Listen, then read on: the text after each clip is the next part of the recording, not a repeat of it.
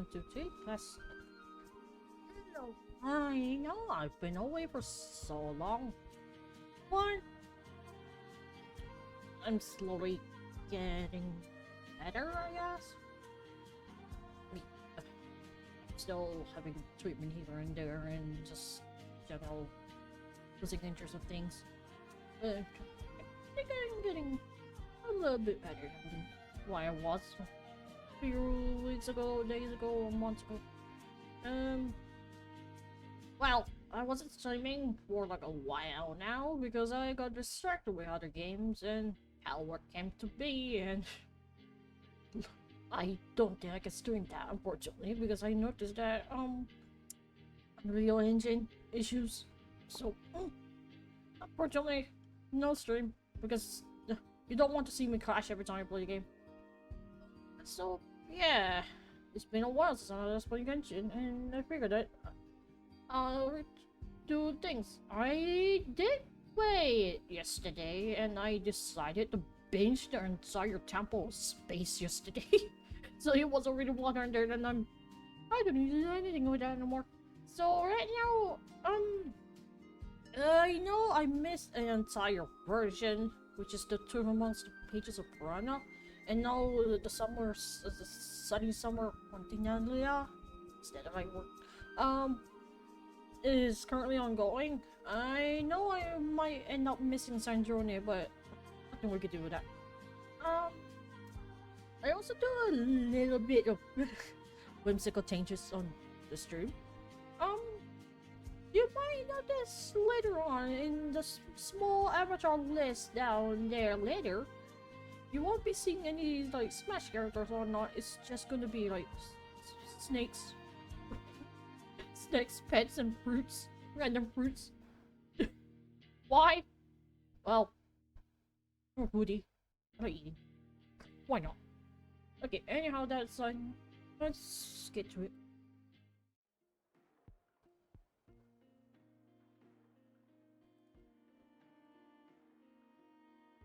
Okay.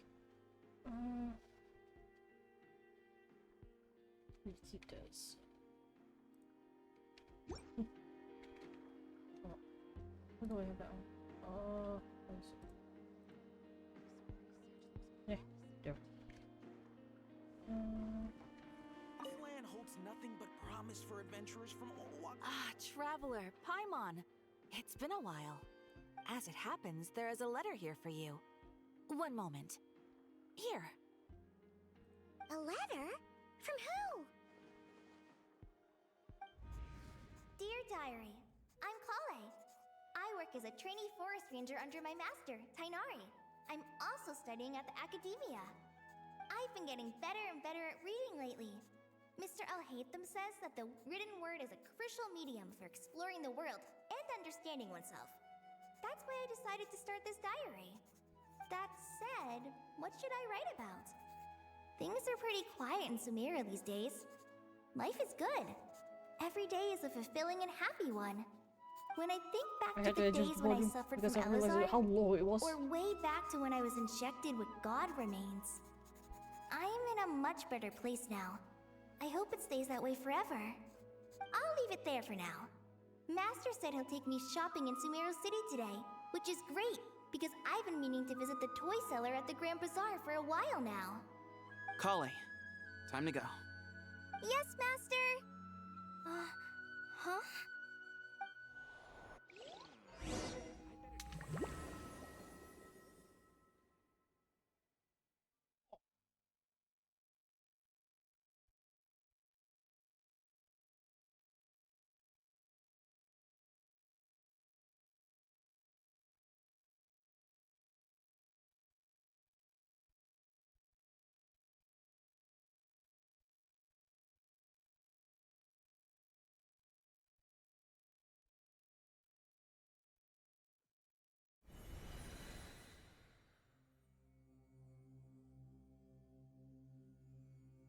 What's wrong, Kale? Is there something on my face? Oh. Oh dear. That was a random hiccup? No, sorry. I didn't mean to stare. Did Master Tainari send you to pick me up?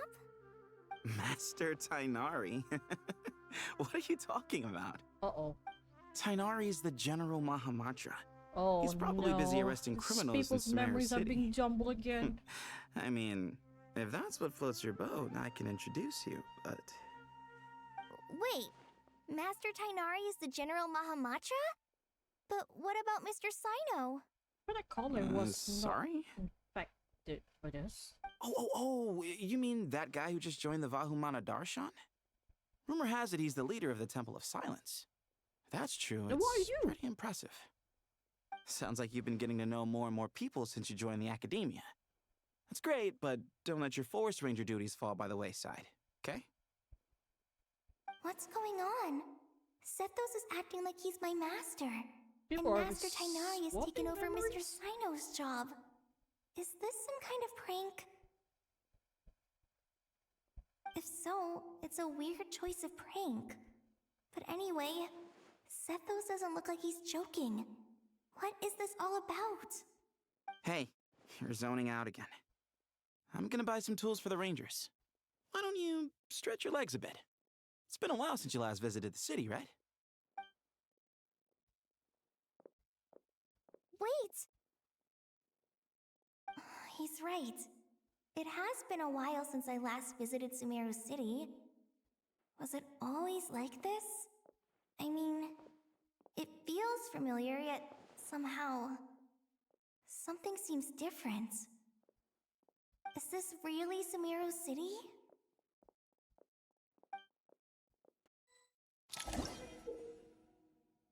If cyber progress appears on your quest tracker, it indicates that your progress has been saved. Such a story was not suggest. So, okay. On your special story mode, you can tap the exit button to check your last save. What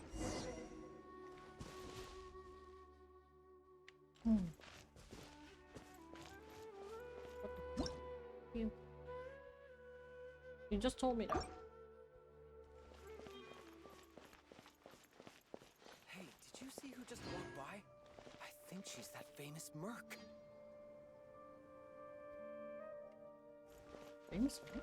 Hey, did you see who... Hey, did you see who just walked by? I think she's that famous Merc. Yeah, it's gotta be her. That red hair gives her away. The Flame Mane. Damn. They say she can take down a dozen tough guys with just one hand. But red hair? You guys like Did you brown see who hair. just walked by? I think she's that famous Merc. Mhm. Hey, did you see who just walked by?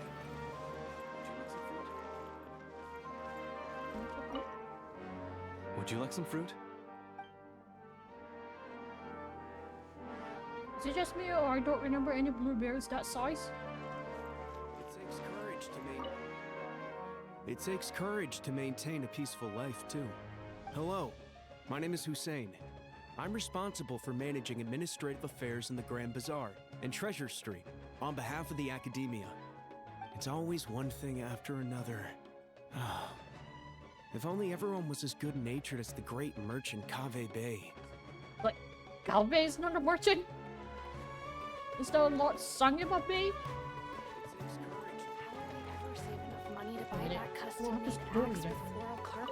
How will I ever save enough money to buy that custom-made axe with floral carvings from the blacksmith?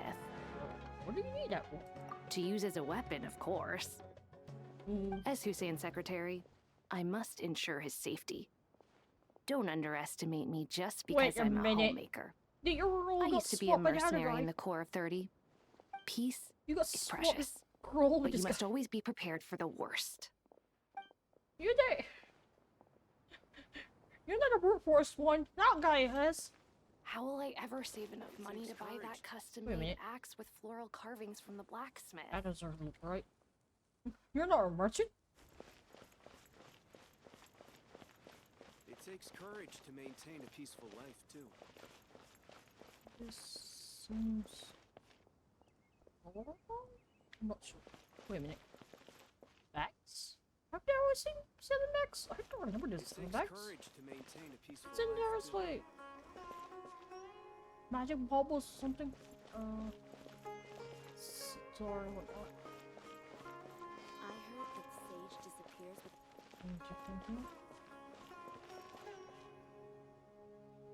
An adventurer's guild selling things. See me over there. Yeah, Calvi. I heard that Sage disappeared. I heard that Sage disappears without a trace as soon as he gets off work. It's a little mysterious if you ask me. I hate them.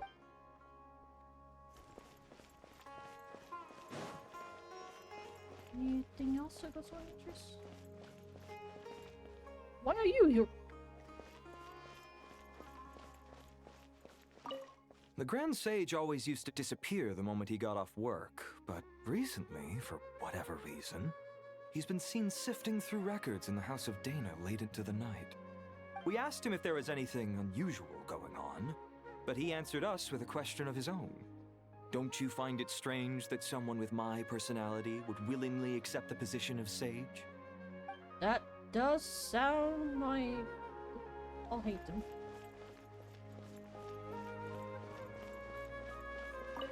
Hey, bud, can I ask you a favor? Is it alright if I borrow your thesis? Don't worry, I'm not gonna copy your work. I just need it as a reference. I guess that's okay. But if our theses end up sounding too similar, it's gonna be easy for them to spot. Yeah, trust me, plagiarism's the last thing on my mind. The only reason I ask is it's been really hard to get my hands on any reference material lately. Why don't you go ask the Grand Conservator? Candace should be able to find you what you need. She's And super this friendly. Snow, the Grand I'm sure she'll be Conservator? happy to help. Really? I always assumed she'd be tough to negotiate with. Fair enough. I'll try my luck at the House of Dana later then.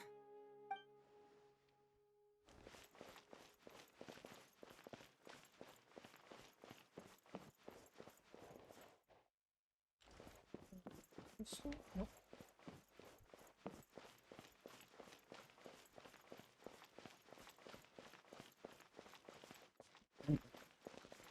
You're not a blacksmith.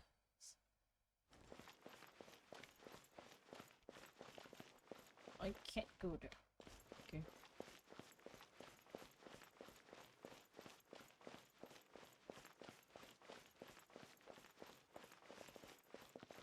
Poor kid.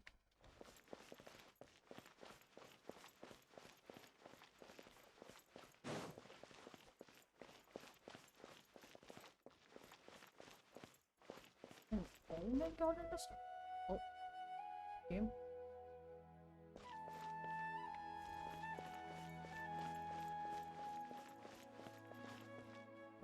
Interesting here.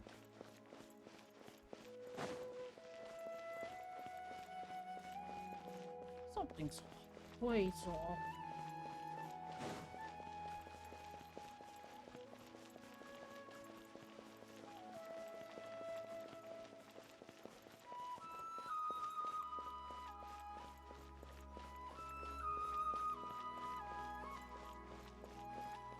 I heard that So that Sage means disappears Carly without a trace and as soon as he gets Alhita off was work. unaffected. It's a little mysterious if you ask. Lord Kabe Bay, did you get a chance to review this month's accounts? Any feedback?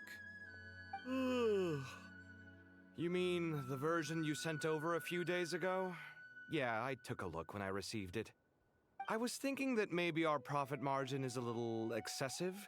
I visited some of our commercial partners last month. Their earnings are very slim. Are you suggesting that we give up some of our profits for them?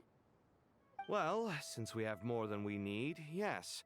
Making money for its own sake is pointless. Don't worry, I've already planned for it, and the numbers look fine. We can adjust the rates starting from next month. Also, about that designer you hired, I've had to revise his proposal 3 times now, but he just doesn't seem to... Let's cut our losses. Pay him his fee and send him on his way. I'd like you to get Layla on this instead. She was Cyrus's student, and she designed the Palace of Yeah, but that's Alcazar. changed now. Seems like a much safer choice. Hmm? Who's sneaking around over there?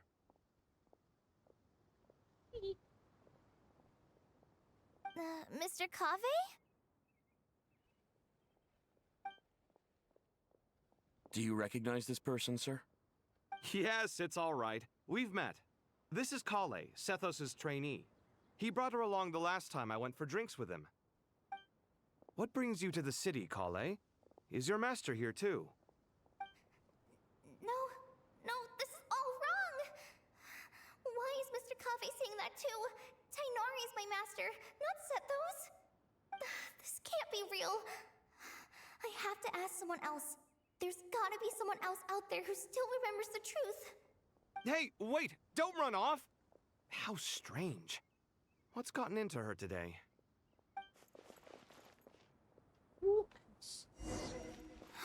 It's like everyone switched places. I guess I'll keep looking around. Oh. Would you like a cup of coffee? Students are under so much pressure these days. Students are under so much pressure these days. Sometimes I just want to write their papers for them. Peculiar papers come to me for review every day. I really wish they were able to relax once in a while and not be constantly plagued by academic conundrums. It doesn't do a person any good to spend too long down the rabbit hole.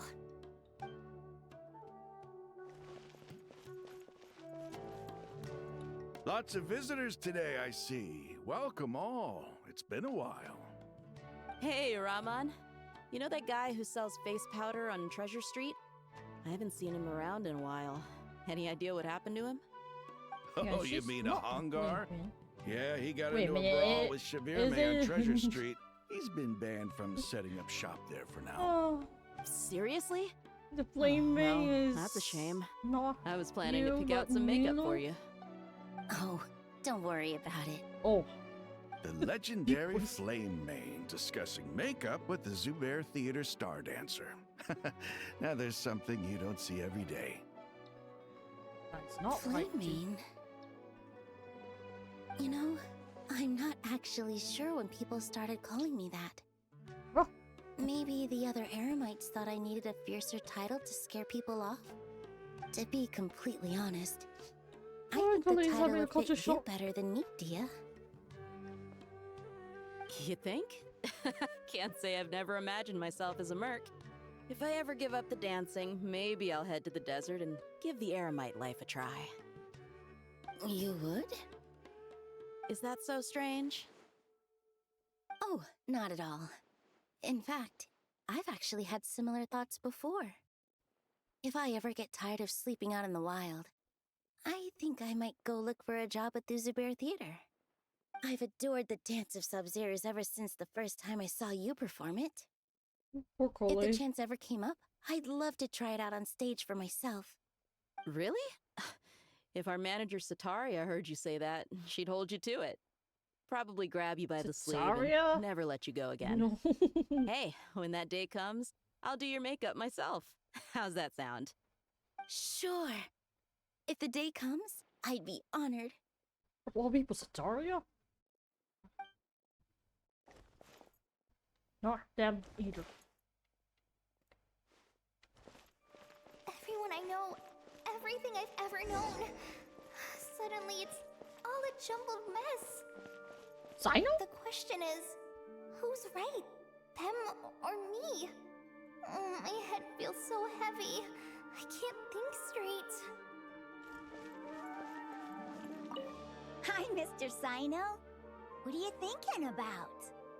There's a chapter in King of Invocations where the spirit of someone who died long ago possesses a living man's body. To the outside world, it looks like he's developed a whole new personality.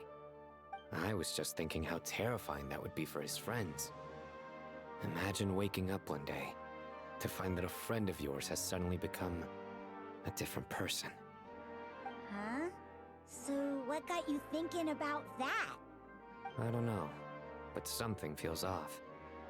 Everything looks fine on the surface, but Oh, he had the can feeling. human perception really be trusted? He had the feeling.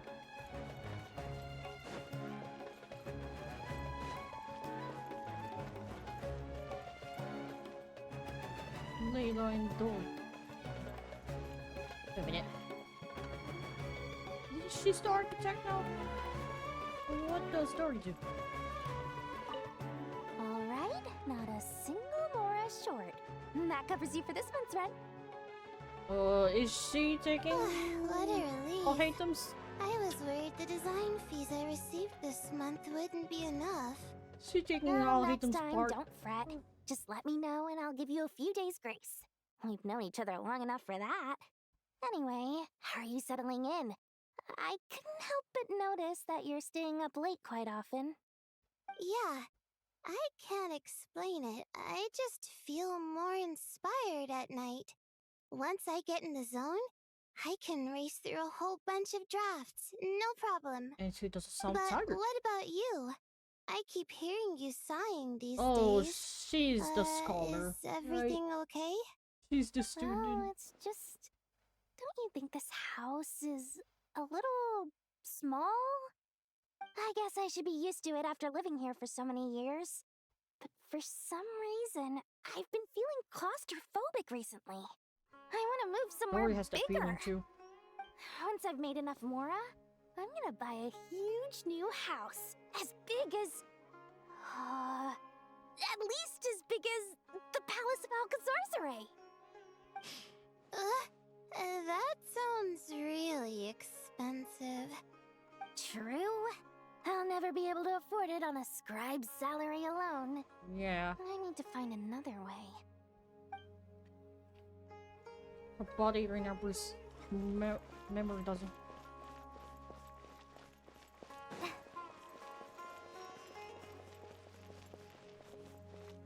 Diary. And oh yeah, he is the Maternal. Mahamatra Tainari, we've apprehended the suspect. They say that the fool is prone to blind faith, but the wise man is not immune to it either. Siraj, do you have anything to say in your defense? Tainari, you were the one who turned the sages against me. Just a few words of caution from you was all it took to destroy my research. And now you're trying to stop me again? You should know that mechanical life is the future! We must cast aside our useless flesh and... That's enough. I'm not in the mood to listen to your lunacy. Anyone could tell you how amateur your work is. Karina, Ilias, put him somewhere safely out of the way. Yes, sir. Next on the agenda is... Master? What is it? Wait, did Professor Zahahati send you? Nope. She's been encouraging me to take on an apprentice. Might be getting a bit ahead of herself there, though. Oh, he doesn't remember. Master, it's me, Kale. Listen to me. Something really weird is going on in Sumeru City. It's like everyone's identities have switched around. You're not the General Mahamatra. You're a forest watcher. Just yesterday, we agreed to come to Sumeru City today to go shopping together, and...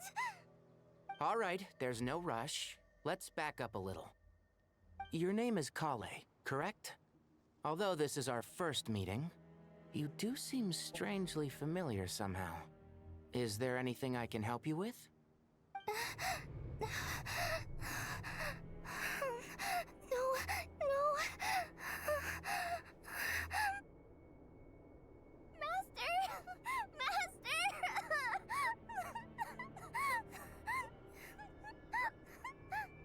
What is it?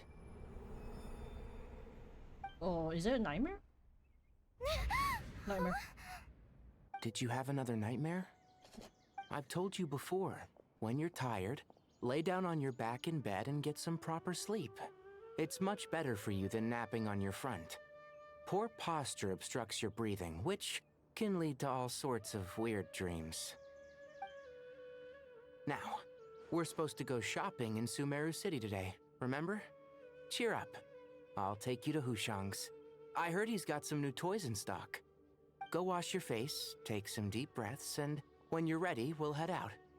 Okay. Thanks, Master Tainari. So it was just a dream. And yet, dreams can sometimes be a warning of things that will soon come to pass. Who said that? That dream felt unusually real, didn't it? Here's my suggestion. Is that Nicole? Since you're heading into Sumeru City anyway, you may as well tell Lesser Lord Kusanali about everything that happened. And just to be on the safe side, I think you should also inform your 2 traveler friends who once helped save Sumeru. I'd write them a letter if I were you. Time is short. A storm is coming from beyond the bounds of fate.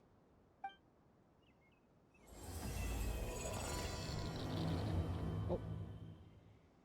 That glitch again.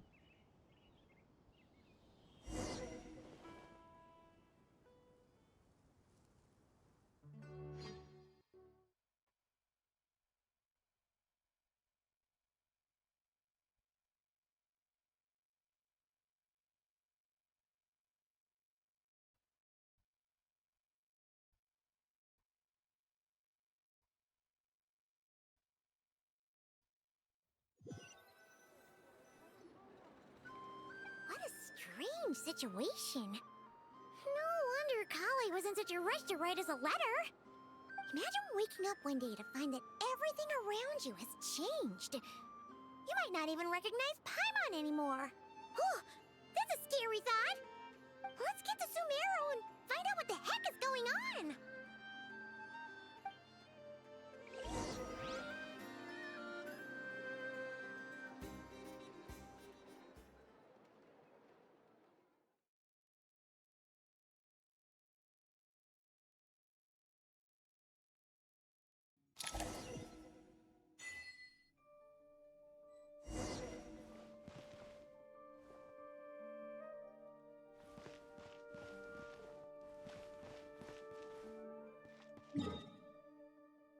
I am not instance, okay.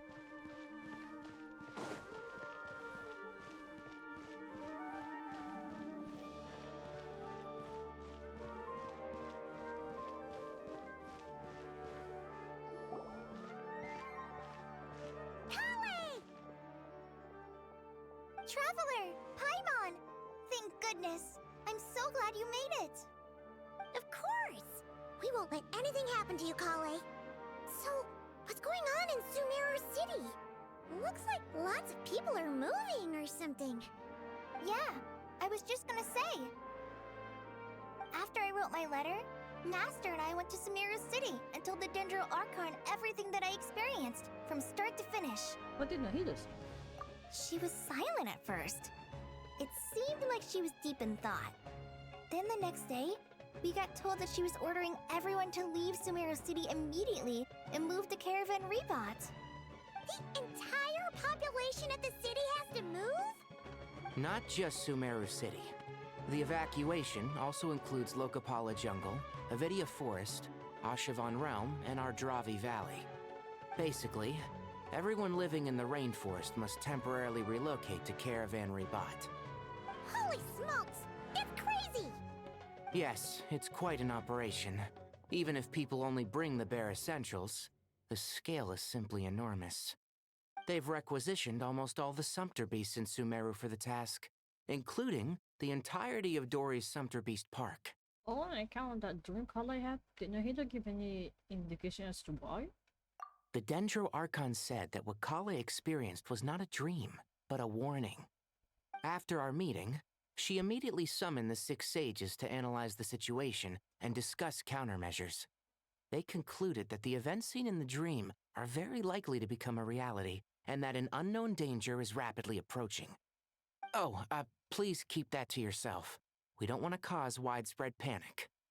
The official reason they've given is a large-scale renovation of the rainforest ecosystem. People are skeptical, but there haven't been any major incidents. So far, at least. The Dendro Archon seemed really worried when we spoke to her. She said you can go visit her in the Sanctuary of Surasthana when you arrive. She also said she'd hold out until the very end. Tainari? Kale? You got a minute? I need a hand here. One moment, I'll be right there. As a forest watcher, I've been tasked with assisting with the relocation work. There's a lot to be done, and they need all the help they can get. This will be the final group of evacuees from Sumeru City. While they're away from home, they'll be heavily reliant on outside help. Thank you for coming in our time of need. As you can see, another crisis is upon us. Excuse me, sorry to trouble you, but could you help an old man find his medicine? It's buried somewhere in my luggage. Where's my mom? Where did she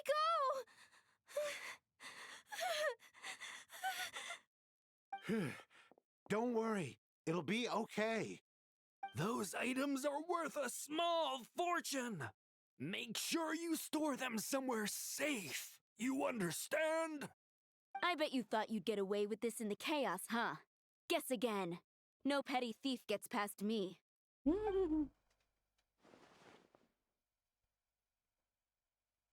Yeah. Strange events occurring during took place in Smart City. Whatever danger must start here, which is why everyone has to leave. We should go help the evacuees. See you around. I'm so glad that you believed me and came all this way to help. It means a lot. Please stay safe. Don't worry. We may not know exactly what's going on yet, but as long as we stick together, we'll find a way through this. Goodbye! Look after yourselves! Will do. See ya!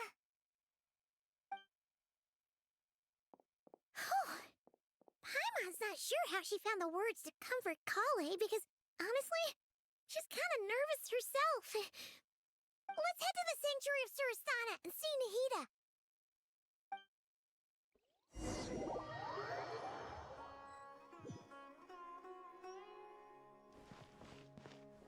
The game was kind enough to actually teleport me. But does it? Who goes there? No one authorized access to this place. By order of Mahamatra Sino. Are you blind? It's the Traveler and Paimon. Surely you've seen them before. Whoops. Huh? Oh, so it is. I'm sorry, I haven't been sleeping well lately. My nerves are a little frayed. Not sleeping well, you say? What's troubling you? The Dendro Archon is in a very vulnerable state at the moment. Mahamatra Sino is concerned that our enemies might choose this moment to strike, so he's ordered us to strengthen our defenses. Just seeing you two again already puts our minds at ease. Please, enter. I'm sure everyone's expecting you.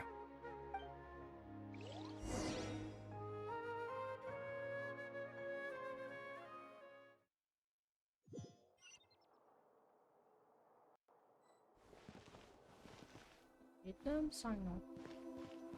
Cyrus.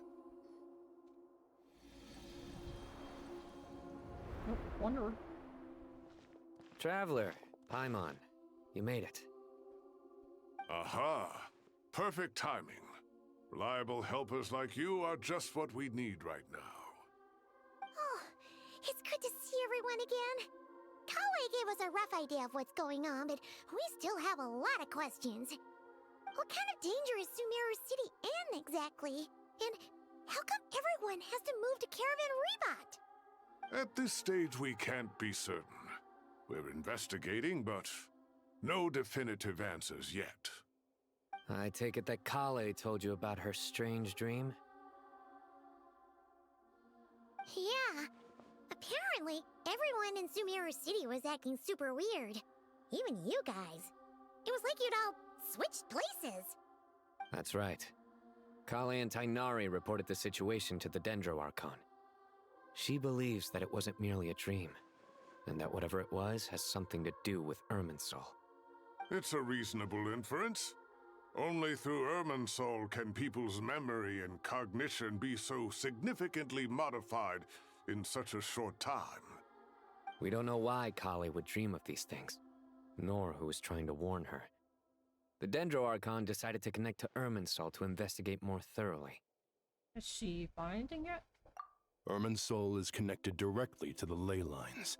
The tree serves as a central hub where the ley lines converge, and its core function is to record and store the world's knowledge and memories. But something has gone awry, severely compromising the performance of this core function. Information is bottlenecking inside Irminsul, hampering the ley line's flow. If this continues, new information will languish unrecorded, with existing records thrown into disarray. In short, the souls of the dead will be stranded, while the living have their sense of reality warped. In the long run, Kale's dream could well become a reality. And that's just the beginning. There's no telling what other nightmares could end up coming true. Irminsul, the ley lines. I have come this far, to use my death to open the gates of the ley lines to my people. In Netland, the captain was starting to solidify his own heart. It was only after the rules of the Night Kingdom were amended that they were finally able to return to the ley lines. And that was just one nation, but probably Irminsul itself could end up affecting all ley lines worldwide. Faced with a growing backlog of information, the Dendro Archon decided to connect herself directly to Irminsul and take over the recording and processing function herself. But it is an almost impossible task. Individual brains aren't equipped to deal with the sheer volume of knowledge and memories involved. All that information flooding in at once would instantly fry any human mind. And for a god, even for a god, the suffering must be unimaginable. The Dendro Archon's power originates from Irminsul. Any issue with the tree itself takes a toll on her to begin with. On top of that, she's subjecting herself to the grueling task of processing all that data. It must be torture for her. And despite all of this, she is somehow finding the strength to investigate the Irminsul situation from within and send us her findings. I finished analyzing the latest data. Looks like our working theory was wrong. There's no signs of Irminsul having been attacked from the outside. So it's internal then? Some sort of disease, perhaps? No. I've spent half my life studying the ley lines. If Irminsul malfunctioned this easily, the world would have met its end long ago.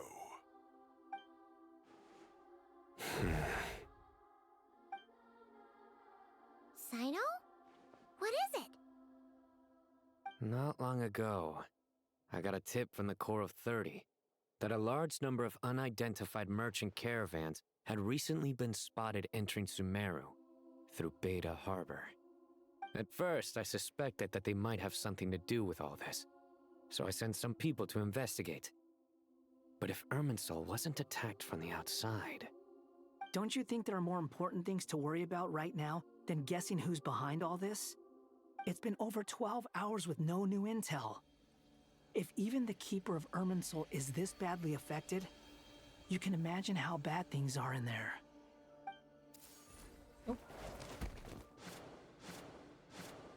Dendro Archon.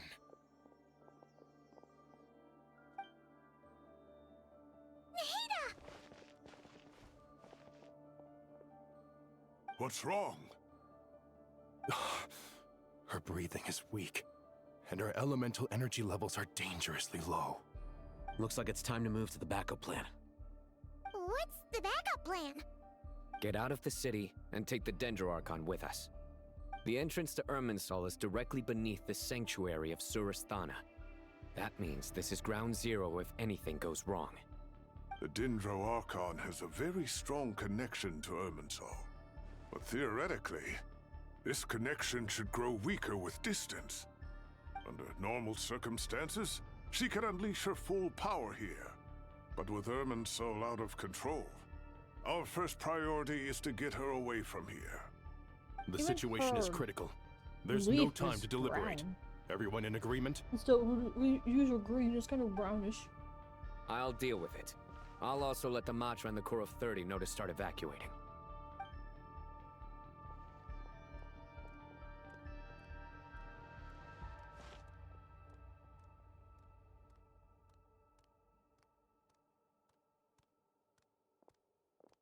Let's go.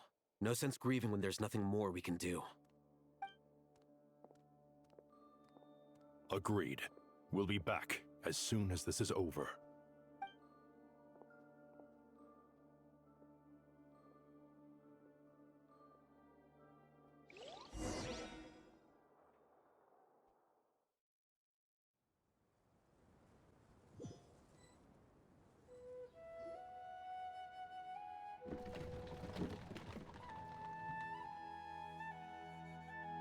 The last group of civilians has been safely evacuated. Dendro Archon's carriage will travel with them. Sino and Hat Guy will protect the convoy. Just call him an hat guy. That's good news, but you don't know where we leave. With the Dendro Archon in a coma, we've lost our means of investigating the situation. And with Irminsul still deteriorating, we have no choice but to evacuate Sumeru City. Feels as though we're being pushed along by an invisible hand. Stop moaning, Cyrus. We're the teachers here. We should be showing a little more confidence, don't you think? A wise judgment. Let's move out to Caravan Rebot.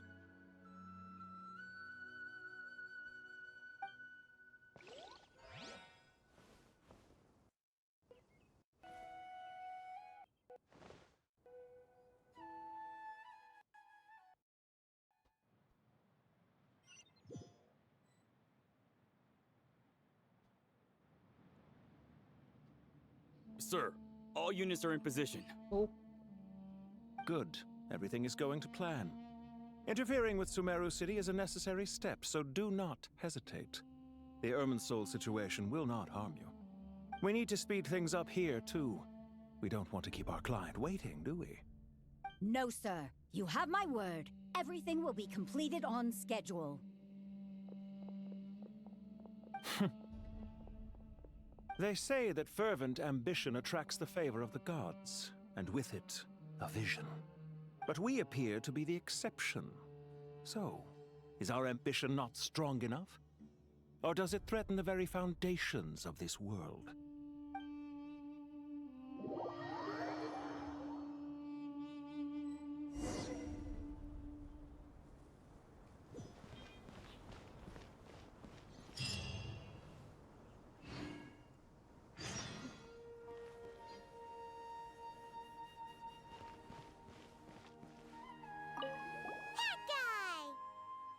What? Nothing. You just look like you were lost in thought there. Do you have any ideas about what's going on? From what I know about Irminsul, the system doesn't break down that easily. I don't have the faintest idea who could have done this. Actually, one name did cross my mind. But, he's already dead. Easy. So, can I assume that this period of time away won't count as part of the rental period? Maybe we should deduct it from next month's payment. Sure. Great! Wait, why are you suddenly being so reasonable? What's the catch? Sus. I'm always reasonable with rental payments. Like the time I refused to let you use that wine you brought home as collateral. That was a perfectly fair request, and you know it! Everyone runs low on funds now and then, don't they? And that bottle of wine wasn't cheap. You ought to be thanking me. Anyway, Sumeru City should be empty by now, right? With no one at home, I've been worried about security. I'm worried about burglars. What would they steal? That new scroll you bought? Ah! I'd almost forgotten about that. Oh, I only went and hung it up in the most conspicuous spot in the house. If anyone breaks in, it'll be the first thing they see. Well, no one but you gave it a second look while it was on display in the shop. I doubt anyone would go out of their way to steal it. You say that, but what if there's a thief out there who shares my aesthetic tastes? Then you can only hope he shares your taste in expensive wine as well. Always worth having some collateral. You! Burn. Burn.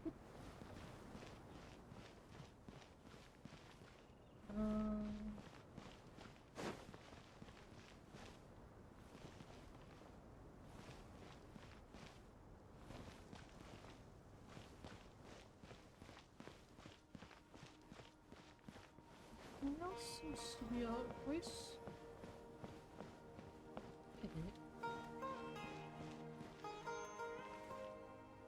Yeah.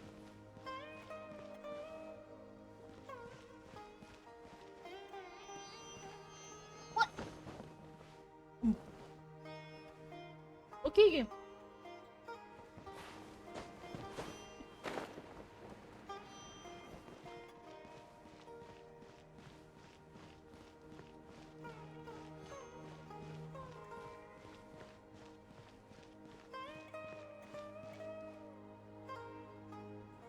Else, I guess.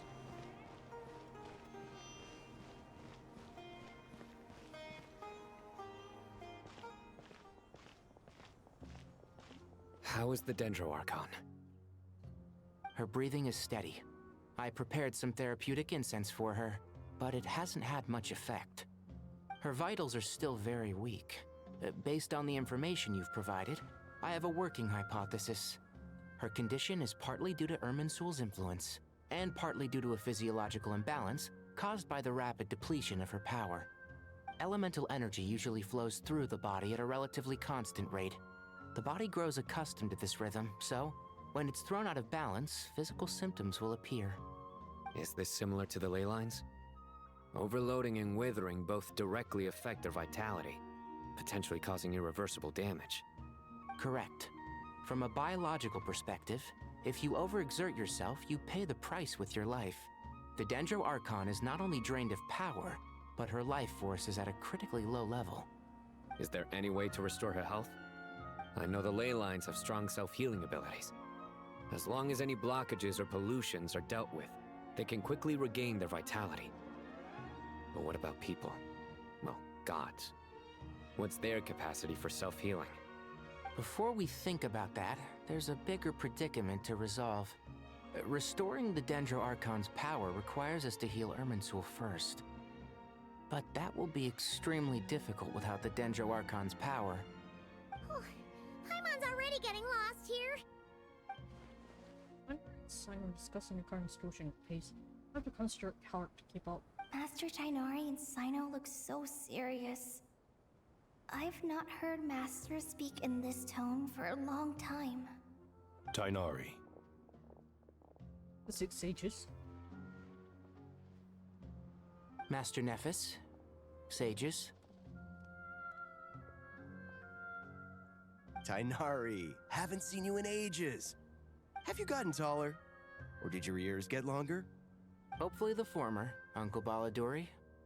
Sino, where's Professor Cyrus? I thought he'd be with you. He went out into the wild to investigate the situation. He said that the Irminsul anomaly will likely start to affect the real world soon. He shouldn't be trotting around alone at his age. Which way did he go? I'll look for him later. Would someone mind introducing us? Ah, yes, of course. Allow me to do the honors. I'm sure we're all familiar with the Traveler and Paimon. They're the heroes who helped foil Azar's conspiracy and save Sumeru. These gentlemen and I are the 6 current sages of the Academia. Balduri and I are part of the Old Guard, while the other 4 took office after Azar and his clique fell from power. We have Sage Elkindi of the Spontamad Darshan, Sage Farnas of Kasharawar, Rataoist Sage Shakir, and finally Harabatot Sage Rusht.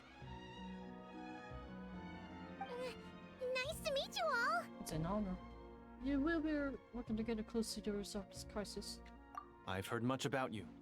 Delighted to finally meet you in person. You're younger than I imagined for someone with the power to stand up to fate itself. Thank you for lending your aid to Sumeru once more. Once we're on the other side of this, could we get a photo together? My daughter has a friend named Isak. He's always talking about you two. Of course! No true hero would deny a child their wish. Back to business. So with the Dendroarchon currently in a coma, the people have taken temporary refuge at Caravan Rebot, but they cannot stay here forever. We need to come up with a plan as soon as possible. Farnas, any thoughts?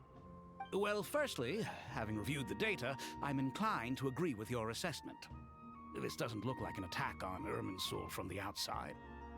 Rather, it resembles a malfunctioning machine. Calculations going haywire and sparks flying. That being said, before we consider how to fix it, we need to understand precisely what has gone wrong. Furthermore, we somehow need to ascertain this without relying on the Dendro Archon's power. We have no direct access to Irminsul. However, we might be able to gather the information we need from the ley lines. Study the branches to learn about the trunk, in other words. Wait, is that what Cyrus is up to? No wonder he ran off to research in the wild. Curse's always one step ahead of me, isn't he? I heard that while in the sanctuary of Surasthana, the Dendro Archon had to serve as the central information hub herself. This is a clear sign the situation within Irminsul might be far worse than we can imagine. Irminsul is vital not just to the safety of Sumeru, but to all of Teyvat. We must be the ones to bear responsibility for this world. To be on the safe side, I think we need to consider some backup plans. Are you saying we should consider a scenario in which Irminsul is completely destroyed? I'm merely pointing out that the possibility exists. You have a valid point. But until worst comes to worst, I believe we should focus our efforts on resolving the Irminsul anomaly and helping it recover. Kale, I understand that you were the first to foresee this crisis. If it's all right, I'd like to talk with you about it in more detail. Of course, but even I don't know how I came to have that dream. If there are no signs of external damage, could it be a stress fracture? Metals tend to suffer from this issue with long-term use, and Irminsul has existed for centuries, after all. It's possible, but surely a stress fracture would be more likely to cause a complete shutdown rather than chaos. Sages, General Mahamatra, sorry to interrupt, but something has come up. What happened? Some citizens didn't believe that Sumeru City was really in any danger. They slipped away and hid during the relocation, intending to return home. How many people are we talking? About a dozen. Sakura found them while on patrol, but they appeared to be suffering from psychosis. For whatever reason, they were trying to kill each other. By the time we arrived, there were only 2 survivors. One was unconscious from their injuries. The other tried to attack us, but was subdued. Where did this happen? Near Yasna Monument. That's not far from Caravan Rebot. Master. I know. The Irminsul anomaly is beginning to have effects in the world. I didn't expect it to spread to Yasna Monument so soon. It almost feels like we're being chased relentlessly, with no time to catch our breath. Sir Cyrus said the same thing. He sent me back to report in, while he continues investigating. I'll go join him. Look on you. Count me in too. Don't let my age fool you, I can still fend for myself. Very well. Meanwhile, the rest of us will continue discussing our next steps. Get back soon. Take care of yourselves. It's getting dangerous out there.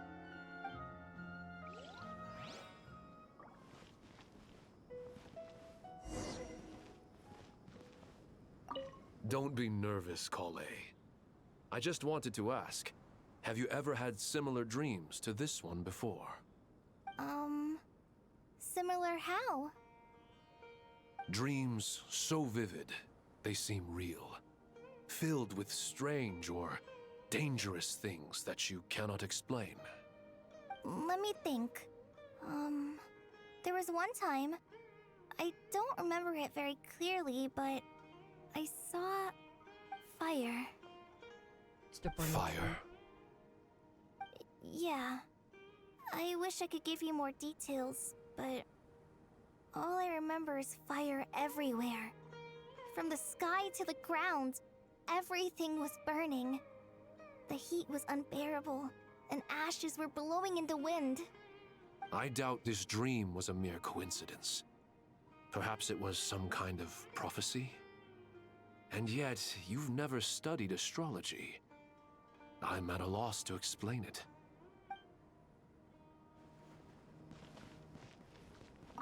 I thought we'd be safer once we got to Caravan Rebot.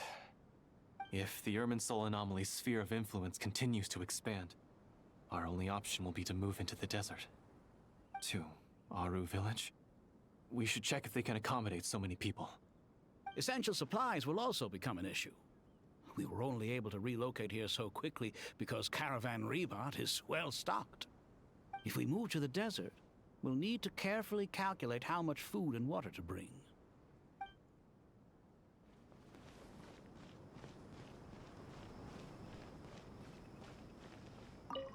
Thank you for everything, Tainari.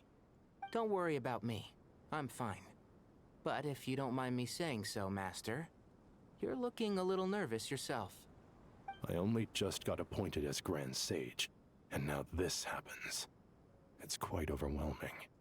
Looking back now, I don't think I handled the situation with Azar very well at all. Yes, I protested, but I went about it the wrong way. Instead of helping, I just ended up getting locked away.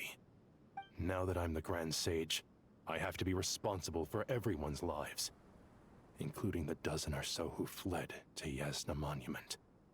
I can't help but blame myself for their deaths. It's only natural that you want to do the best job you can, but Master, we both know perfection is impossible. You're right. We may well be heading into the desert before long. Feeling up to it? We left in such a hurry that I didn't bring any sun lotion, but I'm sure I can make some from local ingredients here. That was a big part of my graduation thesis, after all. Still remember? Of course, like it was yesterday. I remember asking you if you'd like to stay and teach, but you turned me down without a moment's consideration.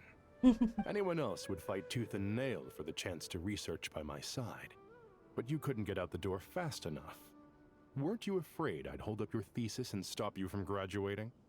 If you'd pulled a move like that, I would have reported you to the Matra right away.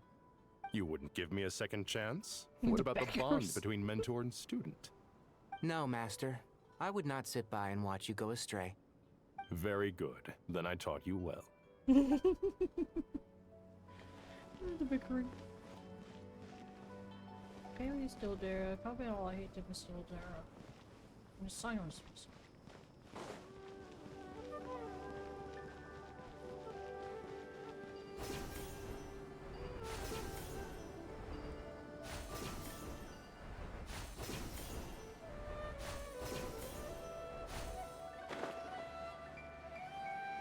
Cyrus is here. Oh.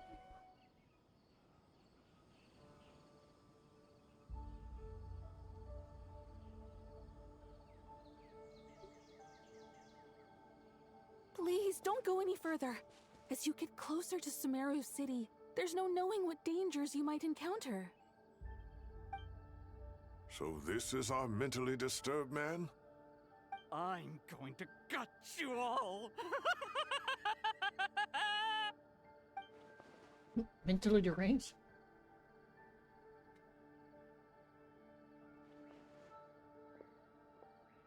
Cyrus, you didn't even bring a single guard? Do you think you're some sort of warrior? It's fine. Come here and look at this. Oh, it's... A leyline blossom? That's right. Flowers that bloom from openings in the ley lines, indicating some sort of anomaly. I don't believe I've ever seen a color like this before. Did you discover it nearby? Not just here. Way over there, too. They're everywhere. There's even more in that direction. How did you ascertain the situation further ahead? Didn't you just say that we can't go beyond this point? Yes. This area is relatively safe so far, but if you continue forward, delusions will start afflicting your mind. However, some vision-bearing mercenaries were able to maintain their sanity a little better. They're the ones who brought back news from further afield. Sino, do you remember the class I taught on dissecting ley line blossoms? I do, Professor. I received full marks in that course. Good. After all these years, it's time to put that knowledge into practice. There must be anomalous information hidden within these blossoms. Alkindi, I'll need your help as well. Been a while since we worked on a project together, hasn't it? Sure has. Well, what are we waiting for? Let's get to work. Anything we can do to help? If you don't want Sarah, our message doesn't contain information about me. So theoretically, I should be affected by such anomalies. We'll head a little further out. We'll see what else we can find. Will you need my help? I should be fine. All right, well, don't go too far. There's too many unknowns at this stage. Let's regroup at Caravan Rebot later. Don't worry if you don't show up. I'll come and find you.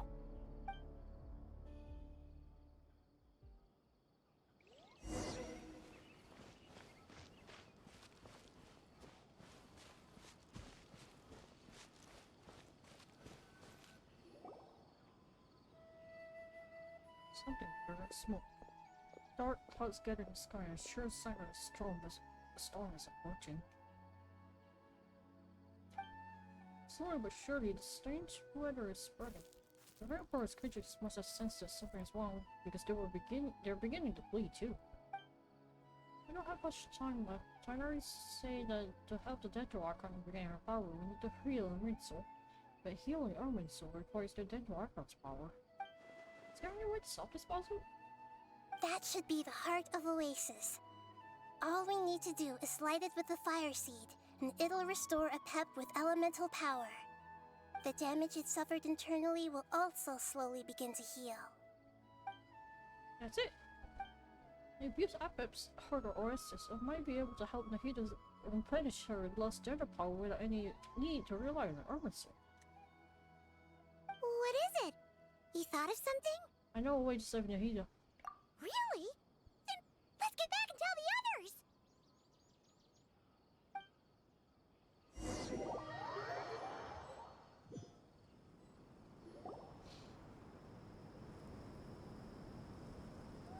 Phew. Glad to see you've returned safe and sound. Any longer and we would have gone out looking for you. Well, this is a nice surprise. Paimon sure feels better with everyone we know here. It's great to see you all. We've made some progress, so let's start by giving you and Paimon a quick update. By dissecting the ley line's blossoms, we've been able to deduce that although Irminsul is experiencing an anomaly, it has not completely rejected access from the outside. The Dendro Archon has the power to connect to Irminsul, but there's also another way. I assume you recall the devices everyone was wearing when you first arrived in Sumeru? Devices? Oh, wait. You mean... The Akasha terminals? Oh, he speaks. That's right. Of course! It's been so long, Paimon almost forgot all about the Akasha. Wasn't it shut down, though? Yes, but although the system isn't currently operational, the technological infrastructure is all still there. And it turns out that a certain someone gets so bored at work that he's actually read through every single one of the instruction manuals. No prizes for guessing who that was. Nope. If praising others is that embarrassing for you, you can simply spare yourself the ordeal. As much as it pains me to say anything nice about him, there's no denying his intelligence. He rarely forgets anything he's read. The Akasha is exactly what Sumeru needs at this moment. Between us, we should have all the knowledge and expertise we need to get it up and running again. But if I recall correctly, doesn't the Akasha need a Gnosis to function? That's exactly right. The Akasha relies on the Gnosis as a power source, and in its absence, we'll need to find an alternative. To tackle this problem, it looks like we'll be relocating once again. Mainly to the Temple of Silence. Ring any bells? It's the only major institution in Sumeru dedicated to preserving the knowledge of King Deshret's civilization. You might find the answers you're looking for hiding there. I agree. There's a good chance. Master Nephis and the other sages have discussed it. As the chaos from Irminsul continues to spread, Caravan Rebot won't be a safe haven for much longer. We have to move into the desert next. The scholars and sages will head to the Temple of Silence, while the civilian population seeks refuge in Aru village. The Eremites will keep everyone safe during the journey, and Candace will be there to receive us at the village. This leaves us just one thing to worry about. That Dendro Archon. She's very weak. We can't afford to wait until Irminsul is fixed. There has to be another way to help her. Huh. Well, luckily, the Traveler had a eureka moment while we were out investigating. Really? Wow, nice one, Traveler. Let's hear it. What say our Amorta experts? Theoretically, it's feasible. From what you're saying, although elemental life and elemental energy have their differences, the Dendro Archon has explicitly stated that she can imitate the power of the former. In which case, as long as Apep is willing, she should be able to convert her own power into a form that the Archon can use. It wouldn't be difficult for her at all. The only problem is convincing her to help. I know what you're pursuing her. Yeah! Even though she wasn't exactly friendly the last time we met, she didn't refuse to talk with us. When she realizes the danger that Nahida is in, surely she won't turn a blind eye to it. Well, hopefully not. Either way, we're not exactly spoiled for choice here. Hey, it's better than having no options at all. I agree. Without Irminsul's aid, the legendary Dendro Dragon Apep may well be the only living thing in Sumeru who can help our Archon recover her power. There's no time to lose. I'll bring this proposal to Master right away. If he and the other sages agree, we'll split into 3 teams. The academics will go to the Temple of Silence to look for a solution to the Akasha problem. The Eremites will escort the civilians safely to Aru village, and the Traveler and Paimon will take the Dendro Archon to see Apep. There's still a long road ahead, and no knowing if we'll make it. But at least we have a direction now. I'll take it over floundering around in confusion. If there are no objections, then let's proceed. But before we adjourn, I would like to leave you all with some parting words. No matter the distance between us, there will always be an invisible force tying us together. May the bonds forged in the past shine bright like stars and open a new path before our feet. Huh.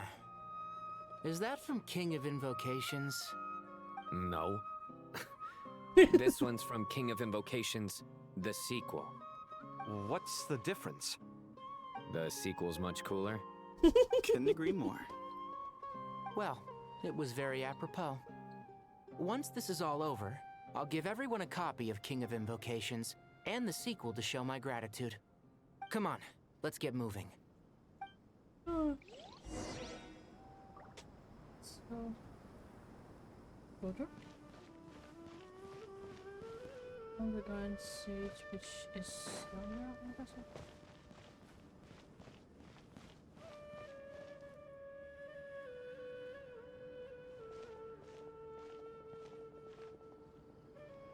Tainari has brought me up to speed. I approve of your plan of action. But we can't proceed with everything right away. The people need to rest. For many of them, this will be their first time in the desert, so we'll need to find additional personnel to help escort them. You two, please go on ahead with the Dendro Archon. Let's rendezvous at the Temple of Silence later. No problem. We got this. Words can't express my gratitude, so let me just say, I hope everything goes smoothly for all of us. Goodbye for now. All right, let's get going. If Paimon remembers correctly, the last time we saw Apep was in... Traveler, Paimon. Could I borrow you guys for a moment? It'll only take a second. Kale, what's the matter? Well, the thing is, Master Tainari once told me, after you raise a problem, you should think about how to resolve it. But ever since I had that dream, I feel like I haven't been of any help at all. I tried my best to keep up with the conversation, but there was so much new information, I couldn't take it all in. So, I just wanted to ask, do you have any tips for me there? Paimon knows exactly how you feel. Fear not. Everything you need to know is right here in Paimon's notes. Sumeru chapter. It's got tons of info about all the things we've seen and heard on our adventures. Some parts are a little simplified, but hopefully it all makes sense. Should have kept that one quiet. You see? Being the greatest guide in Tibet isn't just a fancy title. It takes a lot of hard work. Paimon doesn't always understand the things you're talking about with other people. Whenever that happens, she notes down the confusing parts and goes over them in her own time. This is perfect. Could I borrow it? Sure. Matter of fact, you can keep it if you want. Paimon has another copy. The spare copy was originally meant for the traveler. Paimon used to worry that one day he might not need a guide anymore, so she wanted to have a gift for him, in case we ever parted ways. But it doesn't seem so necessary nowadays. We have so many more places to see together. One copy will be enough for both of us. Thank you so much. But still, these are your treasured memories. I think I'll make my own copy and then return the original to you. Anyway, that was all. I won't keep you any longer. Have a safe trip. See you again soon. See ya! Alright, time to bring the Hida to see a Pep. Let's hope that old grouch is in a negotiating mood. Hey, here's a thought. If we brought Nervalette along, do you think he could help us persuade a Pep to help? So it's Actually, never mind. In a Pep size, Nervalette's probably one of those dragons who's grown too close to humankind. They might end up fighting for all we know. Oh, that's true. Forgot. And have to check in the video. I read before. What do you think I'm good?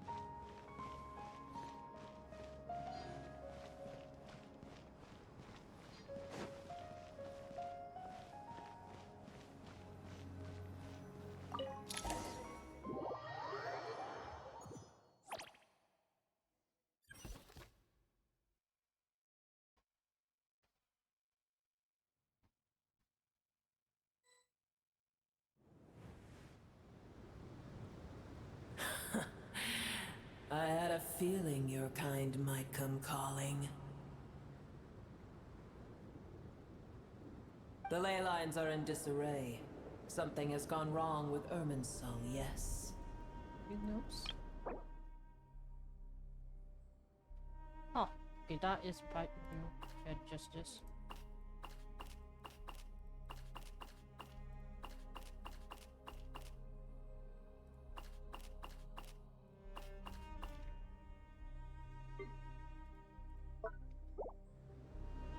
Nothing gets past you. I guess we can skip the explanation then.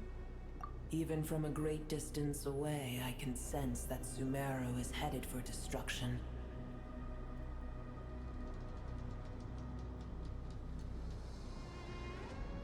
You who took our home from us, prepare to watch as your own world is plunged into oblivion. Oh, how the cycle of history comes to a poetic conclusion.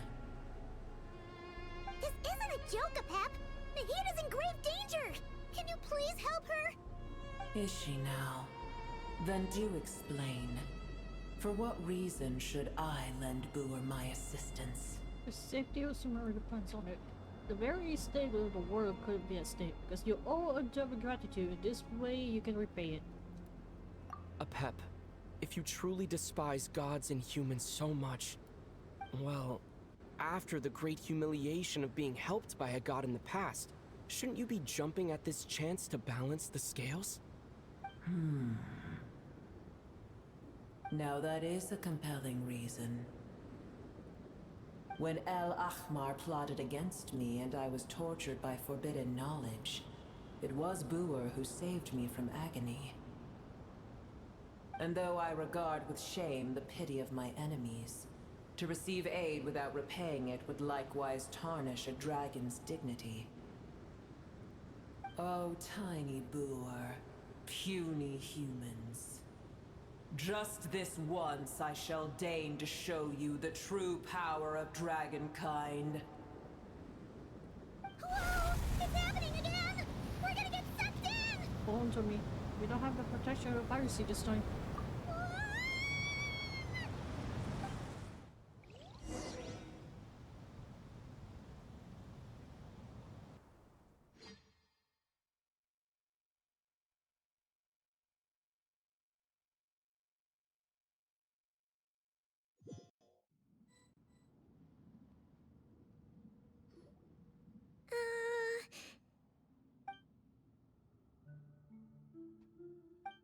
This is our awkward silence. The silence of meditative partner artist with a dragon. It is done. The heart of Oasis is supplying her with life force as we speak. It shall not be long before she recovers. But I should warn you. Booer's existence is closely intertwined with Irminsul. Unless the issues plaguing it are resolved, she will never completely recover her former strength. Thank you. Spare me your words of gratitude. Will giving your power from the heater affect you in any way? You may also spare me your feigned concern. Just like last time. It's possible to have a normal conversation with this dragon. A dragon's sovereign's power is far greater than you can imagine. While I was indeed weakened when the heart of Oasis ran dry, providing Tiny Booer with a morsel of my life force shall have little consequence for me. Oh, good to hear.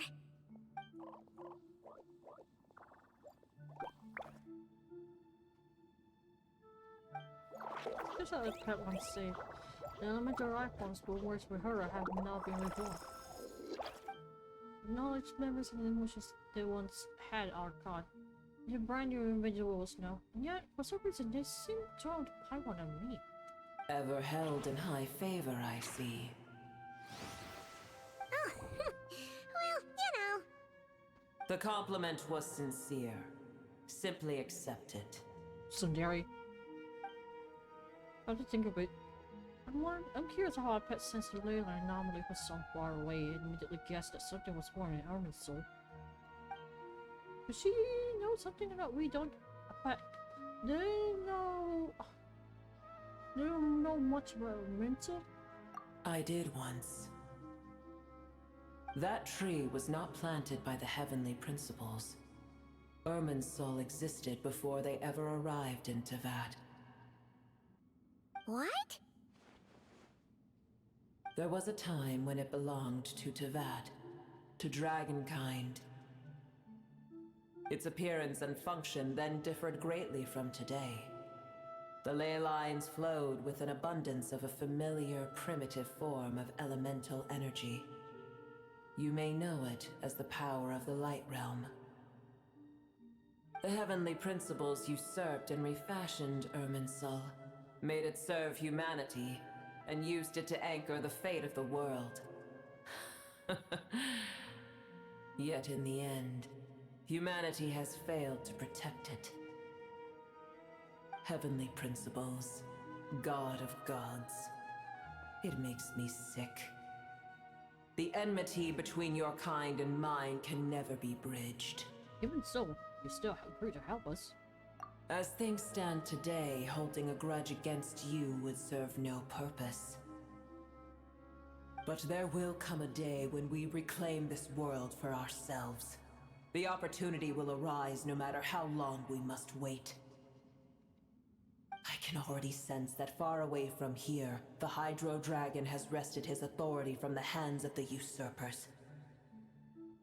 Though we have yet to meet, I know that we are both preparing for our revenge day and night. Uh-huh. Yeah, justice. It's probably best we don't have that we're on such good terms with the Hydro Dragon. He's smiling.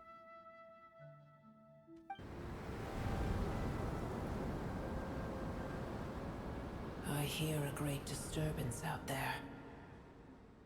Huh? What is it? Sandstorms come. The Jinn. I see. Another calamity approaches. You both seem restless. Let us part ways here.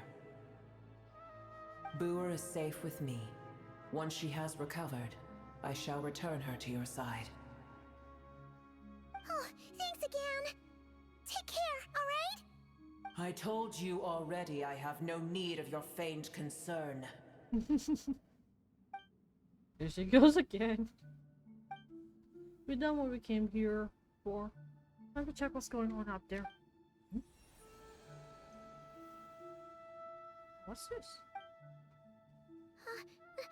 Nahida! You're awake! Are you okay? Cease your interrogation. Yes, she awoke for a brief moment, but she has now lost consciousness again. Take it. We shall talk more at another time. Statues of the gods hang better from the heavens, but one alone is unique among them. Its location is...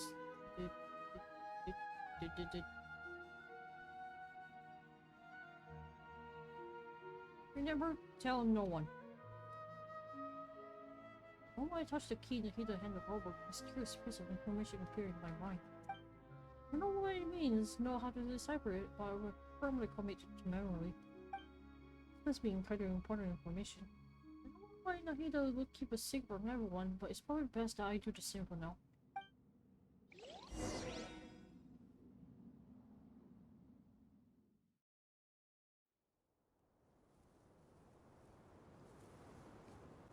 Where the heck are we? Did you just dump us in the middle of nowhere? Why do I keep hearing clicking noises? No, Paimon remembers Wait, now. that's a great The news. Temple of Silence is over that way. Come on, let's go find the others.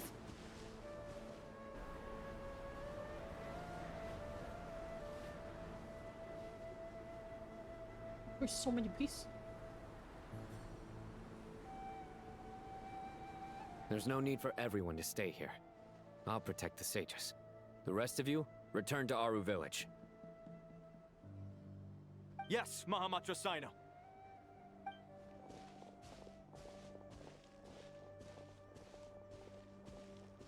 Sino, what's going on? You're back. How's the Dendro Archon? She's still out, Pep, but she's recovered. I bet we give Nahida some of her own life force. What a relief. Let's make it sandstorms. It's the Jinn. Countless Jinn have stirred up violent sandstorms across the desert, blocking our path to the Temple of Silence. Tainari and Kale have returned to Aru village to help. The Jinn are being highly aggressive, so both the village and the merchant caravans require protection. It's just one thing after another. Where did all of them come from anyway? In all my trips to the desert, I've never seen anything like this before. As I see it, the only possible candidate is Gurabad. Gurabad? Baladuri could explain in more detail if he were here. All I know is a rumor I've heard about from previous trips to the desert. Supposedly, a great number of dormant Jinn lie sealed beneath that city. Gurabad, huh? Maybe a bigger comes to mind. The bottle. Gurabad is, for me, a fated land. I must therefore return back to this city, where my destiny awaits me still. My master, I am sorry that I couldn't stay by your side for long, and that I could not have more time to get familiar with you. Lilupar. I'm wondering I should take a trip with Gurabad. Yeah. We once said goodbye to a friend there. Well, maybe not a friend exactly, but someone we met on the road anyway. She was a strange bottle. If we can find a way to wake her up, maybe she can help solve the situation in Gurabad. Well, be careful. You may find there's more than just the Jinn to worry about. You mean, there are other dangers in Gurabad? It's a sensible assumption to make. The moment we arrived in Caravan Rebad, the Irminsul anomaly started spreading in that direction. Now we've moved to the desert, and suddenly we're plagued by Jinn and sandstorms. To call it a coincidence would be a stretch. Don't worry, we've got gotten a lot stronger since our last stint in Sumeru. Thank you. Ah! When did they show up? It appears the monsters native to the desert have been stirred by the Jinn's activity.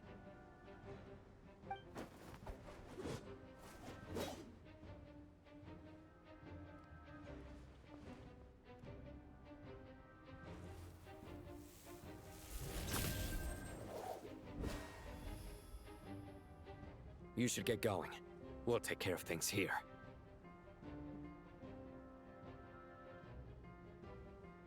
Be careful. You too. Don't do anything too risky. You got it?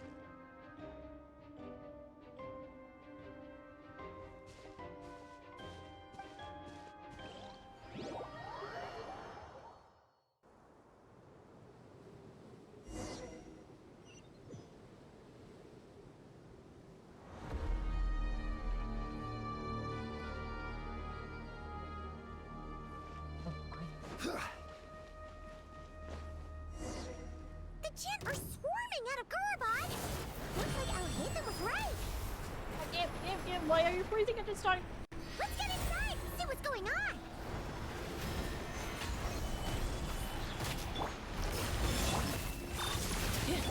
Observe. Close your eyes. Night falls. Observe. Can you stop? That was a bad time to freeze.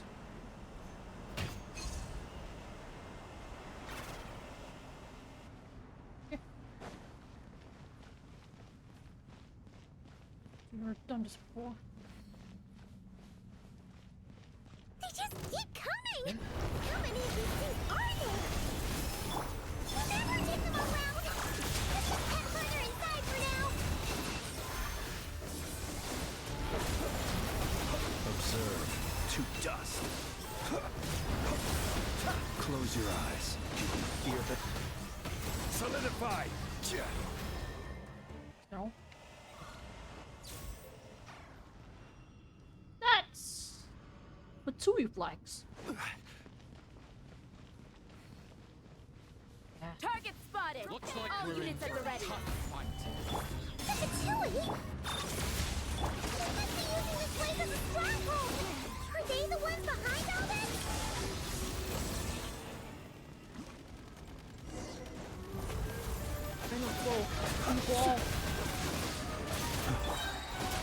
Gather! Observe. Fighting Jin with one hand and Matsui with the other? This is pure chaos!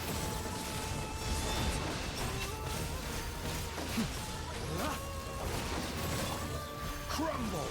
This is order. Surge. Cleanup sequence initiated. Close your eyes. Do you fear the dark? Observe. Do you fear the dark? Be silent.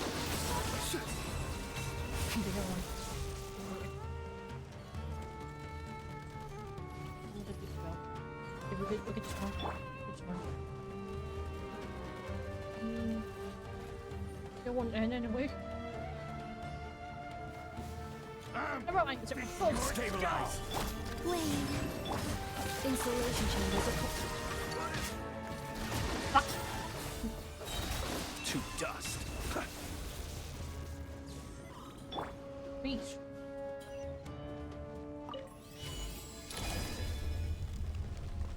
You see that strange machine?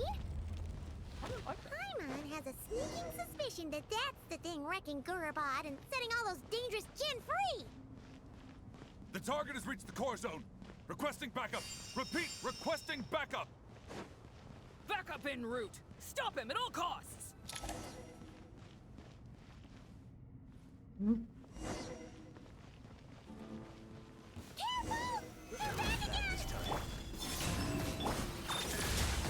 Close your eyes. Night falls. Be silent. We're ready. Close your eyes. Nice one, Traveler! Let's keep going!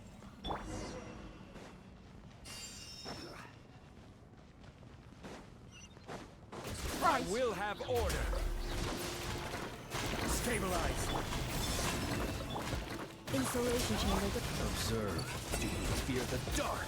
Be silent. Observe. Night falls.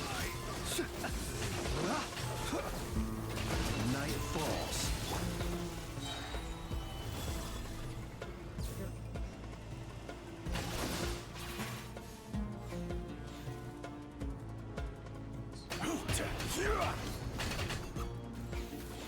What are you doing? Gather. Surge.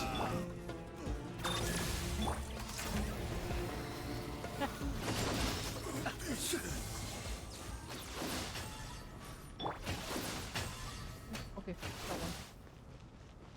This one. This hunk of junk's got kaput. Now we can finally. Uh-huh. It seems my subordinates failed to stop you in your tracks. Apologies, sir. There is no need to apologize. You did well to hold your ground against such a powerful adversary for as long as you did. I must commend your courage and perseverance.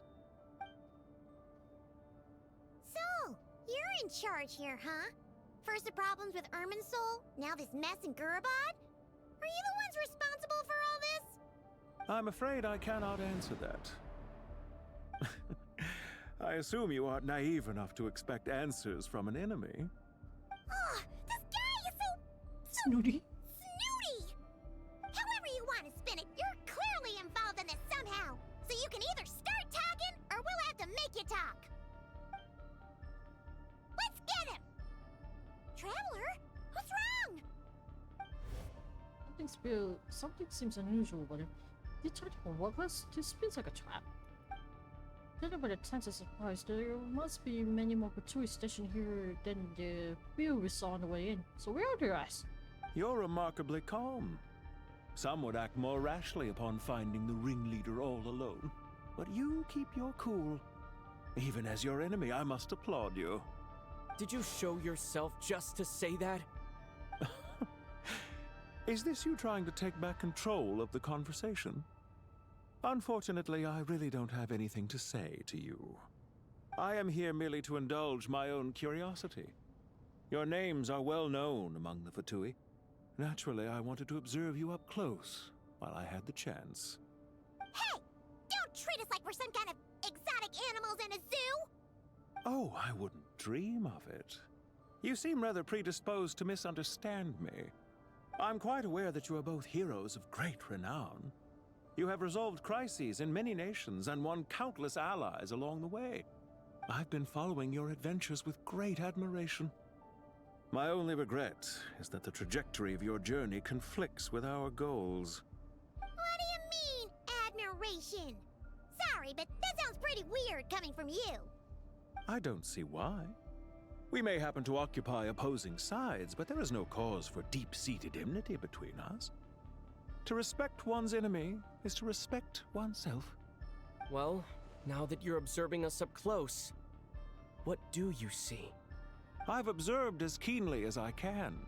Yet, while I endeavor to understand, your true strength remains a mystery to me. Violence is not my area of expertise either, so, you see, I would much rather converse with you like this than determine a victor with the edge of a blade. Besides, I've heard that even 3 moons in the sky fail to eclipse your brilliance. I know better than to bite off more than I can chew. 3 moons? So you have a connection with the Harbinger, the Doctor. Well deduced. Our commander, Dottore, died in Nodcry, but there are things that do not end with his departure. We must... Look at me. I almost divulged more than I should have. What are you after? Revenge for Dottore? Or are you plotting something else? I've said quite enough, I believe. There's no point in continuing this conversation, except to say, I've noticed that you seem to know your way around here quite well. A repeated visitor to Gurabad, are we? Ugh. I'll take that as a yes. Then I'm sure you'll have heard the story of this place. the mother of the Jinn, Lilupar, and the tragic tale of her vengeance that spanned 3 generations. It was right here that Lilupar once helped the wise to ascend to the throne. But from that moment on, every king who sat upon it was corrupted by power. These degenerate rulers lost control over their nation, and with it, the right to occupy that exalted seat. What are you trying to say? I once admired you for your adventures. That is the earnest truth. But it appears to me that your journey serves ultimately to uphold the rules of this world. Are these rules truly just? Does the heavenly principles rule with wisdom or folly? And how can we be sure that the 7 who wield authority over the world will not be corrupted? Do you seriously think you're gonna convince us of anything? Convince you? I'm sure my commander already tried that. Why would I waste my breath doing the same? If a few words from a stranger were enough to make someone completely change their stance, it would only prove that they never had a firm will to begin with. I am merely stating my position, so that we might understand each other better. One's enemy in the present may not necessarily be an enemy for life. As for what game I'm playing here, I'm simply buying some time. But now I must bid you farewell. It was a wise decision not to attack me immediately. Since you did not fall for my ambush, I will now have to ask those in hiding to reveal themselves. Leave this to us, sir. Very well. I trust you to do what is necessary. Stall him while I execute the next step of the plan. Sumeru City, Irminsul. Hey! Stop right there! Don't you dare leave without explaining yourself! All units, stop them! Protect the commander! Did you hear that? He mentioned Sumeru City and Irminsul! He definitely knows something!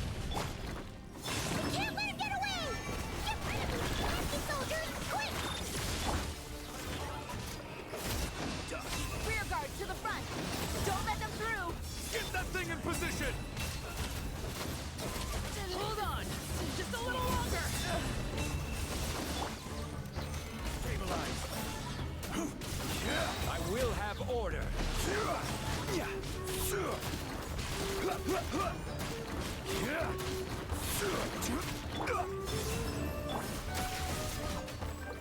Solidify! We finally beat them! That mysterious guy can't have gotten far! Let's catch up with him! You know what?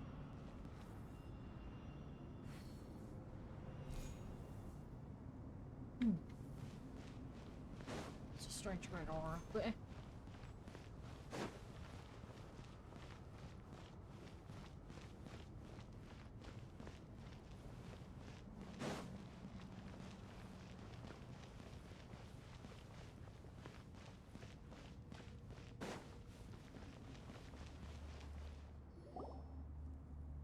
Found him! Over here! You're very persistent. Hey, you! Stop running and explain yourself! What are you trying to... oh wait. What's this? Relax. A small trap like this won't be enough to hold you. The sandstorms from Gurabad will die down soon enough, but this small window of time was all we needed to launch the next phase of our plan. So there was more than one ambush. Shouldn't have let my guard down. Don't be discouraged. I knew that someone would come here eventually, so I planned ahead. Where to chat with you, which door to exit from, even which mechanism to wait by for you. I thought through every detail. You, meanwhile, know nothing of who I am. So far, you've only heard my voice, and for all you know, it may not even be real. But not to worry. This is only our first meeting. It shan't be our last. Just answer me one last question. Why do you continue to follow Dottore? He has conducted countless cruel experiments, even on his subordinates. Follow isn't quite the right word. Let's just say even those you see as villains have their friends. even if they aren't the most sincere of friendships. When any set of rules is established, there will be those who benefit and those who lose out. People will do anything to justify what they have gained or escape from the hardship imposed upon them. Neither he nor I are tolerated by the rules of this world. We were both searching for a new order. Our ideas of the final form that should take may have differed, but our journeys took a shared path. Goodbye, Traveler and Paimon. I wish you a timely escape, albeit not too soon. I will need a little more time to prepare, after all. Hey! Come back! Wait, this dark wall. We've seen these on our adventures before. It swallows people up! Oh, I'm sorry. She shouldn't have jumped the gun! It's not your fault, Paimon. Let's just focus me now here. Okay. He may have fooled us this time, but we'll get him back!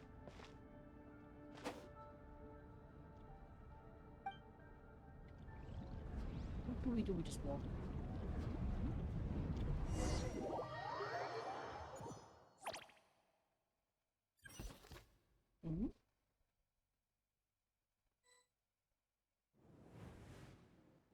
Sino and his team are guarding the north. We'll take this side. There's so many Jin. We can't let them get into Aru Village. Don't fret. I am well prepared for this situation. Huh. So you have a solution? Perhaps you're unaware that I have a trusty genie partner of my own, Plumpy. If I send her to negotiate with the others, this whole thing will be resolved before you can say Mora. Off you go, Plumpy.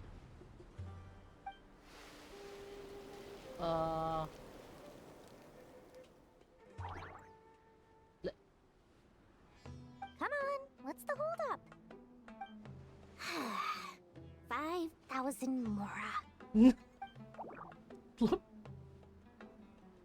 20,000 Mora. You have to bribe her.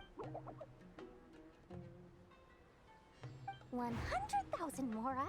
Final offer. You have to bribe it. Ah, so she's a hired partner.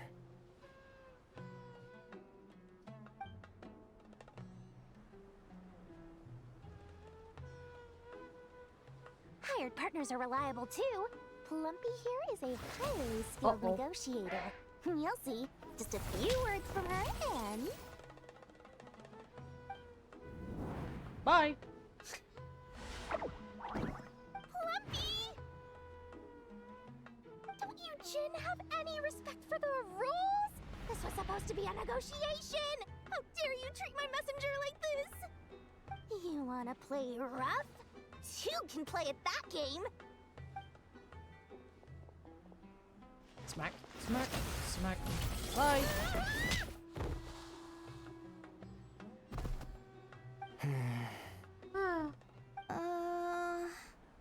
Looks like it's up to us now. Be careful, Kale. Yes, Master.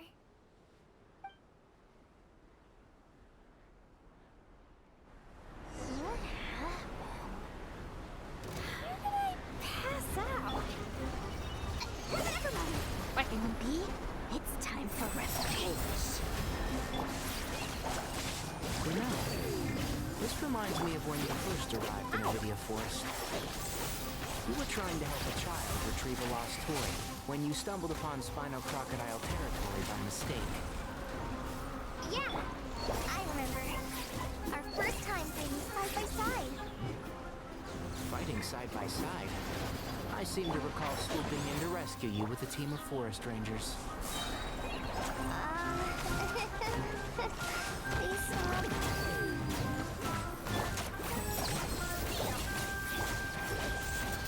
Let's nip that in the bud.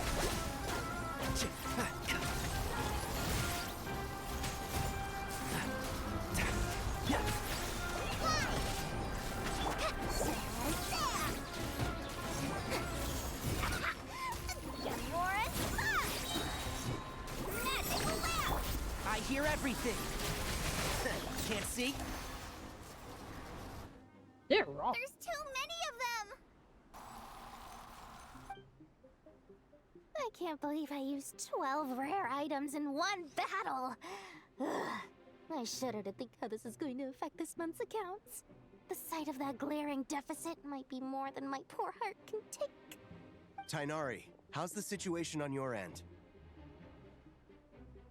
We held the line, though it was a close call. But it looks like they're preparing for another attack. Has something happened? They've breached our defenses in the south. The Jinn are pouring in. We're moving the villagers to the north as we speak. We're hemmed in. This is getting precarious. Our margin for error just got a lot smaller. That's why we wanted to confirm your status. We need to consider our next move carefully. Bad news! Another line of defense has been breached. Kale, go with them and assess the situation. Dory and I will hold the line here. But Master! Even with 3 of us, we barely managed to. This is not a discussion, Kale. Don't worry about us. She clearly still has plenty of tricks left up her sleeve. Wait, you can't pin all your hopes on me? Oh, great. I've almost run out of the things I brought with me, and the rest is back at the caravan.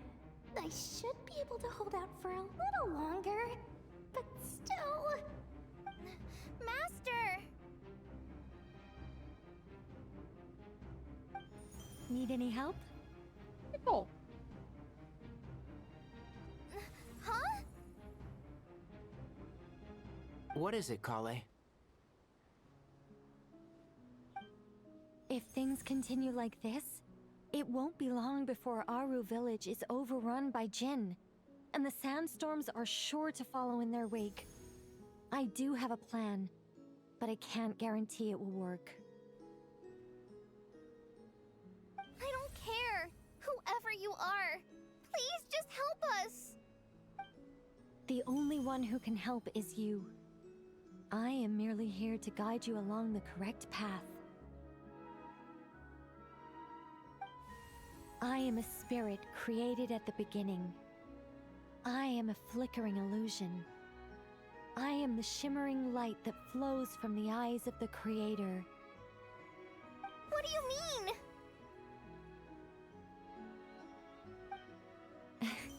It doesn't matter. You don't need to understand it. Just repeat after me, one line at a time. Watch out! Jinn incoming! I am a spirit created at the beginning. Here goes nothing. I am a spirit created at the beginning.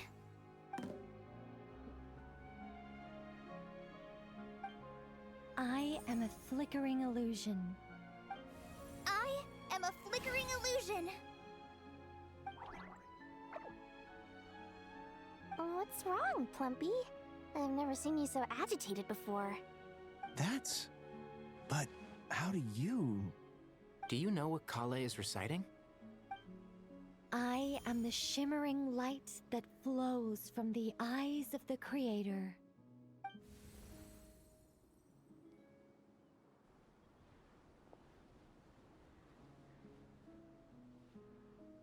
I am the shimmering light that flows from the eyes of the Creator.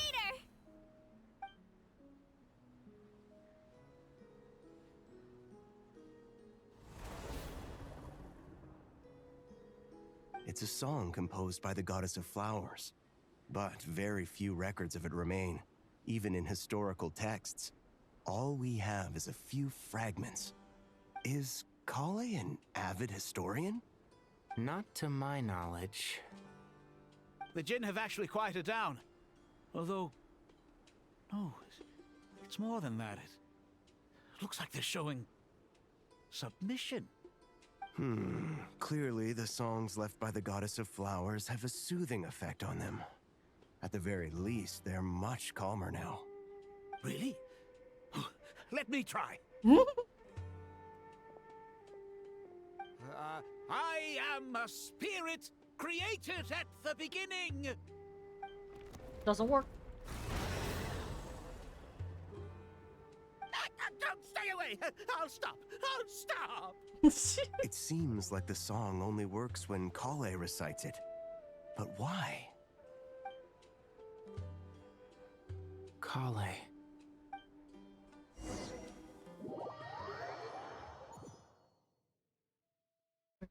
What?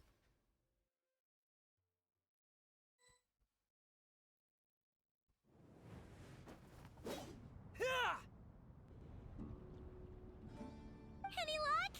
Nope. The only way out of here is by brute force. But too much force and the entire road might collapse. Mechanisms are outside. Maybe there's a way to... When I heard that loud rumbling in the distance, I thought the shifting sands had bust open the gates to some ancient treasure vault. Turns out it was just you guys. Huh? Wait, that sounds like... It's been a long while. Did you miss me? Beep beep beep. Jet! Ben! Let's save the catching up for later. First, I gotta get you guys out of there. This should be the right mechanism. Ben, can you handle it? Beep. There we go. Come on, let's leave this place. Oh, what? What did the game tell me to go there? One light slow, light slow.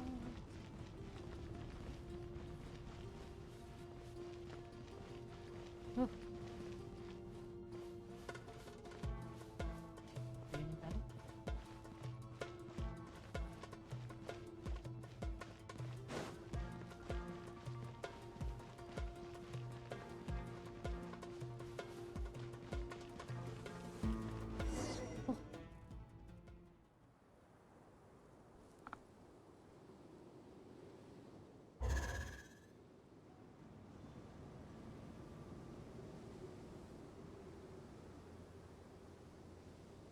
Huh!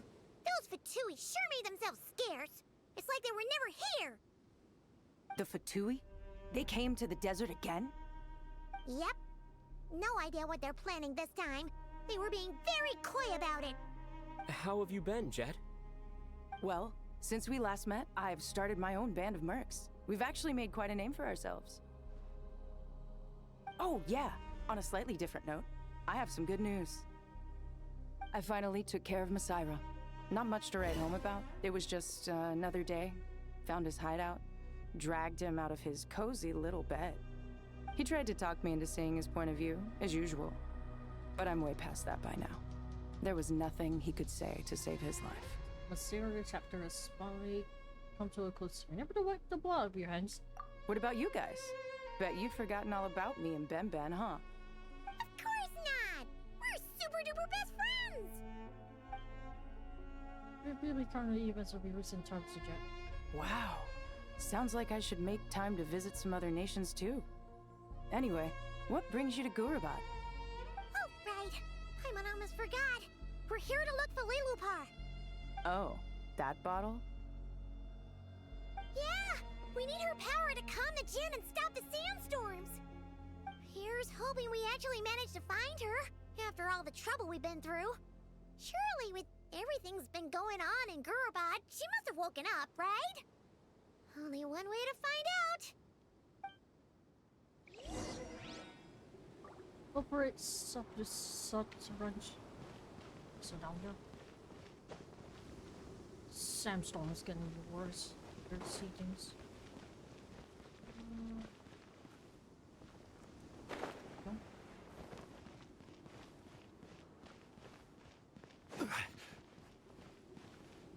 I don't think it's a good idea for me to just leave for myself down. I don't know what keep happening to me.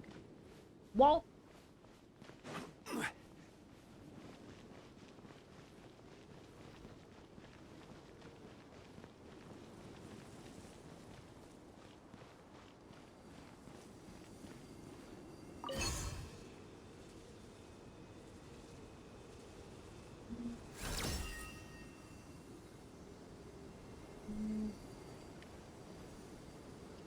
Never seen anything on the road.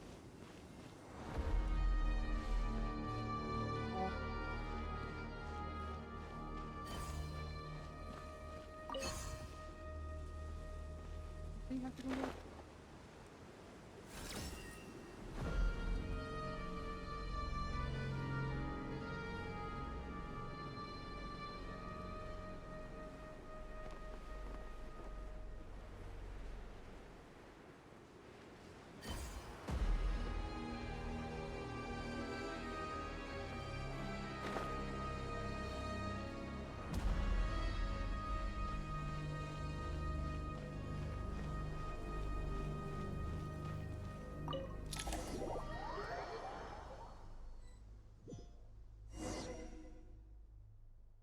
We're just leading to oneself.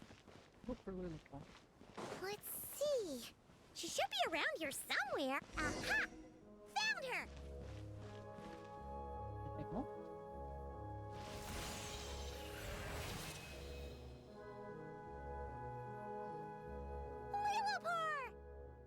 What a long dream that was. It's been a while, my master. Oh, and you're here too, little wildcat. The four of us back together again. Imagine that. What do you mean? I thought this was a river awakening? In truth, it was at first. I was none too pleased when those miscreants barged in. But it did give me the chance to reunite with you, dear master, so I shall overlook their folly. After we last parted ways, I merged with the land beneath Gurabad to suppress the dark calamities stirring in the depths.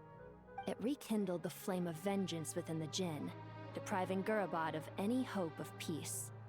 I fought against it for a long, long time. Until one day, I sensed a change in a foreign land to the west. Suddenly, the pitch-black abyss fell silent. Going to the west, could you mean that? Gura isn't far from there. Did the abyssal presence beneath the city fall silent when we defeated Gosoita? Once satisfied that that dark power could no longer bewitch the Jinn, I too fell into a deep slumber, from which I have only now awoken. Why have you returned to Gurabad, my master? And why is my sand-swept homeland in disarray once more? Well, basically, Sumeru's in danger and a lot of our friends are affected. Some bad guys messed around with Irminsul and now they've released the Jinn in here. We managed to chase off the culprits, but we have no idea how to seal this place back up and stop the sandstorms. Child's play. I shall quell the Jinn and scatter the storms. Thank you, Lilupar. No need to thank me, my master. I have granted many wishes in my time, and this was the most trivial of them all.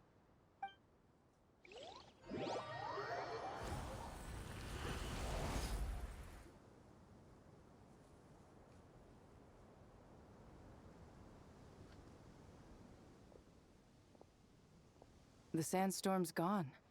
The sun shines bright again. When I said that we'd meet again under a lovelier sun, this was exactly how I imagined it. Yay! Although, honestly, Paimon would love to hang out with you more, even if the weather sucked. I guess one too.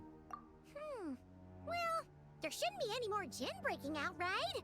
Are we okay to head back? Yeah, let's all head to the Temple of Silence. Sounds good.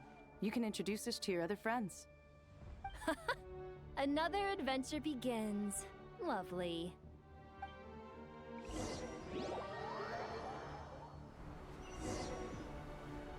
The storms have stopped! We should be able to get to the Temple of Silence without any problems now. Time to regroup!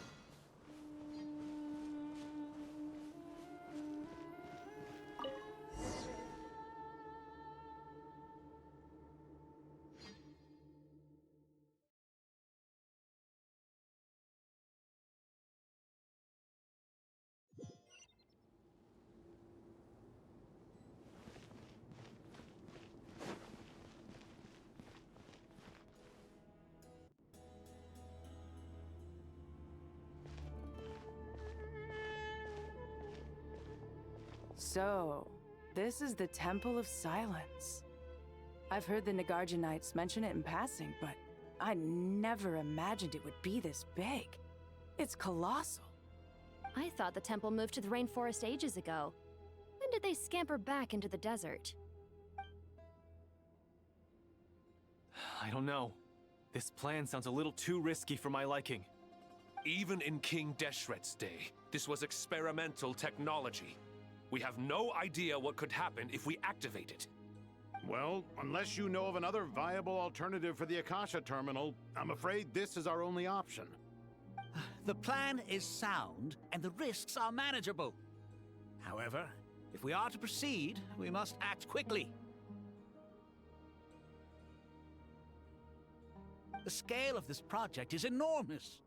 Even with Kaveh, Faruzan, and every other scholar of mechanics working on it full-time, the proposed modifications won't happen overnight.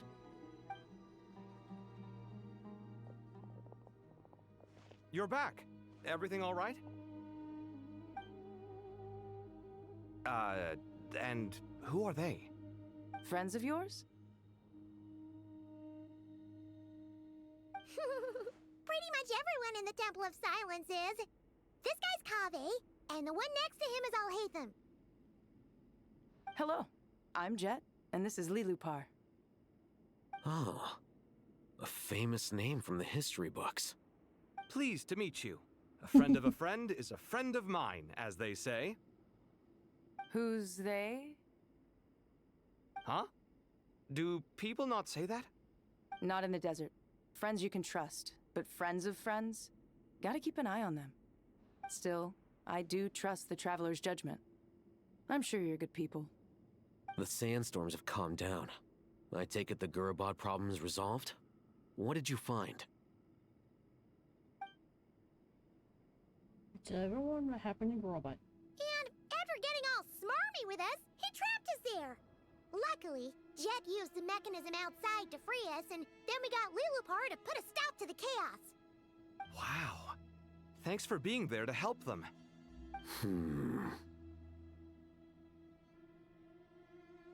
So, this mystery man openly admitted that he was merely a Harbinger subordinate. Yeah? Is there something weird about that? Now that he mentions it, it looks strange. I assume you aren't naive enough to expect answers from an enemy. Well deduced. Our commander, Dottore, died in Nordkrai. I was curious on whether to answer a question when we first met. Why would he admit to being Dottore's subordinate later? Are you wondering about his true identity? Or do you think there's a big conspiracy behind all this? I wouldn't go as far as to call it a conspiracy. Just the simple fact that having someone to shift the blame on tends to prove useful should trouble come knocking later. The most important thing for now is to solve the immediate problem.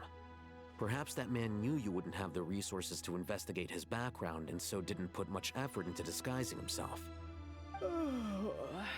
This is all getting a little cryptic for me. I'll let you guys talk while I take a walk with Lilupar. Idea. Jet? Aren't you with the Blazing Beasts? What a coincidence. Didn't expect to run into you here. We're mercs. You can run into us anywhere. Who's this with you? So, did you find the solution you were looking for in the Temple of Silence? You bet we did. This place is incredible. It has everything. So far, we've discussed a plan and verified its feasibility. Building a new system from scratch is out of the question. So our only option is to modify the Akasha using certain resources we hope to find in the mausoleum of King Deshret. Modify how? What resources? According to certain sources in the Temple of Silence, there is a core device in King Deshret's mausoleum known as Aru. Little is known about this device in academic circles, which suggests it was hidden quite effectively. If these sources prove correct, the energy contained within Aru may be sufficient to power our Akasha renovation plan. However, this raises difficult questions regarding technological integration. The sages are still debating it. Yeah, but I'm sure they'll reach a compromise once they've argued it out. The people of the rainforest are always cautious when it comes to desert technology. But times of crisis like this leave us with little choice.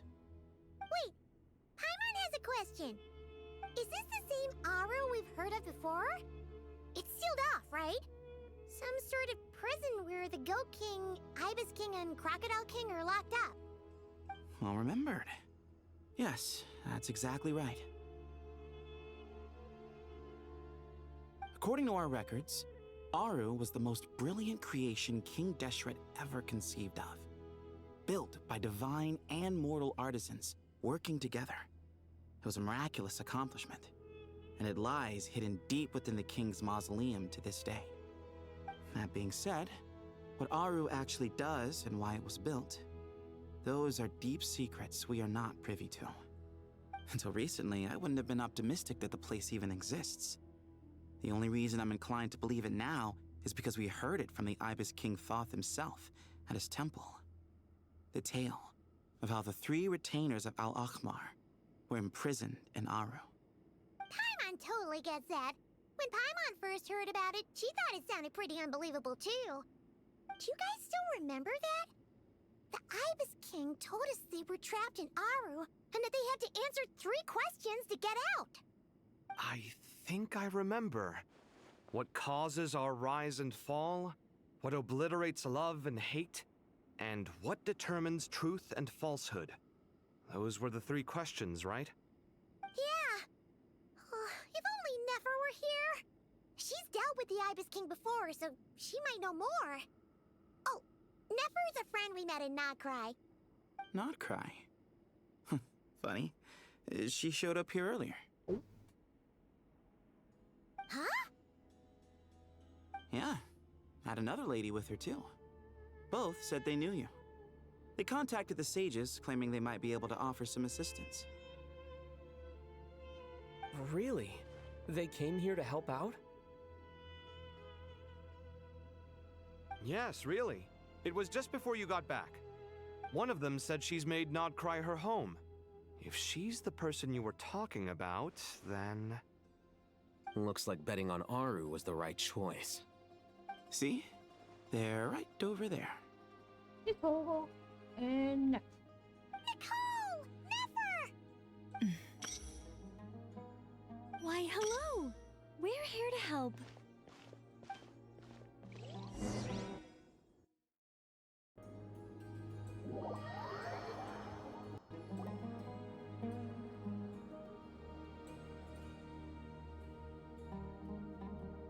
It's a good thing we left early. We almost got locked out. Locked out? What do you mean? Oh, you haven't heard?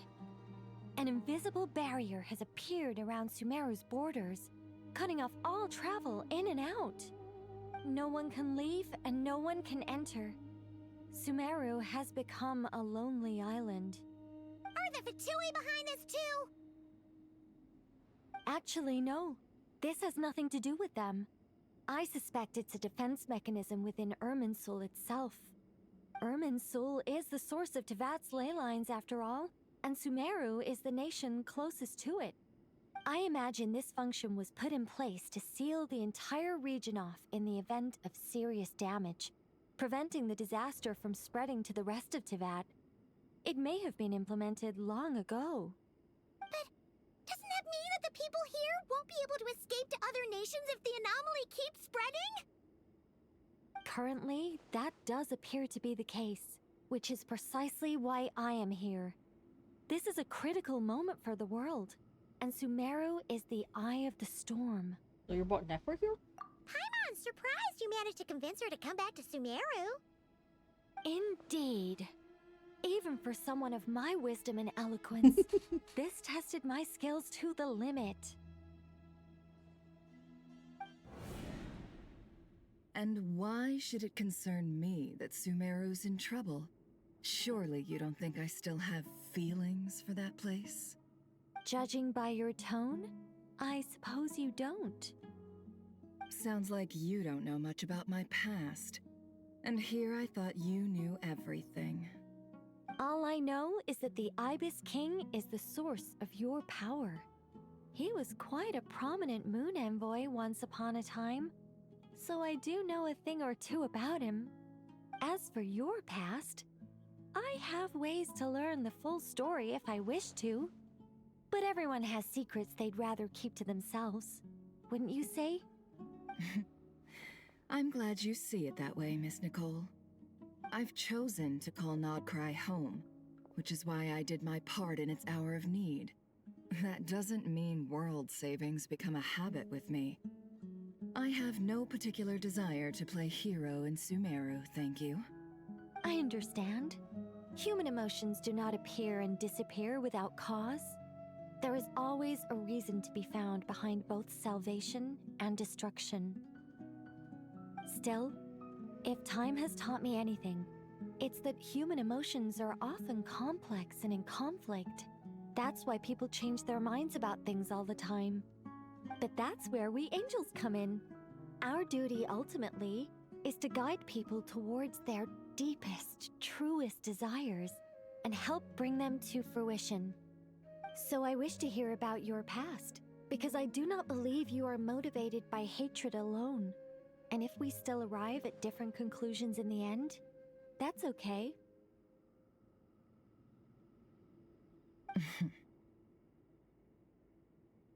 I refuse. Wait, what? But I set the atmosphere and everything. Isn't this supposed to be the moment when we finally open up to one another? Is it? Maybe I'm not so good at reading the atmosphere. You're right, Nicole. There's more to me than just hatred. Had it consumed me, I'd be left stuck in the past forever, never living in the present.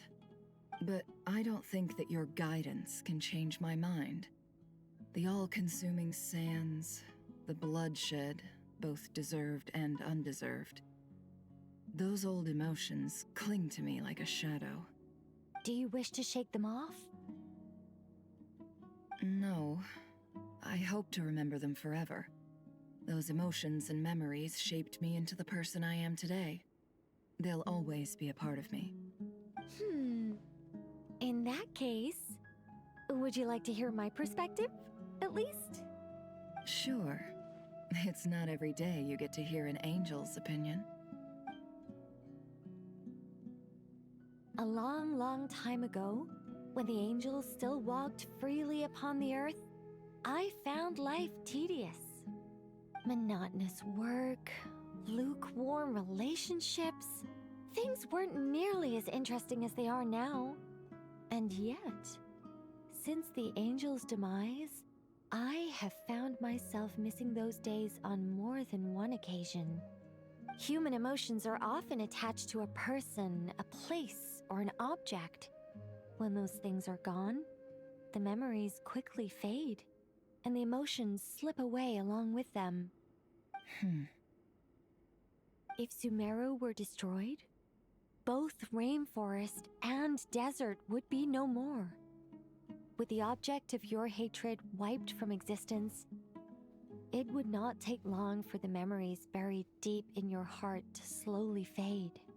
Both love and hate are intense emotions, but they are nothing compared to the void left behind when they disappear. Most sophisticated, Miss Nicole. But anyone focused on the future could only ever applaud the destruction of the things they hate. Still, I'm a special case. Someone once told me that human memory is more selective than a Mora-hungry merchant choosing between customers. We all need a reality check once in a while, so we don't forget the truth. As much as I dislike Sumeru, this is no way for it to perish. All right, you win. I'll help you out a little, but I won't work for free. How much will you need? You're not gonna milk this for all it's worth, are you? What do you think? I'll be upfront with you. I don't have much more on me. If that's what you need, I could borrow some from Alice. Or perhaps I could pay in sculptures. The ones I carve are actually worth quite a lot. Just cover my travel expenses. Huh? Is that all? That's all. Given all the people I owe favors to, I can just about justify a trip to Sumeru. Yehoda! Here, boss! What do you need? I'm going back to Sumeru for a while. While I'm away, you'll be in charge of the curatorium. Me? I'm in charge? Whoa! Don't worry, boss. You can count on me! And that was how the ingenious Angel Nicole brought you the perfect person for the job in your hour of need. Hip hip hooray! That was far more detailed than necessary. Not lacking in embellishment either. I never thought I'd return. Especially not the desert. But life doesn't always go as planned, I suppose. What's Candace up to? I don't think I've seen her yet. She's still taking care of things in our village. Should be joining us before too long.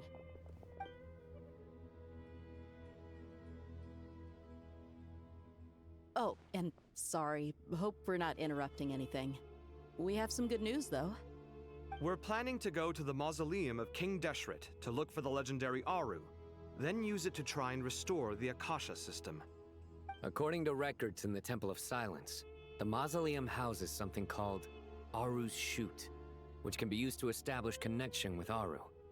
We still have some time before we leave, so there's no rush. By the way, who are these two new faces? Just call me Nefer. I'm based in Nodcry. Did I hear you mention Aru? Correct. Well, I happen to have a connection with one of the 3 retainers imprisoned inside, the Ibis King. I'm here to get things done, so if you don't mind, I think I should come with you. That sounds perfect. Miss Nefer, are you from the desert by any chance? Why do you ask? I don't know. There's a familiar air about you. Plus, you mentioned Candace. Sorry, I don't mean to pry. It was just a random thought.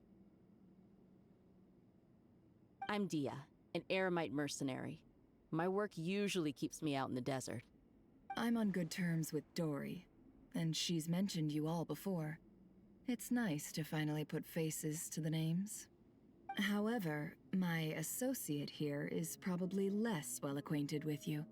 Why don't you all introduce yourselves? Actually, I'm a little better acquainted than you might think.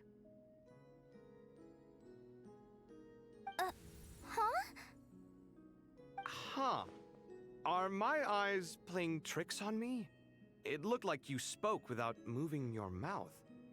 Ventriloquism. I have heard tell of it before. What is it, Kale? It's you! You're the voice who's been speaking in my head, aren't you? You encouraged me to report my dreams to the Dendro Archon, and got me to recite that magic prayer. Mm-hmm. I have many titles, but let's go with the most pertinent one. I am Nicole Rain, an angel who has lived since ancient times. An angel? Sounds like a big deal, but, what exactly is an angel? Oh, Well, we're a rather long-living race of beings. Not gods, technically, but we can still tell you a lot of stories from ancient history. Yep, and she's also an amazing sculptor. You could say she's a real creative type. Well, ma'am, if both the Traveler and Paimon give you rave reviews, you must be pretty impressive. Oh, please don't call me ma'am. I find it so awkward when people get too formal with me. Just relax and be yourselves. No need to be nervous. Miss Nicole, if it's okay, could I ask you a few questions? Yes, you may. I can see your heart is filled with confusion, and you are desperate for answers. I also know which questions you want to ask me. Why did you dream of Sumeru City in disarray? Why did those verses soothe the Jinn only when recited by you? I can guide you to the truth, but it involves a personal secret of yours. I'd prefer to speak with you alone, if possible.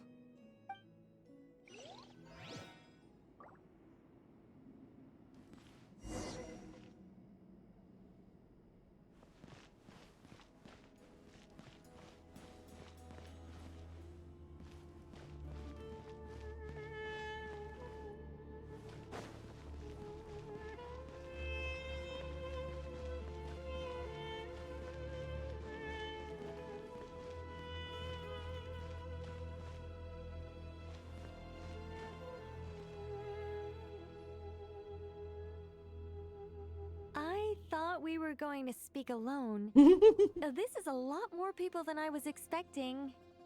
What's wrong with it? Even the doctors at Dar al-Shifa allow patients to be accompanied by family members. Well, if Kale doesn't mind her secret being revealed, I have no problem with it. Thanks for being so considerate, Miss Nicole. I don't know what secret you mean, but whatever it is, there's no need for me to hide it from my closest friends. Closest friends? It's so nice to hear that. We hear was about Kale to this. All right. In that case, I'll get right to it. Kale, are you aware that there are god remains inside your body? I am. When I was young, I got sick with Elazar. Nothing could cure it. The Fatui convinced my mom and dad that they could help, and I was sent to an unfamiliar place. There were a lot of other kids just like me there. This creepy guy injected us with some strange medicine, which I heard contained god remains. I can still remember the pain like it was yesterday. But thanks to the friends who've stuck by me all this time, I've gradually been able to overcome those memories. Anyway, so you're saying that what happened to me has something to do with the god remains they injected me with? Yes. Those were the remains of Nabu Malikata, the goddess of flowers. What? Huh. Fascinating. You don't seem surprised like the rest of us. Why? The possibility crossed my mind when Kale recited the Goddess of Flowers song and calmed the Jinn. You made Paimon jump! What are you doing here, Lilupar? I was merely passing through when I heard the name of the Goddess of Flowers. Be assured that I share your surprise. You, with the hat. Are you certain? I sense no trace of the Lord of Flowers within her. Well, it is a very small fragment. Unless special methods are used to manifest its power, even her closest acquaintances would find it near impossible to detect. After the goddess passed away, her remains were scattered across the desert. King Deshret gathered all the pieces he could find and buried them in the Eternal Oasis. But some fragments remained unaccounted for. Eventually, the Fatui must have found a way to track some of them down. Presumably for use in some experiment. It's not an uncommon occurrence. You're more shaken than I thought. In one sense, you've been extraordinarily lucky. So many people who yearn for this kind of power never attain it, yet you have coexisted with her all this time without even realizing it. I don't know what to say. I'm glad that I could help everyone with this power, really. But knowing that a fragment of the Goddess of Flowers is inside my body is... it's a strange feeling. Well, people value their autonomy very highly. Even a well-intentioned intruder can shake one's sense of self. I understand how you feel, Kale. But once you get used to it, you'll find it's nothing to be concerned about. Huh. I guess you, of all people, have a good reason to speak on this. 2 good reasons, in fact. Incidentally, 3 is the maximum number of Hermanubis's Ba fragments that I could bear. Let me guess. Because 2's company, but 3's a crowd? Thanks for helping to explain the joke, Tainari. Not my intention. Goddess preserve me. I should take my leave. This boy in his wolf's head hat speaks much too differently from the Hermanubis I remember.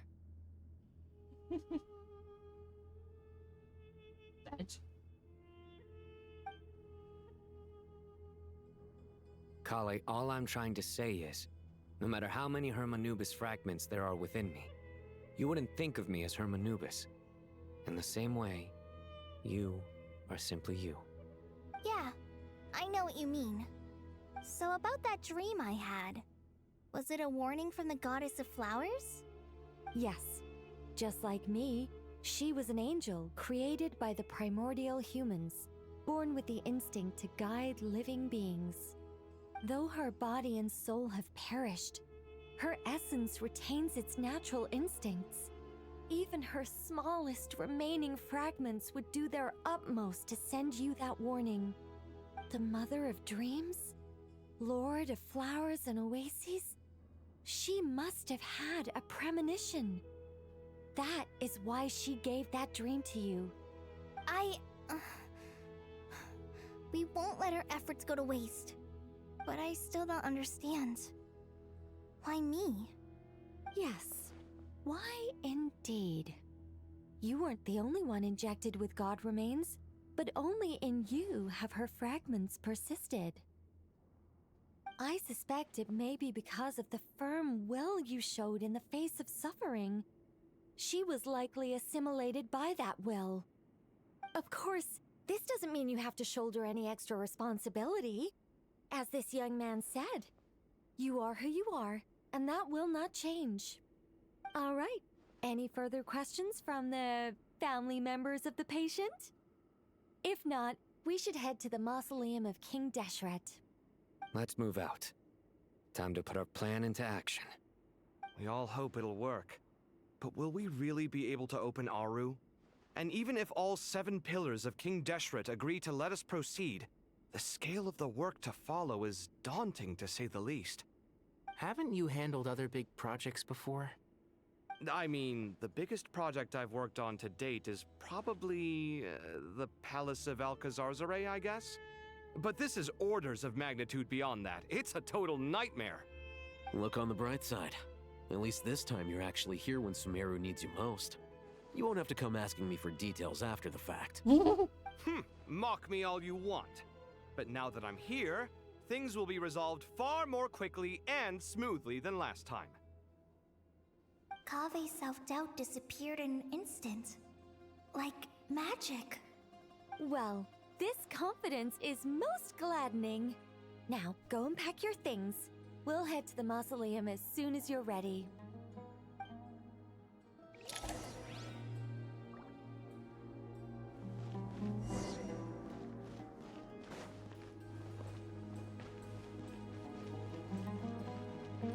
What was that? Calvin?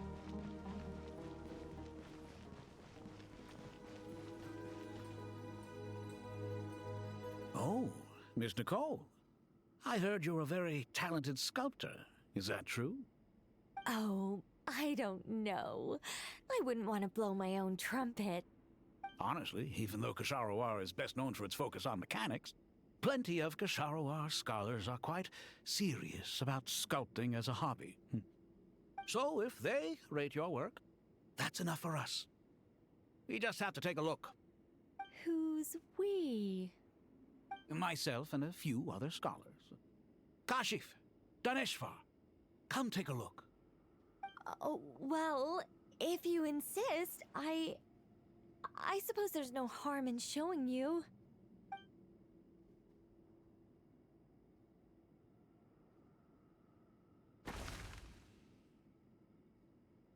Whoa!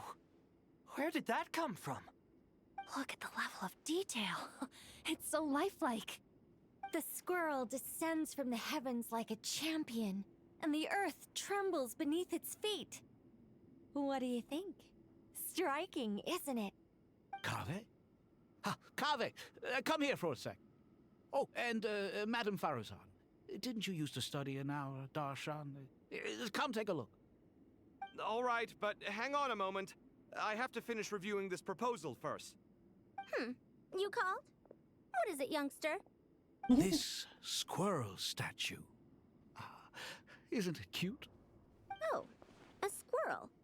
I wouldn't say cute per se. The realism is what stands out to me. Were you trying to carve a statue of a hero, young lady? Oh, a hero? I suppose so. Actually, I didn't really have a specific theme in mind. I just started working on it, and this is how it turned out. I see. Well, do you tend to read novels about heroes in your spare time? As a matter of fact, I do quite enjoy those. Everyone loves a good tale of daring do, right? then perhaps this statue represents the heroic tale you long to see deep down inside. Also, on the subject of heroism, I feel that if the subject posed with a finger raised towards the heavens, it would lend a greater gravitas to the overall image. I'm sure some would call it cliché or old-fashioned, but not me. I think it would be a perfect fit. It has a certain classical beauty about it. Kaveh! Kaveh! Sorry, Madame Faruzan, I'm a little busy right now. Don't wait up for me. What a pity. That young man has excellent aesthetic tastes. I was hoping to ask him for his opinion. What a genius idea! Why didn't I think of that? Classical beauty is a great direction to explore. That's it. Once I get back, I'm going to sculpt a heroic squirrel pointing its finger towards the sky. Precisely. A declaration of victory. You understand my vision. Then place the two statues face to face. Yes! That's exactly what I was thinking. It'll be a masterpiece. Miss... I'm sorry. I didn't catch your name. Just call me Nicole. Madame Faruzan? Was it? What? Oh, no. That wouldn't be right. Why ever not? Madam is a state of mind cultivated from within. Anyone may call me Madam if they so desire. My dear Miss Nicole, once we make it through these trying times, should we have the pleasure of meeting again, I shall look forward to seeing your new work. In this day of age, it's rare to find people with an appreciation for classical aesthetics. Meeting you was truly a pleasant surprise. Honestly, I feel the same Oh, way. It's kindred been a long spirits. time since I met anyone interested in this style of statue. Clearly, they don't call you Madam for nothing. Also, I have to say, you're a very good judge of character. Because when I think about it, I really am someone who likes stories about heroes.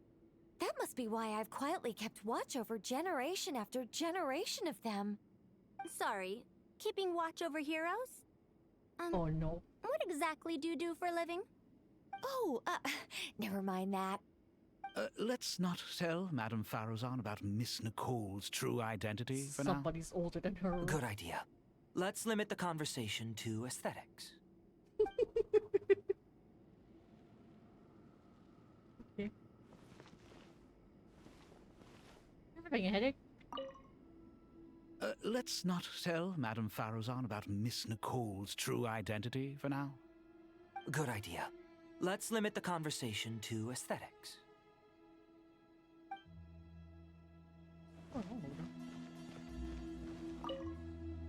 What's wrong? You look a little depressed. Kale got a fragment of the Goddess of Flowers, and all I got was one of the 7 pillars who served under King Deshret. I lost out, didn't I? That's what you're upset about? You're such a child.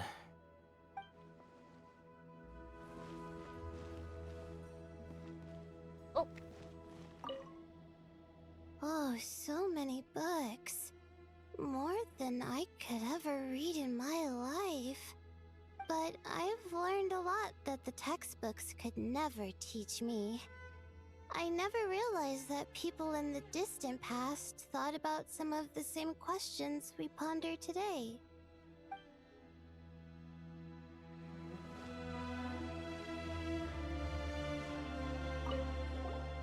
Paimon! Thanks again for your notes. I'm done copying them, so here you go. You're welcome! Just let Paimon know if you ever need help again.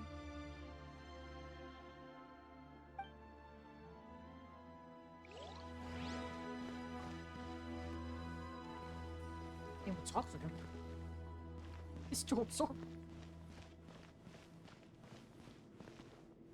Neither those two.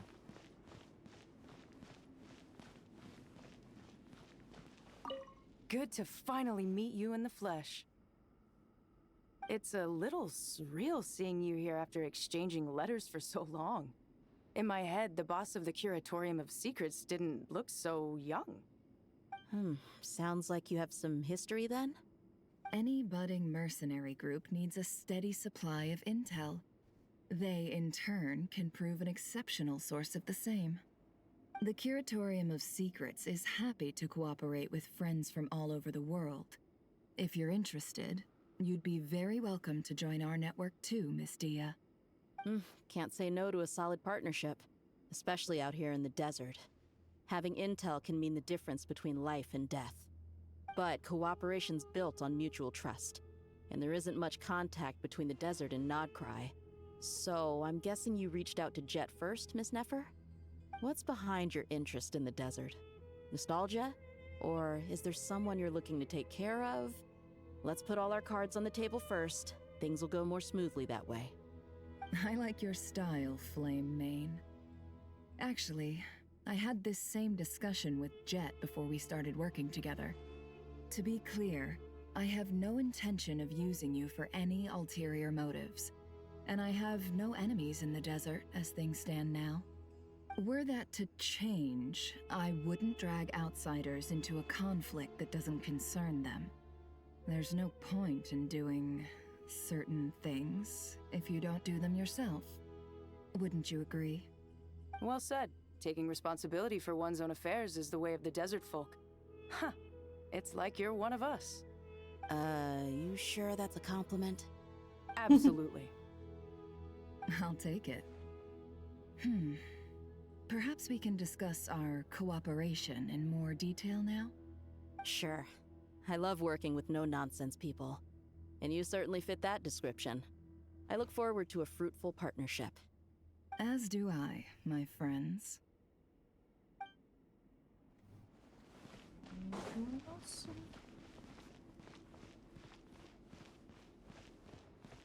Are you gonna have a wand try to sweep all that sand?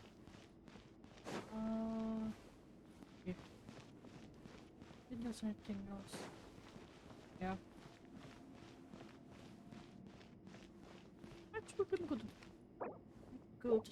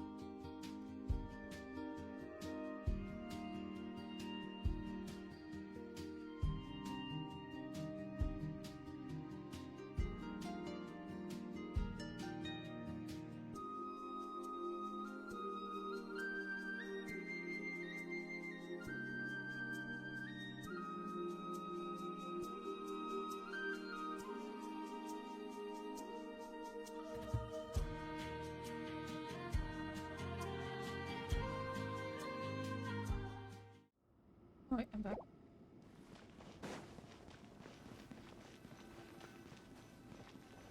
What? Oh.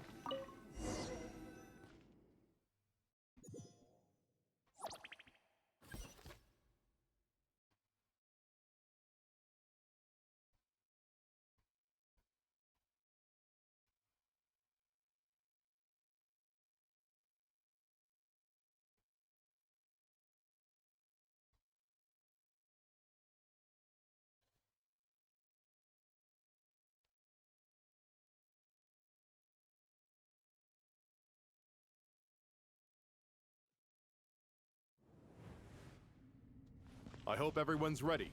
We'll be arriving at our destination very shortly.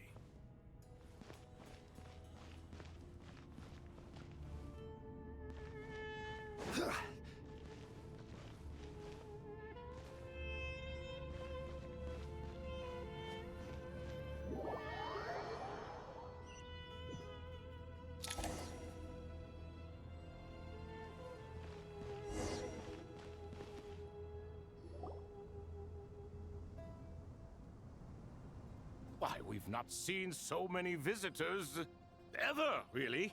What is this place now, a tourist attraction? Closer inspection reveals many familiar faces. To what do we dusty old fellows owe the honor? Surely you're not just here to chat. You surmise correctly. We are here to carry out a rather enormous project. Ho, enormous, you say? How large, then? Larger than the gaping void in our lives? Why, you've even put a smile on Goatee and Crocco's faces. All this activity is making for quite the special day.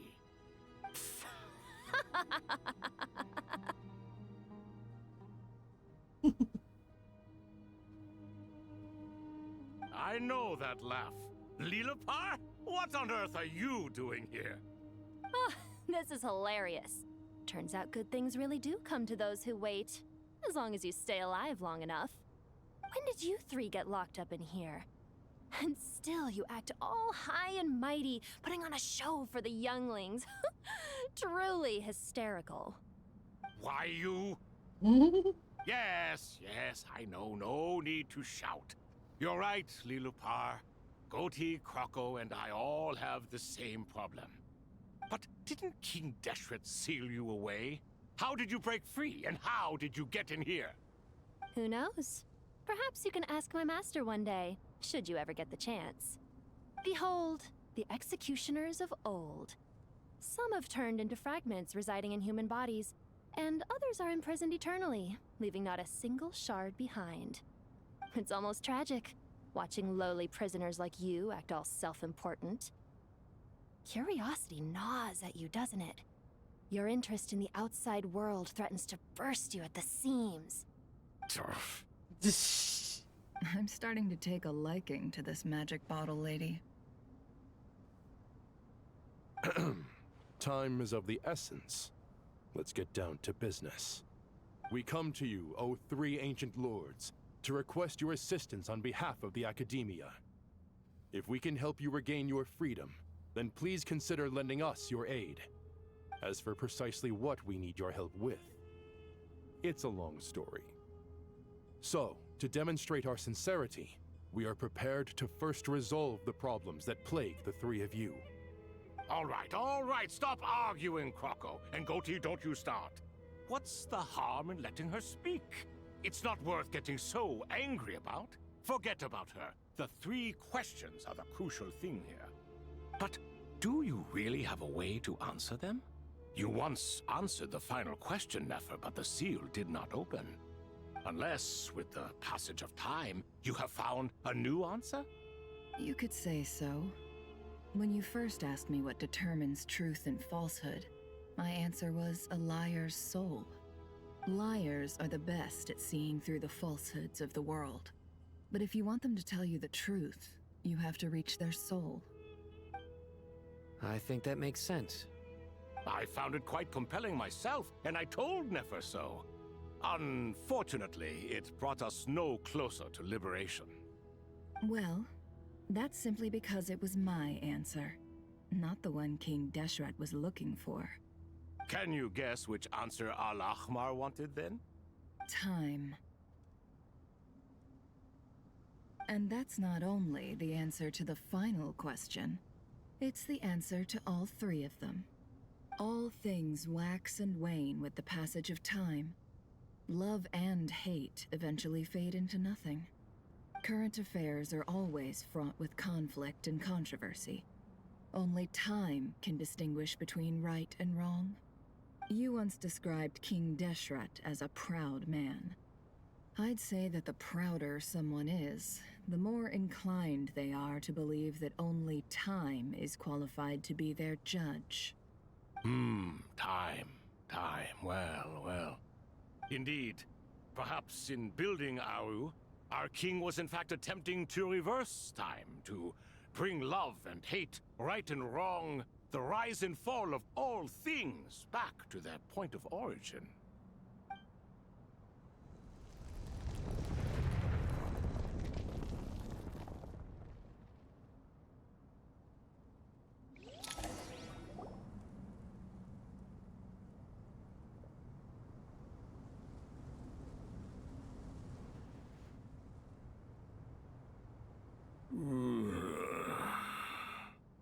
This is the most eventful day I have experienced in a long time. You have my sincere gratitude. Are those 3 of the 7 pillars? Turns out the statues were quite faithful to the source. You three seem to be in good spirits. Prison can help a person grow and learn to cherish what they have. Nevertheless, after everything you've done for me, I sincerely hope you never have to experience it for yourself. Hello, Nefer. It's good to see you, Thoth the Ibis King. Nice. Definitely puts my mind at ease, seeing you two getting along so well. Should we maybe introduce ourselves, or... Sure. I'm Sethos, the current leader of the Temple of Silence. This is General Mahamatra Sino, and this is the former Spantamad sage, Cyrus. But I'm guessing none of that means a whole lot to you. Everything is equally new to us, in truth. We've been gone from this mortal world for longer than you can imagine. Let's hold off on the introductions for now. We can always ask Nefer about you later. It'll give me something to talk about with my chosen disciple. You're like a helpless parent. Gods and people of yore are not necessarily welcome in today's world. Self-awareness is one of my finest qualities. I thought I ought to share its fruits with you two. Is that so? Well, I think we'll take it in stride, just as we did with the 3 questions. Let's not forget, it was my persistence that won you both your freedom. Fair point. I have to applaud your persistence. And I must praise you for your wisdom. Now, state your wishes, young ones. I'm sorry? Why, your tremendous accomplishments deserve a reward, do they not? You must let us do something for you in return. General Mahamatra, what do you think? I won't beat around the bush. Sumeru is facing a crisis the likes of which have never been seen before. And we need your help. Every calamity throughout the ages has been connected to us in one way or another, whether we were its cause or consequence. Whatever is wrong with Irminsul, it severely affected the Dendro Archon.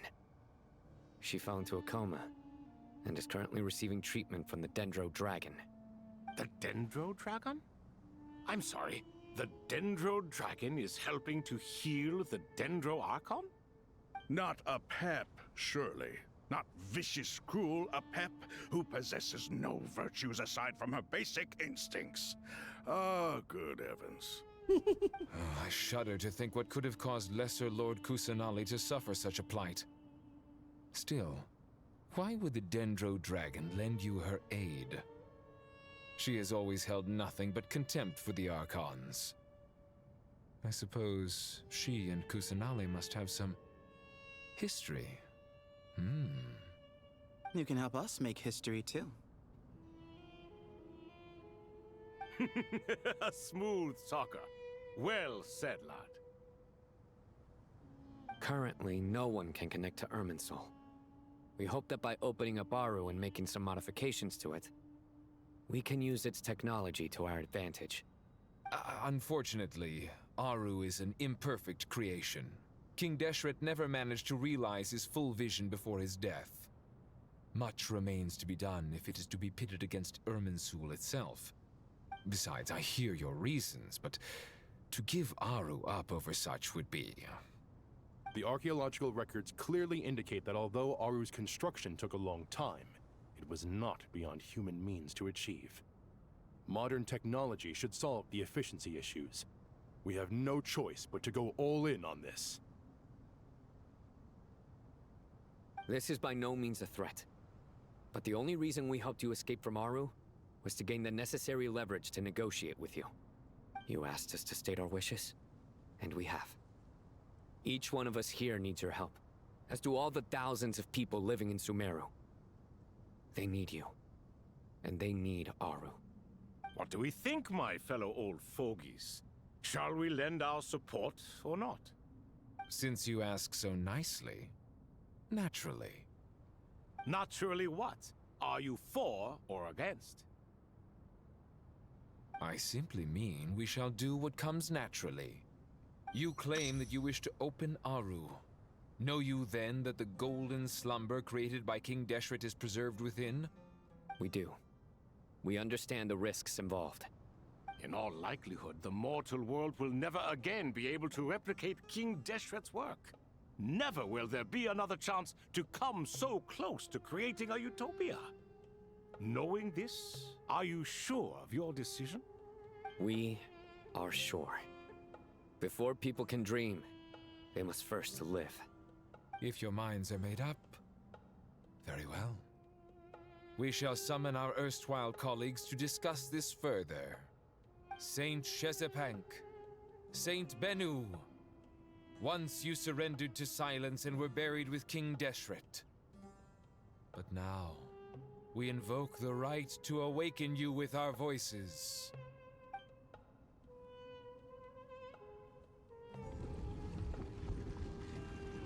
I feel this strange sensation. The crowd summer has answered the call of the Goat King. Saint Bennu, responding to your call. 3 kings detected. Initiating autonomous will. Saint Shezbank, responding to your call. 3 kings detected. Initiating autonomous will. Ah, Lord Herreshoff. What a long time it has been. I trust you are keeping well. Then your trust in my well-being has long outlived your physical body. You have always opened with that same phrase, in life, death, and now even beyond. Al-Akmar is long gone. What is the reason for this meeting? You're awake? Good. We are voting on whether to give the people of present-day Sumeru access to Aru and permit them to perform technological renovations. You have the right to support or oppose the motion. Aru is the pride of Al-Ahmar. Opening Aru requires the unanimous consent of the 7 pillars. I hope you have a convincing reason to present to us. Sumeru is currently in the midst of a major calamity. Let us not forget that while Al-Ahmar was a stern ruler, he was also a teacher of wisdom. A god without his people shall cease to exist, and King Deshret's greatest wish was to provide protection for his people. Let us then honor our God King's wishes as we consider our decision. I do not mean to mock these proceedings, but what is the point of a unanimous vote when we know that the last of the 7 pillars, the Dendro Dragon Apep, will never communicate with us? This will no doubt surprise your mechanical mind, and I have no intention of trying to persuade you it is true. But Apep is, in fact, healing the Dendro Archon as we speak. Huh? Can someone attest to this? Do we have any proof? I ask the three kings, can any of you vouch for the truth of this claim? Naturally, the Ibis King, Thoth. What? It was Thoth's disciples who revealed the truth to us. We need not debate its veracity. Simply let Thoth bear accountability. That way the rest of us may have a clear conscience. Perish, you diabolical fiend. I awakened our former colleagues for you, supported your opinion, and backed your decision. What sort of fiend would do that? I miss the days when Hermanubis was still around. At times like this, he would offer to take accountability. What are you trying to say? Is my word worth less to you than Hermanubis's? Hypocrite though you are, Lord Thoth, you are humorous in equal measure. How could we bear not to associate with a character such as you? I, Saint Shezpank, approve the Goat King's proposal. Since King Deshret is no more, we shall receive no reprimand for acting beyond our remit. Nevertheless, I sincerely hope that those before us understand the significance of what they intend to do. Remember, the moment that Aru is liberated, the myriad souls residing within the Golden Slumber will return to the ley lines. And once the ley lines flow again, these souls shall in turn be received by Irminsul.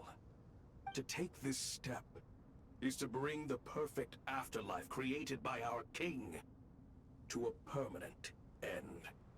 We understand that well, and we have decided to proceed regardless.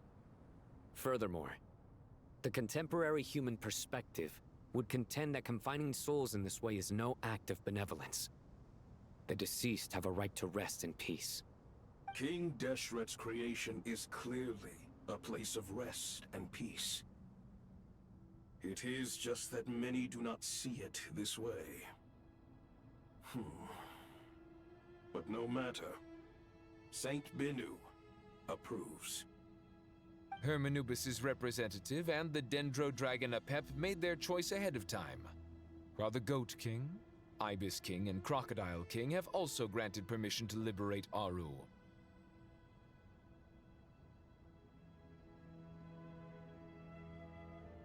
By the grace of His Majesty, guided by his wisdom and will, let the gates of Aru be reopened.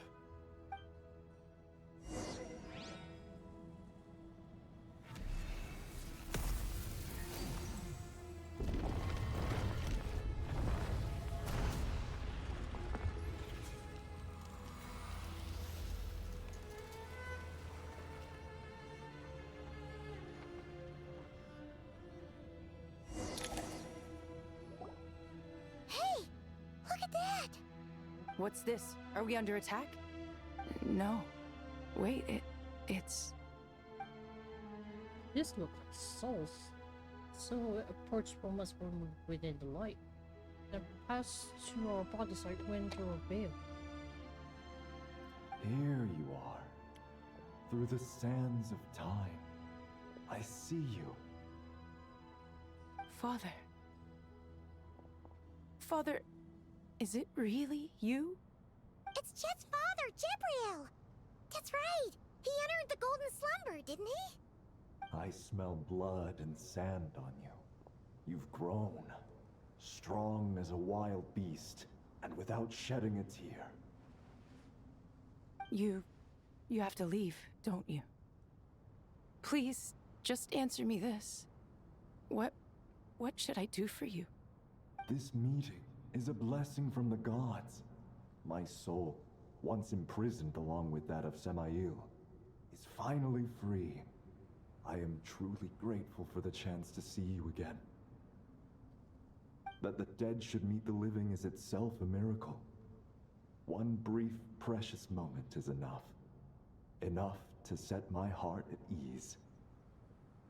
Do not weep for me, Jet. I know you will accomplish many great things in your life.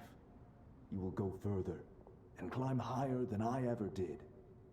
All I ask is that you take good care of yourself.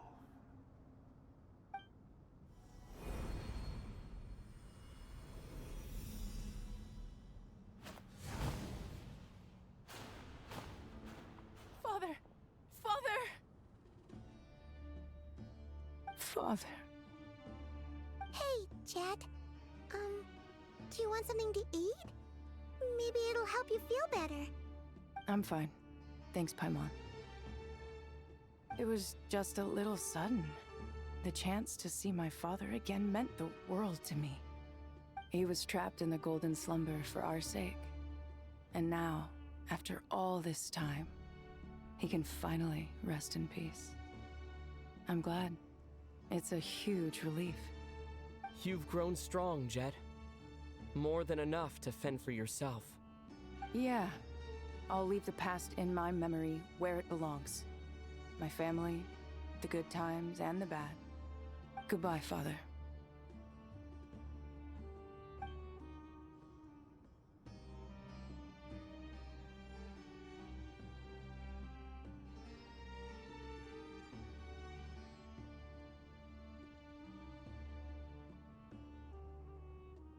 Ah, me, what a touching reunion that was. It seems we did a good deed today. We three retainers, once imprisoned for our iniquity, are surely the least qualified to judge whether this deed is good or bad. Either way, Aru is open. Now you have your opportunity, and with it, whatever trouble may ensue. Although Aru was created by a god, human craftsmanship was nevertheless required to build the gate that connects it to this world. Perhaps the relationship between gods and humanity follows a similar principle. As for your proposed renovations, we cannot determine which functions to keep or discard.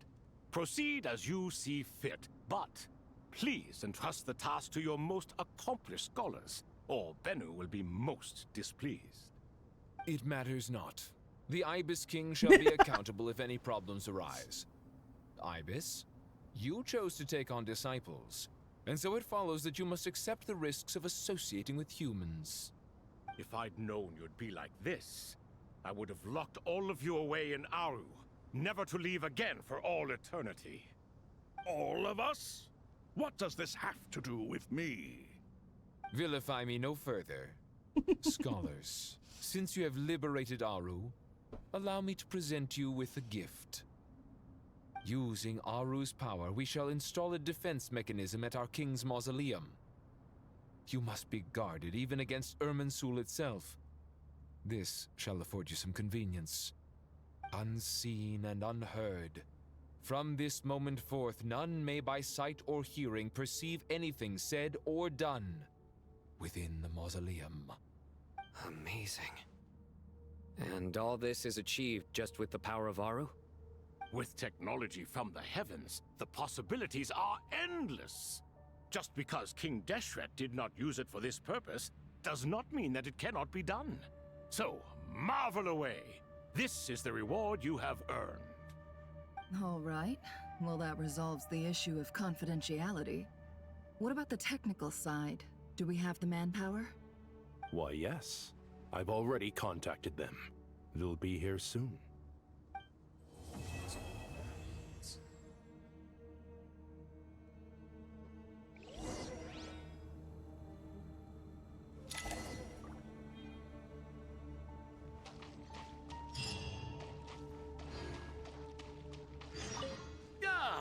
Fresh air. A wondrous feeling. Naturally. I have a sudden urge to stretch my legs. Can anyone recommend a suitable leisure activity? I might have had some recommendations for you were this the past, but here and now, for someone who has just left prison, there could be no greater joy than simply being outside of it at last. I could not agree more.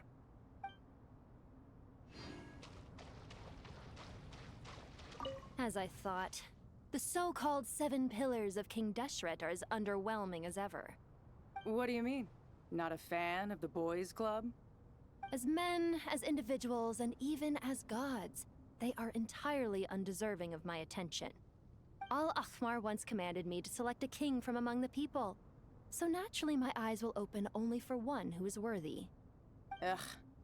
Can we talk about something else? It all sounds pretty complicated, and I haven't read that many storybooks. You think this is a mere story? Well, many would also say that the journey you shared with your father is not but a tale. My life, your life, they are nothing but stories.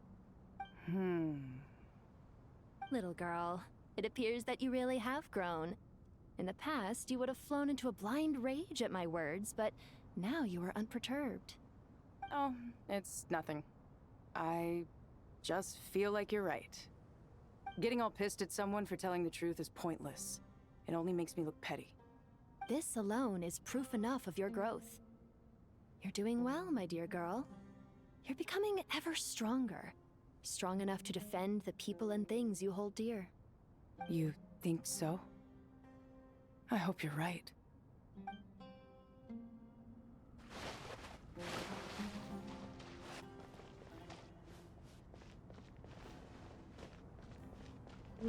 Right, lights. But I can't actually touch it all. This is Cyrus open.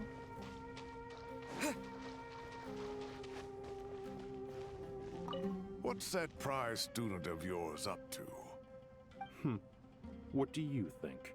Whatever yours is up to, mine is up to as well. And Kali's with them too, I suppose? These kids? Oh, impossible to tear apart. Our elders always said that our school days would stay with us forever. Given how long those school days last, that rings doubly true in Sumeru. No? Well, that's a fate that I certainly didn't manage to escape. Settled as I am with you, and Zaha Hadi. Oh, tired of us, are you? Speaking of Zaha Hadi, the last time we met, she also mentioned you completely out of the blue. Something about how you used to doodle all over your books. That's the least of what I got up to when I was studying. She said that you once circled the name of the murderer in a detective novel, and that, just in case someone missed it, you even wrote, "The murderer is so-and-so" as a hint on the title page, no less. Did I now? I suppose I always was the creative type. Oh, laugh it up. Young Cyrus really was a budding genius, wasn't he? Full of wild ideas, more like. And if you ask me, he hasn't changed a bit. A living, breathing example of what I was just saying. Ha! Look who's talking. You've been this uptight as long as I've known you. You know what? Let's leave it at that. We're too old to change each other now. Truth be told, you should probably keep an eye on Sino and his friends. We'll all need to tread more carefully than we used to. I will. Take care of yourself too, all right? Don't let the pressure get to you. That was a lot of... What they say is different now what was in the line, but I guess the meanings are the same. Do you hear that? Sounds like your teacher is scolding mine. Huh. Classic. Did you see her? She's a former Vahumana student who dropped out of the academia and went to Nodcry to work as an intel broker. There's more to her than meets the eye. How can you tell? Do the Matra have information on her? Some, but nothing telling. I'm basing it on the fact that she seems to be an expert liar. She can fool many with her words. A sixth sense for liars after investigating so many of them, I take it? Yep. What about you? What do you make of her? A little earlier, in the corner, I noticed she gave some supplies to Jet and had her deliver them to the main group. She's meticulous and highly observant. Besides, what was it you said? Making it to the top is no easy feat in any profession. Anyone who's at the top of their game has to have some sort of edge over others. It's true. But she's not the only one at the top of her game. I also am. And so are you. Sure, but what's to guarantee she won't overhear us talking about her? Don't worry. I have my methods. Sethos is distracting her. Ah, I see. Is she distracted? That is the question. You must be Sethos, the successor to the Temple of Silence. Hello. Yup. That's me. Nefer, right? That's what I heard the others calling you. Judging by your outfit, I'm guessing you come from the desert too? That's right. Started off in the desert, went to the rainforest, then went from there to Nodcry, where I work as an intel broker. Huh. Well, this is interesting. You don't seem to talk about yourself all that much. Yet here you are, volunteering your life story to me. However abridged. Maybe I'm looking to make some new friends. I like making friends too. I'm easier to talk to than Sino and a little more streetwise than Tainari. Which is why you came over this way, giving me the chance to strike up a conversation with you. Was I that obvious? I think you did fine. You were mindful of my attitude and hoped to lure me in through sentiment. Lure you in isn't exactly how I'd put it.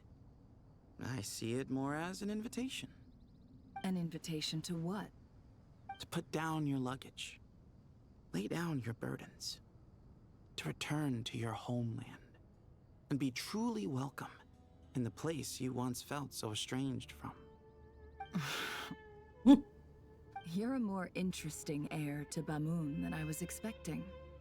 Since you're familiar with my grandfather, I'll assume you're aware of our situation.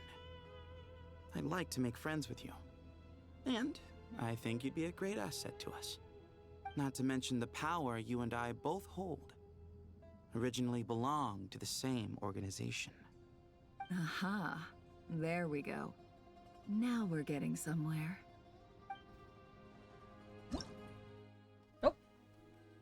Oh, it's by me.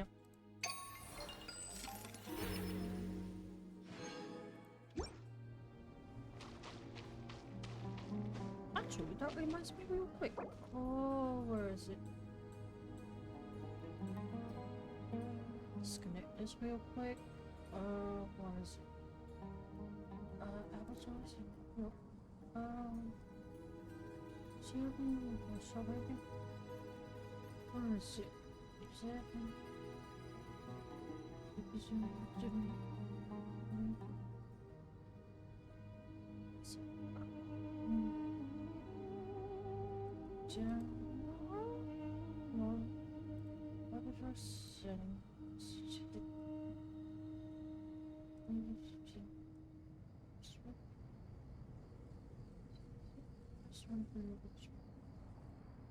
Let's see. Is there a way to randomize this?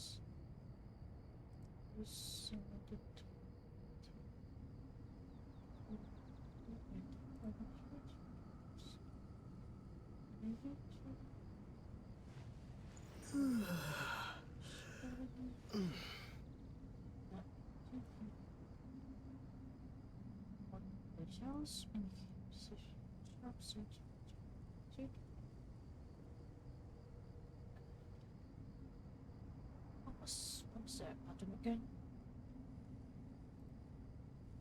No.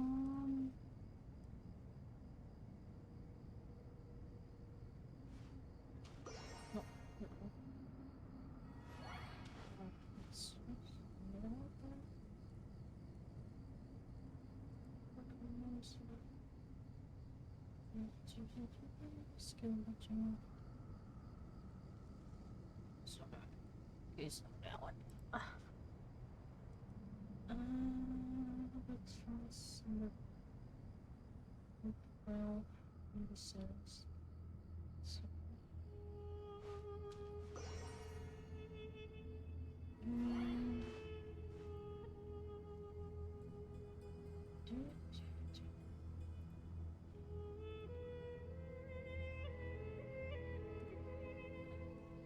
Another one.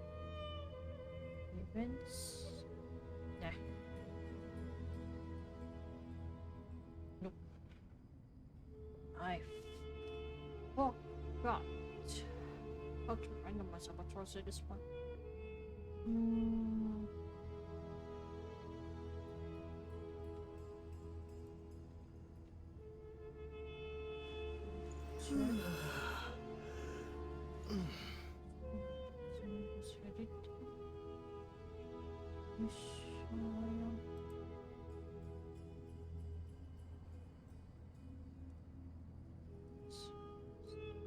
Here's randomized. Let's connect this again.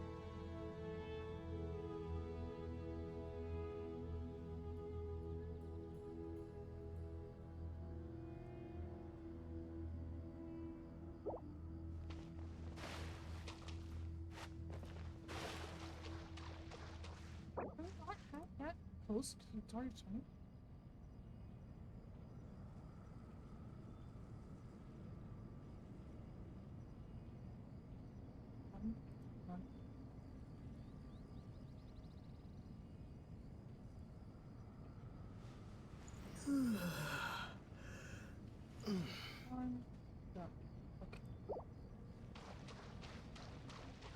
I think everyone has been talked to, and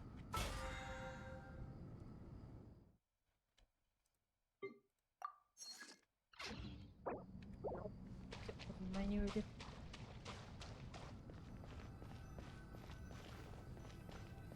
For a while.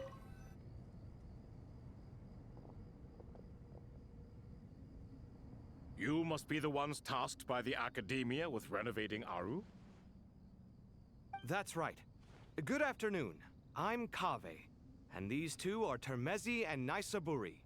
Hey, I'll hate them. Come and introduce yourself. We've met before. This is Thoth, the Ibis King, and everyone knows these two. Afternoon, gentlemen. I've only ever seen these two in murals. Ah, the paintings in the temple. They show us chatting, playing cards, playing chess. Precisely the activities we most enjoy, funnily enough. No, only you enjoy playing chess. We were just humoring you. I wouldn't go that far. Back to the matter at hand.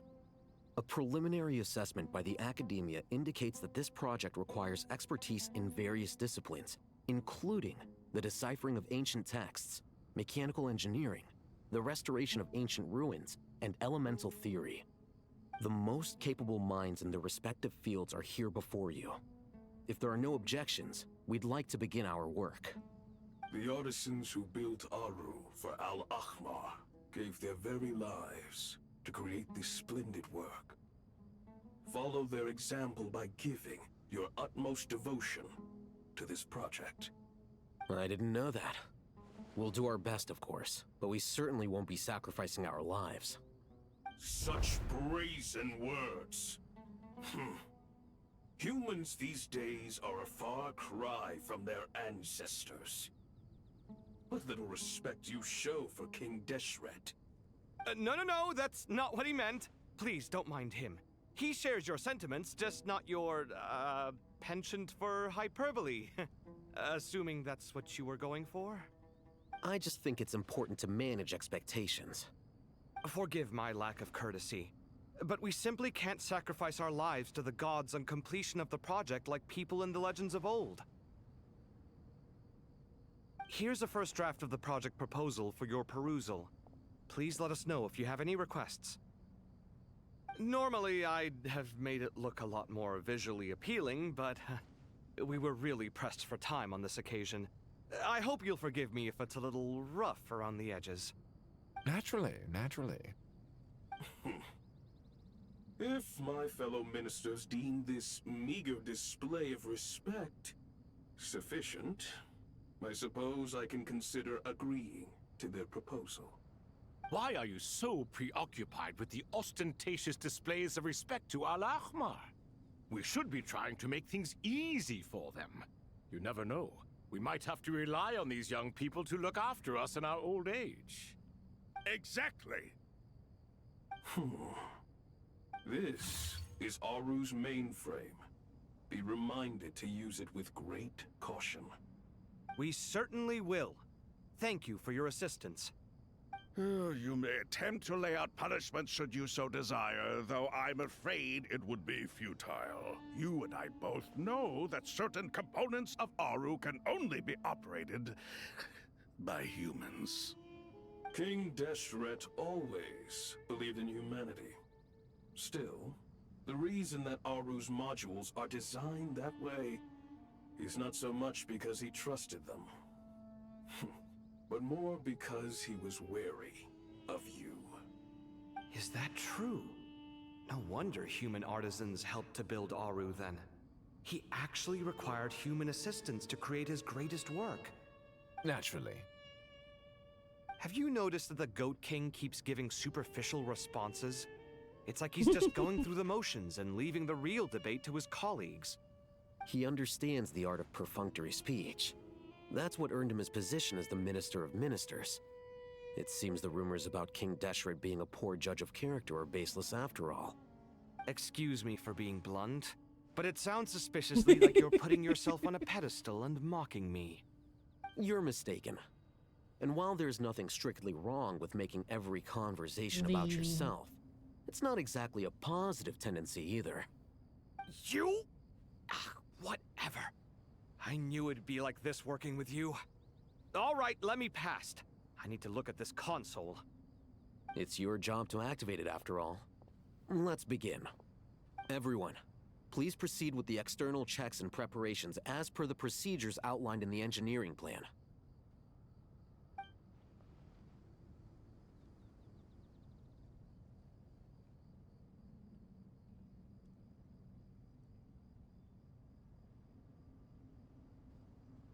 Hello there, youngsters.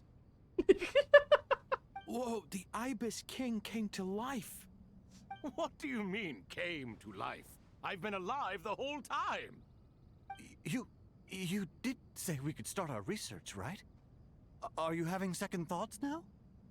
I've reviewed the proposal. The work you're planning to carry out on this grand device is ambitious in its scope.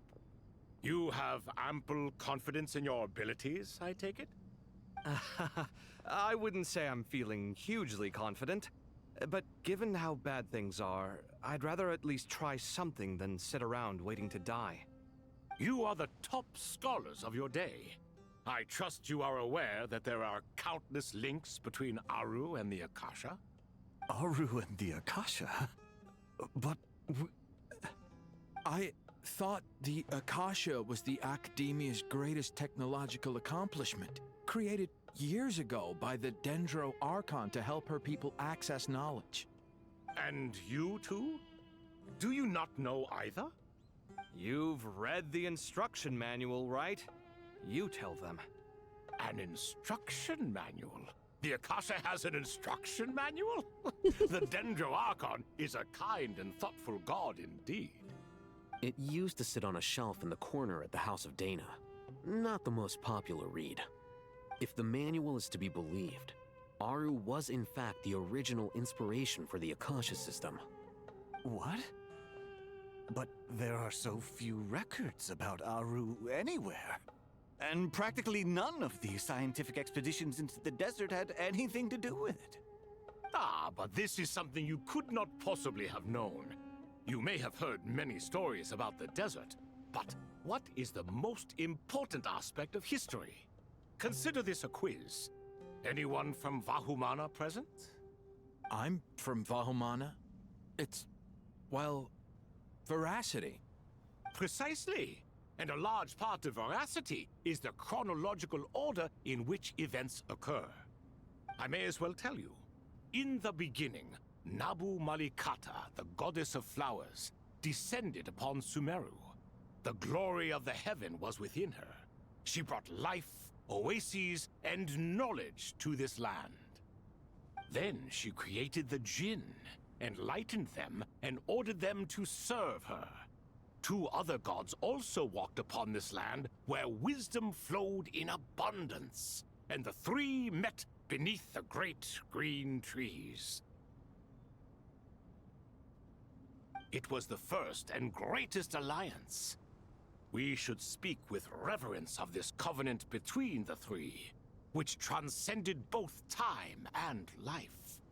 For they promised that in Sumeru, wisdom would be shared with all. All the great changes in Sumeru's history began with the goddess of flowers.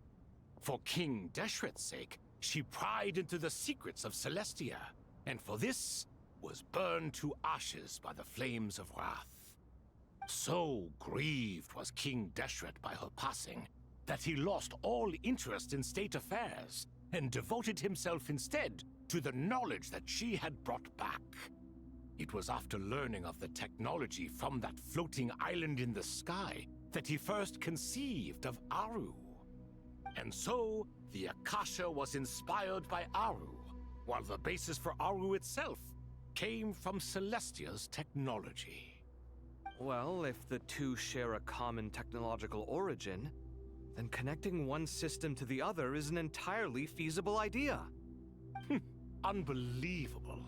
Have you no reverence at all for celestial technology? No, I do, but there's no time for that. The schedule is too tight. Blame it on the deadline. Perhaps you could try coming up with our cutoff dates. You know what it's like having to turn around 5 different drafts in one day? I wouldn't wish it on my worst enemy. Yeah, also, Sir Ibis King, you don't plan on getting directly involved at all, do you? Yes, well, you strike us more as having come to give a popular science lecture. Or, wait, does this count as more of a first-hand witness statement? Neither. Anyway, this sounds like far too much work for me. Still, if Aru is so powerful, why didn't King Deshret use it for more ambitious ends? Because it was never fully completed. King Deshret had grand plans, but he perished before they could come to fruition. In the beginning, his wish was to create something that could rival the very world itself. The Lord of Flowers sacrificed everything for that ambition. What he desired, she bestowed, and thus was knowledge brought into the world. Her courage and sacrifice had to be honored with the most splendid of monuments, or King Deshret would surely have deemed it a grave injustice.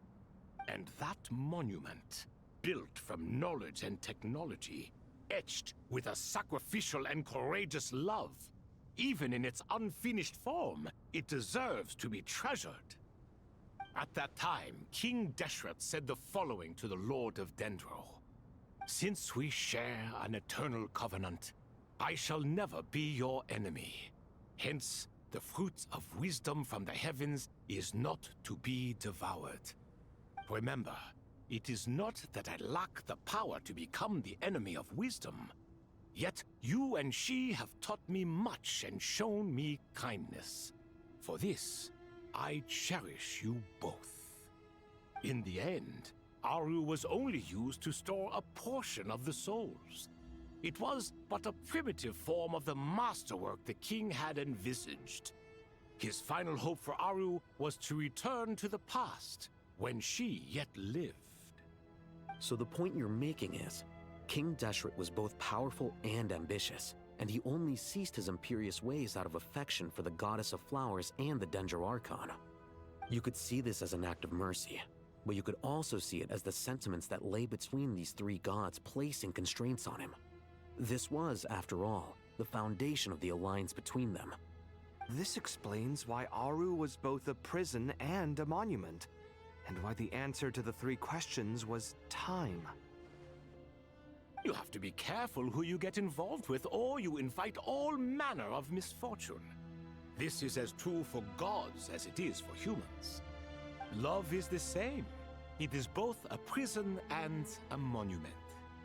All right, let us pause the story here for now. Seeing as you've been so diligent, I'll offer a little help. Who's in charge again? Is it you two? Ah, yes, me and him. Now then, close your eyes. Wisdom hides in the space between the tangible and the intangible. It is to convey the incommunicable through the simplest of mediums. By the power of King Deshret, I shall grant you a glimpse into the unseen secrets that lie at the threshold of existence.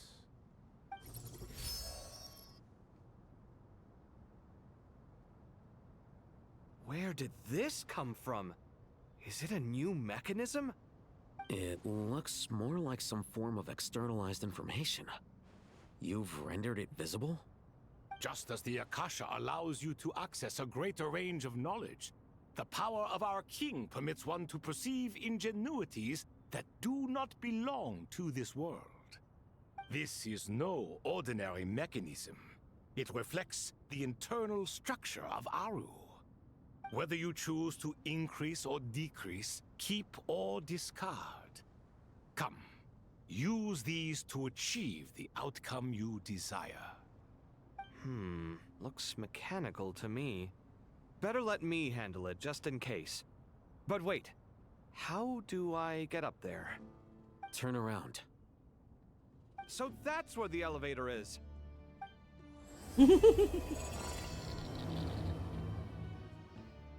Oh.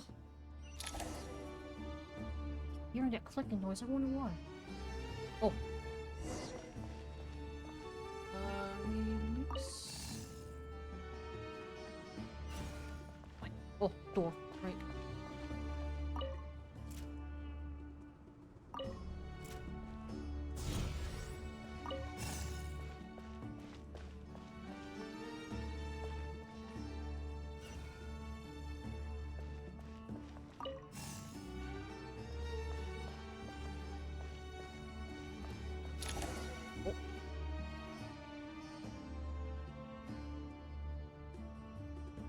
Obelisks were used to record important information in the ancient desert civilization.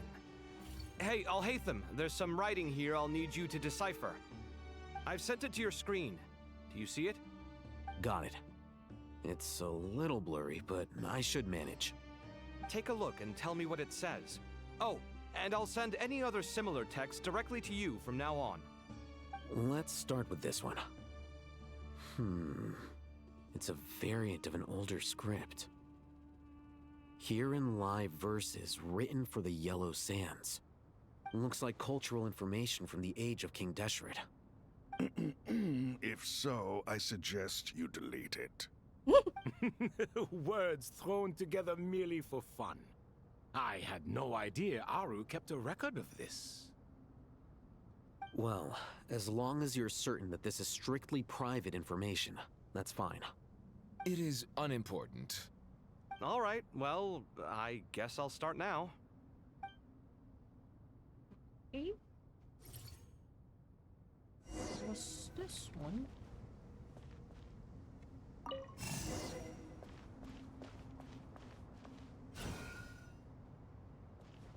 Guessing you gotta go there? No, wait.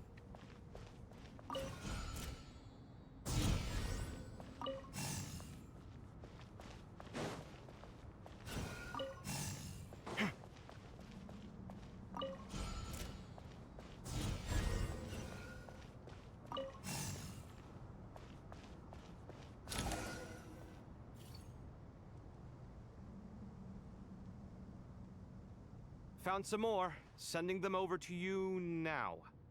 These are all reports about the Gurubad conflict. Can we delete them? I'd say so. Most of this information has already been archived anyway. What if there are details in there that Vahumana missed? What are we supposed to do if they come after us in the future? They'll just have to live with it. If we don't resolve these issues now, there won't even be an academia in the future, let alone a Vahumana Darshan. Yeah, you're right. Okay, done. There's some other similar monuments nearby. I'll check them out. Okay. So from here, I touch it. What was the other one? Oops.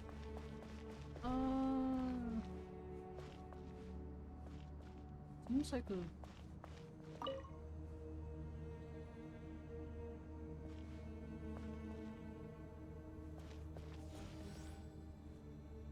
Yeah, this is fun. Oh. Oh. That? Is it? It is, baby. Oh, God. Jeremy. You have to press the screen, so. Touch it. Got it. You're not got it. What are you doing? Oh. Should I have to walk? Another monument. Hold on.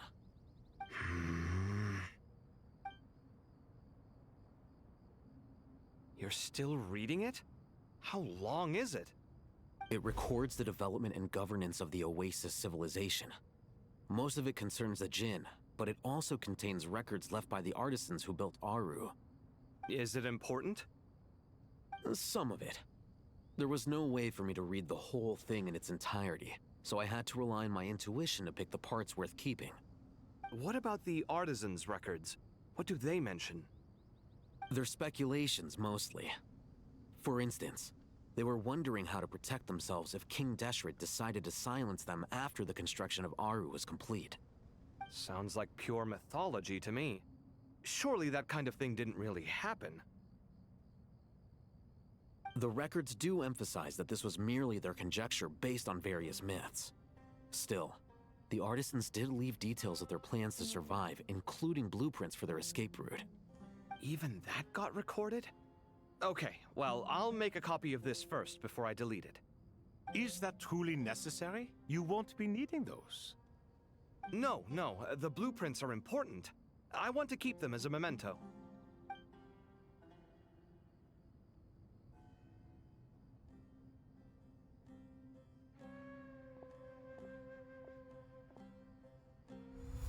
I think that should just about do it. It meets the requirements of the contingency plans, so we should be good. I gotta say, it's the strangest feeling, this cross between reality and the intangible. It's like drifting between life and death, or in and out of a dream, using my own hands to manipulate illusions that are forever out of reach. Chasing dreams in the most literal sense. Definitely a novel experience. What happens if my spirit just floats away? That won't happen. Anyway, I wouldn't celebrate just yet if I were you. There's likely to be a phase 2 of this project. All right. I'd better keep my wits about me then.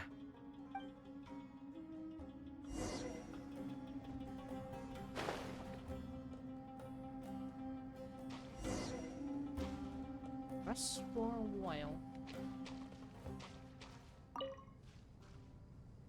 I expected that the outside world no longer respected the ancient gods, but even so, I do find the tone of these youngsters to be dreadfully impolite.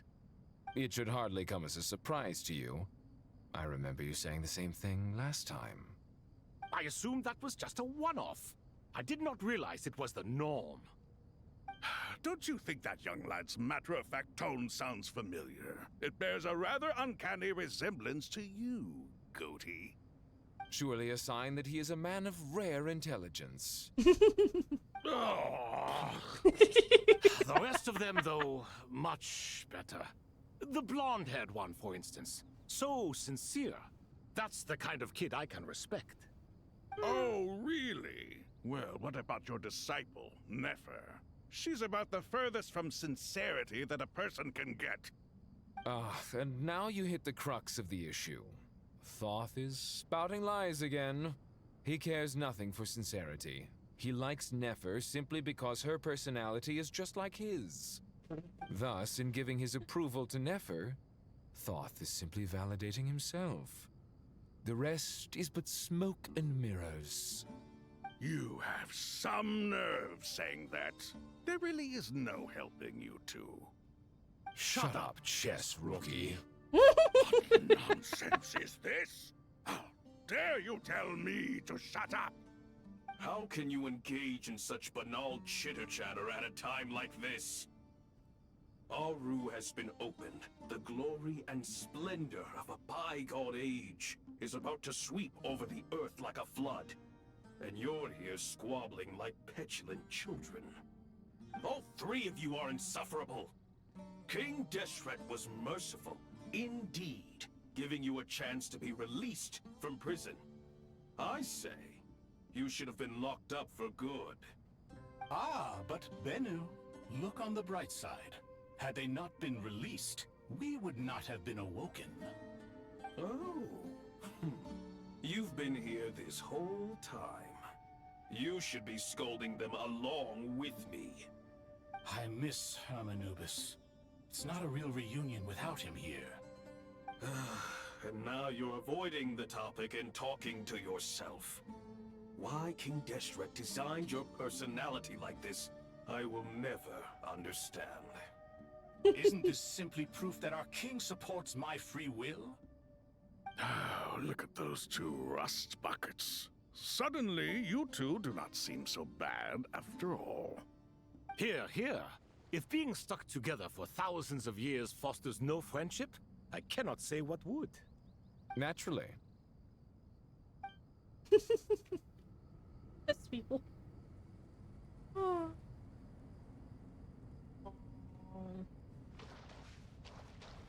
Let's see. Oh, that's where I need to rest. Anyone else I go talk to? Any comments? Seems so. So I hate them over there in Social Tenari. Just need to avoid going there. I to avoid them. Oh. I can't tell ties. Oh, but you Tenari. Yeah. How's it going? Are things progressing smoothly? Well enough, I suppose. You know how it is. The work itself is only half the problem. The other half is having to work with Al-Haytham. I'm sure the feeling is mutual. Honestly, though, I thought you two had already worked things out. As if. Turns out working closely together is the best way to expose any tensions lurking beneath the surface. Besides, I just think that some people never change. Agreed. Case in point, you didn't make sure I was out of earshot before you started complaining about me. Old habits die hard. Actually, this is for your own good. Maybe if you spend a little more time listening to what other people have to say, you might actually realize that you're the problem. Naivete is another old habit of yours. I had assumed that you both volunteered for this project like us forest rangers. But now I'm getting the sense that wasn't the case. Definitely not. We were assigned to it by Lesser Lord Kusanali and Nephis. As much as I'd love to be doing normal work for normal clients, these Titan projects are all that's on offer right now. Though I'm sure they wouldn't be roping us in if they had any better options. Just goes to show how short-staffed the academia really is.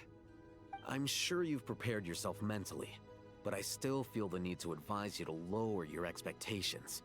It might make the process of working together a little less intolerable. I know! Same to you! But if you already understood that, you should also know not to say the quiet part out loud. Why don't you come help me with my forest patrols? Might help you avoid any further disagreements. Good suggestion, but unfortunately, differences of opinion will always exist. Changing the nature of the work won't get rid of them. For once, I actually agree. There is zero chance of us ever resolving our differences. Zero! But even so, the work must be done. Care for some coffee? I'm glad to see you making progress. Don't act so smug! It'd be nice if you made some too! I feel like even I've made some progress today. In the past, I never would have dared to try and mediate a conflict between you two while you're both right there in front of me. Apologizing probably makes it sound like I'm in the wrong, but I'm sorry. I was just kidding. Truth be told, I don't have any work to do at the moment, so I'm just here to kill some time. How's Kale? She's studying with Nicole. I'm not sure how she's getting along, but she seems to be in good spirits at least. I wouldn't worry. Angelic affairs are probably above your pay grade anyway. I know what you mean, but Sino and I are still a little concerned for her. He said he'd go keep Kale company after he's finished training the mercenaries. I'm planning to join them myself shortly. Kale will be okay. Have faith in her. Even we can see how much more confident and outgoing she's become in these past few years. Thanks to you and Sino being there for her and providing guidance every step of the way, she can finally stand on her own 2 feet. On her own 2 feet. Does it feel bittersweet? Watching the younger generation grow up and move on? No, not yet, at least. I was just thinking, I wish there was more I could do for everyone. She'll be fine. Yeah, she will. Just try to relax. That should be everyone. Yep. Is anytime those two appear, it's always going to be a bickering. Oh. And the Angels of King Desert's Mausoleum? Or something like that? This is normal. Frame drop happens when the game is still trying to process things that were loading very fast. Especially when I'm running on HDD. Who are we meeting here? Who are we seeing?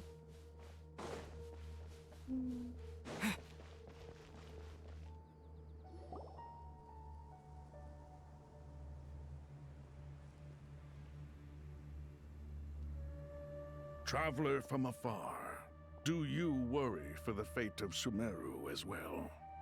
Whoa! It's so big the Crocodile King! Greetings, Crocodile King. Please be at ease. I'm just here to chat with you about Lesser Lord Kusanali. Sounds like you really care about her. Yes, although to be exact, it is a mixture of both concern and curiosity that I feel. Speaking of Nahida, Paimon was wondering how she's doing. Wait a moment.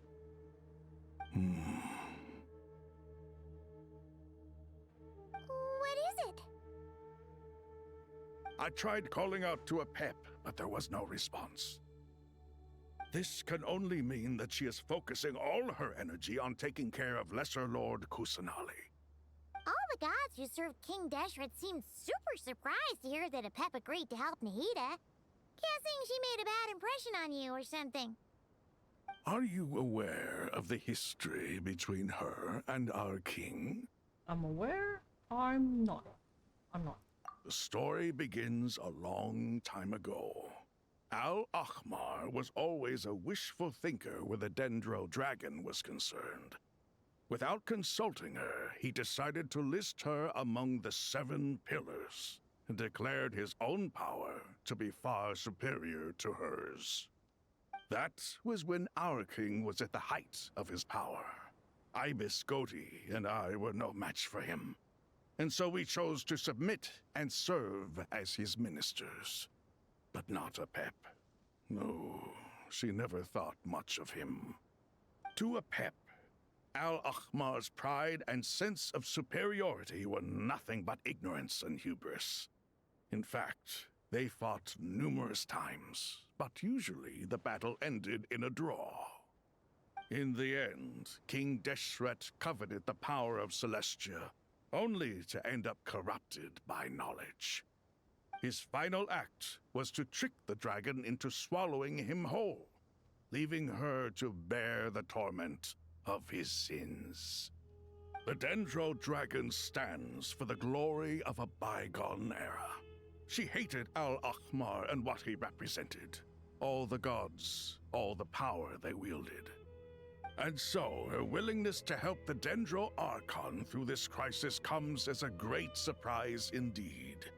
It makes one wonder whether, perhaps, the Dendro Archon assisted her in the past. Yep, Nahida did her a huge favor. You'll tell me about how Nahida helped to free up Pep from his suffering. So Lesser Lord Kusanali put an end to the Dendro Dragon's many long years of torment. As much as she loathes the Seven, Apep knows kindness when she sees it. No wonder she was willing to make an exception. Yeah, that's the sense we got from dealing with her too. She is not incapable of coexisting with other living things. Rather, she actively chooses to avoid coexistence. And this despite the fact that she symbolizes life itself. How ironic. All of this being said, I wouldn't expect too much from her if I were you. Nothing will change her hatred towards humanity and gods. We'll keep that in mind. Anyway, how much longer do you think Nahida needs to stay with the Pep? Maybe we should go and pick her up? For all we know, the Fatui might still be in the desert.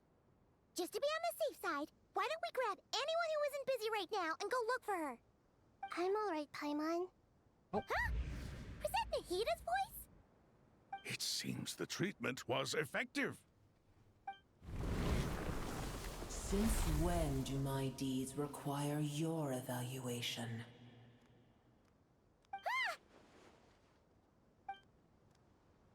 Here will do just fine. I had no intention of taking you any further. One ought not expect greater generosity than they have earned. You always hide your kindness away like an oasis within a sandstorm.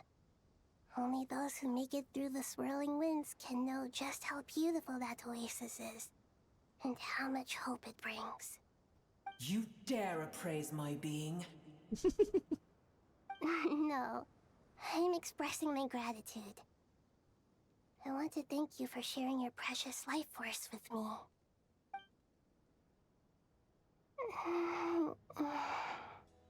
Awake already? You are more resilient than I thought. Pep. I feel much better. Thank you. Gods and their gratitude mean little to me. I would rather you give me your assurance that the situation with Irminsul and Sumeru's ley lines will be competently managed. If I suffer any ill effects from the ley lines, you, as the god of this land, will be held responsible. And you would not enjoy being held to account by me. I understand what you require, but I would assume this task even if you did not demand it. Sumeru is my responsibility. I must resume my duties as soon as possible. A farcical notion. God of Sumeru, I hope you realize how unextraordinary your strength is. And yet, maybe it is precisely what defines me. A god of wisdom is not meant to rule by force. Then hold steady. We go forth. Well, I'll be. Is that a pep? Do my eyes deceive me? Of all places, the Dendro Dragon has decided to visit the mausoleum of King Deshret? I see that after all this time, El Ahmar's menagerie of ministers remain as vile as ever. It's a pleasure, Dendro Dragon. Had you arrived but a little sooner, you might have attended a meeting of the Seven Pillars. What a nauseating thought. You are not the first insects I have had the displeasure of dealing with today. A swarm of them tugged on my tail on my way over. Goodness knows what hovels they crawled from. Why do all the creatures of this world remain so lowly after all this time? What did you do with them? I cast them away. What would you have me do? Keep them as trinkets? Boer, this is where we shall part ways. To be clear, I do not wish to see you or anyone else here ever again, unless absolutely necessary. Then I wish you peace as you return to your dwelling place. Thank you for helping, Nahida. It matters not to me. Simply refrain from bothering me again.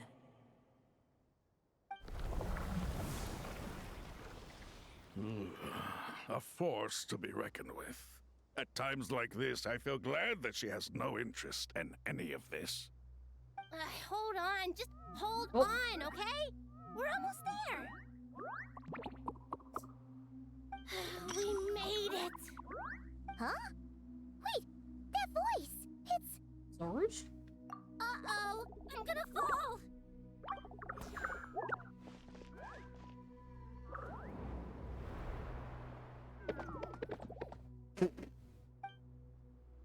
Ow. I got you. Well, that's a relief. A pair of safe hands indeed.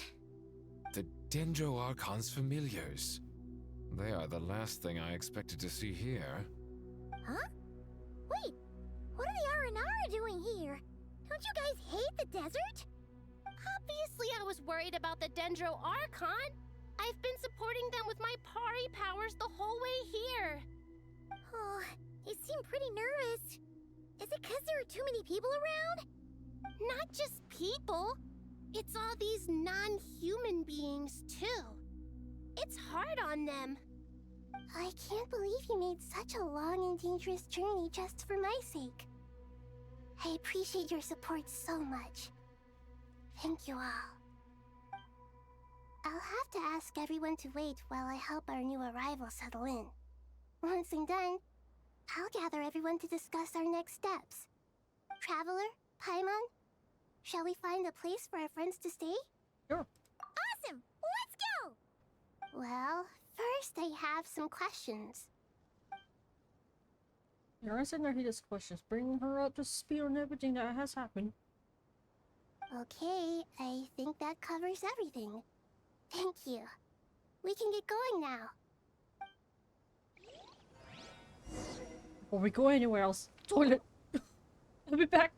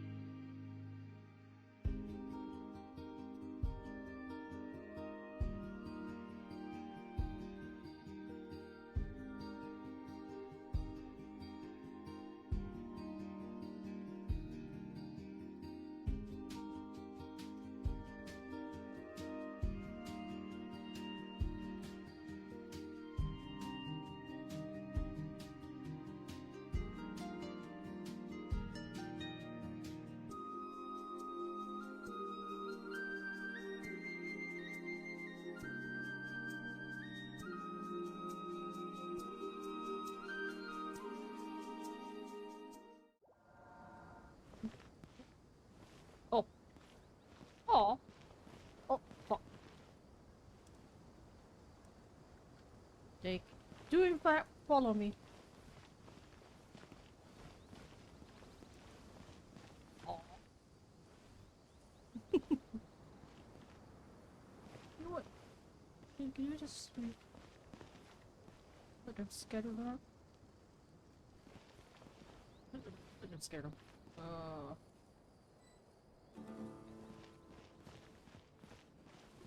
yep. Just follow me. Am I too fast for you?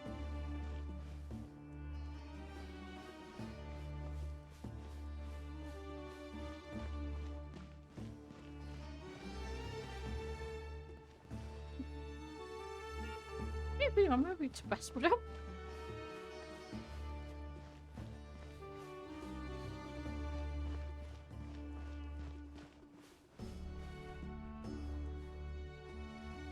Oh, are they actually stuck behind stairs? They're stuck behind stairs.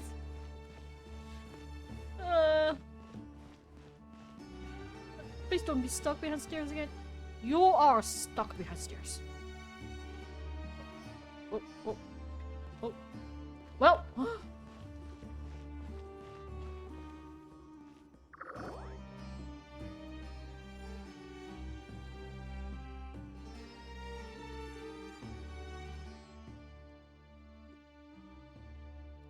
Well, this one doesn't have any voice. Well, big danger dragon threw us across the sky, so scary and so many Nara there. So you guys were the ones hanging on our tail. Sure, they're all looking at us. Wait, they're all looking at us? All of them? Sure, all this Nara can't see us. Nara are always so busy walking here and there. Hide, don't let the Nara catch us. They can't have the pot, but wait, no. The Nara can't take the pot. My sister was saying I have to look after it. The Nara coming.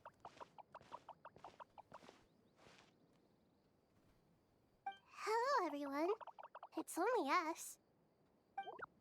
Oh, Lord Danger, Nara Roxapis and White Floaty.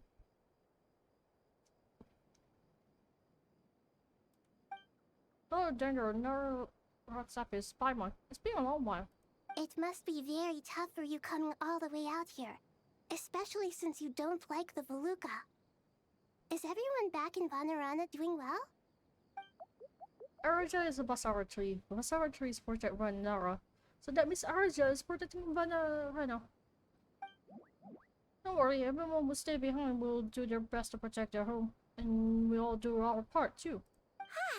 Everyone's here. Good. Are you okay?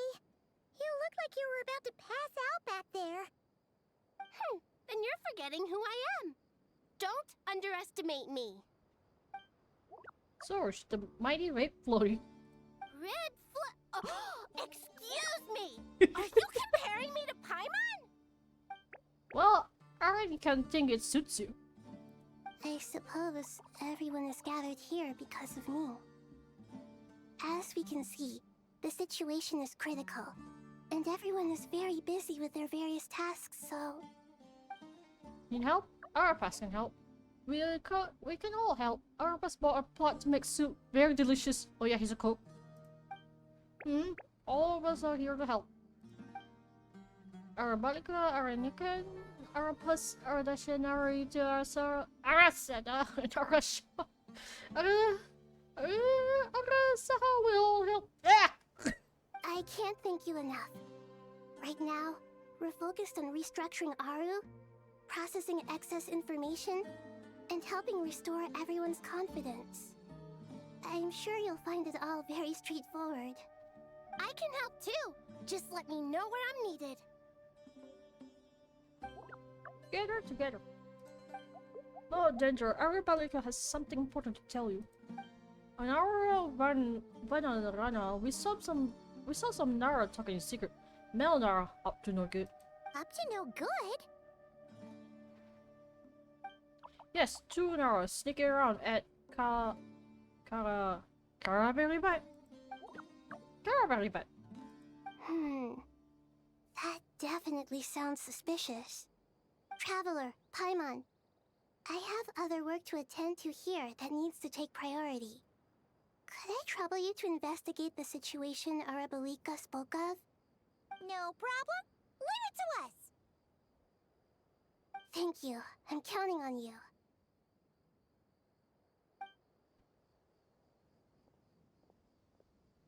There's one other thing. If you are to work alongside the people of Sumeru, you will need to make yourselves visible to them. Is that acceptable to everyone? Well, if we really have to. I guess we have no choice. Don't be afraid, Arapas. You make the most delicious soup. Everyone will like you. There's nothing to fear. No one here will hurt you. But if you do feel afraid, don't worry. Just call my name and I'll be there. Okay. Very well. Now, I shall bestow a small blessing upon you all.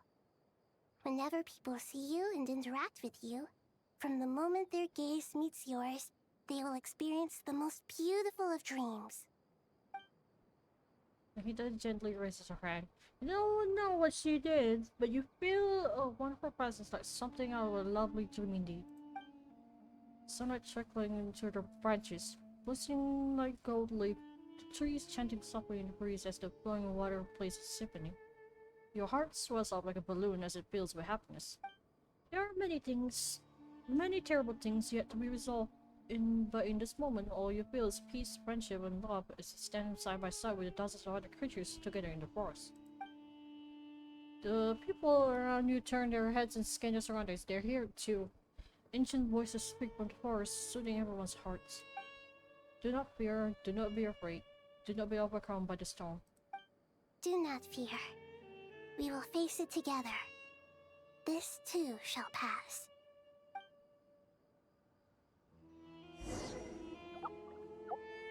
I can talk to them. Well, the now are looking this way. Uh-oh, uh-oh. It's okay, it's okay. Everybody come will protect you all. They're still shy. Still hiding.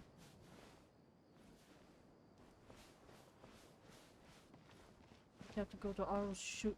So our shoot's over there. Anyone else I could talk to? No familiar faces, so heading here. Ah!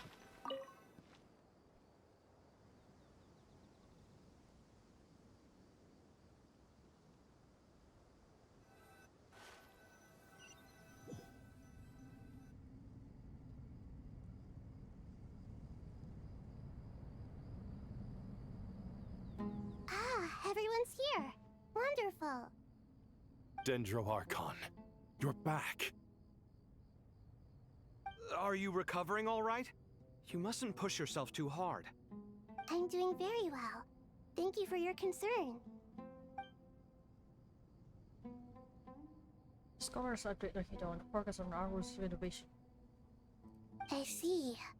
Using the power of Aru to reboot the Akasha and gain access to Irminsul. It's a sound plan, although...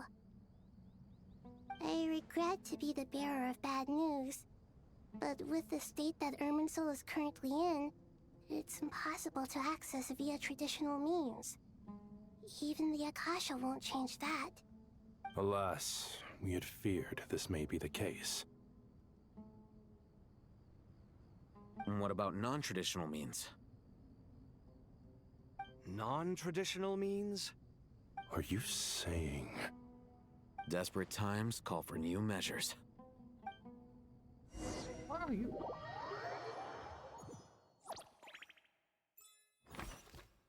Oh. Wanderer.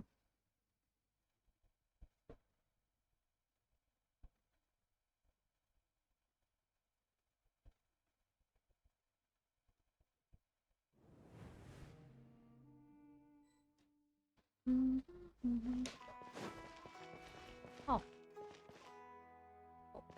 Things are loading. Things are loading.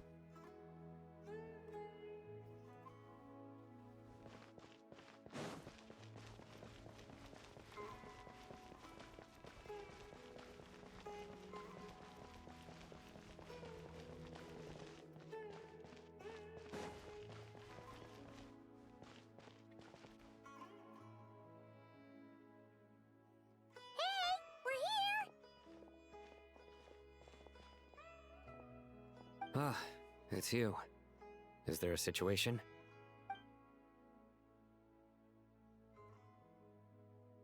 The Aranara have good intuition when it comes to people. In other words, there may well be a traitor among us. Given everything that's going on, I'd be more surprised if there wasn't. Miss Nefer, as a professional intelligence broker, I trust you have a solution? Not one that I'm willing to volunteer. What's in it for me? Let's say I'll treat this as a pilot project aimed at expanding your intelligence operations. Whatever business you're in, an avenue to demonstrate your abilities could never hurt. I like the sound of that. Glad we're on the same page. Given that you rarely set foot in Sumeru, practically no one at Caravan Rebot knows who you are. I take it you've read the files on everyone in the area? Yes. I also skimmed a list of evacuees, and am more or less up to date on where everyone stands. Any initial suspects? Limiting the scopes to males whose recent activity could be viewed as suspicious, I've identified 3 names. The Aranara saw 2 people talking, but currently we only have 1 suspect. The other person was probably just a messenger, and in all likelihood has already left Caravan Rebot. Everyone is heading for the desert per the evacuation order. Anyone willing to turn back at this stage is almost certainly with the Fatui. There's no way it was a spur-of-the-moment decision to act at a time like this. This spy must have been planted long ago. We need to smoke him out from wherever he's hiding. Sounds like you have the beginnings of a plan. Sino and Nefer quickly exchanged intel and narrowed down the relevant information. I see. Your suspicions are well-founded. I'd be watching him too if I were you. So far, we still lack solid evidence that he's been bribed. He hasn't made any recent purchases that would indicate he came into some cash. Then let's get closer to him to confirm before we make our move. I can handle it. I'm not based in Sumeru, so barely anyone at Caravan Rebot knows who I am. And you're certain you've never encountered this person in Nodcry? I'm certain. Besides, it's extremely rare for me to have had any direct contact with Sumeru mercenaries besides Jet. There's no way he could have seen my face before. Sino, stay out of sight and wait for my signal. If he raises any red flags, I'll bring him toward the main road. Understood. I'll take it from there. Excellent. Well, it's a pleasure working with you. Right? I just sniffed the spikes.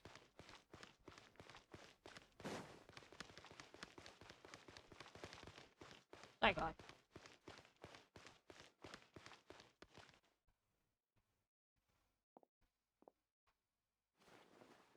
Darker skin, scars, frequents the desert and has ample combat experience.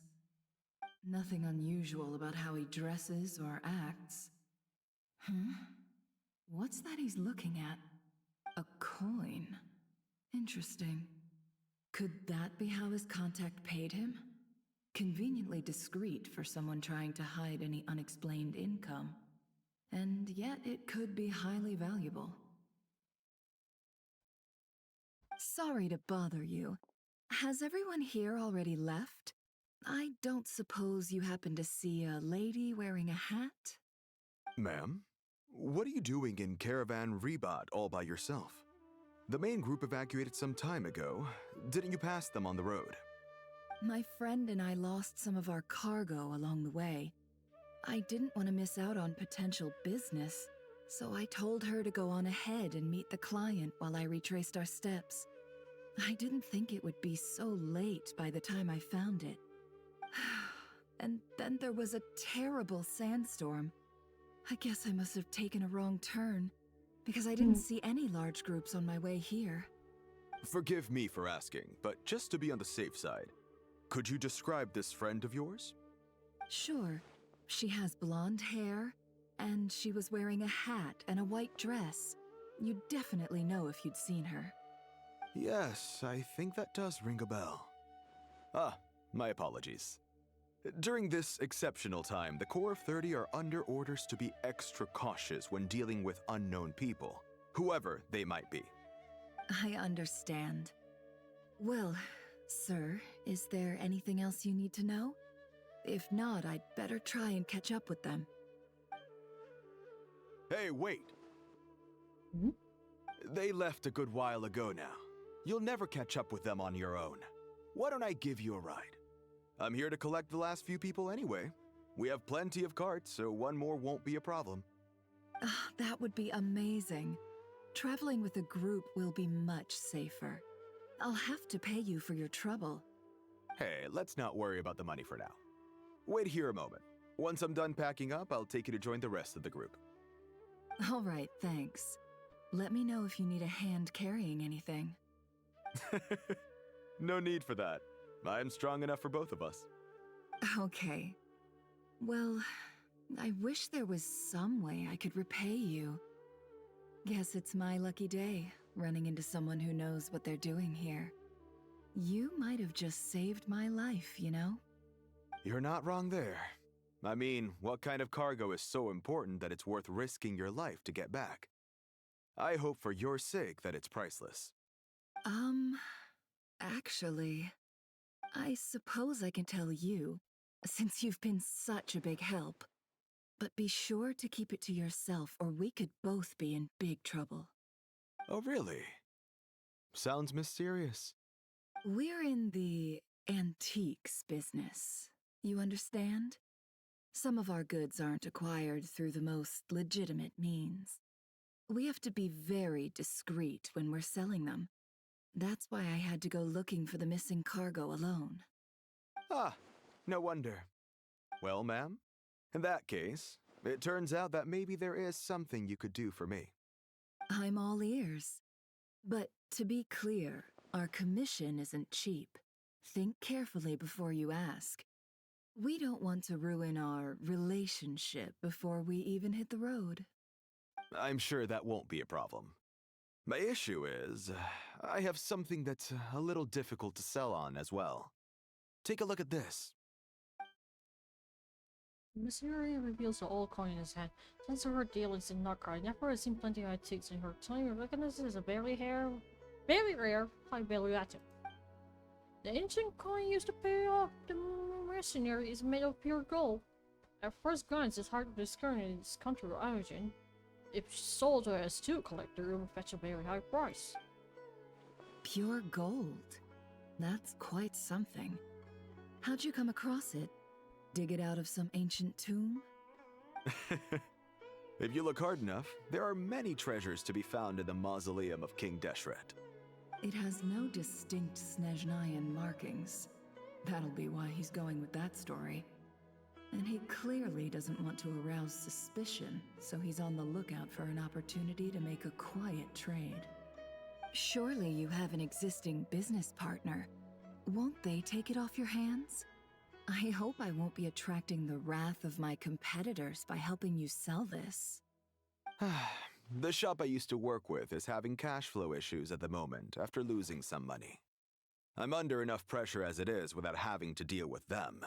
On the off chance anything went wrong, I'd never get my money back. I understand. Gold is the last thing that traders with cash flow problems want to see. Well, in that case, I think we can work something out. As it happens, I'm just about done packing. Shall we make a move? Sure. Let's walk and talk. This evacuation was a huge operation. They needed a few people to stay behind and tie up loose ends. And I ended up being one of them. You're lucky you ran into us in time. I certainly am. I don't know how this happened. One thing led to another, and look how it ended up. I just hope our client doesn't get spooked and cancel their order. Fingers crossed. But either way, life goes on, and we all have to make a living somehow.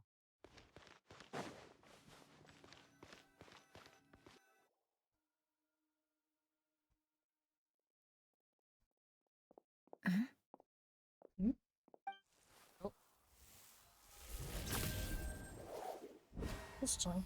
Hands where I can see them.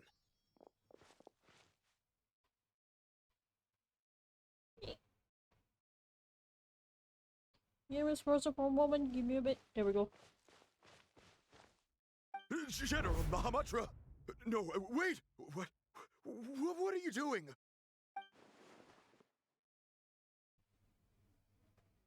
This is the coin?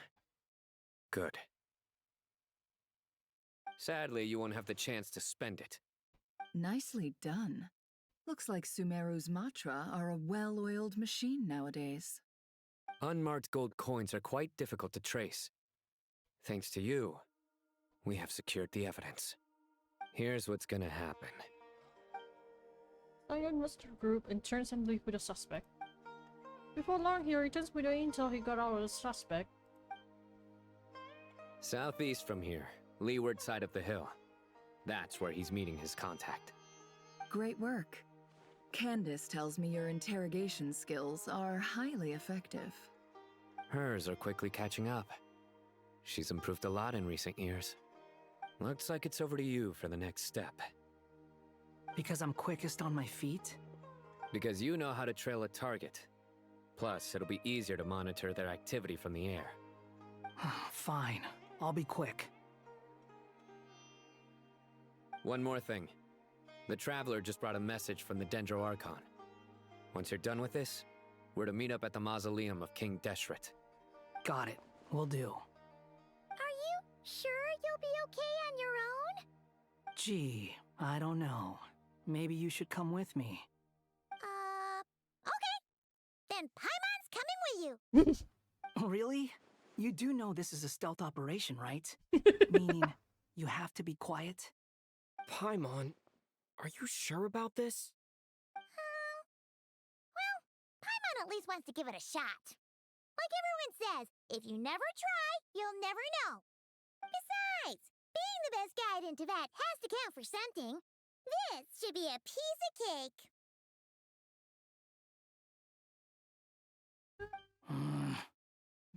Fine. Join me if you want. But be warned. If anything goes wrong, I'll have to gag you and shove you into a bush. No need! Paimon will be super careful. Promise! Good. Then what are we waiting for? Let's go. Ah! Coming! Coming!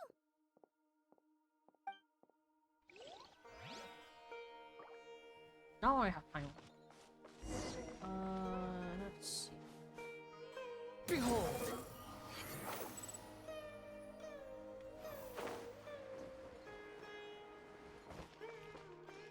Walk over there.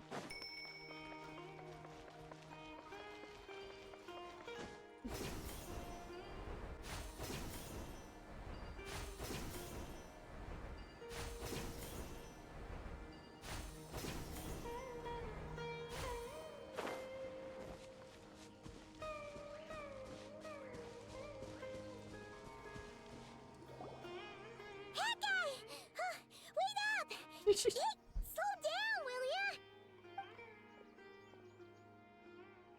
We're here. Now we wait. Okay, yeah, cool. Cool. What's on your mind, Paimon? Huh? Oh, nothing? I thought all you cared about besides being a guide was food and sleep. Why the sudden urge to go on a dangerous mission? What's that supposed to mean?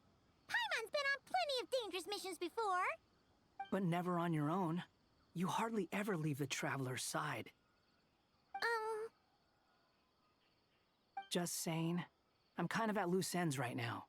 So if you did want to share, I suppose I'd have to listen. If not, suit yourself. Makes no difference to me. That guy? Do you think Paimon is useless? What? Where's that coming from? When we were in Notcry, Paimon suddenly realized something. Even though Paimon's with the Traveler every single day, whenever we face real danger, she can't do anything to help. Paimon doesn't get like this very often. She just got really scared when the Traveler got kidnapped that time. What if he never came back? What would Paimon do then? And the more Paimon thought about it, the more useless she felt. But Paimon doesn't want to be a burden. Paimon wants to be a friend who's actually useful. Does that make any sense? You know, that feeling of just being completely useless and... Oh, Paimon probably sounds so ridiculous right now. You Wait, asked what? the right Again? person. Yes, again. Boy, do I know that feeling. Oh, that guy. I'm not gonna try and encourage you. To be What I fair, will he say is was this. from outside, came in, When you so start doubting yourself, his eyes you were have starting two to choices. adjust. So when he saw Give me, up he was like, "Oh, or oops." change. You have to make the He had to decision to hurt. move forward. He had to hear my Otherwise, voice to figure out no that it was amount me. of consolation from other people is gonna help you. So ask yourself, what do you want? To get stronger? To learn more? Whatever it is, go do it. You won't have any regrets if you can at least say that you tried. Oh, all right. Something's not right. Shouldn't they be here by now? Paimon, is it just me? Or is it a little too quiet around here? Should Paimon take a look? We'll give it another hour. If nothing happens, we head back. Okay. Time ticks by, but still nothing happens. How strange. We've been here for ages. Where the heck are they? Have we been stood up? What is it? Did you think of something? Something feels off about this whole situation, but I can't quite explain why. We know for sure that the guy Sinocott had something set up, yet somehow his contact is a no-show. So, either the handler got caught, or, more likely, they decided to cut our guy loose. But how would they know to do that? Wouldn't they at least send someone here to check things out? That's the problem. They couldn't possibly know what's happening here. Unless... This feels all too familiar. Come on, let's head back.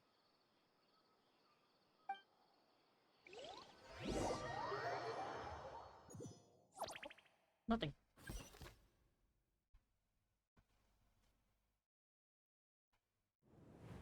Even though this isn't a formal meeting, I'd still like to start by saying how grateful I am to each and every one of you. Thank you all for coming here and standing by our side. Shesipang and Bennu are currently assisting the scholars with the maintenance of Aru. Please forgive their absence. As for Hermanubis, may he rest in peace. We remember him with great fondness. There have been times when I imagined what it might be like to meet you all. Now that it's really happening, I feel quite emotional. Time has taken many things away, but that which remains is all the more resilient. I must say, there is one thing that rather surprises me. You appear to be in good spirits, Lesser Lord Kusanali. But even so, I can sense that the life force given to you by the Dendral Dragon has far from fully resolved the problem of your vitality. Oh no! So even Apep's power didn't work? Don't worry, Paimon. It worked very well indeed. The issue is how closely I'm tied to Irminsul. Until the problem with it is resolved, there is no way I can fully recover. Sumeru has undergone tremendous changes during your absence. When gods pass away, inevitably, people's faith in them grows weaker. You must have sensed it already. Your power is not what it once was. Regrettably, this is true. I too have grown weaker due to the effects of Irminsul. Right now, we're all in quite a sorry state. Then what do you suggest? we take all the help we can get. Sumeru is our shared home. You and I, gods and humans alike. We must unite all our strength in this moment. Though Al-Ahmar is no longer with us, the alliance between the three gods remains in force. Regardless, as subjects of our king, we have a responsibility to support Sumeru through this catastrophe. Not to mention that it was the people of Sumeru who released us from this prison of Aru. Times have changed, and the people of today possess greater wisdom than those of the past. You really know how to give a rousing speech, Goti. Now then, let us learn more about your plan. The brightest minds of the Sumeru Academia are busy opening and renovating Aru. They claim it has something to do with Irminsul? Correct. Irminsul has existed in Teyvat since the very beginning. But during the Age of the Dragons, it did not possess the significance it holds today. After the heavenly principles arrived, the power of the Light Realm was divided into elemental energy, and Irminsul was refashioned as a device that records and preserves all information. Since then, everything in this world has been inextricably linked to it. As the Dendro Archon, I have a duty to protect Irminsul. To Sumeru, it is both a national treasure and undeniably a major threat. Teyvat has seen many upheavals in the last few years.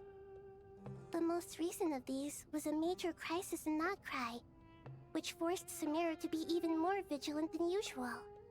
I made sure to monitor all the pathways through which an outsider could potentially transmit themselves into Irminsul.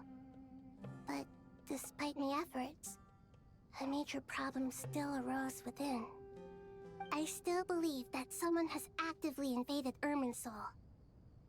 But rather than taking any of the pathways I referred to, the intruder chose instead to utilize the most direct route. And the only one that cannot be protected against. By entering Irminsul through death. I see what you mean. You cannot simply stop all deceased souls from returning to the ley lines because of a potential invasion that could occur at any time. That's right. As important as it is to guard against external threats, I couldn't allow myself to stop the souls of the departed from finding peace. Please, understand how difficult this predicament was for the Dendro Archon. Defense has never been an easy task. After Irminsul was invaded, my authority was quickly restricted. Soon after that, the tree began denying access to any connections. I'm sure you feel responsible, but you are not to blame. No one can predict every possible disaster. There will always be trials and tribulations for the world to endure. But the people of Sumeru should not have to endure this. We must find a way to break through the lockdown and connect to Irminsul. And this is why you need Aru. Yes. The only thing in Sumeru capable of rivaling Irminsul in terms of overall function and performance is Al-Ahmar's legacy, Aru. All I managed to do before falling into a coma was make some minor adjustments to Irminsul. Using Aru is a last resort, and a move that comes with enormous risks. The Scholar's initial plan was to borrow Aru's power to reboot the Akasha, then use the Akasha to connect to Irminsul and investigate. Unfortunately, Irminsul has suffered far greater damage than they first thought, rendering that plan futile. To rise to the challenge, we had to resort to more extreme and far costlier means. This has led to a number of new contingency plans. To reclaim Irminsul, our brightest scholars have made further modifications to Aru with multiple goals in mind. I thank you all for giving them your blessing in this endeavor. Human wisdom has clearly improved over the millennia. You have not only our support, but that of the Jinn, the Aranara, and the Pari. Together, we will do everything in our power to save Irminsul. By the way, when you spoke earlier of an intruder, it almost sounded as if you knew who you were dealing with and what they were capable of. Well, since you ask. Oh. Oh, here we go. It has begun.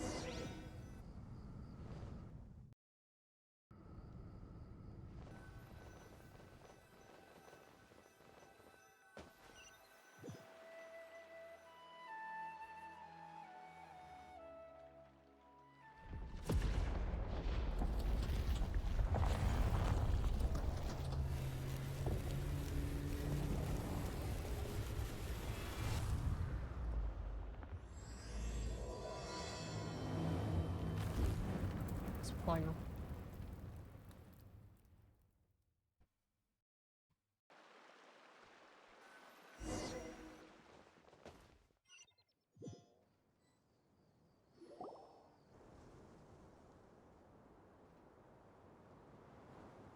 Master Tainari! What is that? Is this Irminsul? How did this happen? What's going on inside? Luckily, we managed to evacuate everyone. What in the world was that? That was terrifying! Yeah, so this is the catastrophe. She's been fighting this all this time? Oh my. I understand now, Dendro Archon. You make yourself quite clear indeed. Not once over the millennia has Irminsul been so terribly afflicted as this. Please continue, Dendro Archon. Irminsul's root system is what comprises the ley lines. In the past, it has always been hidden away, going unseen by the general populace. But now, an evil intruder is making it reveal itself. It has become a tree of unbridled greed. A clear sign that a deranged experiment has advanced to a new stage. Blasphemy. From where I stand, an experiment in the name of blasphemy sounds rather improper. But if we are to honor Dottore will, this is what we must do. The birth of this tree proves to me beyond doubt that this incident is connected to him. But to explain the situation in full, there is someone I need to tell you about. The most concise and precise language possible. Nahida explains what she knows about the second of Matsui who produced the Doctor. His true name is Zandi, and his crimes are beyond all reckoning. Zandik. So it was him. I saw him in the desert once. A man of supreme arrogance. So this is where it has taken him. But didn't Dottore die and not cry? How is he still able to do all this? He must still have loyal followers amongst the Fatui. Even so, I'm still unclear as to how he has been able to wield such a profound influence over Irminsul. I can confirm that Fatui forces have arrived in Sumeru City. Furthermore, Irminsul seems to be undergoing some kind of mutation. Evil branches are beginning to grow. Things that do not belong to this world are slowly but surely materializing. Sorry, I couldn't think of any other word to describe it. They don't seem to be fully formed physical entities yet, after all. But they are gradually becoming real. A baleful tree, climbing up into the heavens. Speaking of Dottore, I have some information on that front as well. Wonder recounts how he and Paimon went to the meeting spot.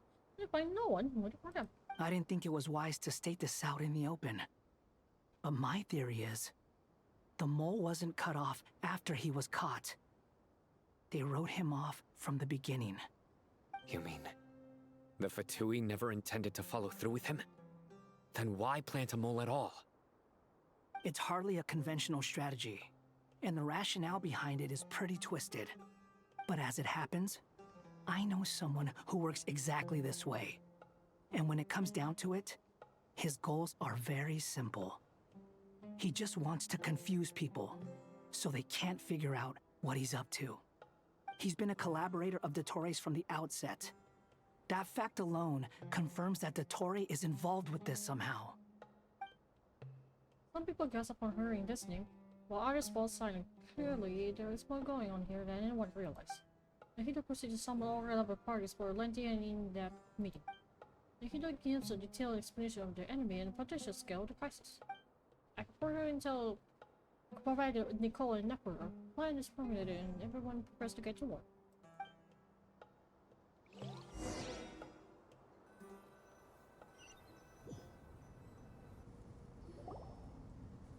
There is still much to be done. Everyone, please remember our core strategy. As per the discussions, the following groups must act immediately.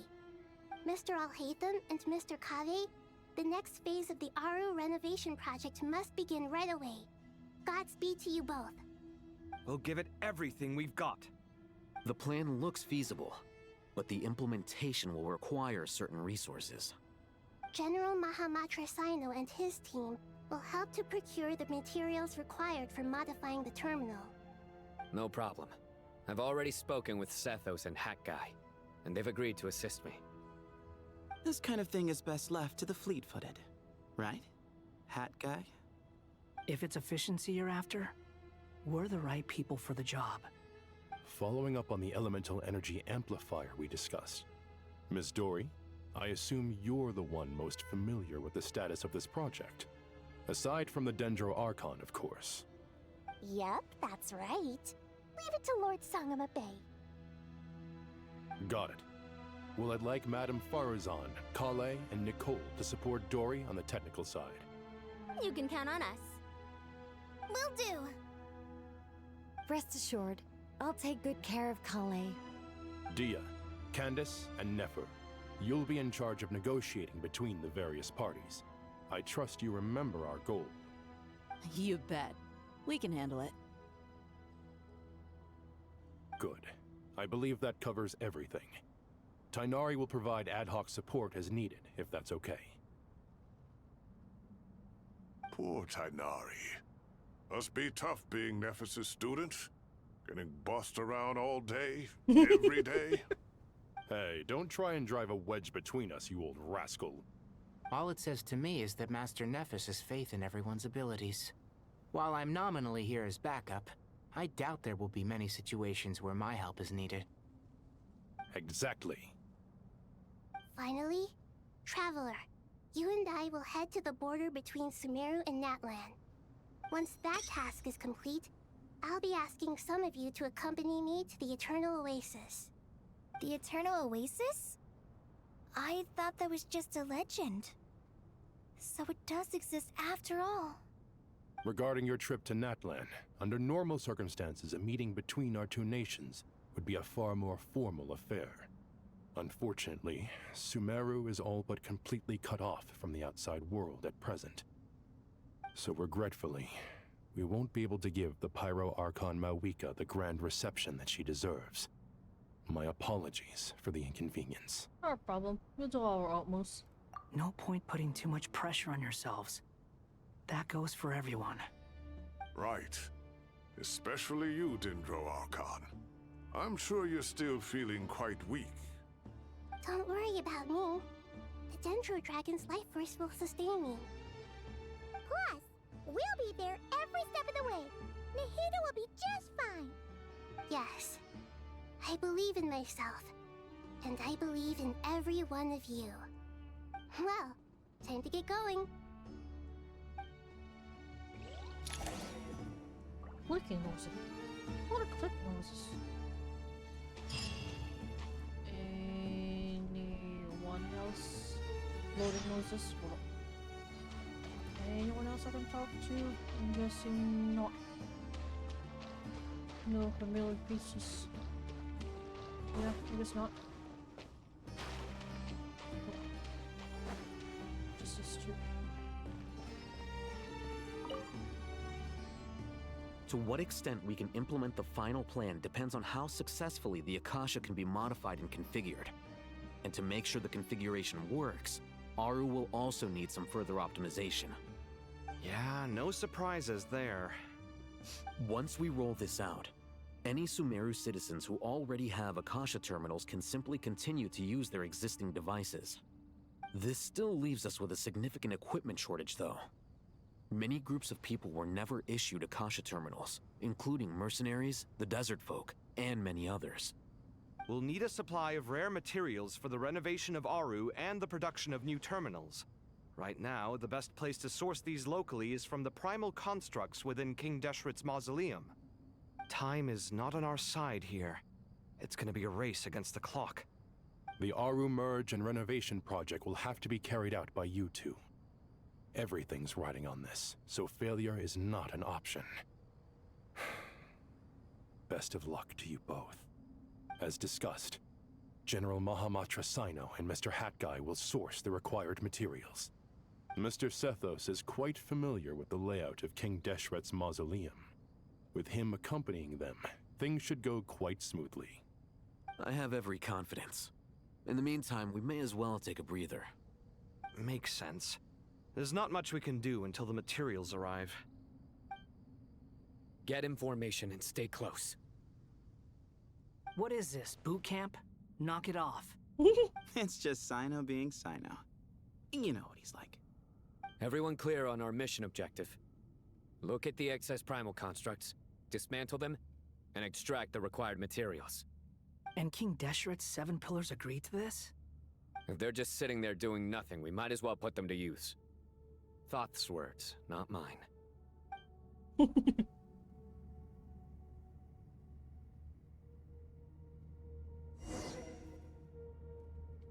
Collect the materials needed from inside the mausoleum. So, we smash sticks?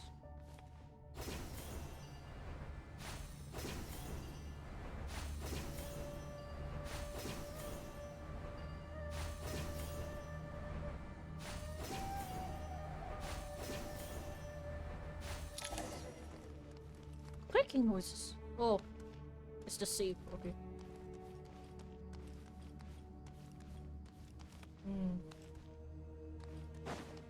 Interesting how this works. Nowhere to run! Excuse me? Move or be moved!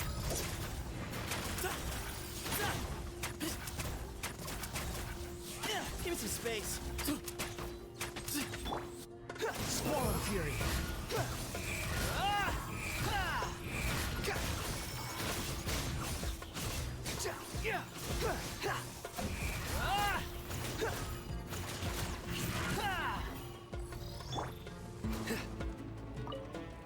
Surrender!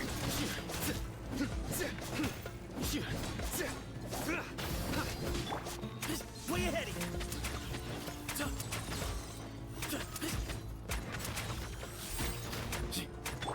Futile! Through me, justice is served!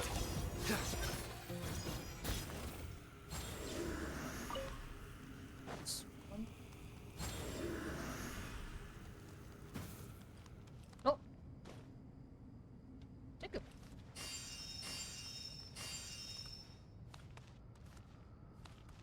There are numbers of help, no?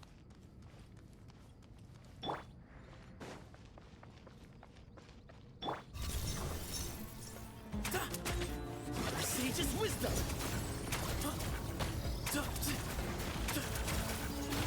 Oh. Excuse me? Behold!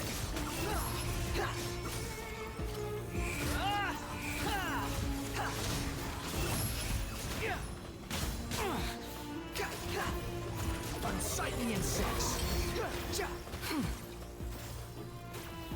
Quick, fuck, the wind rises!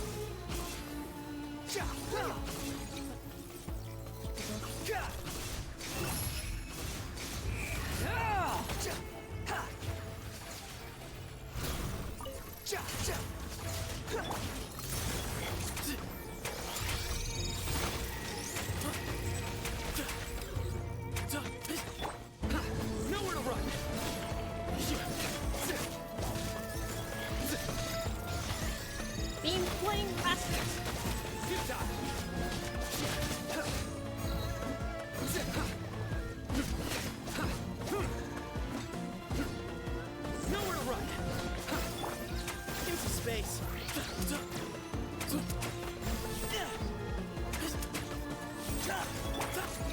Your sins weigh upon your soul.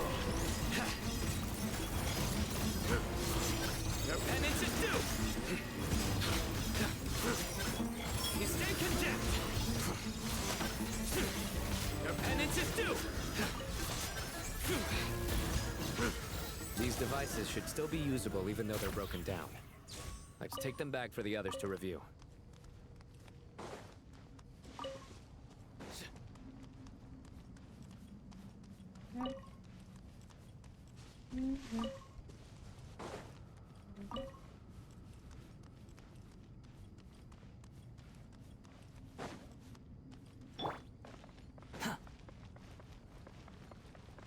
More on Earth.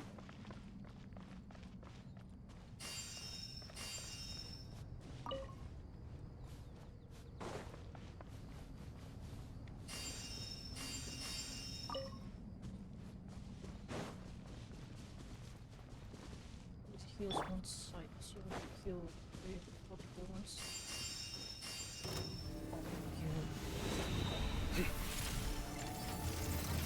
Futile! Move or be moved! Not getting up. Ow, ow, ow, ow, ow, ow. Grandfather! Sorry. That's not how.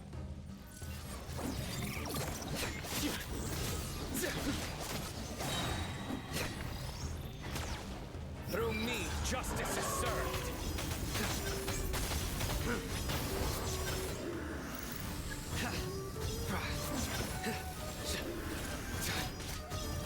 You stand condemned! Your penance is due! Surrender! Your sins weigh upon your soul! Guilty! How many do we need again? Enough to make an Akasha terminal for everyone who doesn't own one. I remember you telling me how revolutionary these Akasha terminals were. You've used one before, right? The Academia declared the Akasha to be the most powerful and comprehensive wisdom dissemination system in history. That should give you an idea of how powerful it is. Certainly sounds impressive. Neither Hat Guy nor I have ever had an Akasha terminal. Well, if it all goes to plan, that's about to change. Change character? Excuse me. Oh.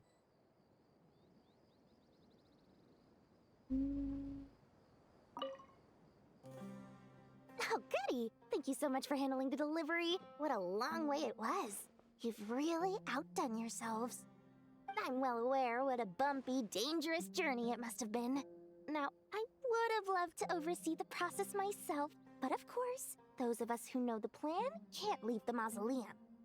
Oh, trust me, I'm patting myself on the back for my assembly work here. Simply flawless work. But will you really be needing all of this? According to our plan, yes, this is the quantity required. I have no complaints about the quality either. Only the price. So expensive. I heard you covered a lot of the funding out of your own pocket. Oh, that's an exaggeration. The Academia provided most of the funds. I just offered a small token of my goodwill. Of course, the real tragedy is how little profit I'm making on this. You know, it's a serious crisis when you can't even make money out of it. It's really quite a beautiful design. And I'm intrigued by how such a diminutive device is able to output the power of the Light Realm. Did you attend the lecture on Light Realm energy, Madame Farzan? I don't believe I saw you there. Of course I attended. I was just a little late, so I had to listen to the whole thing from outside the back door. Anyway, I have a perfectly good understanding of Light Realm, elemental and abyssal energy, as well as the relationship between the three. Good to know. Master told me in private that the conversion process between Light Realm energy and elemental energy involves highly classified knowledge that shouldn't be disseminated too widely. But even so, the scholars still shared said information. Well, you can't enforce a rule that everyone breaks. Is that the idea? At first, the Dendro Archon was reluctant to explain it in great depth for safety reasons. Later, she came to terms with it, and simply informed my master that we would all have to face the question of survival together. To protect someone from such dangers means keeping them in the dark. But for someone to know and embody the wisdom within, they must understand its very essence. It's an information hazard. We're exposed to danger just by knowing the facts. And just like bait, it lures us in by offering us the solution to our problems. But if you're not careful, you'll end up pursuing it down a dark path. A tricky problem. But today, this big problem has been broken down into many smaller, more trivial ones. What do you mean? Ah, I get it. For instance, you and I share secret knowledge, while she and I take on the risks of life, death, and fate. Something like that? Hey, what? That is not what I call a trivial problem. Well, as they often say in Vahumana, an event that is monumental to the individual is negligible in the grand scheme of history. Generally, the fate of the individual is an insignificant affair. Being from Amorta, where the subject of our research tends to be a lot more personal, I have to disagree. It's hard to dismiss the individual as insignificant. In other words, the big problem of survival has been broken down into many small, interconnected factors, and each one of us represents one of those factors. When the same secret is shared with a group of people, the same fate binds them together. Most people would find this unimaginable, but to us scholars, this is the path that has always beckoned to us. Sharing knowledge is a good way to fight against fate. I will always believe in that. All right, I think that's everything. Thanks a lot. But don't go anywhere just yet. I'll still be needing you to calibrate the equipment. On to the next character. Oh. Back to YouTube. Inventory the materials and start a modification.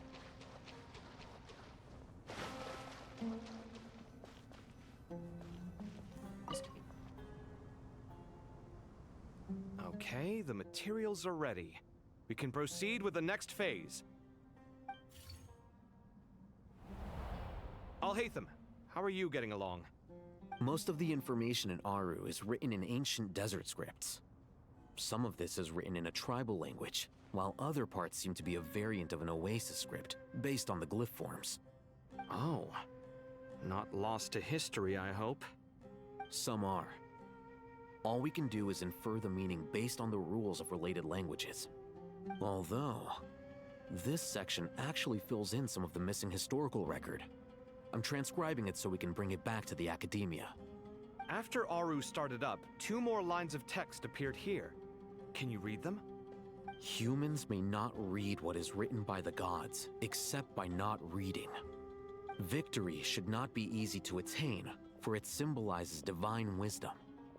Knowledge must not waver, for it has external borders. Is this a clue to solving a puzzle? Or is it being symbolic? You can't read it unless you don't read it. Victory is wisdom. Knowledge is confined by borders.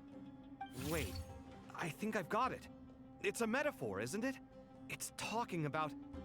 a chessboard.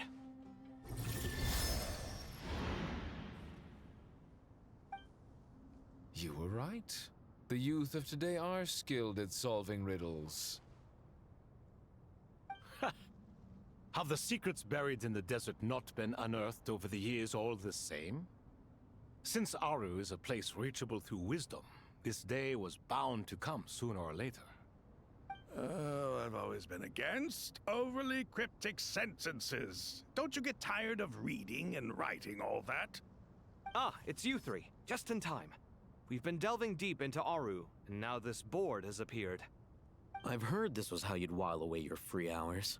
You must be quite the experts by now in that case. It is true. King Deshret's chess games are some of the most well-loved of all his wonderful creations. If you have ever been to Safhe Shatranj, you may well be familiar with the chess pieces you see here.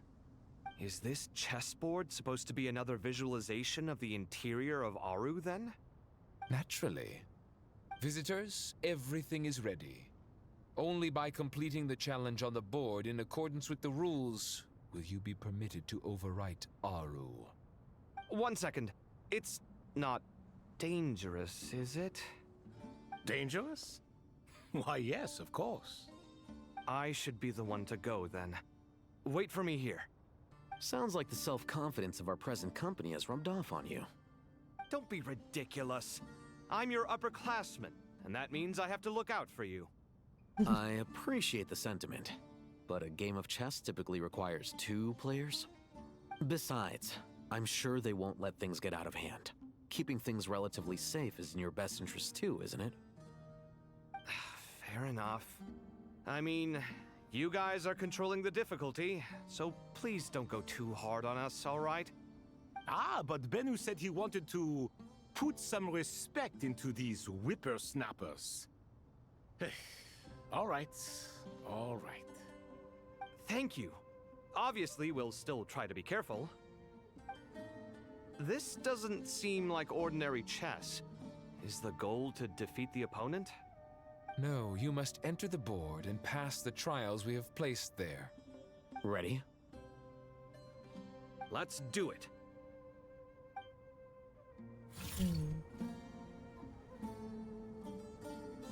How does this work? Let's just try to hit them copy was separately. Assuming actions stay due to the worst obstacle storm chessboard. Target can only be passed was both hell hit and recovery to the end. The areas that will hit and recovery pass to will be marked. A hit is unable to interior area that cover has marked and vice versa. Returning to the area that has already been marked, we remove the mark and return to place actions previously consumed. Now we can move some of the pieces on the chessboard, but he can only push them towards empty areas. A hit can activate some pieces on the chessboard to unlock certain areas. These areas then become passable.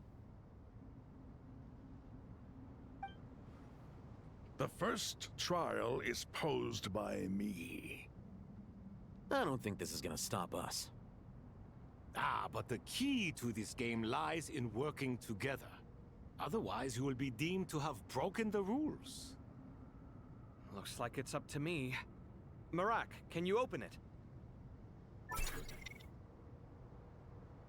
King Deshret's favorite primal construct.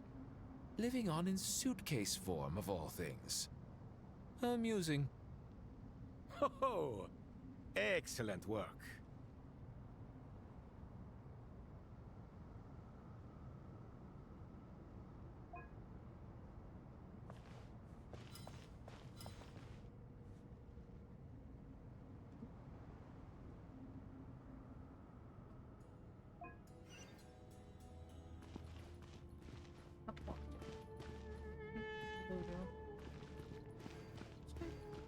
Oh, I can't even.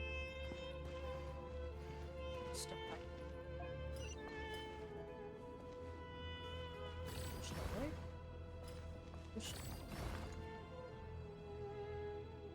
No one knows the outcome was supposed to be.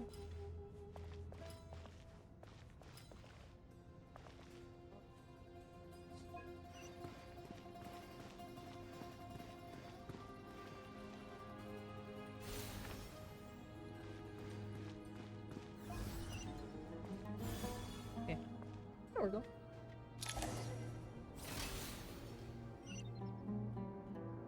Now is the time for my trial. Now, don't be nervous. I'll make it nice and easy for you. Really?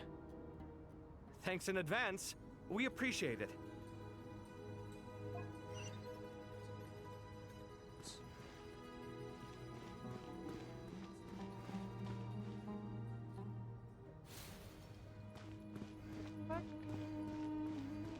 Don't need to do that yet. So push out one way. Go back.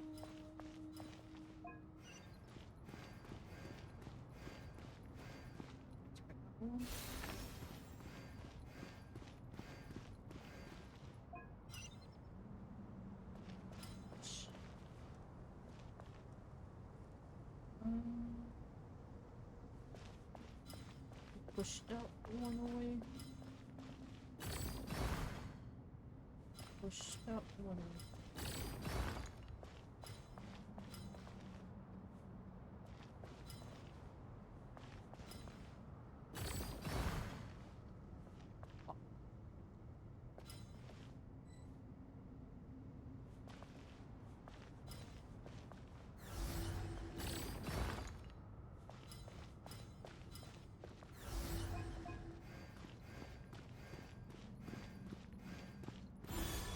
There we go.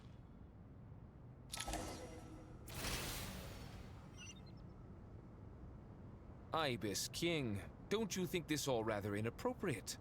You may as well be handing them victory on a silver platter. Do not expect me to follow your lead. Ha!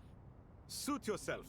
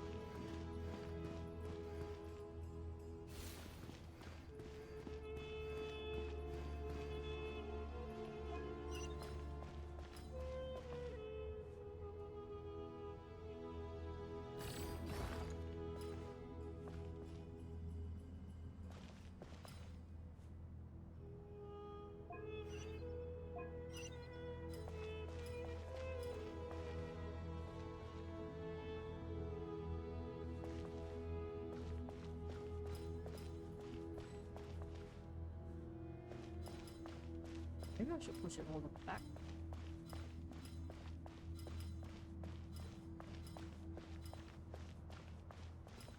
Nope. Going any further than that.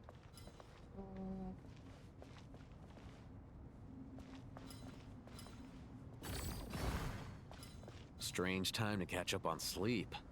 I'm not sleeping, I'm thinking! It's not that simple, you know. I feel that.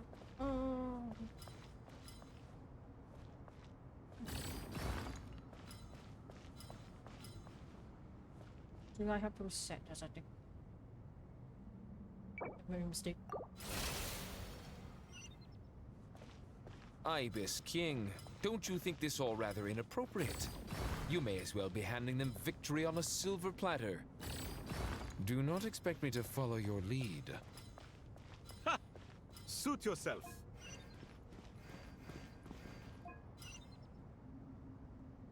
Sweet. Whoops.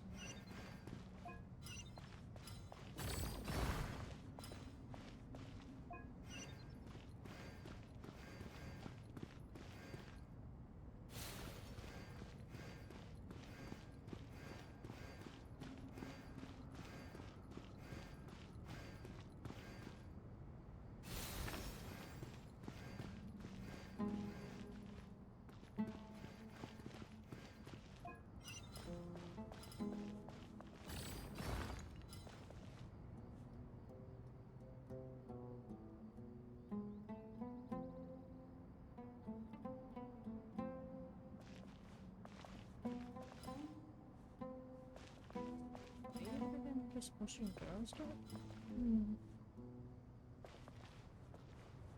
Which is... No, that stays in there.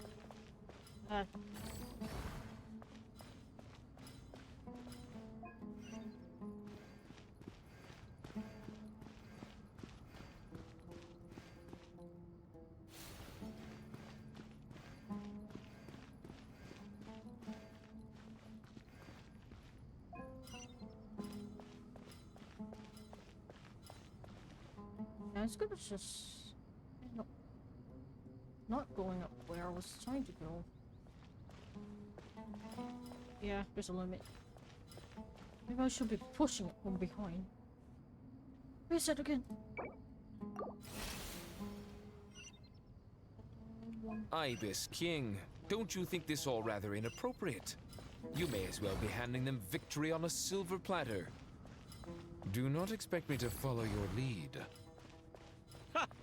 Suit yourself.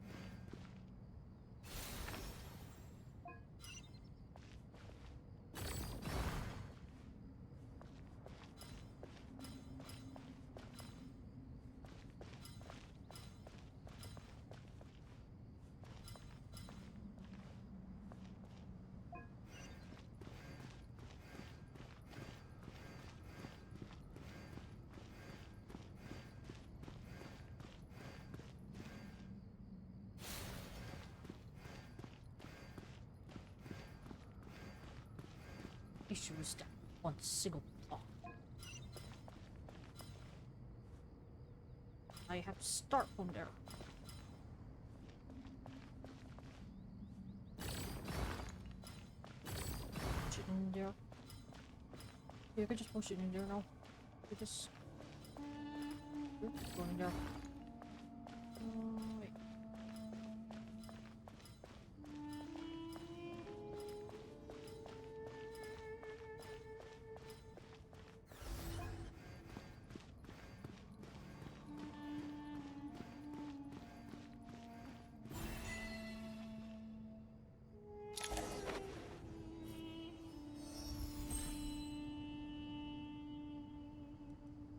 Done. Finally. It's over. But seriously, that was incredible. Standing on the chessboard felt completely different from standing on solid ground. And also... Oh, sorry. I'll save my thoughts for later. Thanks to the three of you for helping us out with this. Is it just me, or were you giving us quite a lot of guidance along the way? We made but a humble contribution. You lived up to our expectations. Bravo! Our aid was not given for naught. In addition to the existing functions, I'd like to ask you for another favor. Since Aru's interference shield can cover the entirety of the mausoleum, it should be possible to extend its range even further. Perhaps you can find a way. So, building upon the existing functions to... Ah! I'm with you! Imagine for a moment. What would the ideal outcome look like if this function were compatible with the devices? I agree. This is the best solution possible. Or some sort of an antivirus. Please, everyone, or we beg firewall? you to help us. Me, oh my! Well, since you ask so very nicely, I suppose... Goti? Kroko? What do you say? Naturally.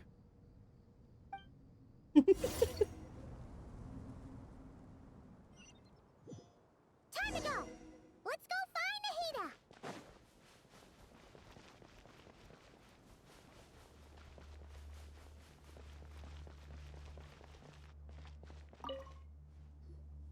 There you are. Miss Nicole truly is an angel. She shows great wisdom in guiding others, and she has already sent word to Natlan on our behalf. She said that while the other members of the Hexen Circle are busy with important work, she is quite free, and she's more than willing to accompany the people of Sumeru for the entire journey. Oh, there's Nicole, all right. Always super patient and loves to help everyone out. She's the best. She is. So kind and enthusiastic. Well, time for us to get going. Let's head out.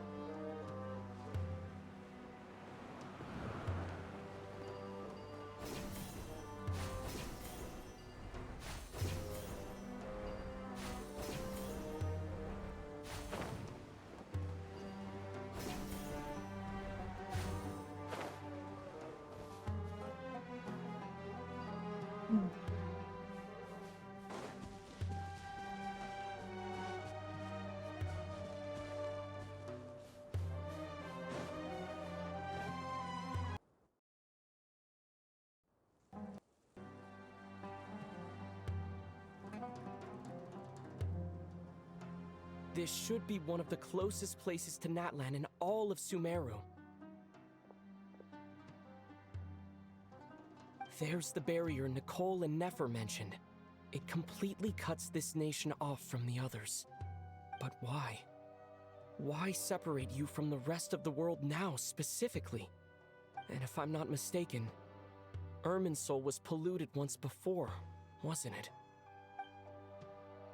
That's right. The forbidden knowledge was eliminated, but the fact that Irminsul was polluted should remain unchanged.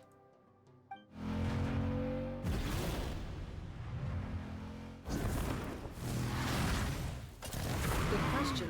I'm wondering the same thing myself. That voice. Mawika! You got here pretty quickly. Hello, traveler. It's been a while. Hello there. Hello, Dendro Archon. Malika, I apologize for asking you to meet at the border on such short notice. I also apologize for not being able to greet you in person. The form in which you see me now is one carried by the Traveler. The real me is inside the mausoleum of King Deshret, and I am reaching out to you with my mind from here. Irminsul has been infiltrated by the Doctor. We must be on our guard, as he can spy on information in the world from within the tree.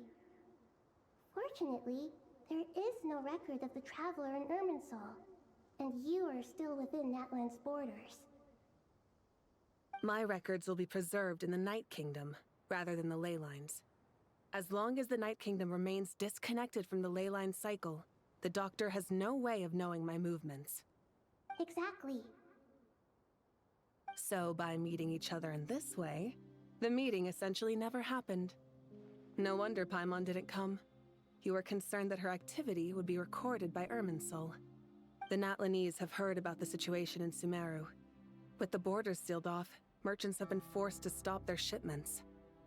It's pretty serious, and you're the ones bearing the brunt of it. I'd like to address the question you raised at the beginning. I can offer a brief explanation, although it will sound rather cruel. I don't reach this conclusion gladly, but Irminsul predates the Heavenly Principles. It existed long ago, when the dragons of Natlan were at the height of their power.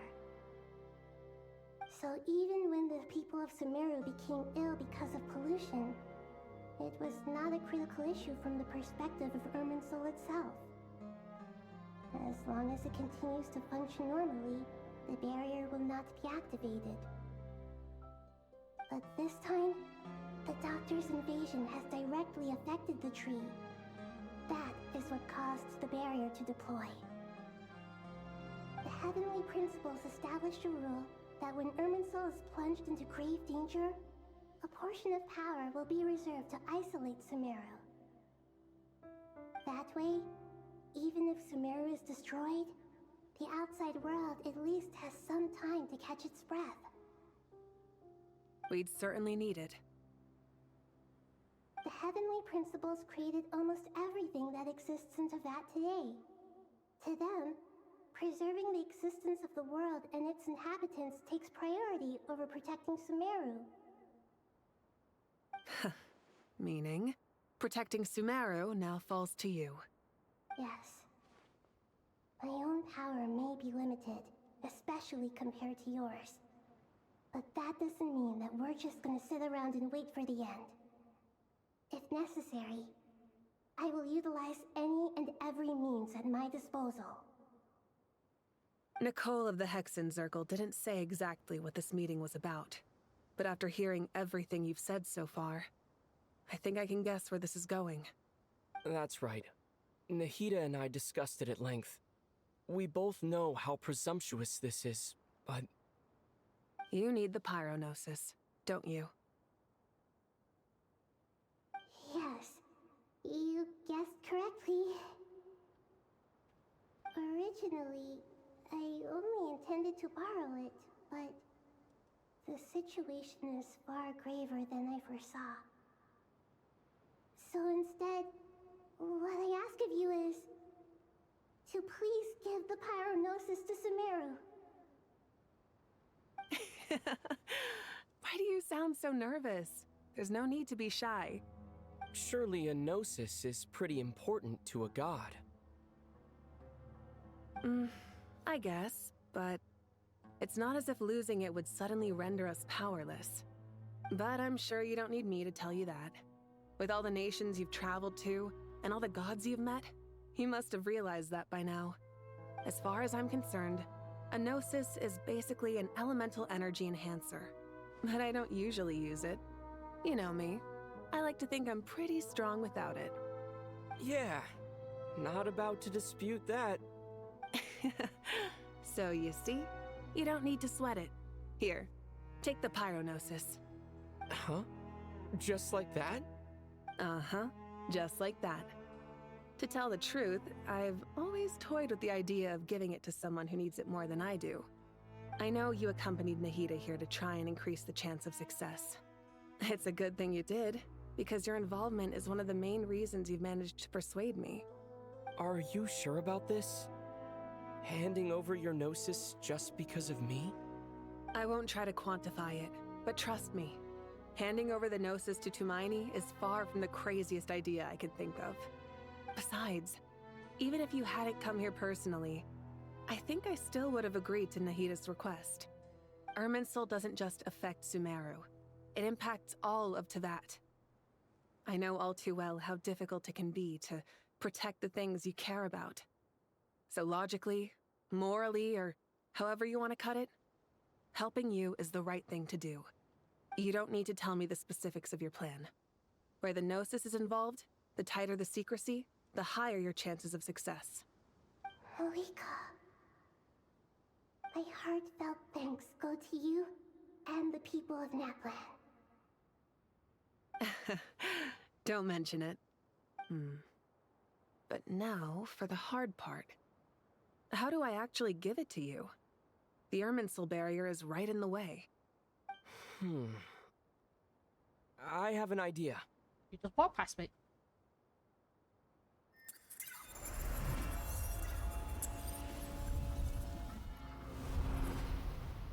Just as I thought. Incredible. What did you do? Just made a lucky guess. This seems to happen quite a lot. Things that apply to everyone else don't seem to apply to me. I figured the same might be true here. Irminsul usually produces effects based on the records it holds. Since the Traveler is a Descender, Irminsul contains no records of him, and thus has no way to impede him. Is that right? You really are full of surprises. Catch. Whoa!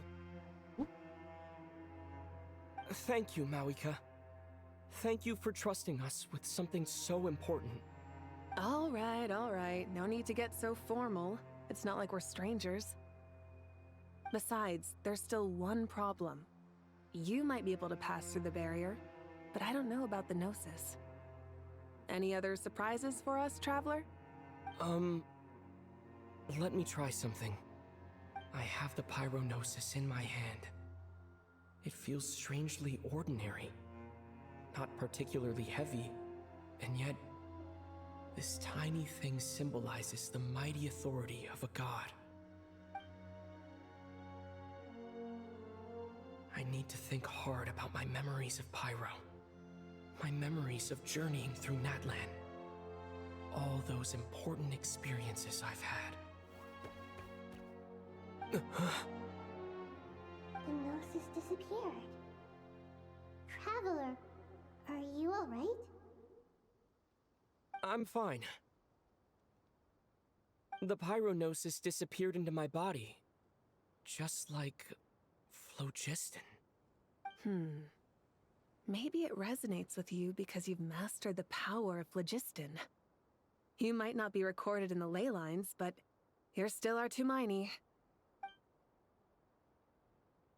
Whew.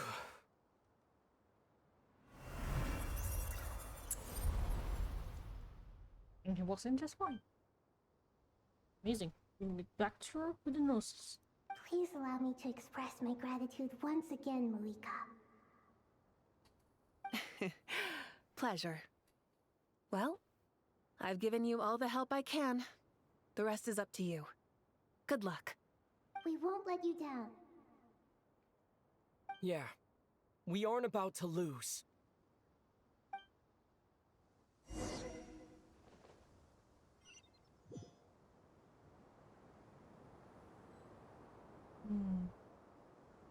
Let me go to the toilet before we do the actual battle.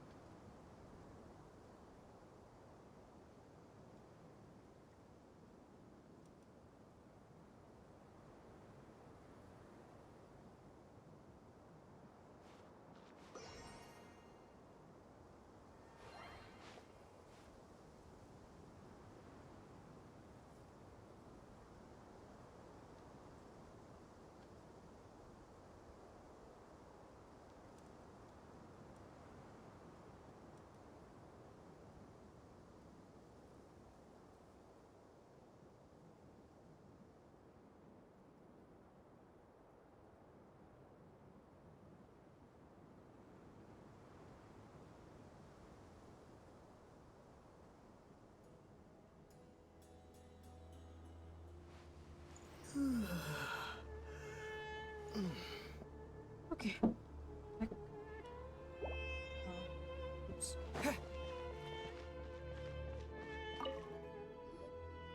Traveler, Paimon, how are you feeling?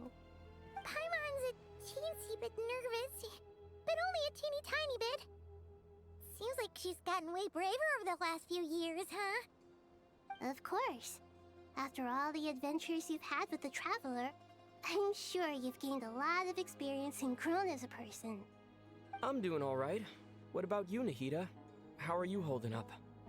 With the negative effects of Irminsul, I'm a bit like a piece of fruit that's been burrowed into by hungry insects and left to rot. I'd be lying if I said it was nothing. But please don't worry. We all know what we're getting into, and we've prepared as well as we can. I believe in everyone. I believe in you. And I believe in myself. Stoking the fire inside oneself is certainly one way to live, but knowing when to rely on one's companions is also a form of great wisdom. I've been quietly learning little things from everyone, like plucking tufts of fur from a sumpter beast. Me too. With the constant traveling, I'm always learning and growing. That's the journey of life. I've been there's someone else here who would share that sentiment. Don't worry about what I think. I was just passing by and happened to overhear your conversation. What are you talking about, Hat Guy? This is the top floor. No one passes by the top floor. Says who? You can fly just like I can. I would have thought it makes sense to you of all people. I don't know why, but I feel a little more relaxed now. It shows that you feel comfortable laying down your burdens in our presence. It means that Sumeru is a place you can trust, where you know we have your back. And we feel exactly the same way around you. That's what it means to be friends.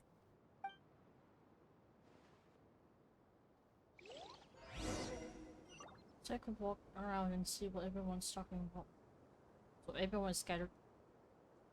Name over here.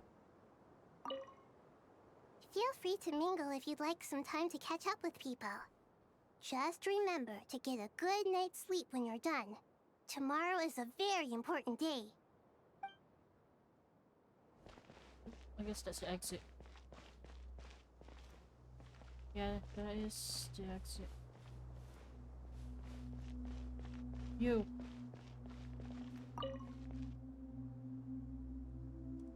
Ah, it's finally done.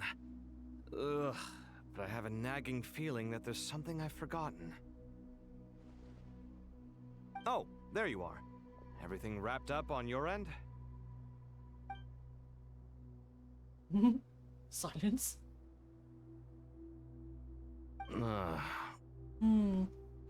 Okay, fair enough. That was a pointless question.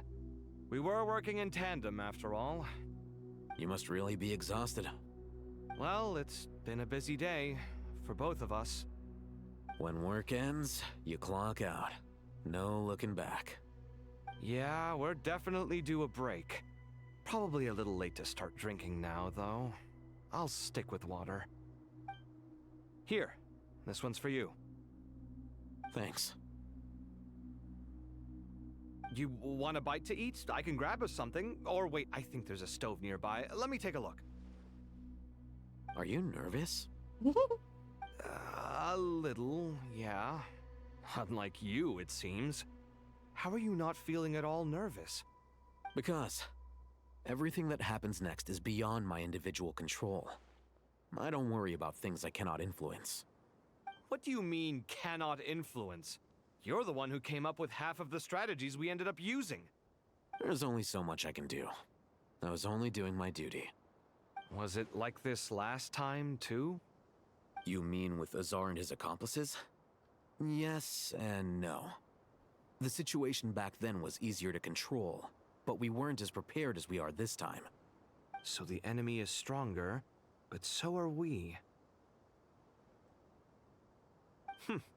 I still vividly remember the way you interrogated me in the library after the fact. Where were you when Sumeru needed you most? If your memory is so vivid, you might also recall that it was you who came looking for an argument. You're often the one who initiates these things, you know. I came for a conversation. I didn't know it was gonna turn into an argument.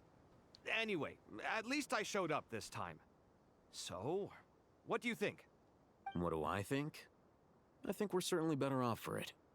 It's good having me around to help out, huh? Absolutely. As a citizen of Sumeru, you displayed a remarkable sense of responsibility in the face of disaster.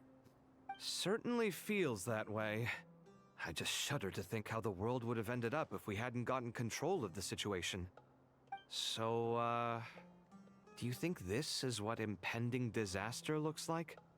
The sky is so clear, and there isn't a whiff of decay or destruction in the air. It's hard to imagine that the fall of humanity could happen on an ordinary day like this. Awful things happen all the time. Sometimes people can stop them, and sometimes they can't. What you and I have done is increase our chances of stopping this one. Lofty ideals may provide no defense at all against nihilism, but perhaps little decisions can. Oh, nothing. It's nothing. I hope everything works out tomorrow. It will. As long as we stick to the plan, our chances of success are good. It's really strange. You're my junior, yet you always seem to act more like an upperclassman than I do. I think it's mostly a matter of temperament. Ugh. Walked right into that one, didn't I?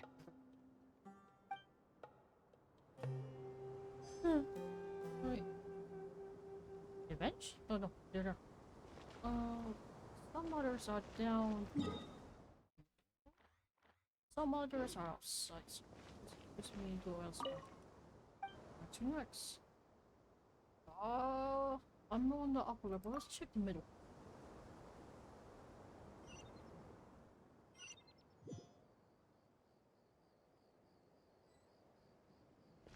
Itinerary.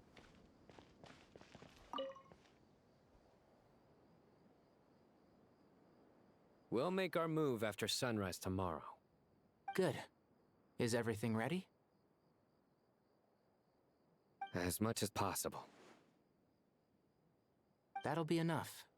Don't let the pressure get to you. We'll take things one step at a time. That's how we've always done it. Master Tainari! Mr. Sino! So this is where you were. I brought some juice and some water. Would you like some? I know how easily you get dehydrated in the desert, so you should definitely have some water. In which case, I'll have the juice. I gotta ask, though. Who's on juice-making duty at a time like this? Madame Farazan said she was feeling a little nervous, so I told her about the automatic juicer my friend invented. She took it right off me and started making carton after carton of juice. A juicer? Did Sucrose send that to you? Yeah, I hadn't had the chance to try it out before this incident occurred, but I couldn't bear to leave it behind in Gandharvaville.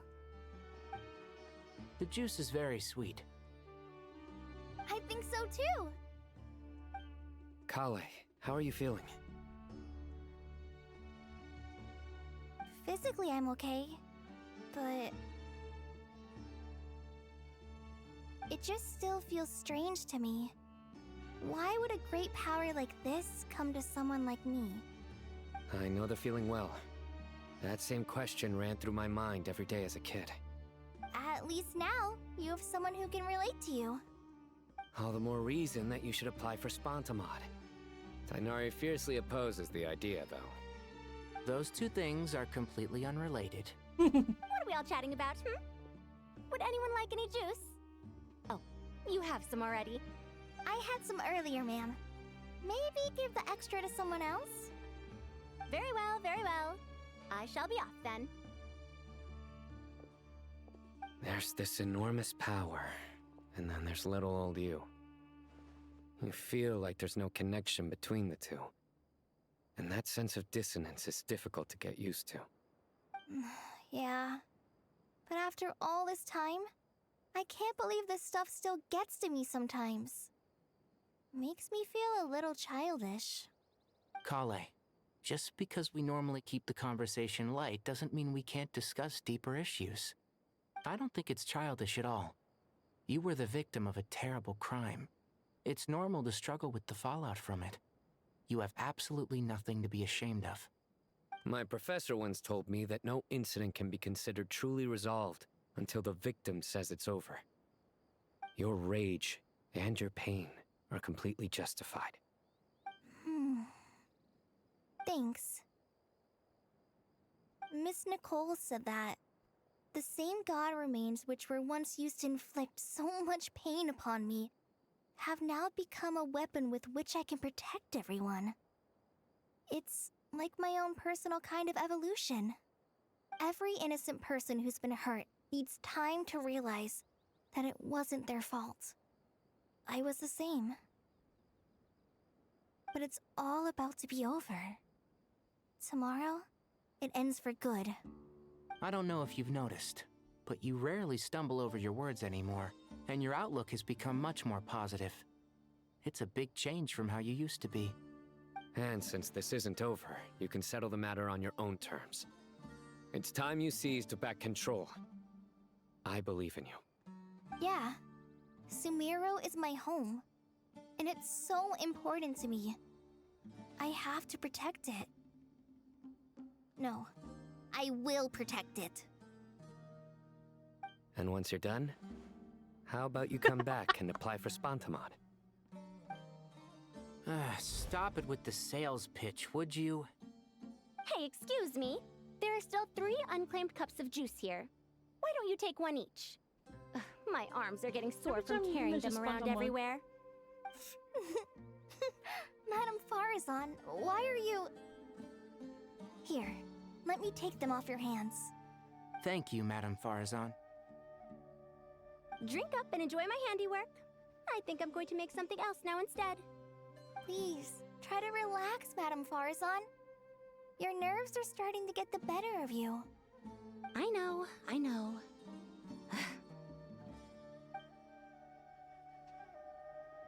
Okay. Moving down another floor. Oh.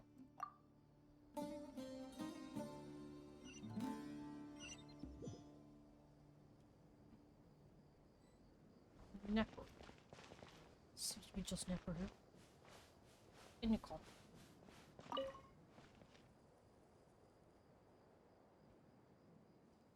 Something on your mind, Miss Nefer? Nothing in particular. It's just... right now, the future feels strange and unfamiliar. But the future has not yet arrived. How can you say how it feels? Some people know that there's an impending disaster. Others remain blissfully unaware. Each group is imagining an entirely different future while walking towards the same one. But when they get there, they'll still find they feel differently about it. People are shaped by their circumstances. Different circumstances create people with different perspectives. I've always found the perspective of the Vahumana Darshan to be a particularly incisive one. Even at the height of the crisis in Nodcry, people held diverging opinions. But things are different this time. Indeed. Regardless of faith, gender, wealth, skin color, or eye color, everyone in Sumeru knows what will happen tomorrow. The world has never been an especially fair place. Yet now, against all odds, a moment of unprecedented unity and equality is about to take place. It's fascinating. If only my father could have lived to see this era. Era. To me, that term represents a much greater span of time. It can be an unsettling word. I would even say I'm afraid of it. Do angels even feel fear? Yes, at least I do. I fear the gap that grows wider with each passing day, and the never-ending flow of time. Time renders all memories insignificant, and reduces all splendor to nothing. But those memories are the one thing I do not want to lose. You're very human in that regard. If angels draw too close to humanity, our wings burn away in the bright flame of awareness, and we fall to the earth. After spending so long among humans, I have lost much of my former glory. Maybe that's a good thing. You're more human than some humans are. I've been talking to Kale a lot in recent days. We seem to be in completely opposite situations. I suppose that makes us good case studies for comparison. Case studies for who? Myself, I suppose. After comparing the two of us, I suddenly discovered that I desired more than before. It was a gentle, pleasant sensation. Just as most people pursue glory and miracles, I too am pursuing miracles of my own.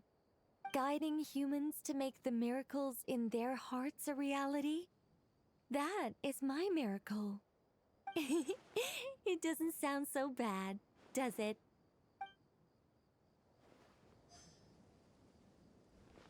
This one should be on the lower spot. What's it on?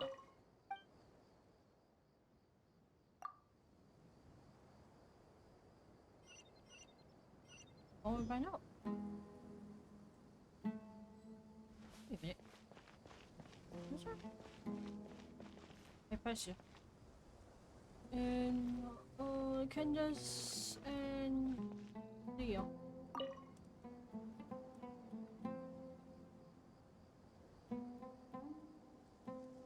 Look at the time. I should head back. Oh, I'm so sorry. I was in a hurry and didn't look where I was going. Oh, I wonder. Are you all right? I'm fine. Wait, you're... Have we met? Not exactly. I think we may have crossed paths by the house of Dana before. Oh. Ah, you're Hat Guy! From Vahumana, right?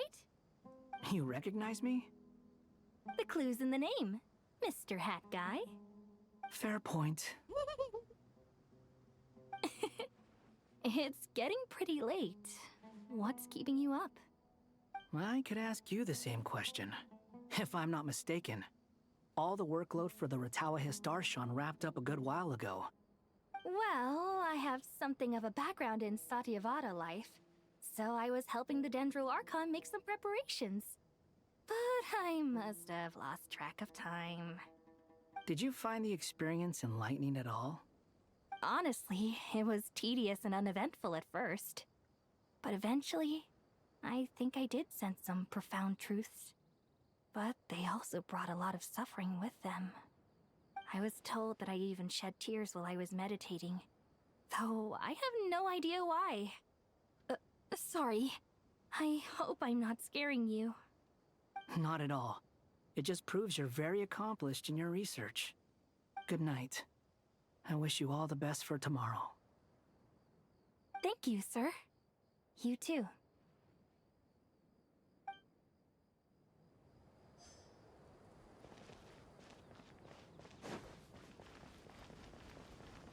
It's in the songs.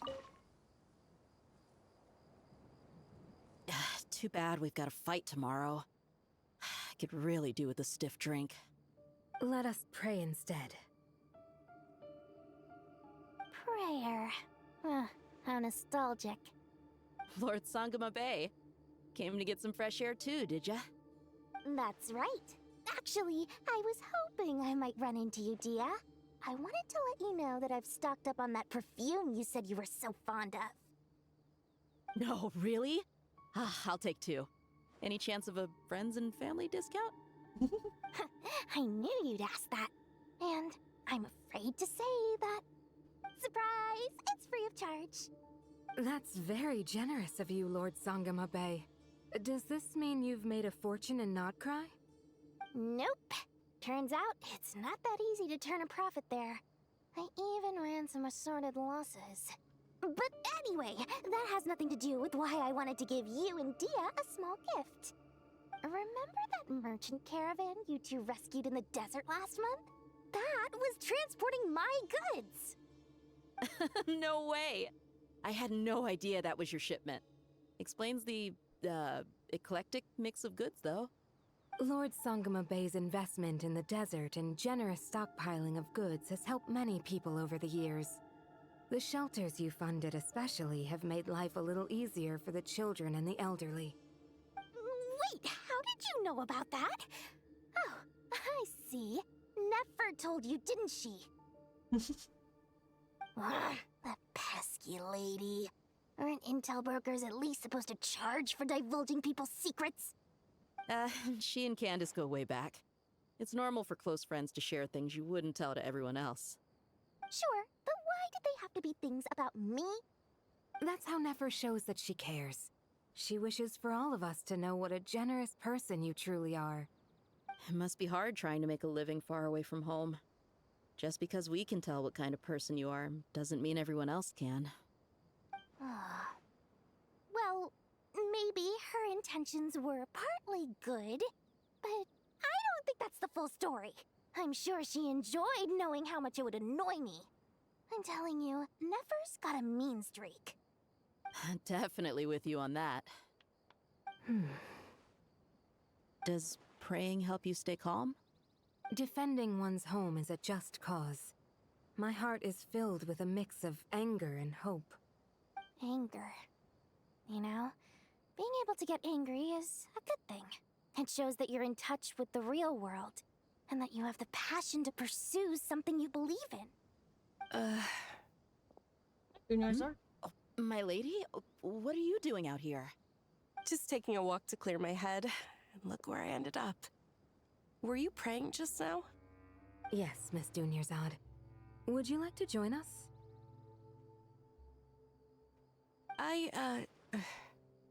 Come on, it's fine. She won't mind who you pray to. Oh, then sure. I remember you, Miss Dunyarzad. You visited my shop before. If I recall correctly, the god you worship is the Dendro Archon, correct? That's right. She is such a gentle and kind god. But to me, she's more than just a god I worship. I see her more as a friend. And so do many others. She's not some almighty god who reigns on high, but a genuine friend. Agreed. She's a wise teacher and a good friend. I spoke with several people during the evacuation. Everyone's aware that tomorrow's battle is one that ordinary people can join too. A battle to fight for our friends and our homeland. Oh, it makes me glad. I can finally do something for those who protected me. You've grown so much since we first met. Oh, a compliment? Ooh, more please. Thank you. My lady, you've always been a remarkably strong and ambitious person. It's indisputable. And that's not just a compliment. It's a statement of fact.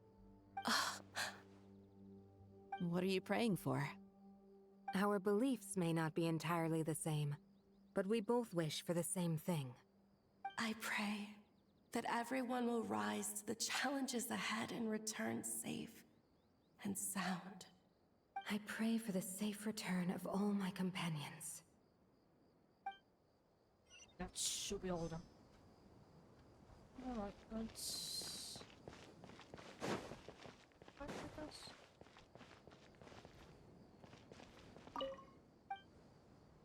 Let's spend the night. Oh, it's a domain. Time to go! Let's meet the others at the mausoleum of King Deshret. Here's Nahida.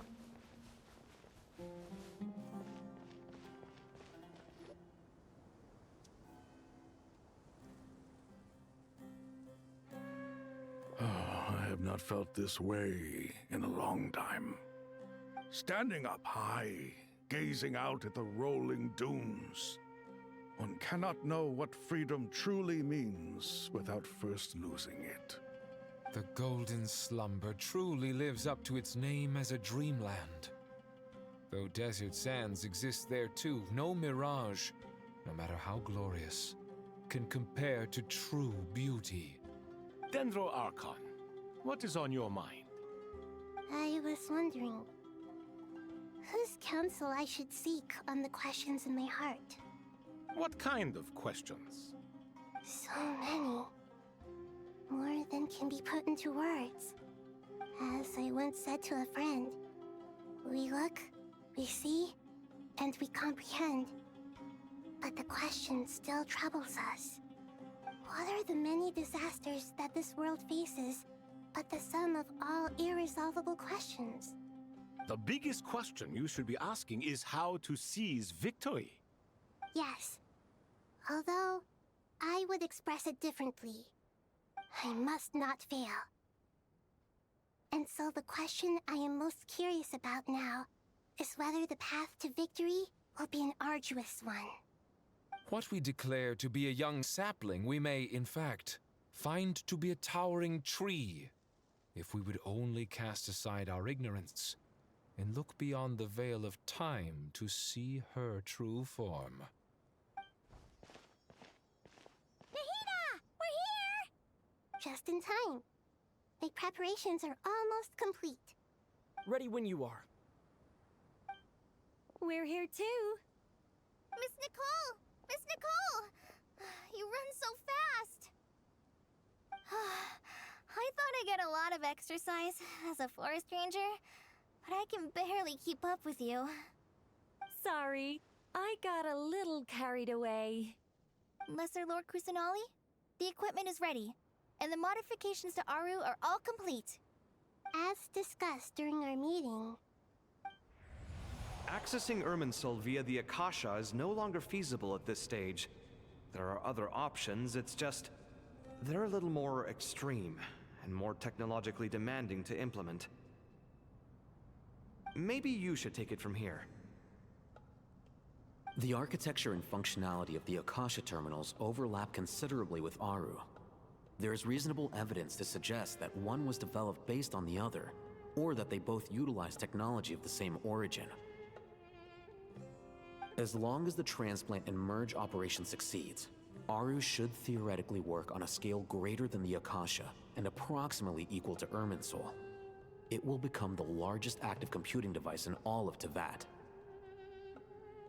A system this powerful is capable of a lot of different things.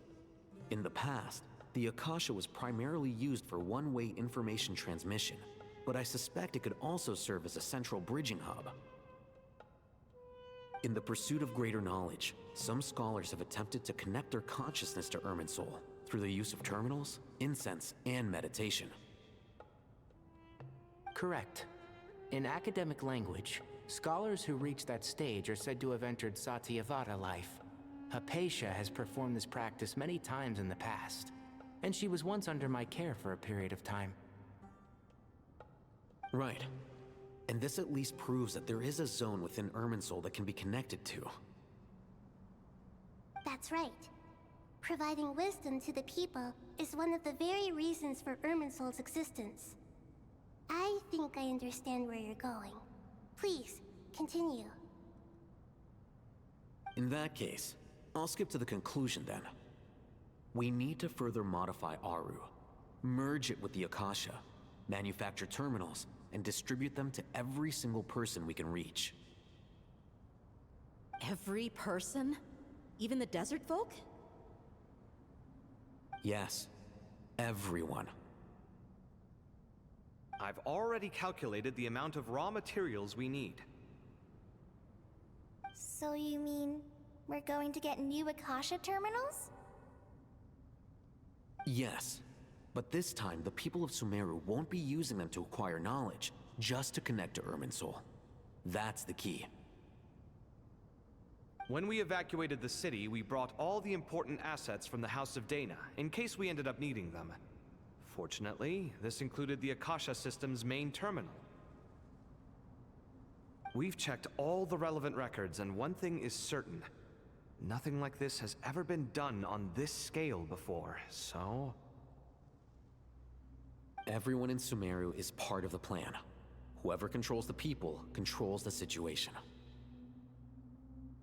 Since this function of Irminsul was introduced, it has only ever been made available to scholars, who don't constitute a particularly large group of people. But by expanding the scale to include all the people of Sumeru, all the individual connections will stack up to create a significant load on the system. Under normal circumstances, Irminsul would be able to cope with the additional load. But with it already being under strain from other activities, its remaining capacity is limited. Thus, it might be possible to shut it down completely by overloading it.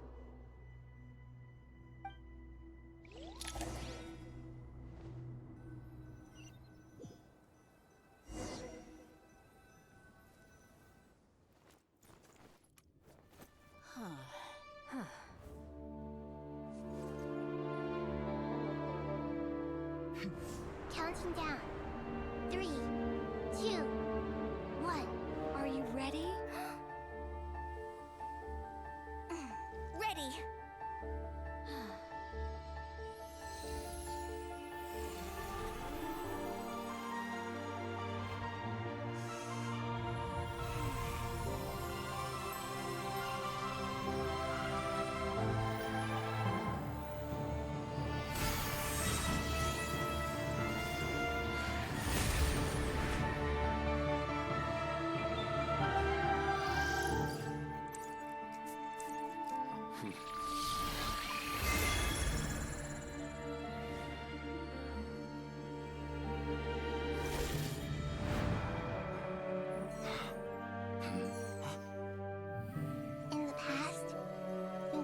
sought knowledge, they turned to the Tree of Wisdom.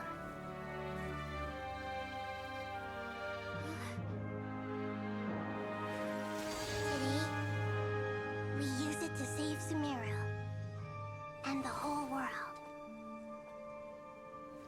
These boughs that nurtured learning must not become tools for destroying the world.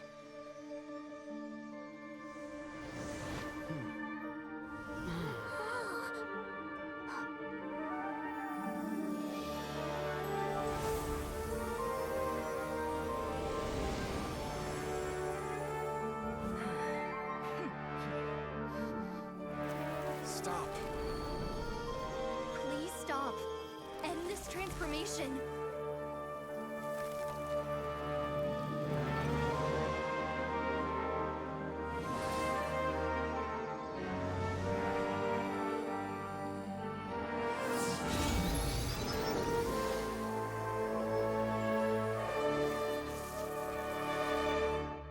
You would shut down Irminsul just to stop me?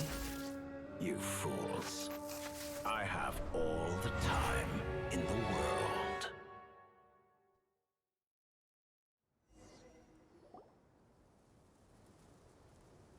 Success! The evil Irminsul tree is step growing! Great.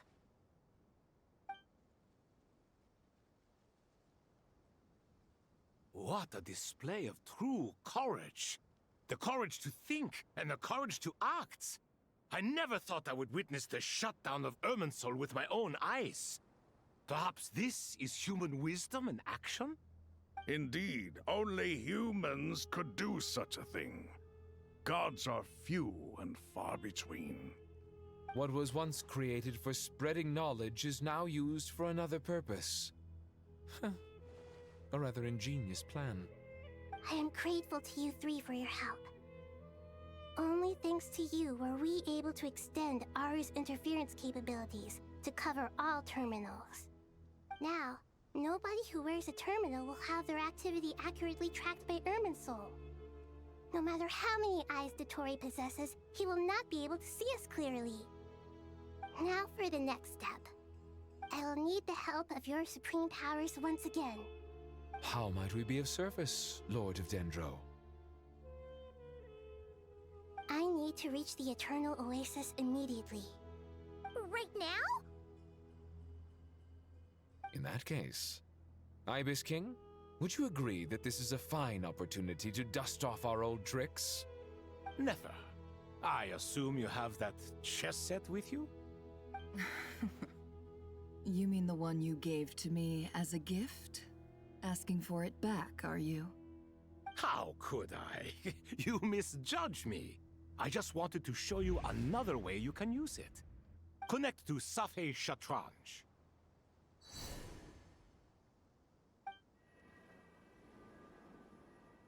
Safei Shatranj? You mean that place in the desert? Thoth's chess set gains its power from the chessboard laid out in the desert by King Deshret and ourselves. All ceremonies conducted using the chess set must be activated via Safei Shatranj. In other words, the chess set is an extension of the chessboard. In the past, moving a chess piece was a sacred and momentous act. Transfer initiated. Entering live combat mode.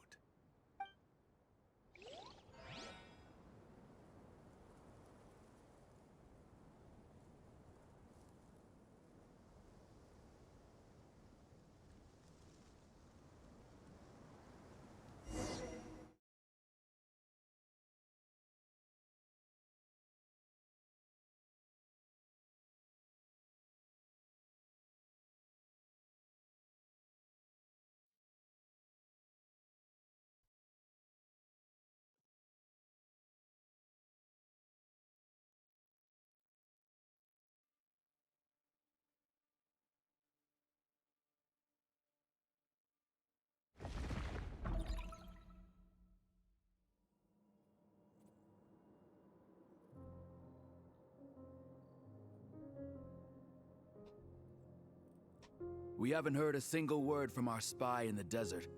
I'm afraid might have been captured. Never mind. But we spent years turning him. And a lot of Mora. Nothing comes for free in this world, but the loss is not without its purpose. For a small price, we have wasted a precious amount of the limited time they have. Quite a bargain, if you ask me.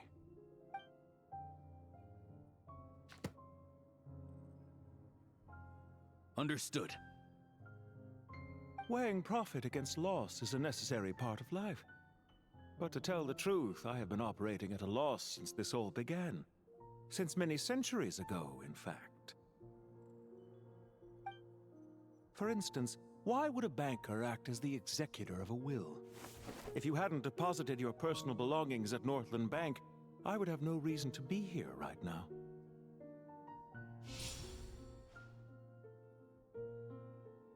Dottore, I've placed your final data backup into the ley lines as per our contract. I trust we are now square for the safe deposit fees you paid. Is it not a little petty to split hairs like this, given our amicable relationship? I consider sound bookkeeping a matter of principle. Do not forget that you only live to see this day thanks to me. In fact, every day of your life since you met me, you've been living on borrowed time. Why, that's hardly a fair assessment. I will concede that my survival was perhaps at your whim, but I became a harbinger on my own merits. Managing money is not like other professions. Mine is not a role I could have acquired based on your recommendation alone, and certainly not one I could have lasted so long in without genuine ability. The information stored in the ley lines is quite comprehensive. Rest assured, I have not forgotten how strong your pride is.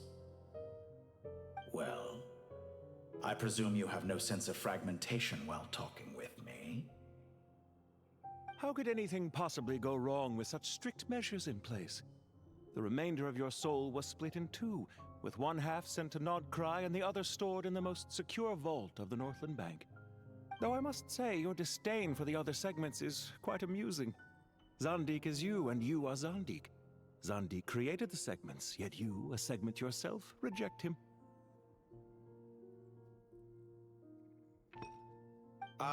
That is, Zandik, created segments of various ages in his later years. To achieve this, he had to freeze time and part with a portion of his soul. But as constructive as it sounds, it erases my uniqueness. If each segment is equally me, then by the same token, none of them are truly me. A soul living forever in the past inevitably holds different views than he did in his later years. The same thing that completes me also restricts me. You too might ask yourself which stage of your life you want to be preserved at. The day your business failed? Or the day you were framed by a gang and sold off to a medical lab as a test subject? We needn't dredge up the past. This undesirable plan was eventually scrapped. Lesser Lord Kusanali was quite right. I needed an opportunity to eliminate myself. And after that, I concluded that there was no more effective plan than directly splitting the soul. Once the soul is transferred out, you will find that creating a physical body is far simpler than creating a puppet. The other half of your soul suffered a crushing defeat in Nodcry, you know. And yet in the process, I obtained the information I always wanted, did I not? Because now we finally know where the best testing ground truly lies. I once thought your ultimate goal was to ascend to godhood. But as it turns out, that was merely one of your experiments. Experiments take many forms. Most people are too eager for success, too fixated on the end goal. They forget that the experimental process itself is just as important. A suspiciously vacant seat, a new face. I trust you can put two and two together. The reason it doesn't exist is because someone tampered with the record. What can I say?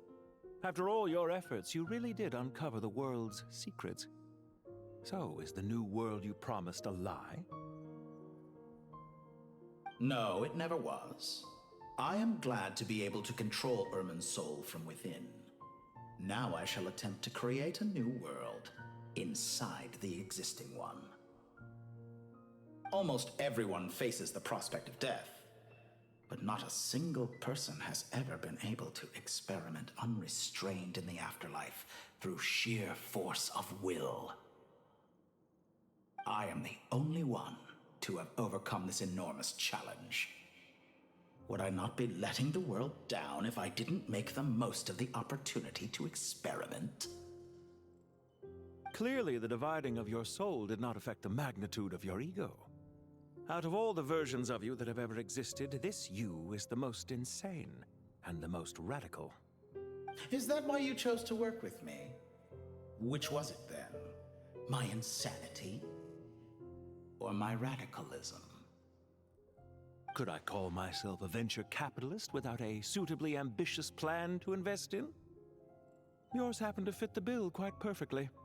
Well then, I must say, while I am surprised enough that you showed up at all, what surprises me more is that you chose to present yourself as my former subordinate, and not as the banker Pantalone. Why make things harder than they need to be? Exposing my true identity in a situation like this would only serve to destroy diplomatic relations between Snezhnaya and Sumeru. I daren't imagine the consequences. Showing up in the name of the original antagonist gives you the recognition you rightly deserve, while also being sensitive to Snezhnaya's predicament.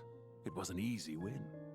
As for why I'm here, if you're suggesting that your credit is in the negative, I won't argue with that.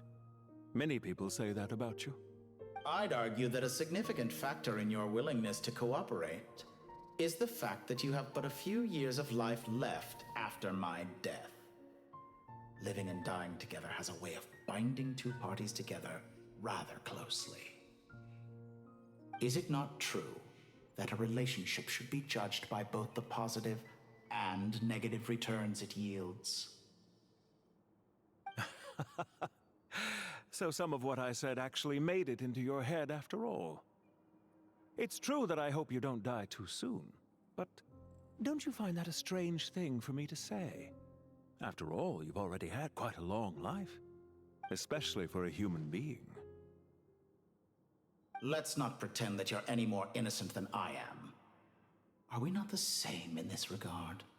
We both despise the existing laws of this world, and neither of us enjoy being under anyone else's control.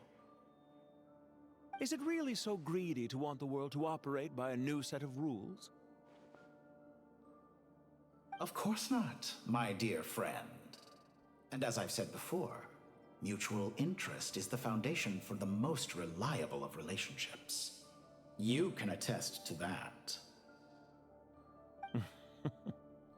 I just hope there never comes a day when I have to work too hard to prove that. Regrader, sir. People have been spotted approaching Sumeru City. How strange. Despite your access to Irminsol's data, it appears the soldiers noticed before you did. They must have found a workaround. Well, Dottore, I trust you know what this means. The fact is... They're coming. They'll breach the city gates any moment now. But even so, I would say Irminsol is a wonderfully convenient thing on the whole. If you do manage to create a new world, perhaps you could plant one outside my office, too. I'll consider it. What do you need me to do? Stall them? The experiment will take time. Stall them for as long as possible. Very well. But you're really asking for the moon here. Have you heard this story? There was once a guilty man, kneeling in the center of a church while an angry mob outside waited to bring him to justice. He pleaded with the gods, begging them to grant him one final request, the chance to finish confessing his sins before he was sentenced. Many suns and moons passed, seasons changed, and still his confession continued, as if he intended to speak until the end of time. Are you suggesting I worship you as a god? Or were you hoping that I might confess my sins to you? Certainly not the latter. That would make my life miserable indeed. Damn gods. For someone who despises them so, you never seem to have any objections to me creating or becoming one. At first, I thought you'd be furious. Concerned I would terminate our partnership, were you? Not at all. You had reasons why our partnership must continue. Don't you find people's attitudes toward gods amusing? A god descends from the heavens and people worship it unreservedly, blindly following whatever rules are given to them.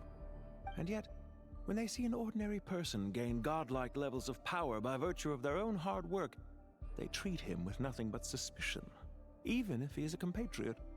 Is that supposed to be a compliment? No. I was just thinking. I pity the man who would call you a compatriot. There's no need to be so self-critical.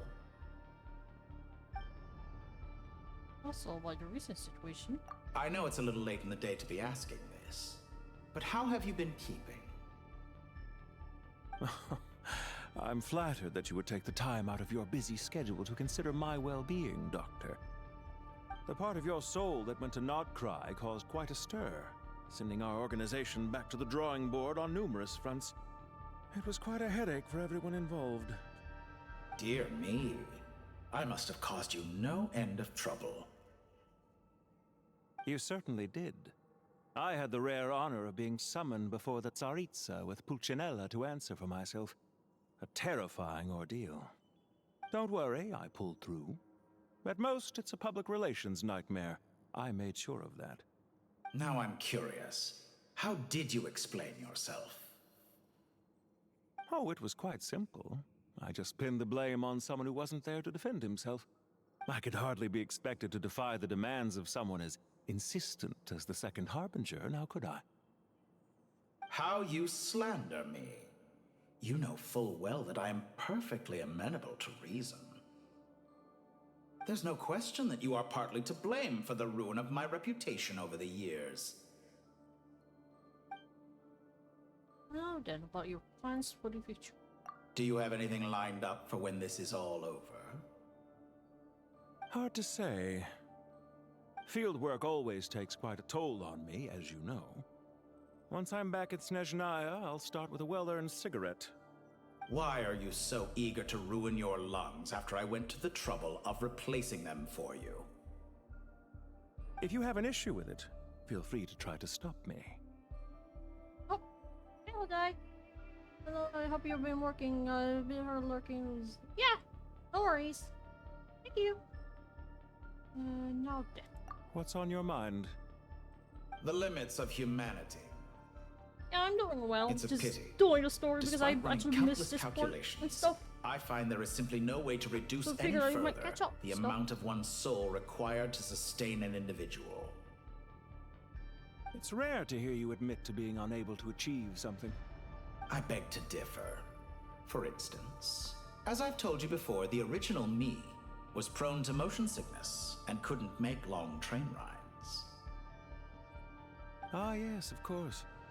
One of the reasons you often sent yourself out on errands. What are you thinking about now? A new experiment. In the event that my soul was depleted, say we extracted my data from someone else's memories, yours for instance, and then combined it with your intact soul as the base material, what would we create? Such a scenario would be impossible. Oh? As long as your current soul survives, there will be no need to create a new individual. Don't forget, you were the one who approved of the present situation wherein only one Dottore remains. And if you ceased to exist, who would be capable of performing this experiment?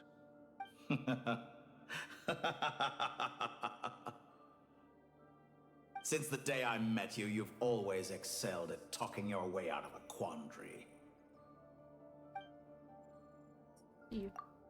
Isn't it a little too early to be saying goodbye? Not that I wish to keep you from your business, of course,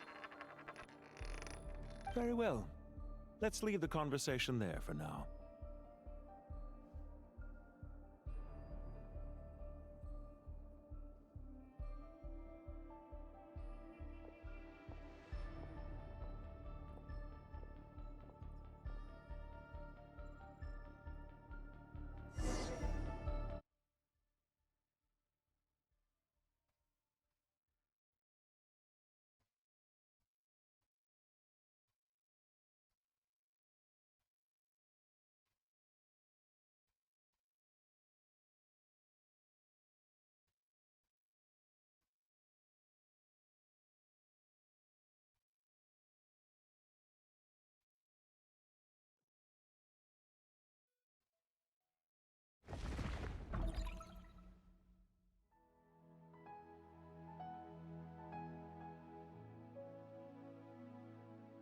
The power of King Deshret's 7 pillars is truly remarkable.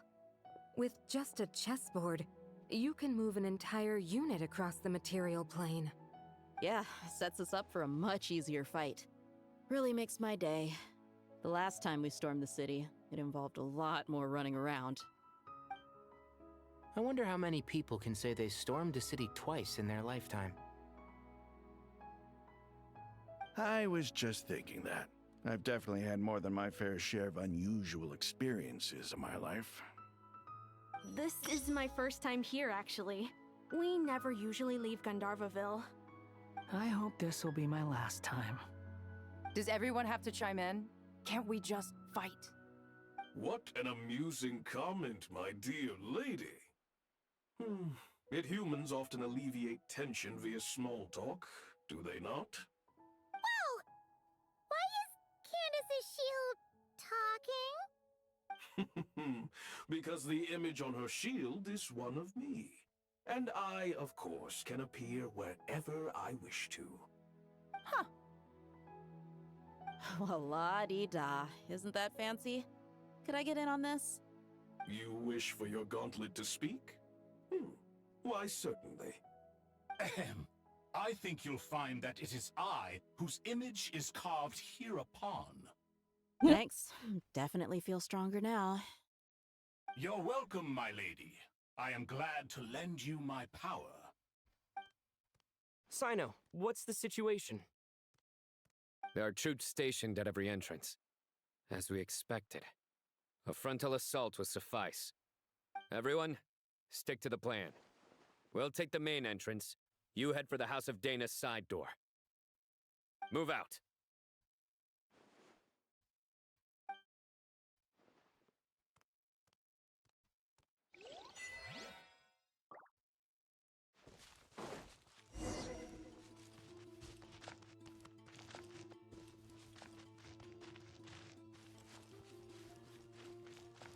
Out of my way! Take this! Watch out! Get lost! Thank you, Jet. You gotta be more careful. If you're not ready to put your life on the line, you can't be certain of defeating your opponent. She's right. Keep your wits about you, Rana.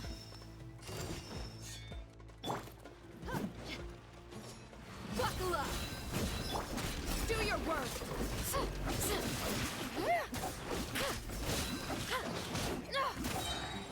We shall prevail!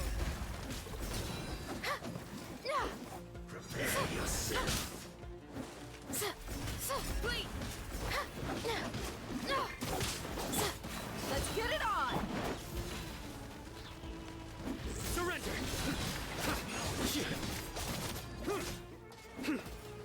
You're stuck down here. Yeah.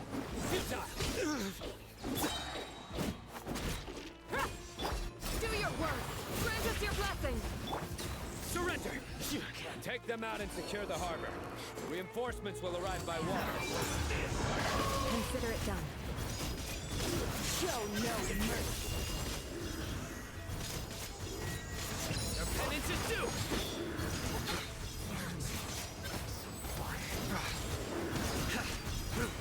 You stand condemned! Winter shall eventually come.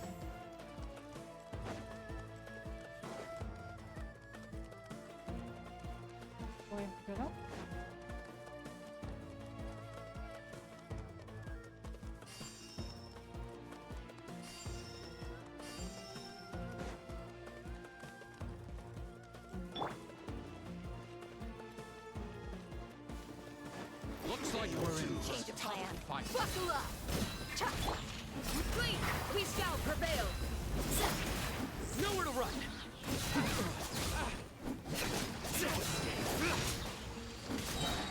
Judgment is upon so soon! Guilty! You stand condemned! Use the force on. Your penance is due! You asked for it!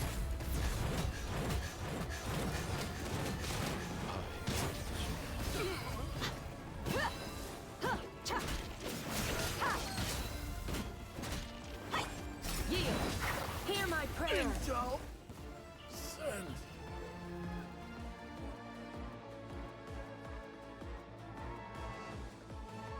Waterway secured.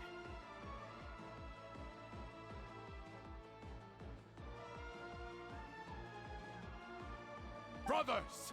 Sisters! Perfect. Just in time.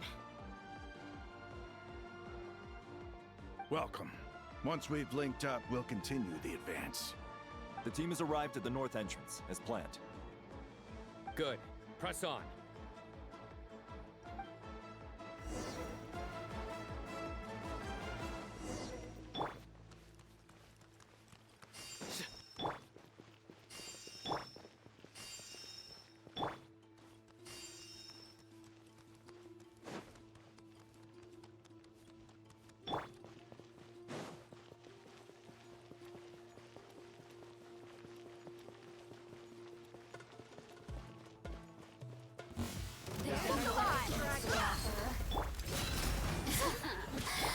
Let me amuse myself. Through me, justice is served!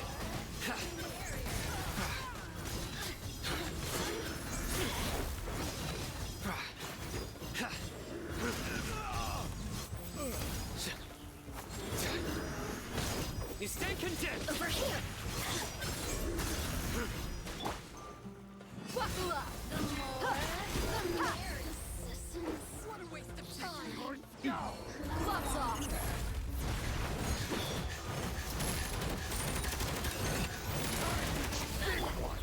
Fleet! We shall prevail! Nowhere to run! Judgment is upon you!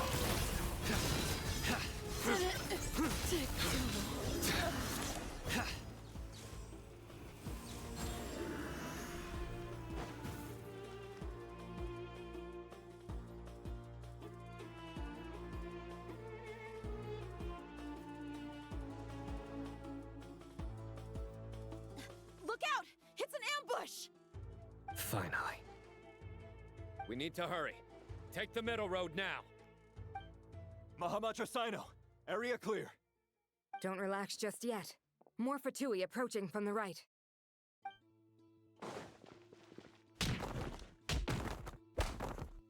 Irminsul cannot track our movements. If necessary, we could split up. Don't worry. We'll wipe them all out. As you can see, our people came raring to go. Good, good. How are things with the Traveler? Can Tainari keep him safe? Don't underestimate Tainari just because he's a forest watcher. He can handle it. All right. You know that's not what I meant.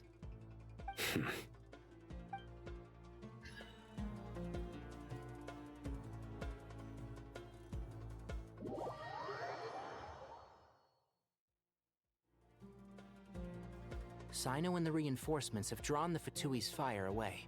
It's our turn. By using a cluster leaf of cultivation, we can pass through certain terrain silently. Good luck with that. We'll just fly up there. Huh? Oh, yeah. Paimon forgot she could fly. Ready? Ready!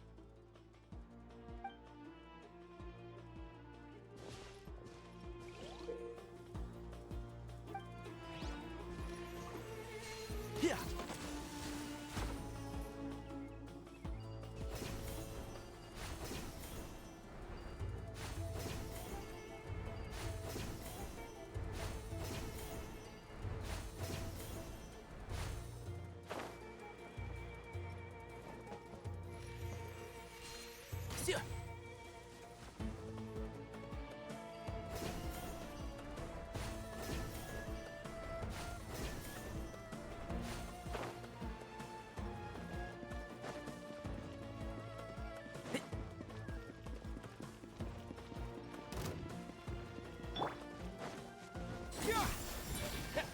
Time for the big one! Behold!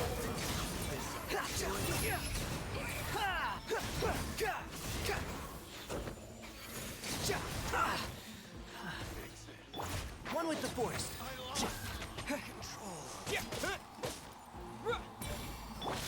Squall Fury.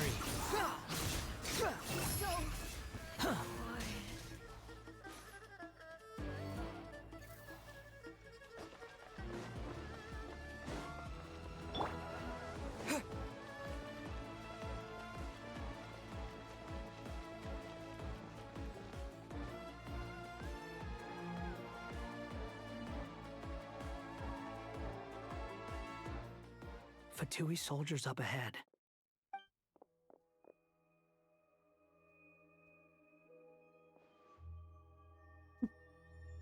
Careful.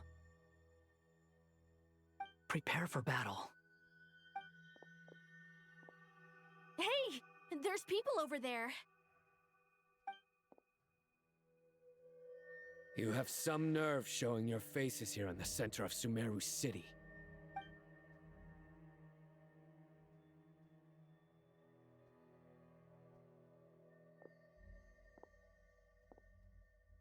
You're right on schedule. Well, this guy sure as heck isn't your average Fatui sergeant. They've stationed quite a few people nearby. It definitely looks like they were waiting for us. But something feels off.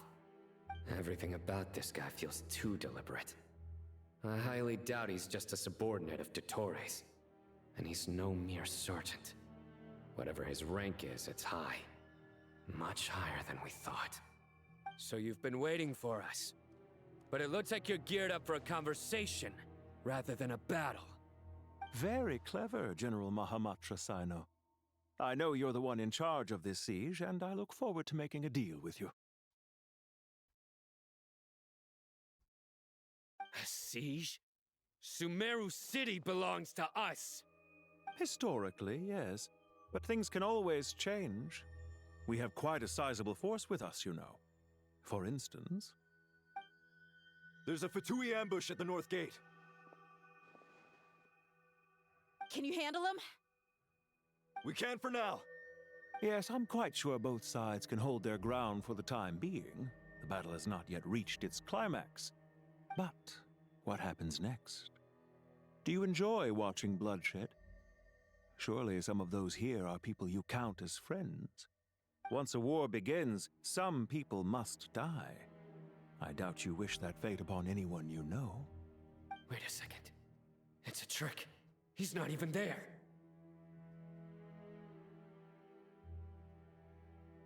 Silence! He disappeared. What was that? A ghost?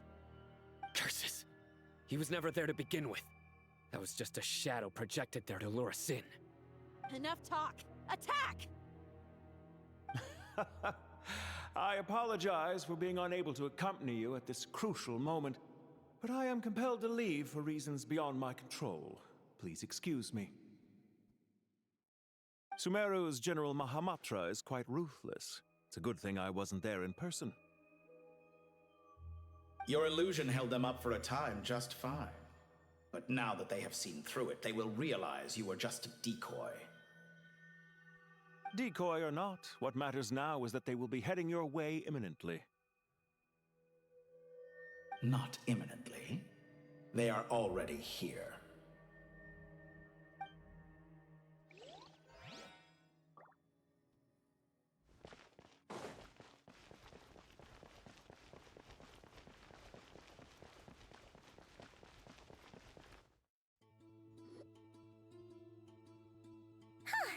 We made it! This is far enough. Tainari, you go help Sino. Don't worry about us. We'll manage from here. Are you sure you don't need me to stand guard? No need. Once the connection is established, we'll disappear from the sanctuary of Surasthana. Go help the others. All right. Goodbye for now, then. Please tread carefully.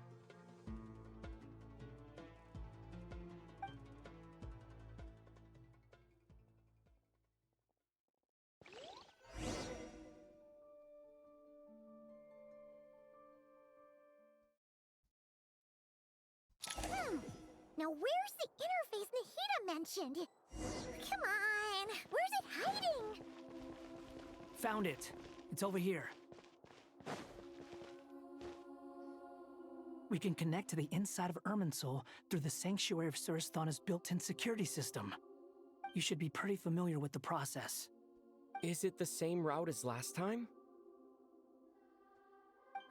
For the most part, we don't need to adjust any of the parameters.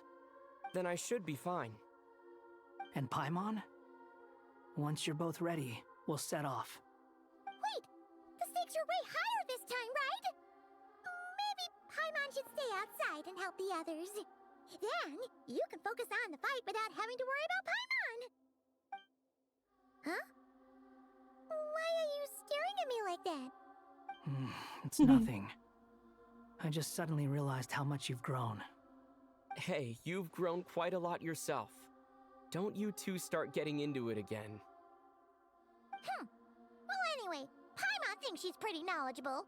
Who's the best guide in Tavatigan? And don't forget, Paimon's a college student now. If we say Alhatham's not a weirdo, it's hard to explain how he came up with the idea of you applying to the academia.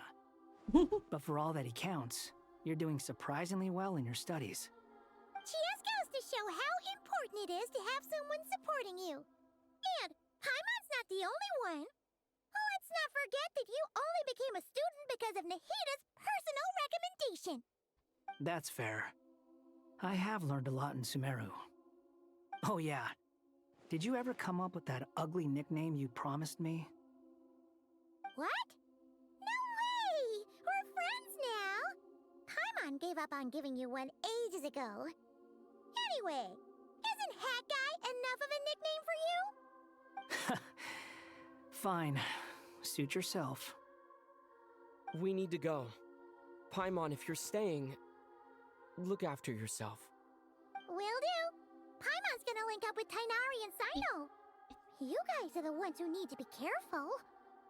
We will be. Bye for now.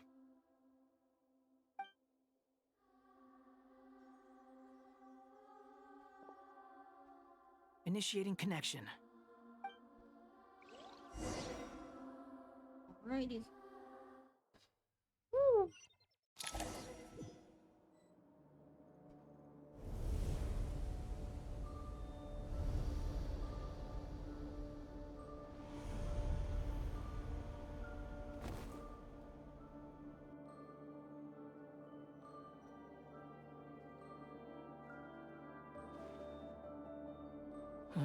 Well, here we are again.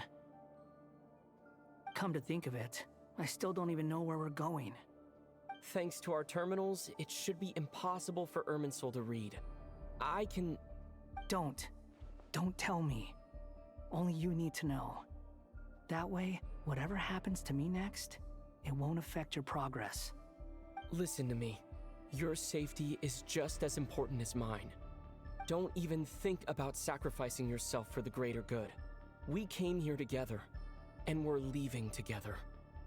All right, if you insist. I won't argue with you.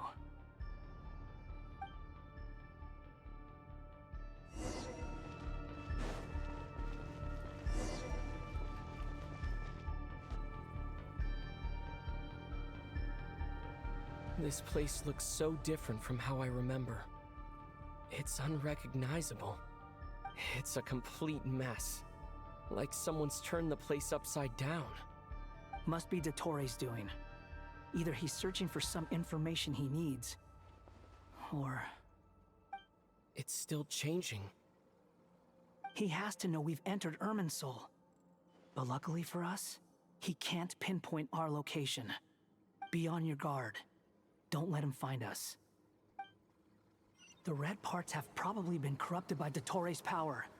Don't touch them, or you might alert him.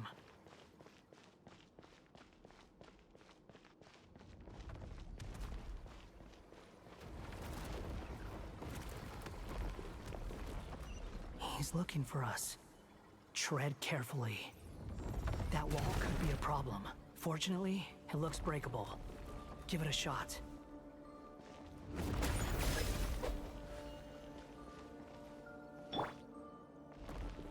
Behold!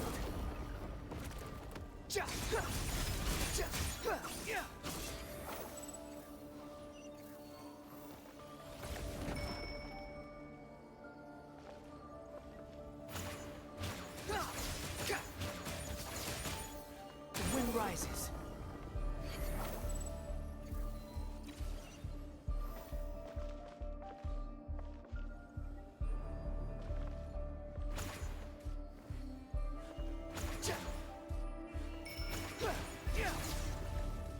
Behold!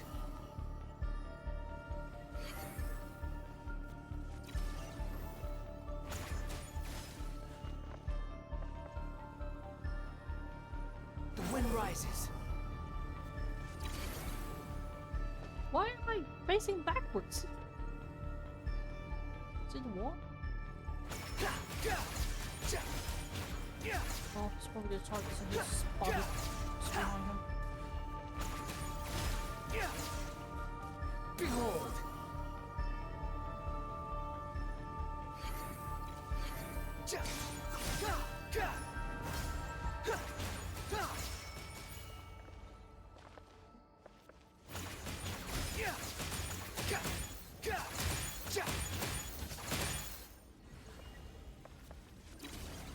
Squall Fury. What the?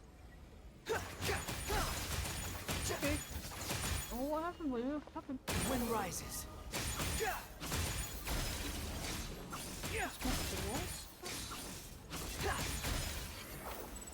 Oh fuck. Oh fuck. Yeah. What do you mean? How many walls are here?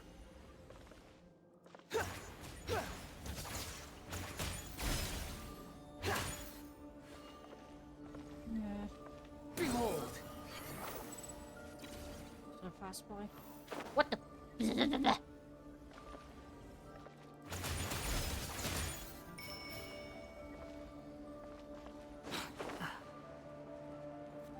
Look.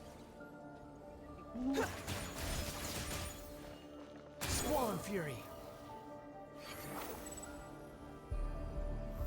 Seriously?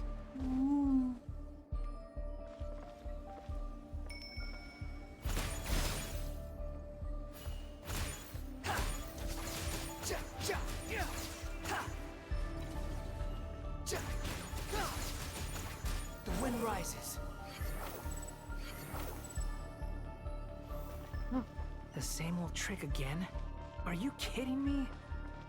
Let's handle it just like we did before. This cheap trick isn't gonna stop us.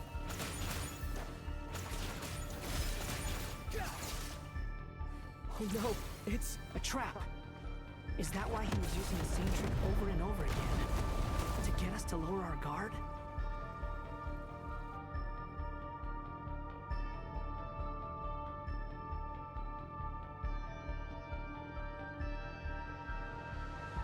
I'm trapped!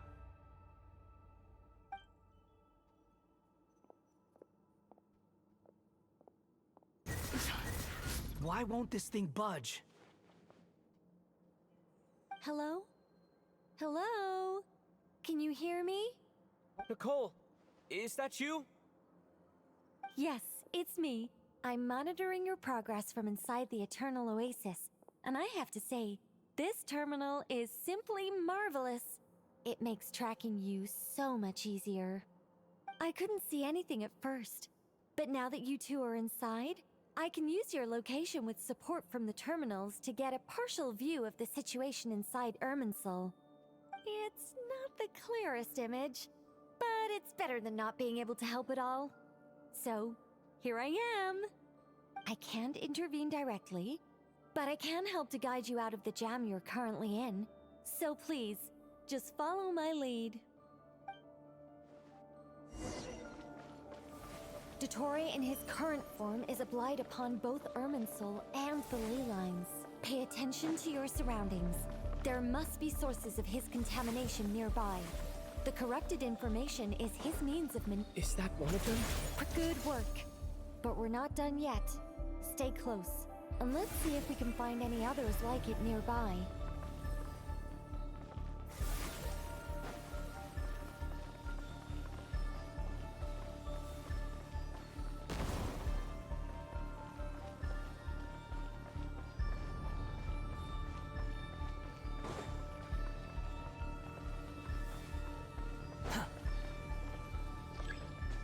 Squall Fury! This must be another one. Agreed. Now... Wait! Watch out! It's Dottore. I think he's found us. The seal is broken. Quick! Get out of there!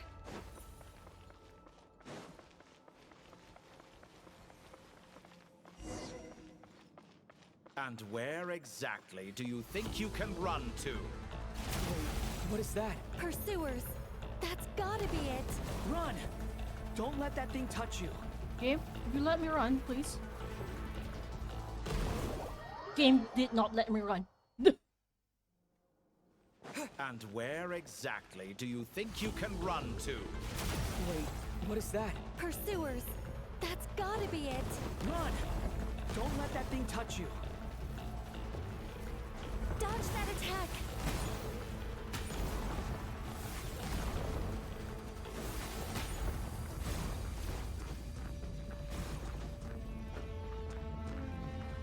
There's more than one path. Which way do we go? To the left! Trust me!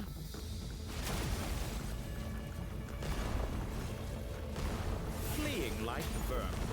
What a pathetic sight. Hey! Watch yourselves! Stay focused! Oh, I'm stuck. The game stopped me. There's more than one path. Which way do we go? To the left! Trust me!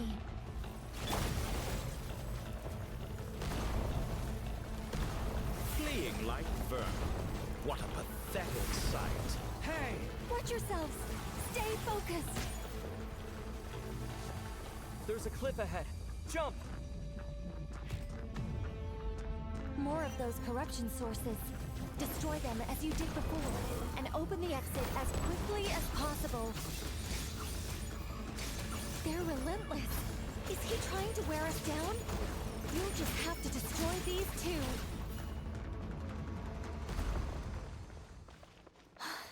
I think the pursuit is over. Hard to say.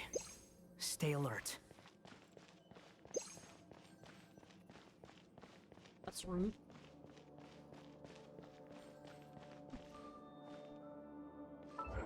Where's my book? Oh. Oh.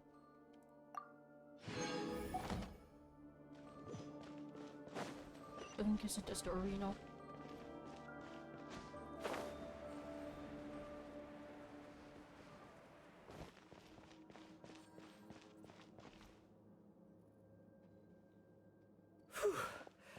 I think we've made it to relative safety. Phew, goodness. That was tough.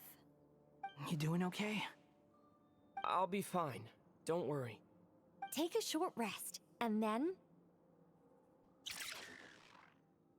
Nicole? Nicole!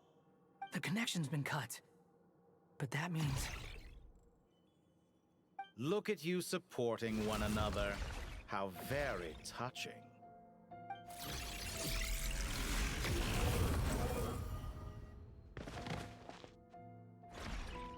Dottore! Took you long enough to find us.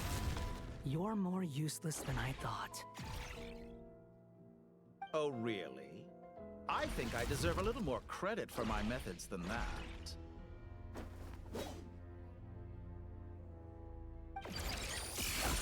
Rather than hunting you down, I chose to let you roam freely. I indulged your presumption that I was unable to track your movements, played along with your clever little plan. Fleeing is for animals, but I rather enjoy watching you flee. Some things lose the will to run altogether as soon as you put them in a cage. If that's true, then why did you come looking for us? Because I wanted to observe you up close, of course. Don't misunderstand me, I'm not here for a fight. Is it so unusual that I wish to greet my old acquaintances in person? After all, it's been a while. Scaramouche. Your numbers? Oh, that can be. It's possible. Why are you so afraid? I have done nothing unprecedented in discovering the truth. Nor did I go to any great lengths to uncover your story. You made a bold series of moves in deciding to erase yourself. And with the power of this great chronicling device called Ermin's Soul, you were able to achieve something quite remarkable. Once most people form an opinion about someone, it tends to imprison their mind. Yet you managed to erase every trace of your existence. A novel take on death indeed. However, this meant that you stood out to me all the more when I saw you in Nodcry. I didn't even have to go looking for you. Just the sight of you was enough for me to intuit the truth. For someone in my position, connecting the dots was a trivial affair. It would have been more surprising if I hadn't managed to piece it together. You seem very pleased with yourself for figuring it out. I'm sure you'd even be more delighted to learn the full extent of your crimes. That would hardly be necessary. Besides, isn't there something that concerns you more right now? Something that fills you with dread? Let me put your mind at ease. I have no intention whatsoever of restoring any of the records you deleted. For one thing, it would be exceptionally difficult. But more to the point, I doubt that the prospect of losing your current life is all that frightening to you. Because in your case, the cruelest twist of fate is that you'll never again have the chance to make up for any of your mistakes. Isn't it? Dottore?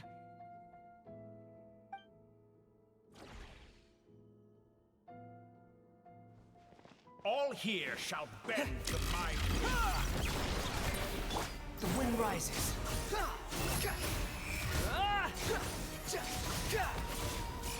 That's far enough. I'm afraid you'll need to do better than that to take me down. I expected you to have grown stronger. Ah, how foolish of me. I forgot that you lack any means to increase your power. You will pay for everything you've done! Oh, will I now?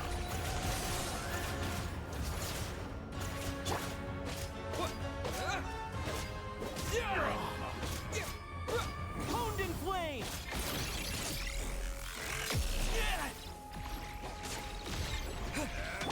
Behold!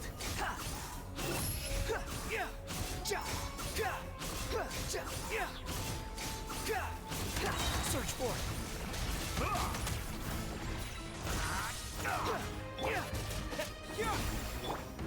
Quit following me!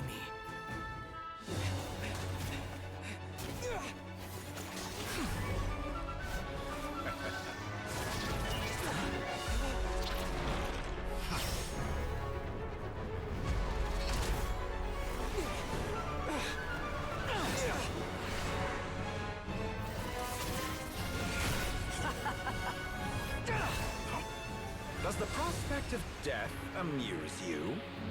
I could ask you the same question! I'll distract Dottore. You focus on the mission. Got it!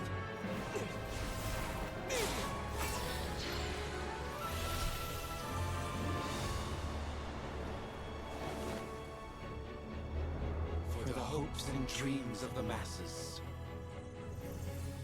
Open the secret door on this enchanting night.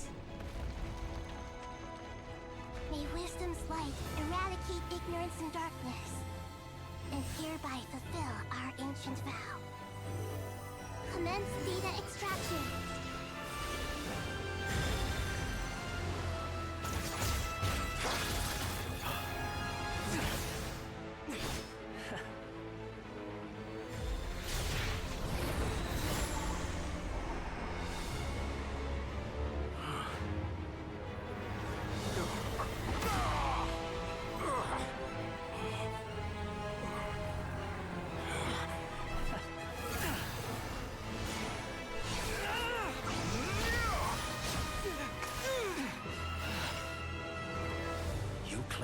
outdated ideals and stand in the way of progress. You will pay for interfering with the grandest experiment of all time.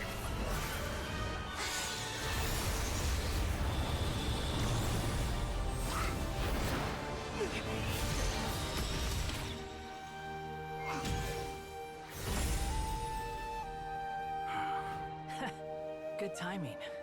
Dottore, as clever as you are, you fail to understand wisdom. Wisdom takes many forms, but the path you have chosen eschews them all. Huh.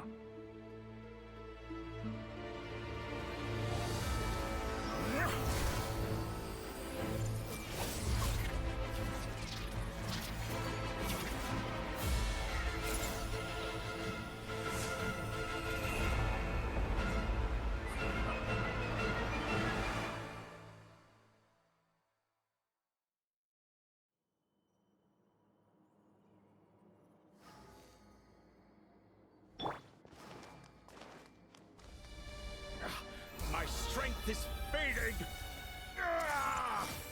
Since you are within Irminsul, it stands to reason that any power you wield comes from it. You're extracting the information from Irminsul just to strip me of my power. I will find his weakness.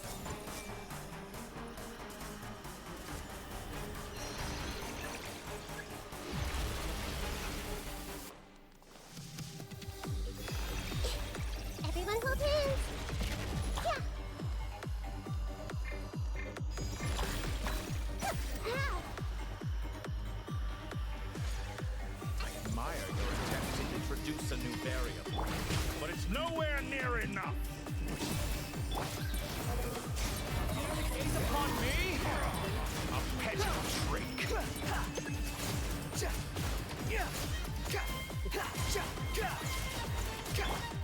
Everyone hold hands! Time to ignite!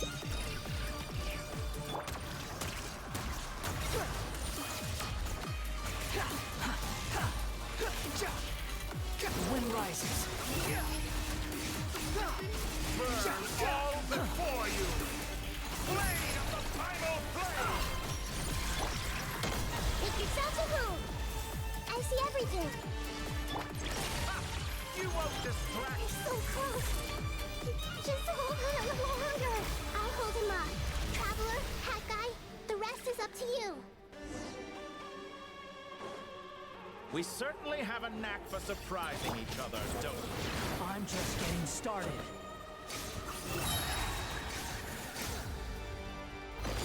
It's time. Say your prayers.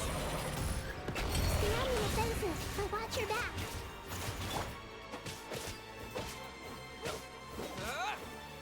Time to ignite! Squall Fury. It's time. Say your prayers.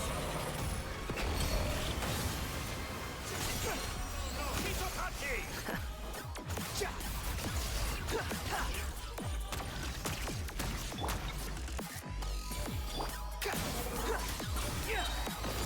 It's time. Say your prayers.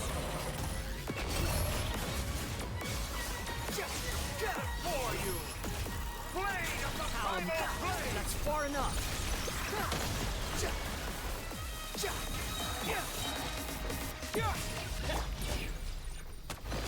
It's time. Say your prayers.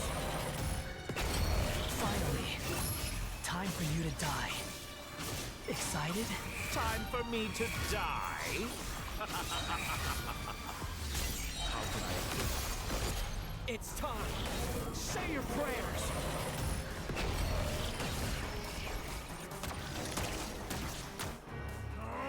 That's enough!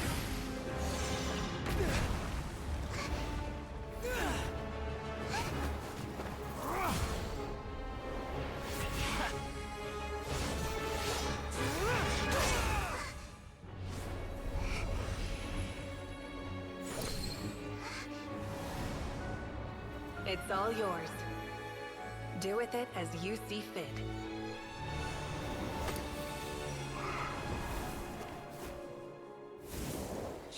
you say, this world is home to some archaic things. And as you suppose, you are a formidable opponent. You have long coveted the secrets of wisdom. So now, I will demonstrate true wisdom in action. I invoke my supreme authority as the keeper of Irminsul. Commend me or condemn me. But give your verdict now!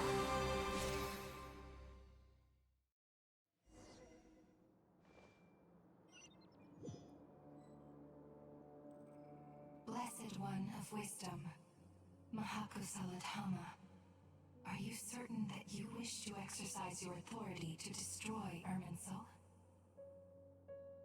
It represents both your roots and your finest accomplishments. You truly intend to abandon the very thing you have always fought for? This is my decision. Irminsul has been corrupted beyond redemption. Irminsul is the original tree of Tevat. It is the means by which the heavenly principles maintains fate itself. The seven Archons should honor and revere it, for their authority was bestowed upon them by the heavenly principles. It is precisely because I honor and revere it that I fight for the humanity it exists to protect. Wisdom is knowing how to weigh the options and make the right decision. If you truly care about the fortunes of this world, then it is me you should seek to preserve. Planting a seed begins the chain of cause and effect. Since you have become a great tree yourself, why should the loss of another tree be anything to fear? Till we meet again, Lord of Dendro.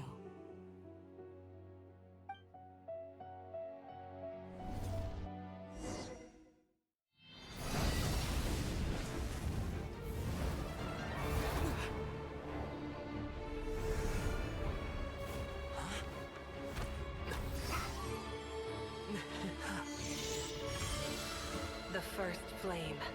The pure, cleansing fire.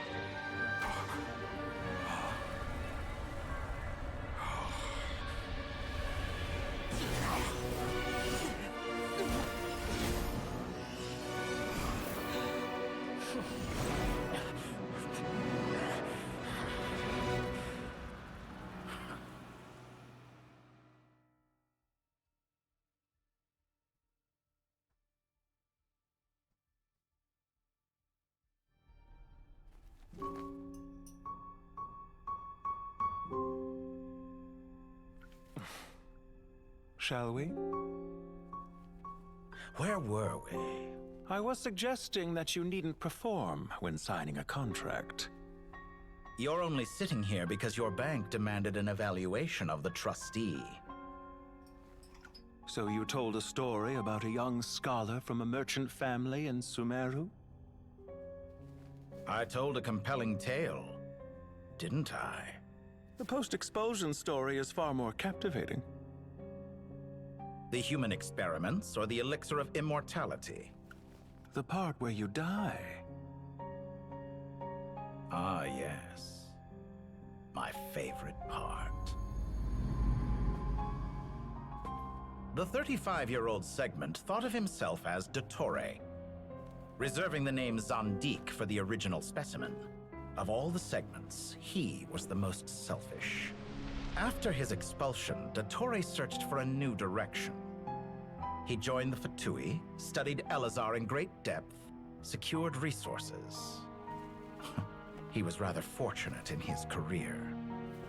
Zondique turned to Conrian technology and successfully created his segments.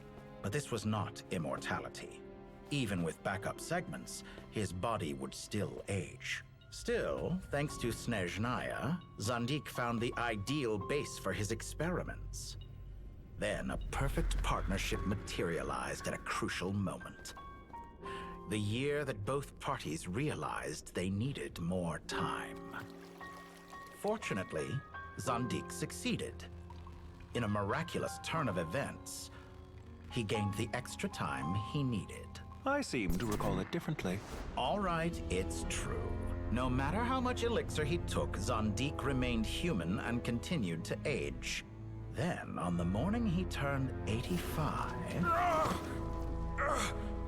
Help me up! Call for help! Surely he would be rescued, Zandik thought. But to his surprise, no one helped him. Zandik was too selfish for that. Don't forget, you're one of us. Yes, and we're all waiting. Waiting for me to die. Pantalone arrived for a meeting and happened to witness what followed. He found it unsettling. I never said that. But the Zondiks were unfazed. It was a rare opportunity for self-dissection.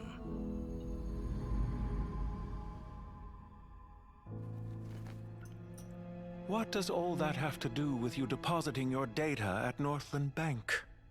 It has made me cherish my time in this world all the more. Fair enough.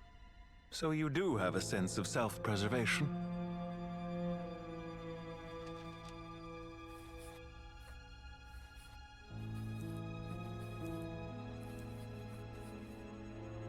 What do you mean? You're hardly normal, and you don't cherish life. You just don't want to admit defeat in the limited time you have. Even so, don't I deserve an interesting ending? I'm counting on it.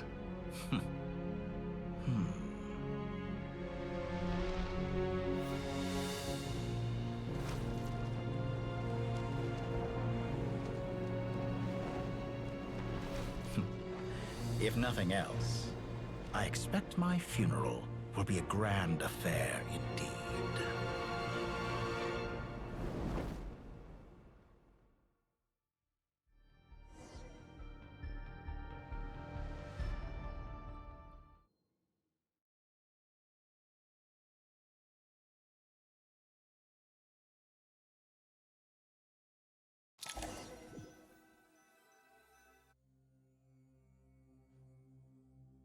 What a magnificent fire. In Snezhnaya, we light fires to ward off the cold. Fire, it seems, is antithetical to ideas such as cold, frozen, and unchanging. Perhaps it has always been that way. From the beginning, fire has been used to drive away wild beasts and warm the body and mind. You could say it's a form of treatment. One that cures the human heart of mortal fear. Mortal fear? Something you haven't been acquainted with in a long time, by the sounds of it. Whereas you, I'm sure, must know the feeling quite well indeed. I remember when we first discussed the elixir of immortality, you claimed that extending your lifespan was about buying more time. But was that really the truth? You fear the prospect of dying a wretched end in this world, don't you? Of course I do. I'm only human, after all. And while you may have forgotten it, you cannot deny that you too were once human, Dottore. I do not believe that there is no such fear in your heart. Perhaps you are right. But I abandoned it long ago and devoted myself to my experiments. I have felt no fear since. From the very beginning, I never thought you could win this game. But still you came. Contract in hand, to honor our agreement. Because I am a reputable partner. And as we have discussed, experiments are about more than results alone. The process is equally important. I have come here and completed my creation, and I do not regret my decision. I'm afraid your journey ends here. After I die, there will be no one to make the elixir of immortality, and your remaining stock will only last a few more years. How then will you prove that you didn't perish in this incident alongside everyone else? When I feel optimistic about market environments, I never forcibly adjust them. They have their own direction, and I myself am one such environment. I have been quite particular about many things in my life, but where the manner of my death is concerned, I choose not to be. You make yourself sound so magnanimous. Oh, but I am, and I hope you will be too. It may have been a long time since anyone told you this, Dottore, but I recognize that you are a truly rare talent. Ha! I can see it. The experiment in blasphemy that I've been performing all this time. It has been a long process, and I do not care about the results as much as people might imagine. If the very goal of your experiment was to explore infinite possibilities, then there was never any reason for it to end. Indeed. Yet now, the experiment has officially drawn to a close. What should I call you? Zondik? Or do you prefer Dottore? Suit yourself. Goodbye, Feofan. This time, that's what it truly is. And don't I know it? Goodbye, Zondik.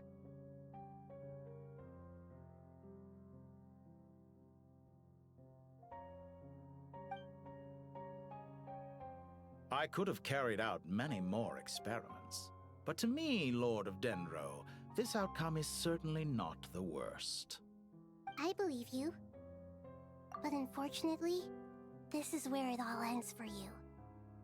This experiment does not belong to you, nor do any of the results.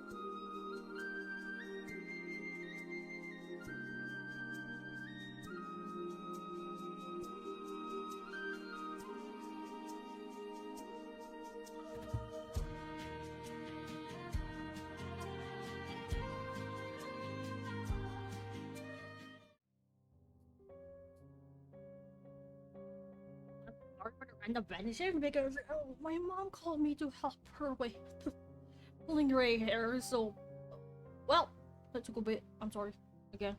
Experiment.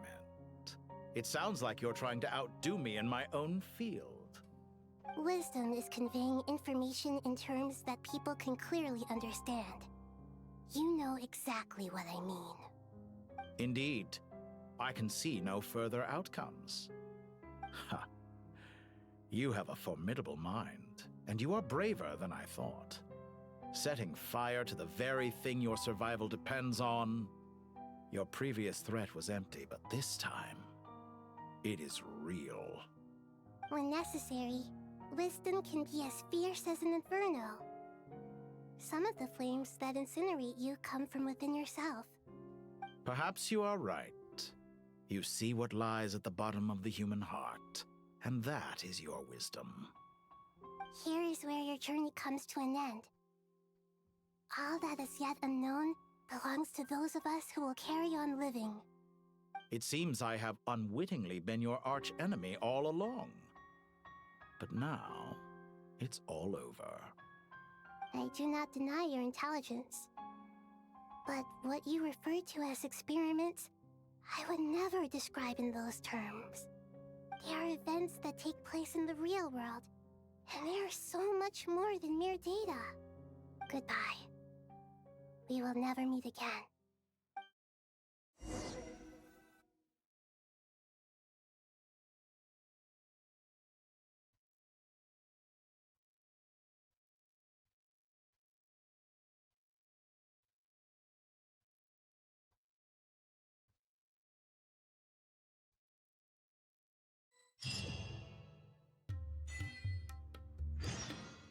Ah.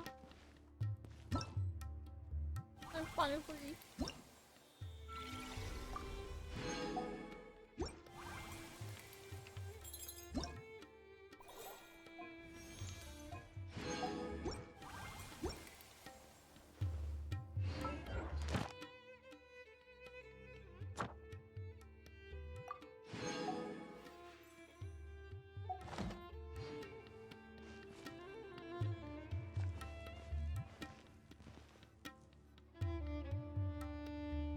Well, that's the last of them. Everyone on the list is already back where they should be. It was a long, hard road, but we finally finished escorting everyone back. I just pray that we'll never need to leave again. I hope we can stay here forever in this peaceful paradise of our own choosing. Paradise. In the annals of the Temple of Silence, that word carries great significance. It represents the hopes and desires of the gods. Their longing for a place to rest. I wouldn't think gods need such a place. People always think they're the only ones who can lose their homes. They forget that gods too need a place to reside. As the Goat King once said, "A god without his people shall cease to exist." Gods need their believers every bit as much as their believers need them. Only we can truly understand how much the desert faith has faded over the centuries. But we still talk about the gods as though they're part of our lives. Given the myriad ways in which gods and humans interact, I'd say they really are. How else could Dunyarzad consider the Dendro Archon a friend? Well, that sounds about right to me. Describing them as friends sure makes us feel a whole lot closer. If you told me a few years back that I'd have this many friends, I'd have called you a liar. Belief is a choice, just like friendship. We've made our choices through battle. The right ones, wouldn't you say? I'll be heading back to the Temple of Silence. I heard the Goat King and the Ibis King decided to pay us a visit. How about you? It's back to Aru Village for us. Still plenty of supplies to distribute and people to help. Until next time, old friend. As long as you can find the time, you're always welcome to visit us in Aru Village. Right back at you. Make sure to drop by the Temple of Silence the next time you're free. Word is that 2 of the other 7 pillars, Shezapank and Bennu, might also be dropping by. Since you're wearing the symbols of their power, it'd only be fitting if you came to see them for yourselves. Dropping by? That makes it sound like they're visiting a neighbor's home. Well, the temple was founded by Hermanubis, so I guess to them, that's exactly what it is. Guess that's true. All right. We'll make sure to find time to stop by. Stay safe on your journey home. I will.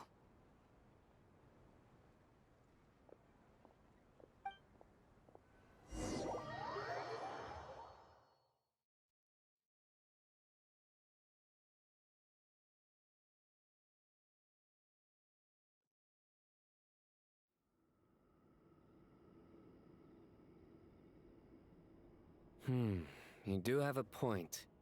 See? Retirement has always been a problem, especially for old-timers like us who've been locked away all these years. You finally step out into the light, and bam! You're face to face with a whole different world. Naturally. What do you think, Layla? Huh? Why would you think to ask me? How could I possibly be qualified to decide where the servants of King Deshret should live? Sorry if my question was unclear. Do you think their statues will stand out too much if we place them here? Hey, I never agreed to this. How could we possibly allow our statues to be left in Hermanubis' home? That would be like breaking into someone's house, then pretending it belonged to you in the first place. Different beliefs can coexist. We still need to respect one another. By which you mean, you two plan to stay at the Temple of Silence, for a while at least, but you have no intention of relocating your statues here. So, you see this as sort of a family visit? Is that correct? Family. Huh. You could say that. In a sense, Hermanubis would view this as his home. Just look at this place. Magnificent, is it not? The sad truth is, in the past, all three of us invested so much into misguided ventures. We failed to build what we should have, and wasted so much time instead. And what do you mean by that? I mean that for the most part, time spent associating with the likes of Sobek, and, let's say, Thoth, might reasonably be considered wasted. Why does that not surprise me? Go on. Anyway, given how much time we'll all be spending together, I'd say that the bonds we built will end up proving to have been a sound investment. Once Sethos, the current leader of the Temple of Silence, returns, you can discuss the matter of staying here with him. But judging by the expressions of everyone here, I imagine you'll receive a very warm welcome. This sacred ground houses untold knowledge, after all. What better place for the servants of King Deshret to appear in the mortal world? How about we share a meal together first? I imagine it's been many years since you last tasted fresh food. Oh, that sounds wonderful! After so many hundreds of years, I can only surmise that desert cuisine has become a lot more varied. Are we having a get-together? If you'd like, I can help prepare some food.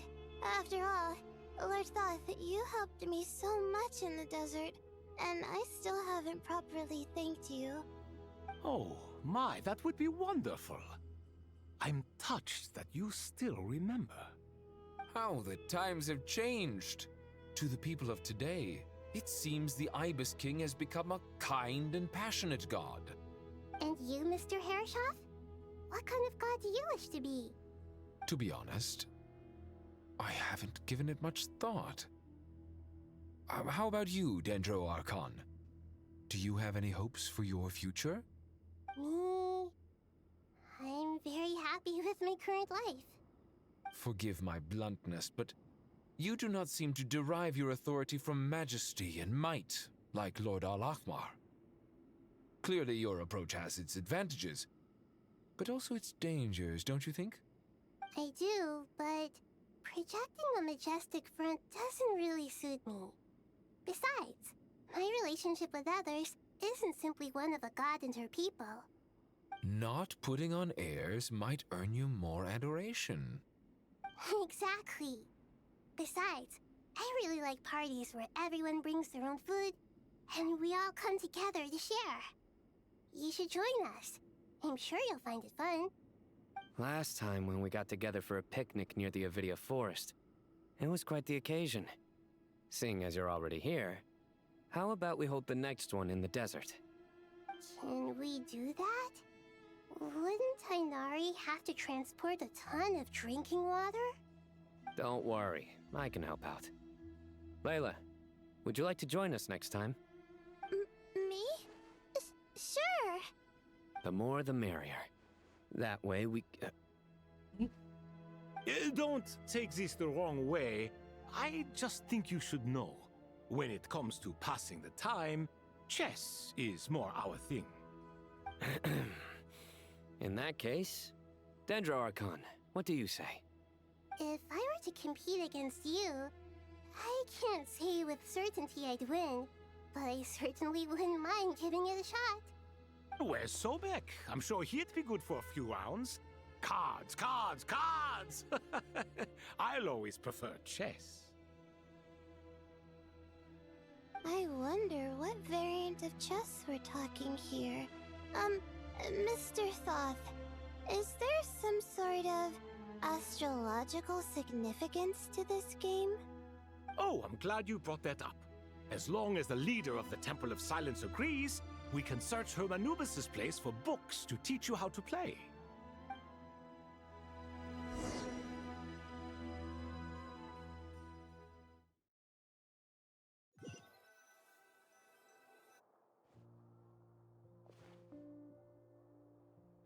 Such devastation visited on Sumeru City. So many houses destroyed or damaged in the fighting. Who could have foreseen this? Look at all of this. It's going to take me forever to tidy up. I suppose living below the academia doesn't always work out to your advantage. I would have thought a little appreciation of my sincerity and effort in helping to clean up this mess might be in order. Helping? Effort? This is your house! Of course you should be putting in the effort! If anything, I'm the one who's helping! So you see yourself as just a helper in this situation. I must admit, I'm rather shocked. If you're trying to say that since I live here too, I have an obligation to tidy up, fine, I suppose I do. Wait a second, stop changing the subject! Nevertheless... In the wake of a great storm, a missing roof is a predictable inconvenience. Can you stop making it seem like I care more about this house than you do? Doesn't it upset you at all to see your home in this state? I won't pretend it's ideal, but that's no reason to be upset. This is the roof over your head, your shelter from the cold. The furniture is scattered, the paintings have fallen off the walls, the windows are shattered. Don't you feel even a little disheartened? The way I see it, these problems are easily solved. Ugh, this is precisely why I hate talking to you about sentimental things. It's like banging my head against a wall. You simply don't understand just how much work goes into making a proper home. It sounds like this is causing you a lot of anguish. You mean the house or the paintings? I mean your sentimentality. Oh, well, yes. But I'd rather not dwell on such things right now. Generally speaking, when anguish becomes the norm, people usually make an attempt to improve their situation. But there are so many people and things in life that are difficult to change. It's not like you can force them. Besides, anguish can be a source of inspiration. And I'm not sure I could break my reliance on it. I'm glad you're able to make yourself think like that. What kind of a response is that? I was stating a profound truth about the very nature of art. Suffering is the cradle of all creation. Even you can't deny that. And I wasn't trying to. I'm just happy for you. Pure and simple. Can't you tell? Happy about what?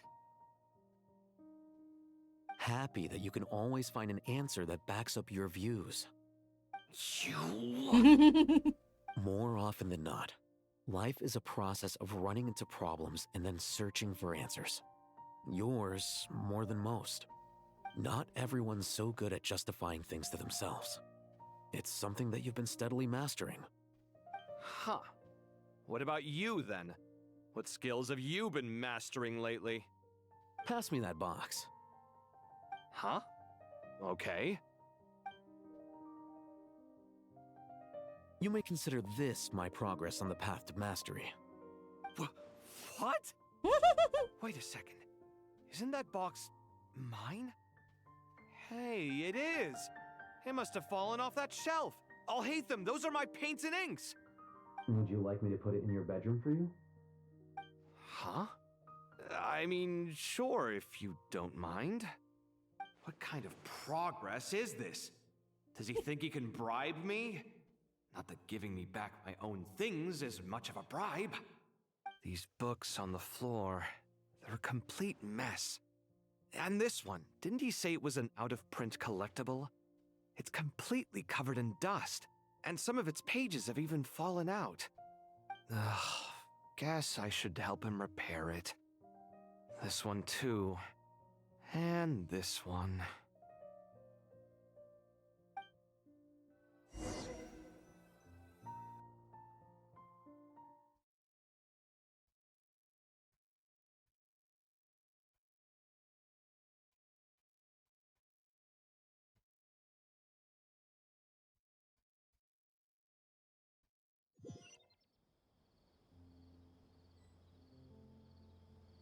Rory and never talk.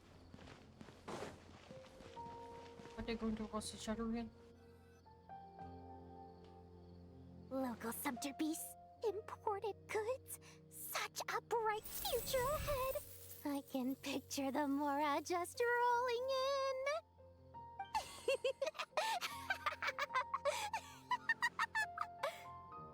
in. You do realize you sound like a choking cow? It's called being imposing. Can't you feel it? Are you not intimidated? Oh, I'm positively shaking in my sandals. What commands do you have for me, oh mighty Lord Sangamabe? You've got a lot of nerve, Nefer. You went and told Candace and the others everything, didn't you? Seriously, do you have any idea how differently they see me now? Surely that's a good thing. I presume they're more disposed to actually like you now, maybe even view you as a friend. You traded my secret for sympathy! Thanks to you, I've lost every last shred of my mercantile majesty. How am I supposed to make anyone think I'm a big, scary investor now? The dark days of Lord Sangamabe are behind you. Why not take this chance to make a few honest friends? Speaking of friends, since when did the notorious Lady Nefer gain such an admiration for holier-than-thou types? A moon chanter here, an angel there? Who'd have thought it? A coming together of fates, nothing more. No need to throw around accusations of admiration. Forget it. You're right about one thing at least. Making friends is never a bad thing for a merchant. Still, I really took a loss this time.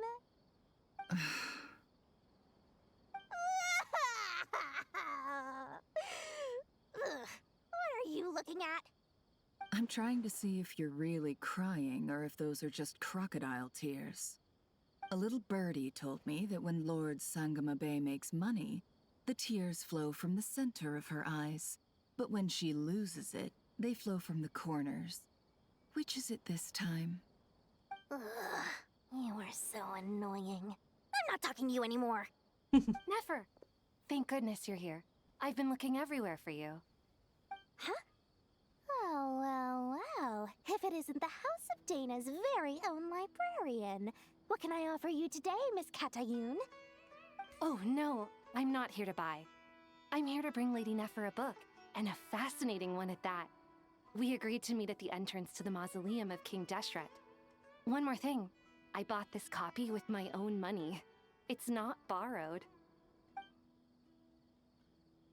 Reasoning knows not time of day, but suspense always follows a blizzard. That's quite the mouthful. Huh? Isn't that the one that...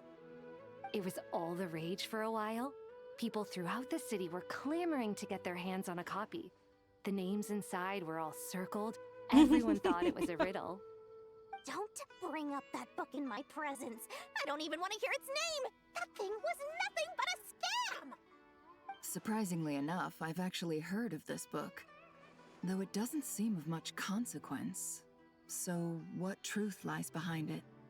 You're from the Vahumana and you're asking me what the truth is? I'd say the actual truth was about the least important part of the whole episode. I brought you this book because it probably has the most interesting backstory of any in the House of Dana's collection, at least in recent years. As for its quality, well, you can judge that for yourself. Don't tell me it's actually any good. You may not know this, Lord Sangamabe, but Lady Nefer has a fondness for books with... how should I put this? Mixed reviews? No eye for good literature, huh? Perhaps she feels that bad books hide interesting secrets? But I shouldn't put words in her mouth. It's probably fair to say she prefers the conversations that books can spark over the substance of the books themselves. Suits my style as an intel broker, wouldn't you say? Very interesting, thank you. I'll return it to you once I'm done reading. And as it happens, I have something for you, too. Incense? I imagine you've already used up the incense I gave you last time. Here's some more. This batch is from Nodcry, so the scent won't be quite the same. Well, actually, I've been saving the incense you gave me. I couldn't bring myself to waste it without a special occasion. But I'll gladly accept this, too. And I promise I'll use it this time. Katayun, you haven't changed a bit.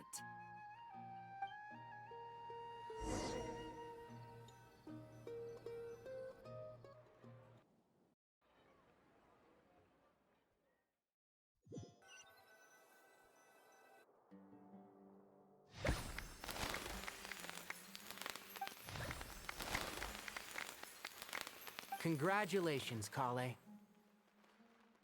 Well done, Kale. After studying for so long, you've finally become a full-fledged ranger. Sure hasn't been easy for you, huh? This really is fantastic news. All grown up. No longer a trainee, but an official forest ranger. Oh, the next step is to secure tenure in the academia. Thanks, everyone. It's true. I'm an official forest ranger now. Master Tainari, thank you for your guidance and support. I wish Mr. Sino were here so I could thank him too. Sino had a matter to attend to at the Temple of Silence. I don't imagine he'll be back for some time. But don't worry, we can celebrate together once he's finished. I'm afraid the party will have to wait. Kale still has some matters to attend to first. Kale? Is everything all right? No, it's not what you think. There's nothing wrong with my health. I just have a few things I need to deal with.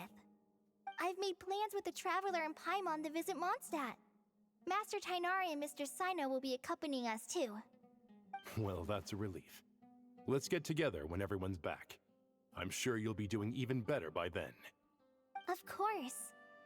I have a feeling you're right.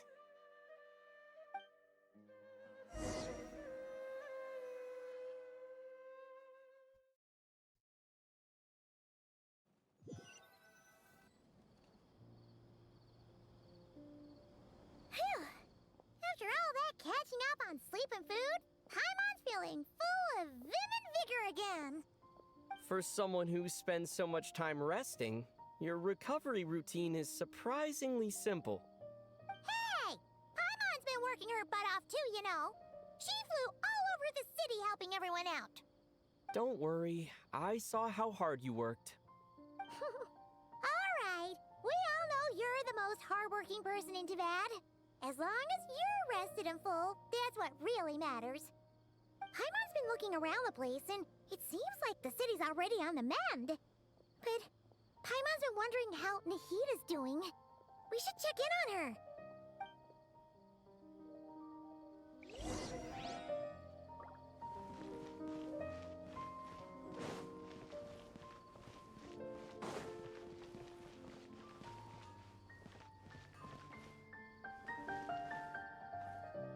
I remember how to actually got up there because it's been so long. What's back?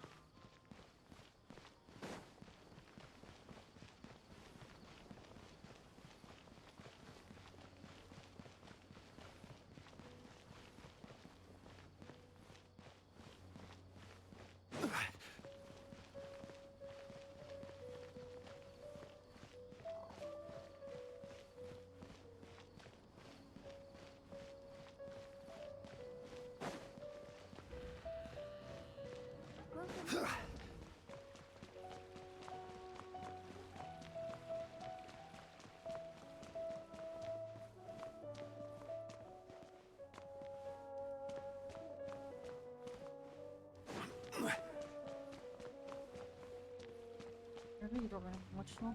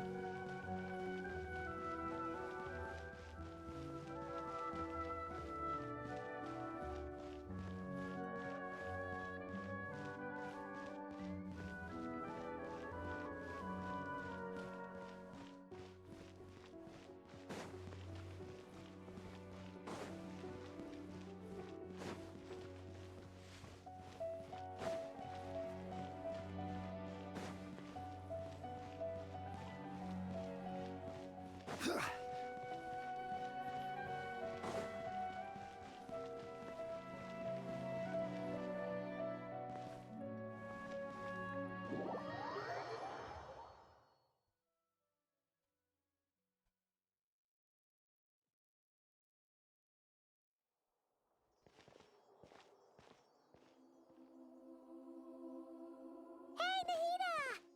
And Hat Guy's here too! Traveler, Paimon! What's going on here? Nothing much. Nahida was just expressing concern for my physical and mental well-being. Oh, the Traveler told Paimon all about that. We've both been very worried about you. Are you feeling alright? You make it sound like I'm on the brink of some kind of breakdown. Truth is, I'm doing much better than you might imagine. If we can just get to the bottom of Dottoro's intentions, we can minimize his negative influence. That's the sort of thing I excel at. Just listen to that newfound optimism. It seems like having you enroll in the Vahumana was a truly inspired move. I can really see the positive influence. Observe, a classic Sumeru specialty. Chalking everything up to education and learning. To be honest, even I can sense the change in you. Everything Dottori said to you was a way to manipulate your mind. Fortunately, you're no longer under his sway. Can someone as old as me really continue to grow? If it helps, just think of yourself as a late bloomer. It's all a matter of phrasing, and it comes down to what standards you measure yourself by. For a puppet, developing at such an age is perfectly normal. But if you choose to call yourself a late bloomer, it sounds more like you consider yourself human.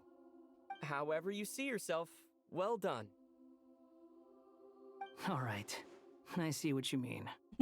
Anyway, what's your next step? What else can I do but complete my current courses? Everything else can wait. Anyway, that's enough chit-chat. There are still things in the city I need to help out with. I'll be heading there now.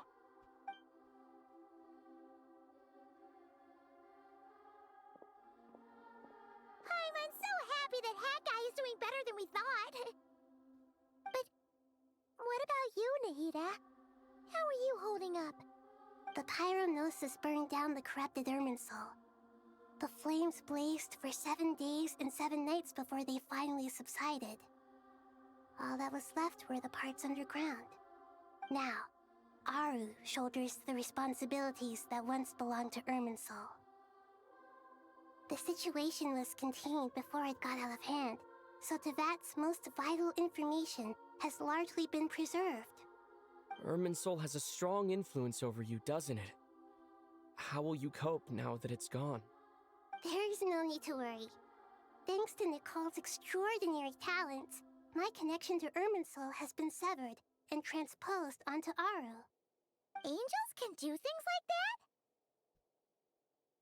They can. Such abilities are precisely what makes them so powerful. The goddess of flowers, Nabu Malikata, once claimed that she too could perform feats beyond the reach of mere mortals.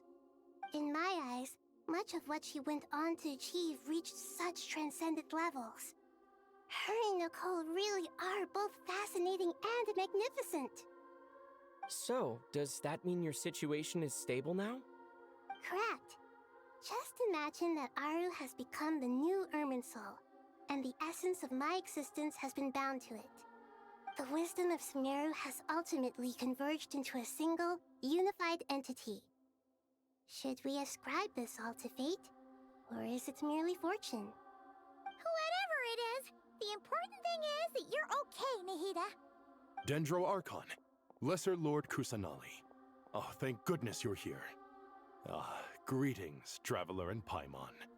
Sir Nevis, do you have something urgent to say? Yes, there's something I need to report. We've received a message from Snezhnaya. This hence a letter from Nahida will receive. The Fatui Harbinger, the Rooster, sends us his sympathies, along with all the usual pleasantries. His stance is that, following the unrest in Nodcry, Dottore was subjected to internal censure. This madness was the act of a rogue element, one who cannot be seen to represent the Zapoliarny Palace. No less than can be expected. Snezhnaya paid a heavy price working to stop him. They even lost one of their own harbingers. The letter goes on to say that even so, Snezhnaya cannot claim to be blameless. Apparently, they will deal with Dottore's subordinates in accordance with Snezhnayan law, holding all those involved in his crimes accountable. Additionally, they are supplying relief funds and supplies, which are already en route. They hope this will aid in Sumeru's reconstruction. Sounds like he's got an answer for everything. True, but as diplomatic rhetoric goes, it's highly effective. Completely watertight, both in logic and sentiment. This disaster has had a profound impact on Sumeru. There is much that I will keep in my heart. The matter of Dottore can be seen as settled for now. We are sure to cross paths again in the future, and in that light, Snezhnaya would do well to uphold their responsibilities and keep a tight rein over their actions. With Irminsul burned, the flow of fate now carries many more possibilities. I will be watching carefully. Perhaps we can move on to a less serious matter? Dendro Archon, will you eat with us once this matter is dealt with? Everyone wishes to celebrate together. Your presence would be most welcome.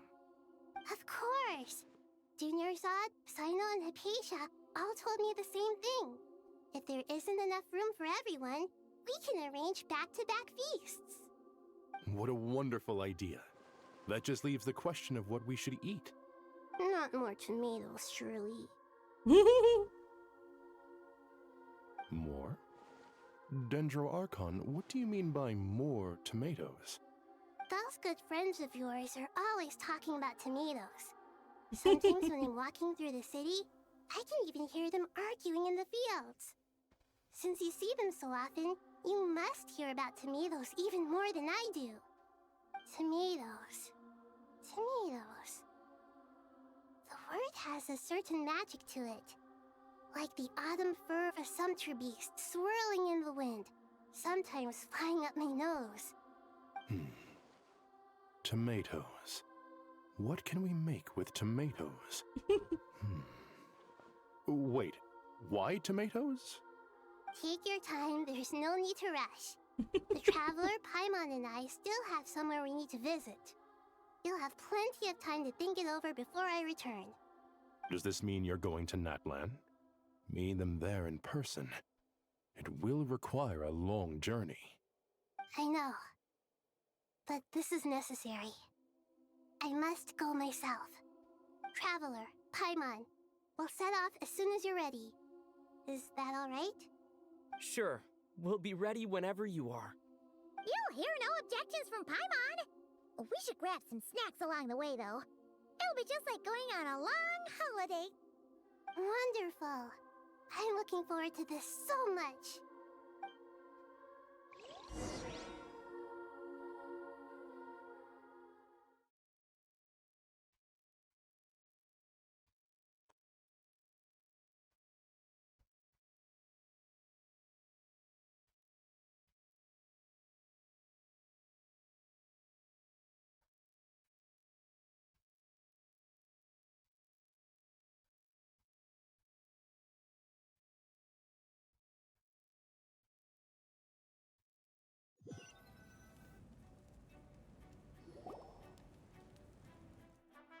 Natlan is such a lively place. It's super cheerful and positive, too.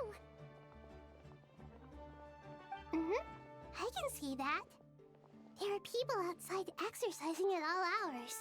Such a healthy way of life. You came. Welcome, welcome. You must be hungry from your journey. Would you like something to eat? Oh, thanks, but no thanks. We've been eating the whole way here. We had a mushroom platter, sap's meat stew, butter braised chicken, hot sour pudding. Paimon's positively stuffed. All right, all right. No need for all that detail. I'm starting to get hungry myself. Maybe later then. We can wait till everyone's got an appetite. Then I'll head out for a meal together. Sounds like a plan. Let's find somewhere to sit down.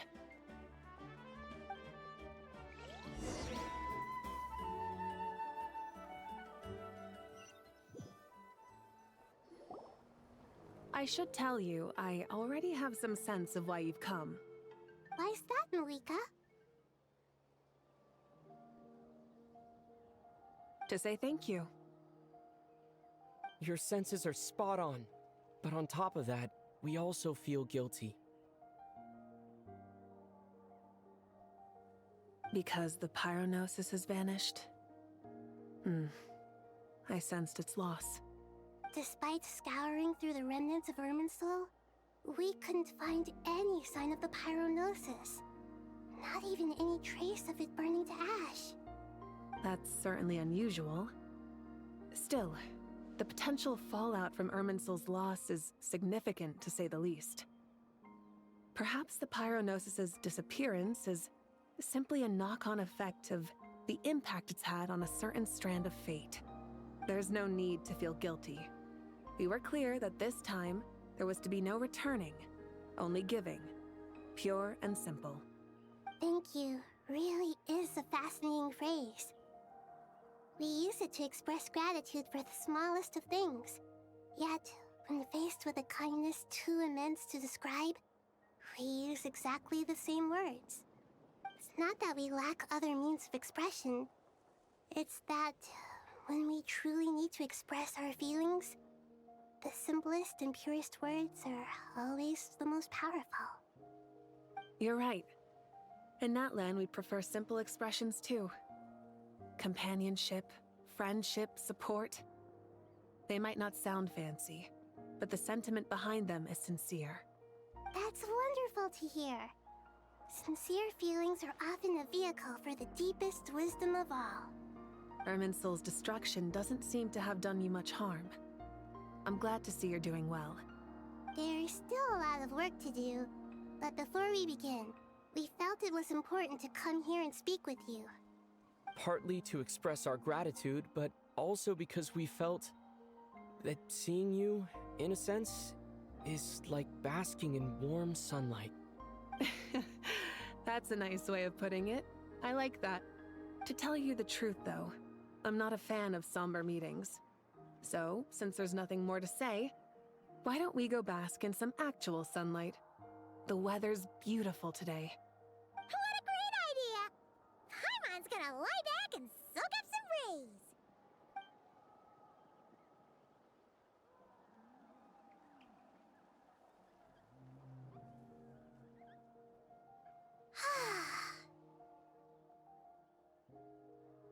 In that case, I think I'll lie down for a bit too before we head to our next stop. And where might that be? Mondstadt. Paimon and I are gonna head back there with Kale and the gang. Long ago, I sensed that the god remains inside Kali had come from the goddess of flowers, Your but tongue I kept it a secret. Those remains weren't hurting Kali, not as she is now. They simply exist. Besides, I could sense a deep yearning within her. A yearning for an ordinary life. A yearning to hold on to the hard-won happiness she now enjoys. With someone like her, I have a responsibility to keep her secret. She should be ready to face the truth by now. Whenever people meet, there is always the potential to create warmth and kindness. Every child grows up, but even as adults, they are still children in the eyes of certain people. Oh, just like how Paimon sometimes sees Nahida as a little kid. Is that so? Well, anyone who's friends with a kid is probably a kid themselves. Of course! And there's nothing wrong with that. When we get back, we'll actually be hanging out with another of our friends who happens to be a kid. Or more like looking after, in her case. Anyway, we'll always be there to watch out for our friends. Dear Sucrose, when you receive this letter, I'll probably be as busy as always. But busy with wonderful things. That's because I'm no longer a trainee. I'm now an official forest ranger. Impressive, right? Sino said that official rangers sound much tougher than trainees. Though he did say it was already pretty tough to start out with. You probably heard that something big happened in Sumeru recently. Don't worry, it's all been taken care of. We're heading to Mondstadt soon, so if you're free, maybe we could meet up? Plus, it's not just me, a few of us are going. Hey, do you still remember that time we all got together? You know, when we all went to the Windbloom Festival? It'll be just like that.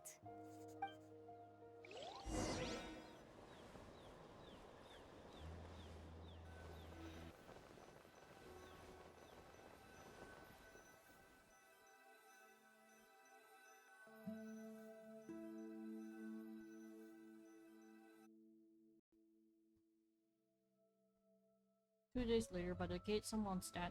Dainari, is that... Don't you say it! Is that the great Vayuvyastra? Behold, the great Vayuvyastra, General Mahamatra.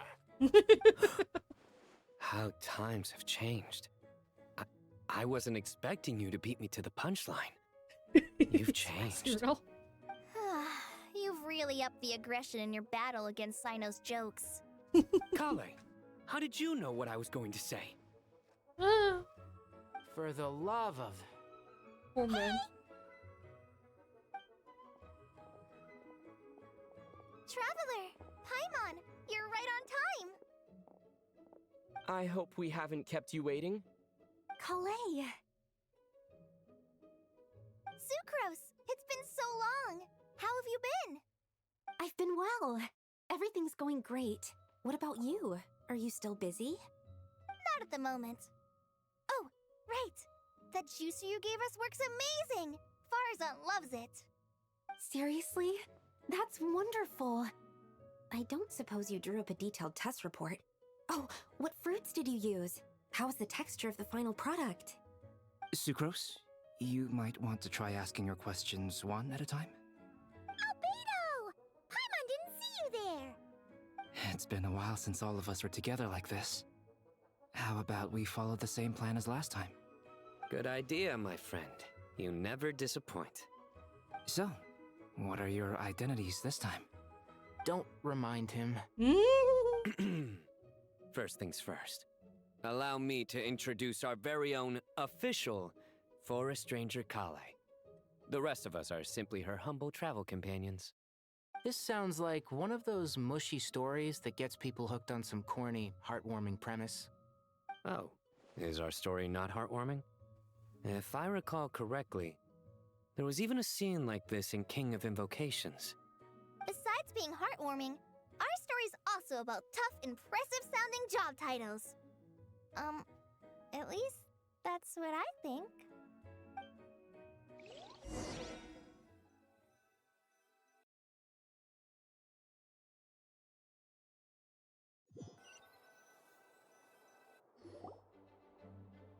You, Color, and the others meet with a nice upper bonus after exchanging one of his head and liberty. You're too here fast. already?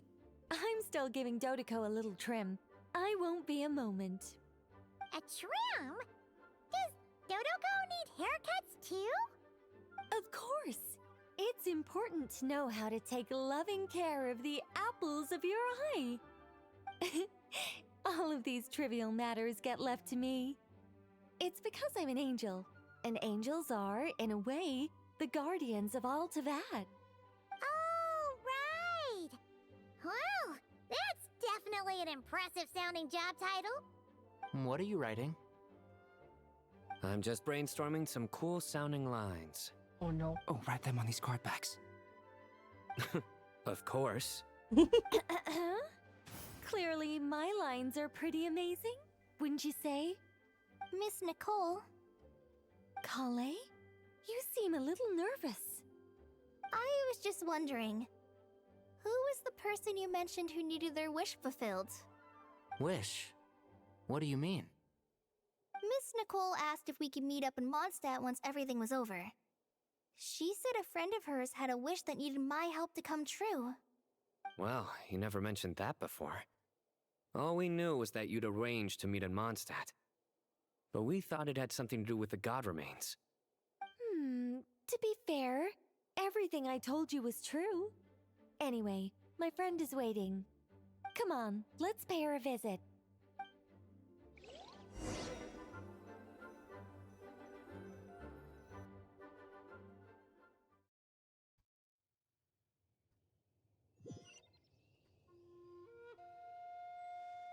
We need a great trail wing price.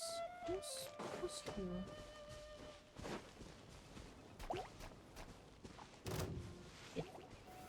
Stabilize! Do you really want it?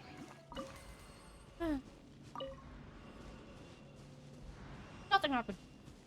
I saw nothing. It's you. Huh? You're... Surprised? Oh, I bet you weren't expecting to meet a woman like me beneath this beautiful tree in a faraway land. An oasis will spring from the place where a djinn resides. That saying falls somewhat flat here in Mondstadt, given that everywhere is already so lush and green. Lilupar, what are you doing here? I made friends with Miss Nicole. I asked her to bring me here and then invite Kale to come. The prologue to this story is that I have a wish. It has stirred within my heart for centuries, millennia even. Originally, it was merely Al-Ahmar's lie, but now it has become reality. Could this be... related to the goddess of flowers? My dear young lady, my mistress left her final trace in this world upon you. I can't tell you how glad I am to see you here. And now I have seen you, and peered into your heart. You have experienced hardships and suffered setbacks. The torment an ordinary person might expect to face has befallen you threefold. This is the source of your resilience. But, beneath all this, I've witnessed the seeds of desire. You yearn to return to the simple life you once knew, do you not? I do. I want to throw away everything that isn't mine. But how do you decide what is yours? The scars that others carve into your flesh, the kindness and love they inscribe, are these things not yours as well? They are. This is something I've talked about with Miss Nicole. Miss Nicole said I should learn how to adjust my standards. I just want to live as an ordinary human. Anything beyond that isn't mine. Don't you want anything from the remains of the goddess of flowers? She gave me a revelation once. I think that's already more than enough. In the past, you would not have possessed such a rich heart. Your brief life has taught you to hold on to everything good, to home in on kindness. How fascinating. You're nothing like Nabu Malikata, and you're certainly not her. Of course not. I'm not some great and powerful being, Miss Lilopar. Yet I am a Jinn. We exist because of the Lord of Flowers. We revere and love her. My wish is to see her one last time, to give everything for her. Kale, can you do this for me? But her remains won't be easy to remove. Are you sure this is what you want? That's beside the point. First, I need to know. Are you willing to do something for the soul of this lonely, wandering woman? I'm willing. But look, you know nothing about me. Even if you have heard the stories about me, all you would know is that I was rightly punished for the many evil deeds I committed. Ah, so you do know. Your lips are quivering, your eyes trembling, and still you're willing to do something for me. Life has been cruel to you, and yet you've learned to be kind. My dear young lady, to repay your kindness, I too must play my part. Are you sure about this, Lilopar? I yearn to see my mistress. For this moment, the world can burn to ashes, the universe be engulfed in flame. I care about nothing else. And you, Kale, I can give you a gift. You'll become just another ordinary human. But Miss Lilopar, what will happen to you? My wish will be fulfilled, and I can die happy. Why would you wish for that? A long, unending life might seem desirable for one who has never possessed it, yet it brings torment to one who has. My remains are scattered across the yellow sands, but my soul can find no peace. Since you've promised to grant my wish, give me that release. Allow the dying to die, and let the dead rest in peace. You have my thanks. Kale, there's no pressure on you. What she said, it's all true. A wish is a genuine desire, after all. It's as if you want to use the last of your life to give me a better future. Nothing so selfless. We'll be using our futures to fulfill each other's wishes. This is a noble act, a beautiful and secret transaction between two women. I understand. Miss Lilopar, I'm ready. Close your eyes, Kale. Then open your soul. From there, I will embrace my mistress. The downpour of flowers is your touch. Like returning to the very beginning.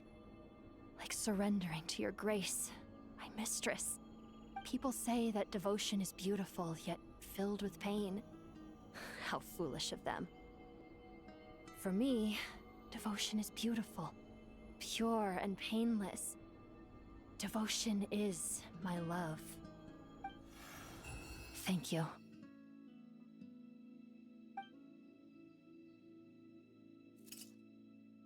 She's gone.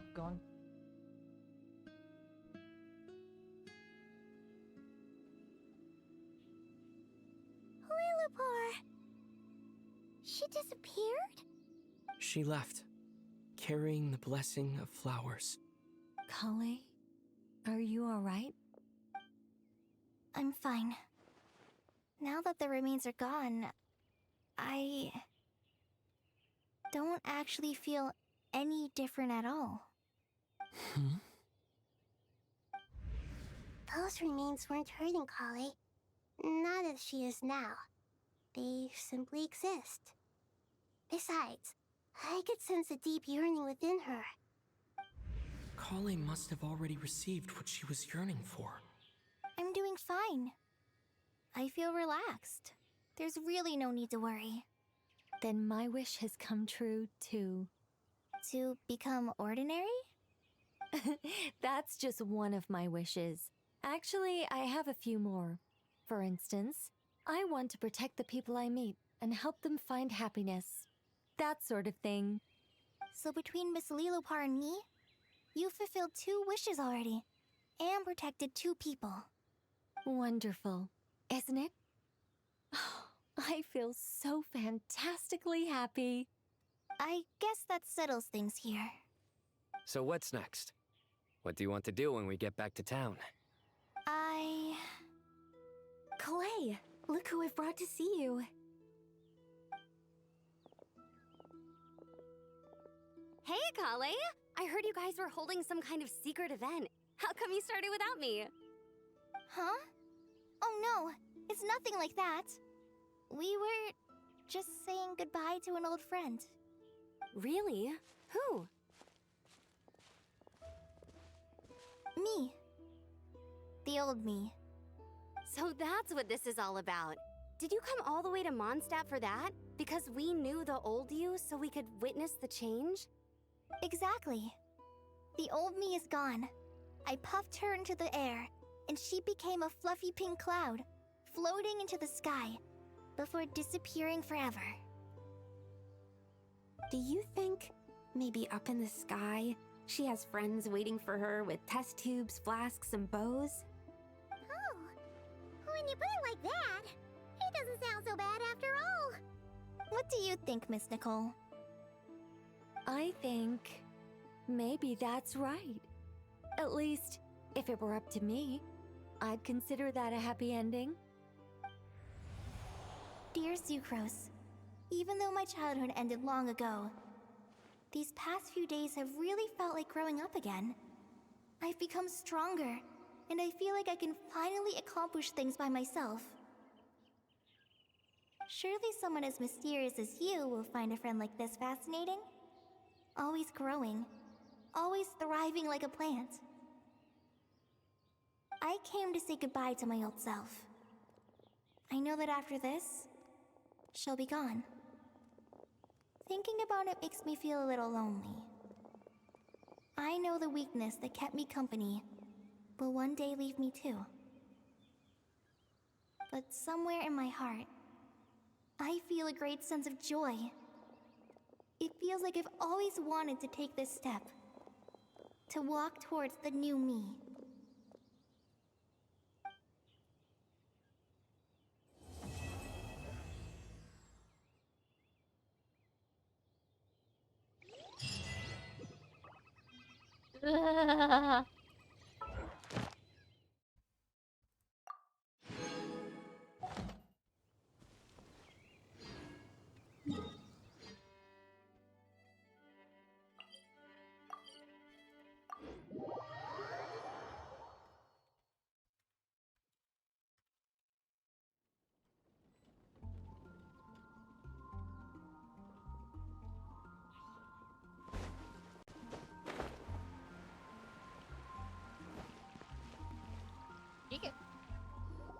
What? Huh? You know, since it was Barca who came up with the whole idea of holding a Oh, is conference that with the because of the Hexacircle, crystal? how come we never found out what task they gave him? Let's see. Barca... Wait, why is it blank?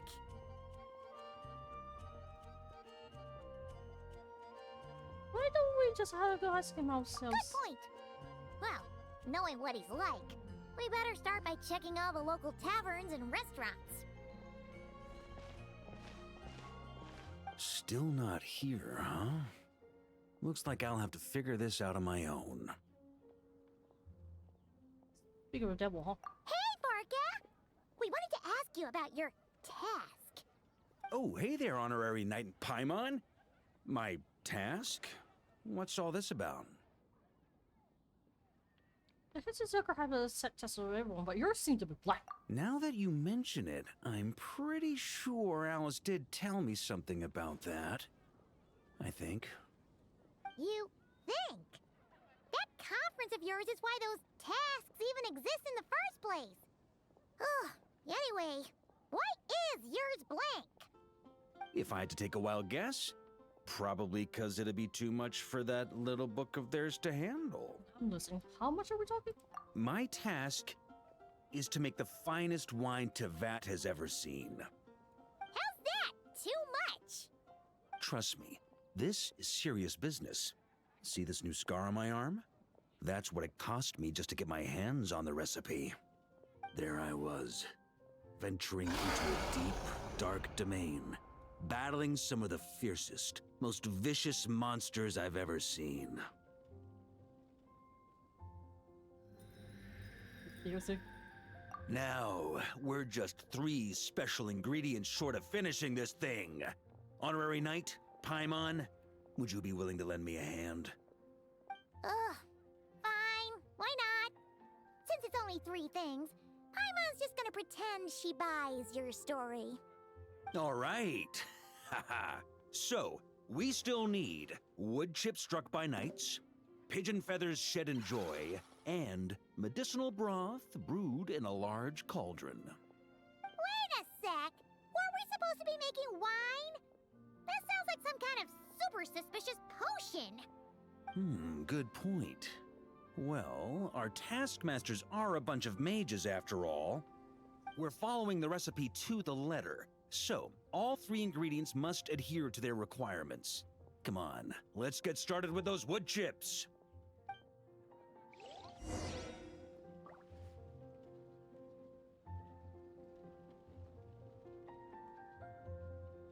Today's recommendation is the steak.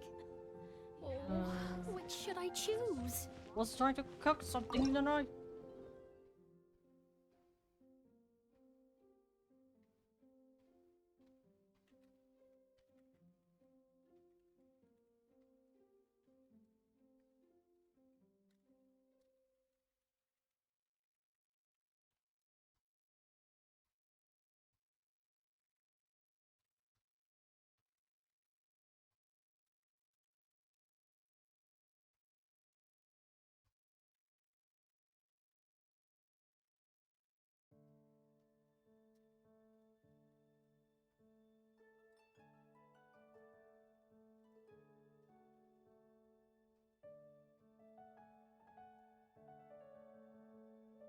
Okay.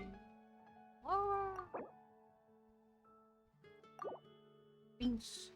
Yeah.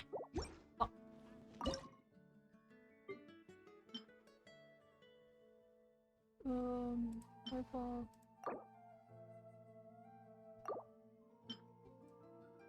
A lot.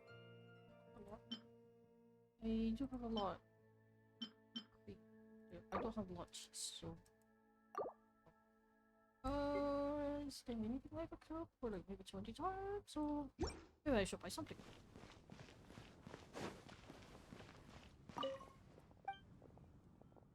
And Sylvia. So.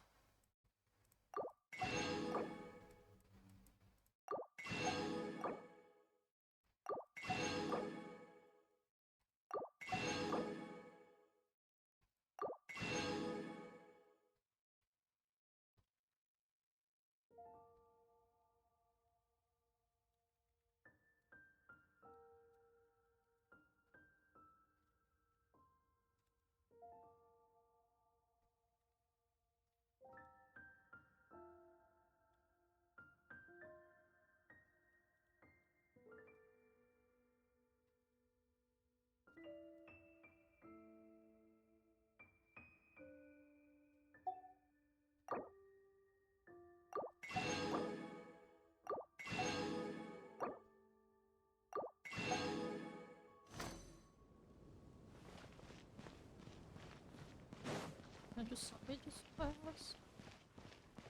Add astro. Come in.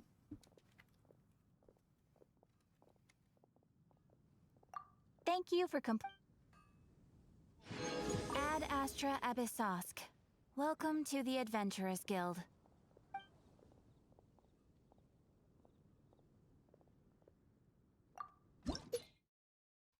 No. Ad Astra. No. Especially good.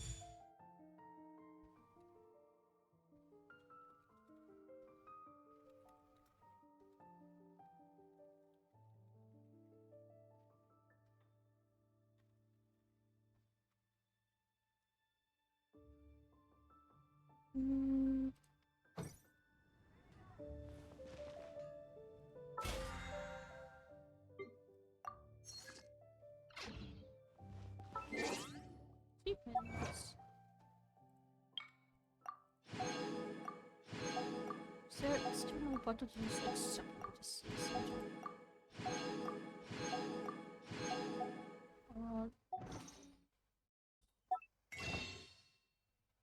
Was Parkins? Wait, no. Watch this. Oh.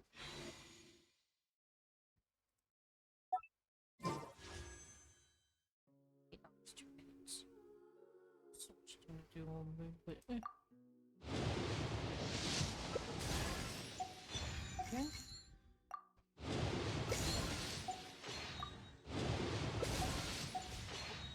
Where do you want to go?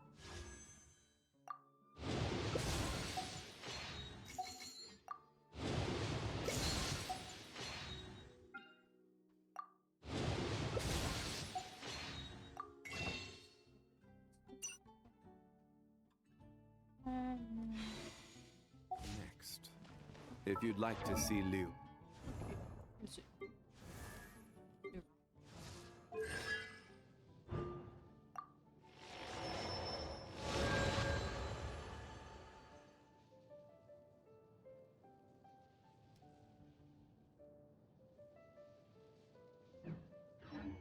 Tourist spots.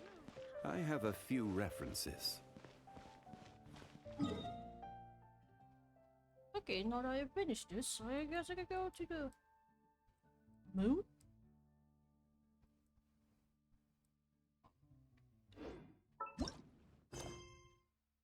Yeah. That one can wait, I guess.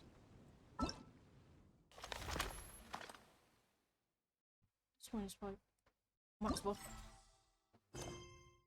Okay. Oh, good range game.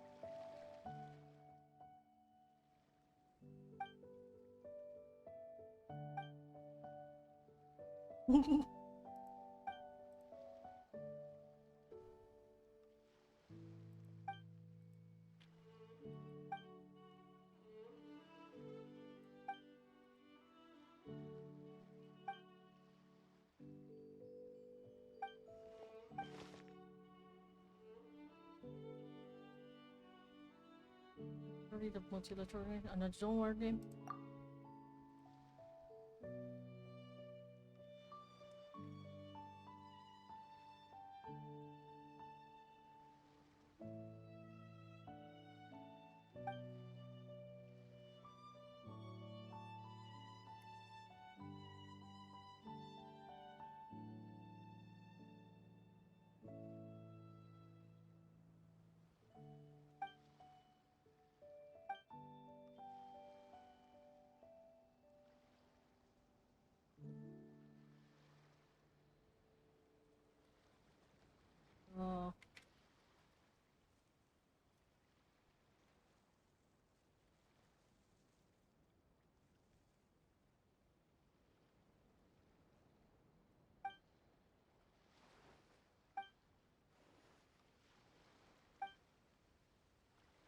Isn't shooting just mean fire the gun and be on bullets at all or games too?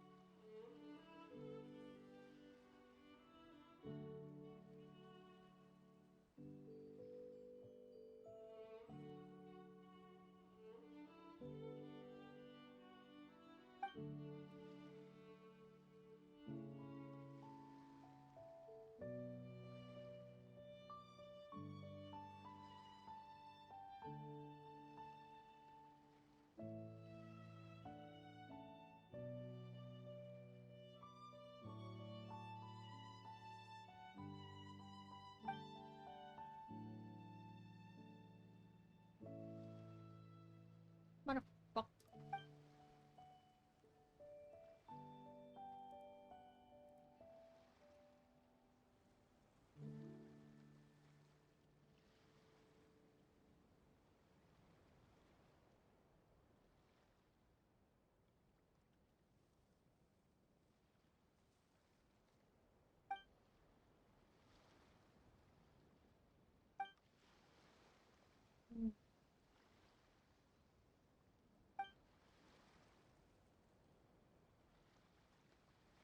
Sounds pretty neat.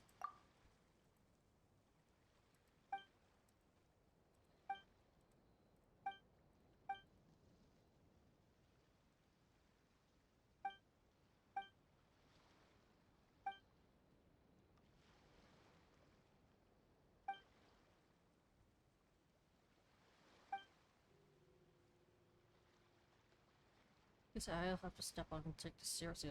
Bill wants me to say best days. This is good one with you. It's been a long while since I've last played shooting games anyway. Especially like first person shooting game.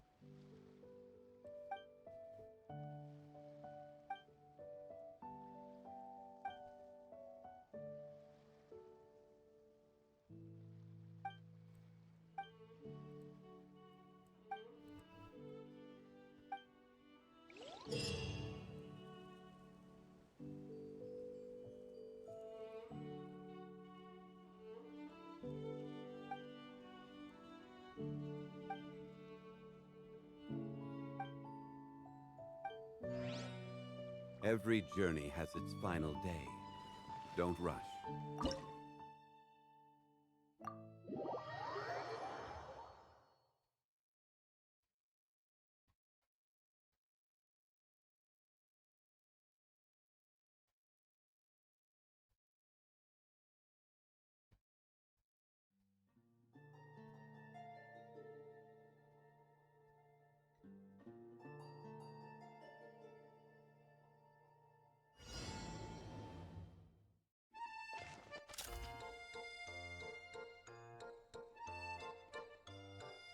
It's like too shaky for this.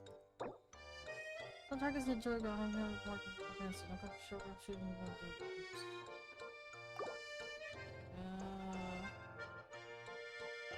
Pick a target to mark it.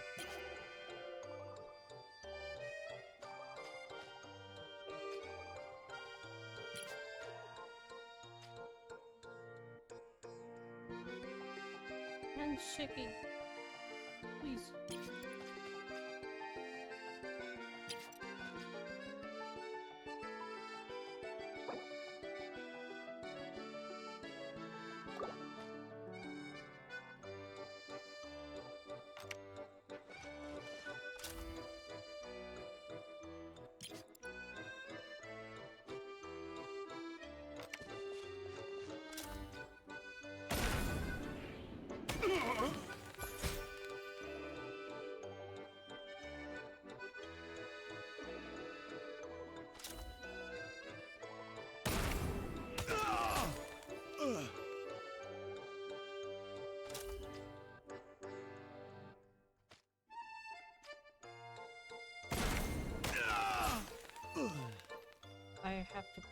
so wrong.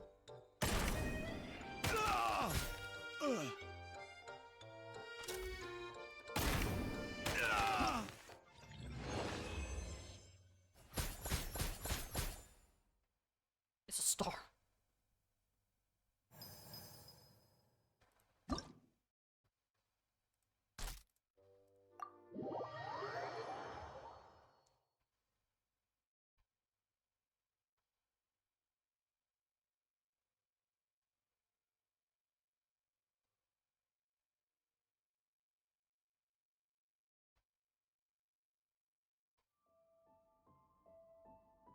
That guy's moving.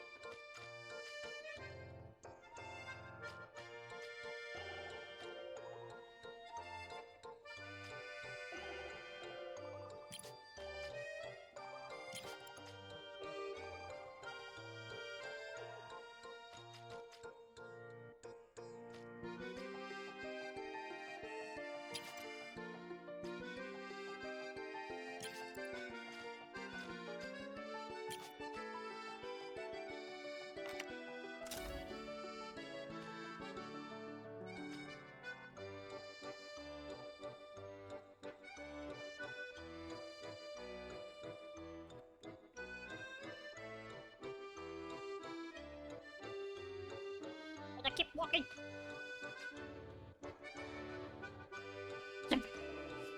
So I have to shoot him on this side here.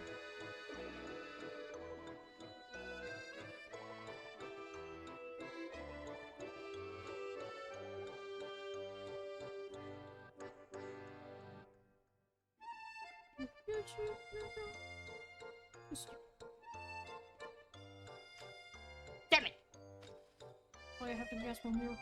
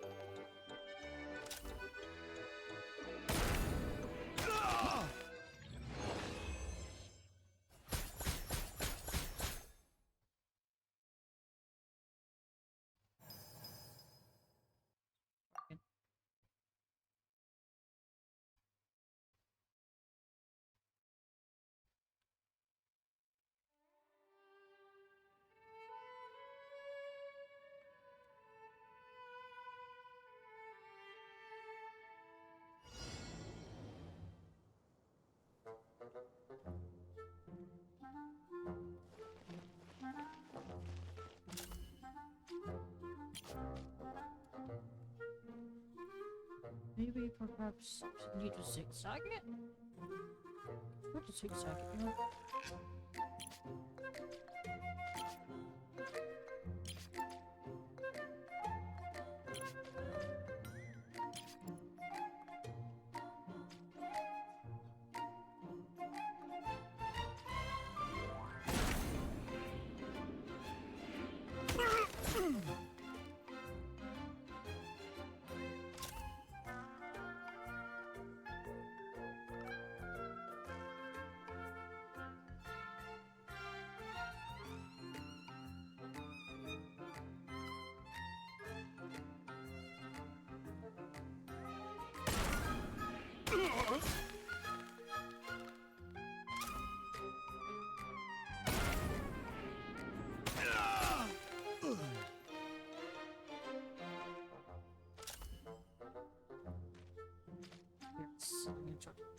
kitchen.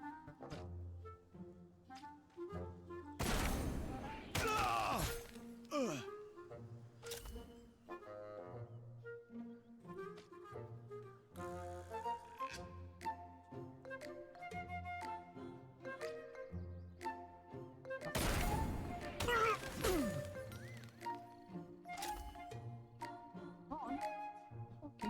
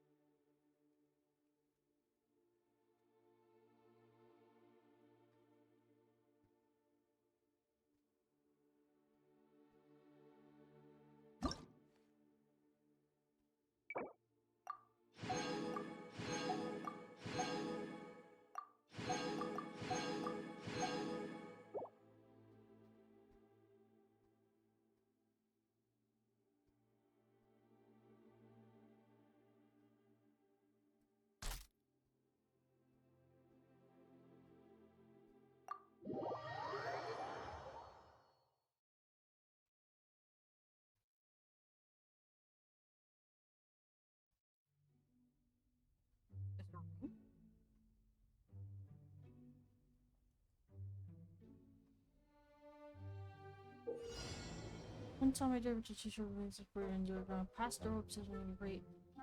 Throw them and hit your targets to earn a large number of points. Oh, so I have to shoot through the rings.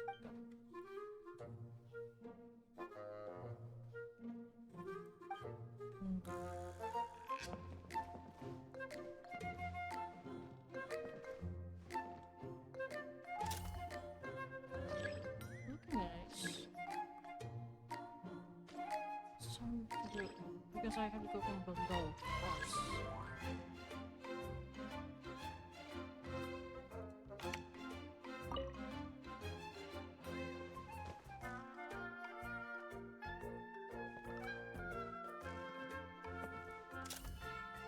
Something tells me I have to go from below.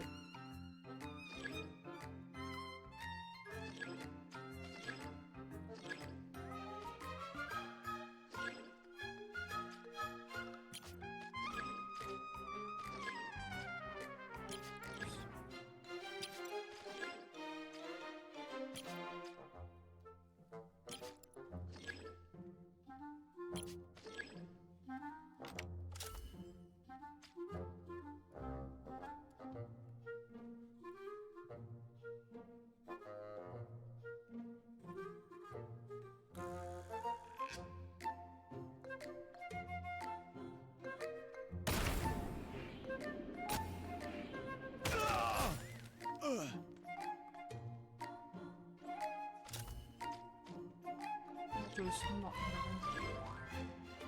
Or is not in the room either. But number 6 surrounding room. Narrowing the ring.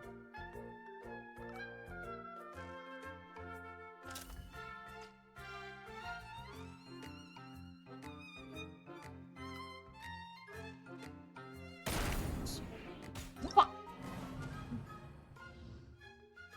Oh, shit.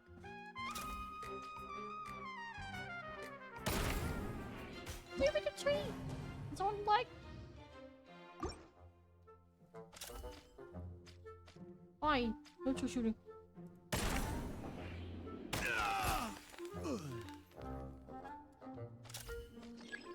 Sorry, I mean, it is good.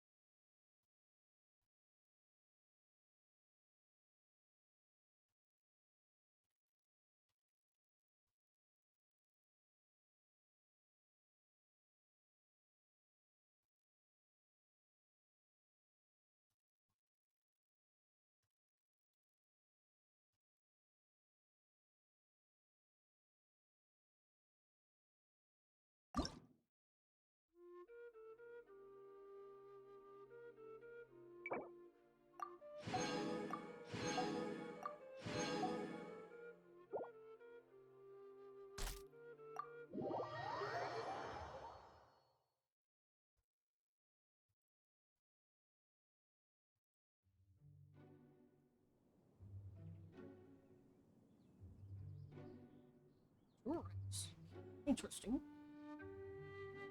Oh, hit them in the middle. Shoot at the back. For the shoot character, I just have to go back.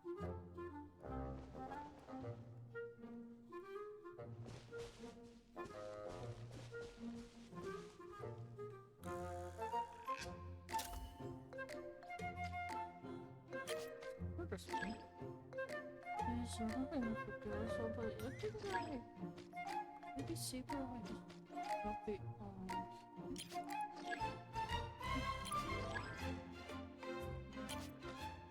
they're not one over.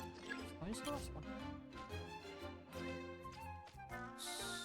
Smack his... Oh, what? There is one.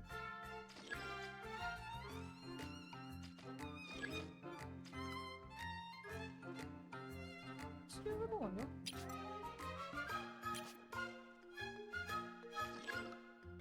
Looks like there's another one there. Hey!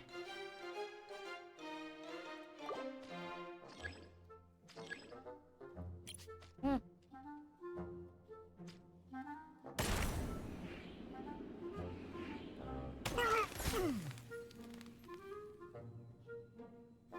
So there was about one.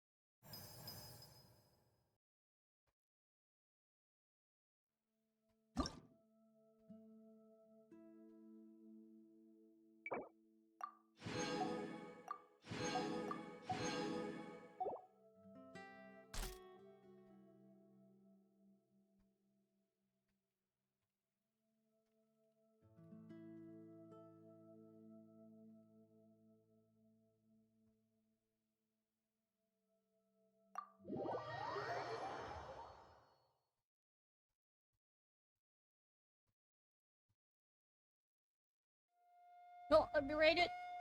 Thank you for the raid. Join place, right? IG?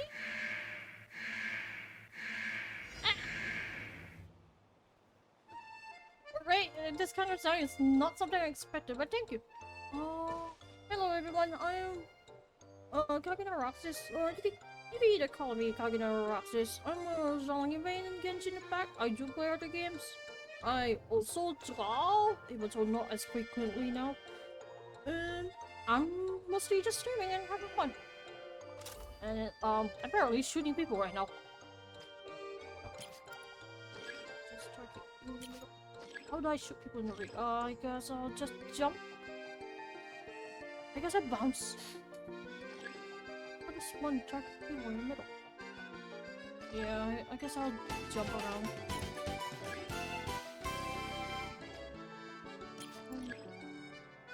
What was it?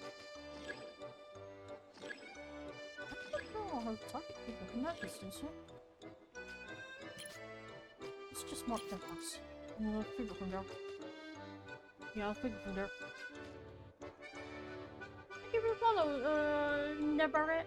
Nebaret? Yeah, thank you for follow.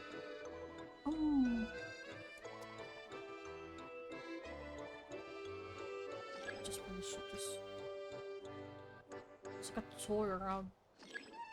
They're bouncing.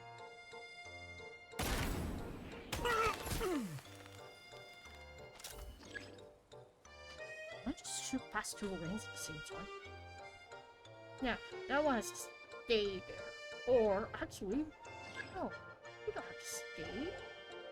I can just...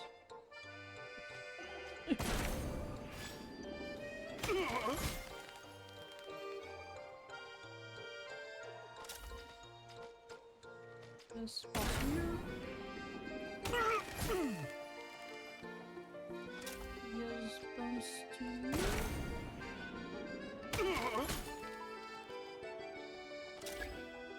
now to make sure the guy went over there.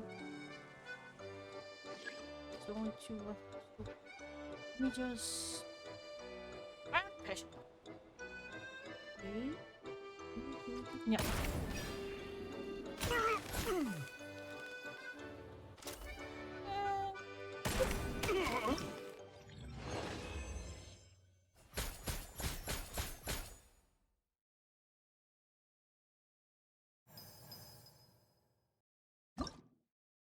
Or not. And last one. Oh, this place, huh?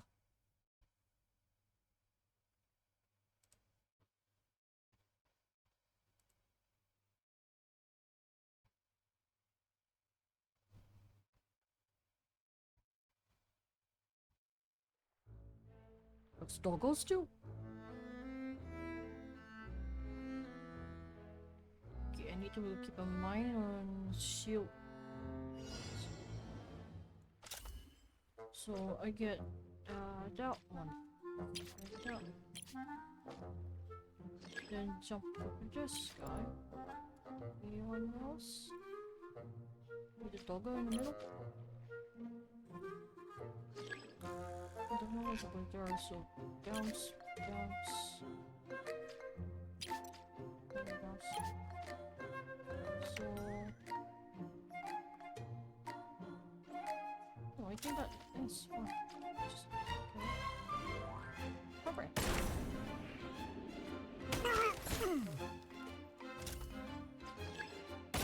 Alright.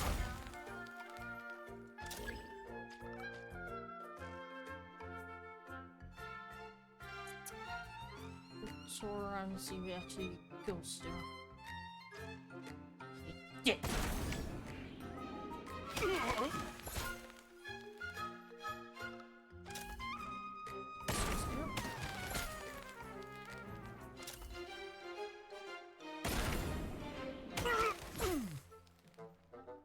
And okay. I'm already max points. And that's everything.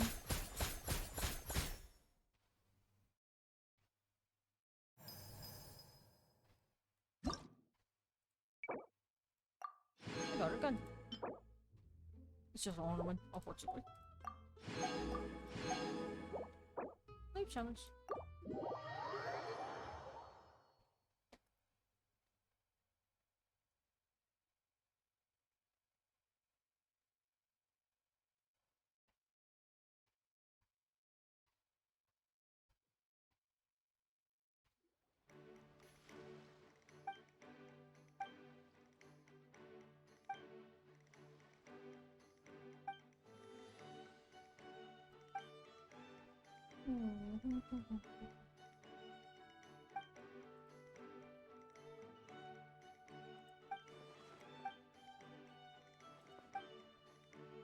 Telepathy going off. Your experts were in line up. The one plan that works for all of them.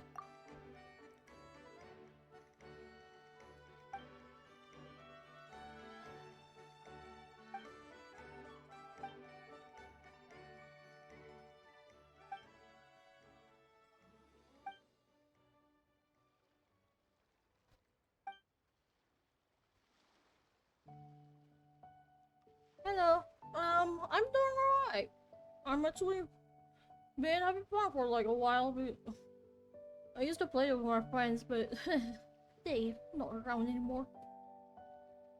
So just slowly remembering the memories. Doing Zhongli there. But yeah, I've been doing alright. How about you?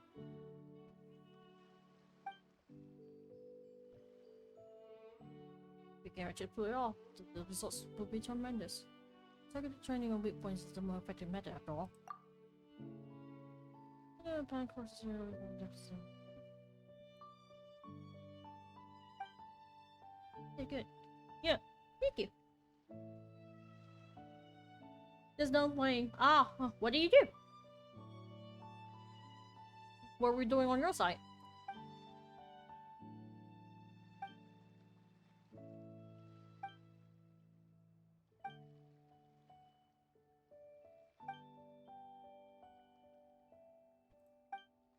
Shit, fair. I'm guessing you're doing the story or just adventuring or just touring around. Oh, thank you. Yeah, I figured that would be the reason. Just wondering what we're doing in Genshin.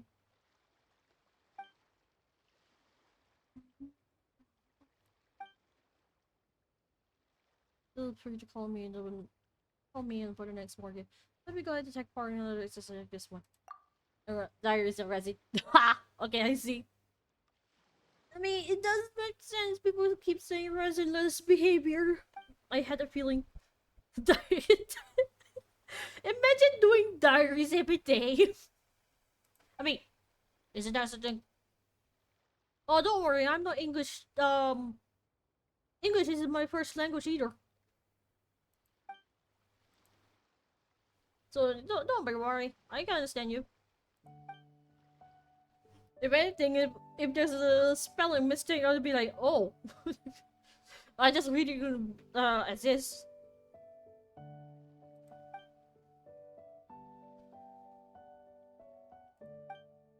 Okay, I pitched it. So I don't know if I have enough gems for this, unfortunately. Wait, I have to think. Or do I have everything? No.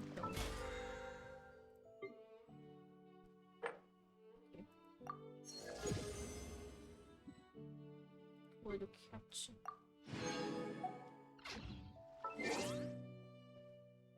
I'll keep your stream playing in the background. Okay, thank you. I don't really talk a lot, but if you'd like to see Liyue's tourist spots, I don't mind having a look. I have a Thank few you. references. I tend to feel awkward talking about myself anyway.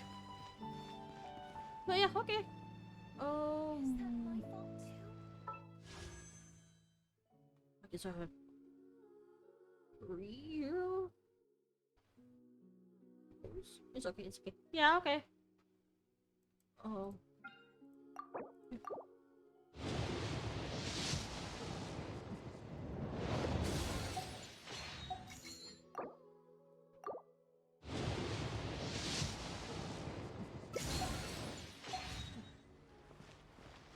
So let me check.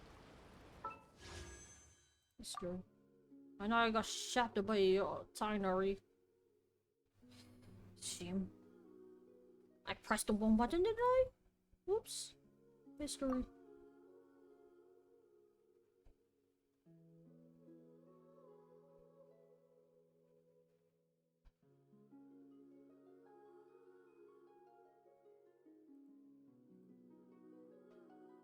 Okay.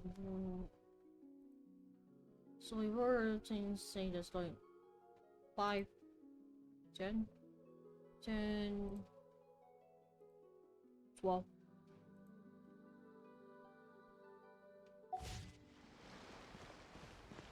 Okay.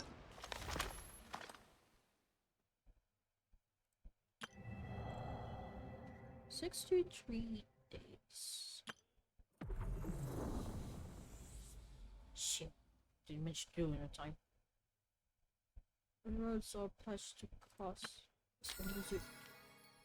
Obtain results and rating on the latest album music and difficulty. I am bad at this. That's why I don't redo it. Borderlands crashes. Fall into it. Place to emptiness. I've done that one.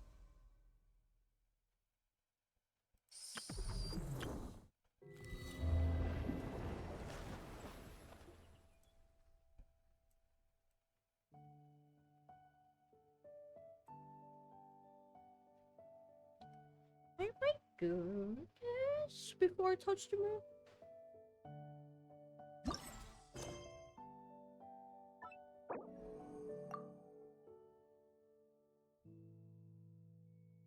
But before I actually do this quest, I might go get something to eat because I haven't been eating for a while.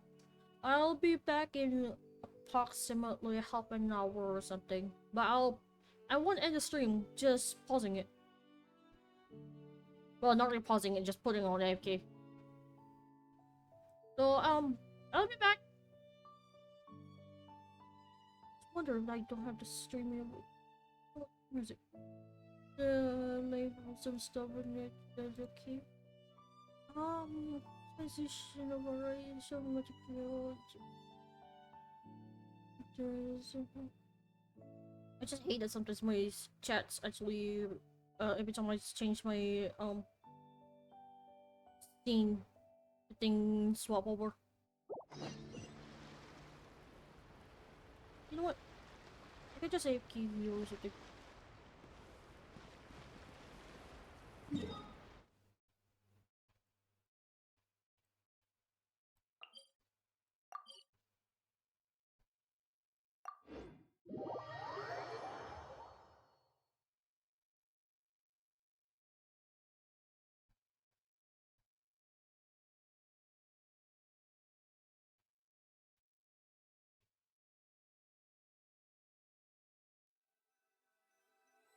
Alright, I'll be back.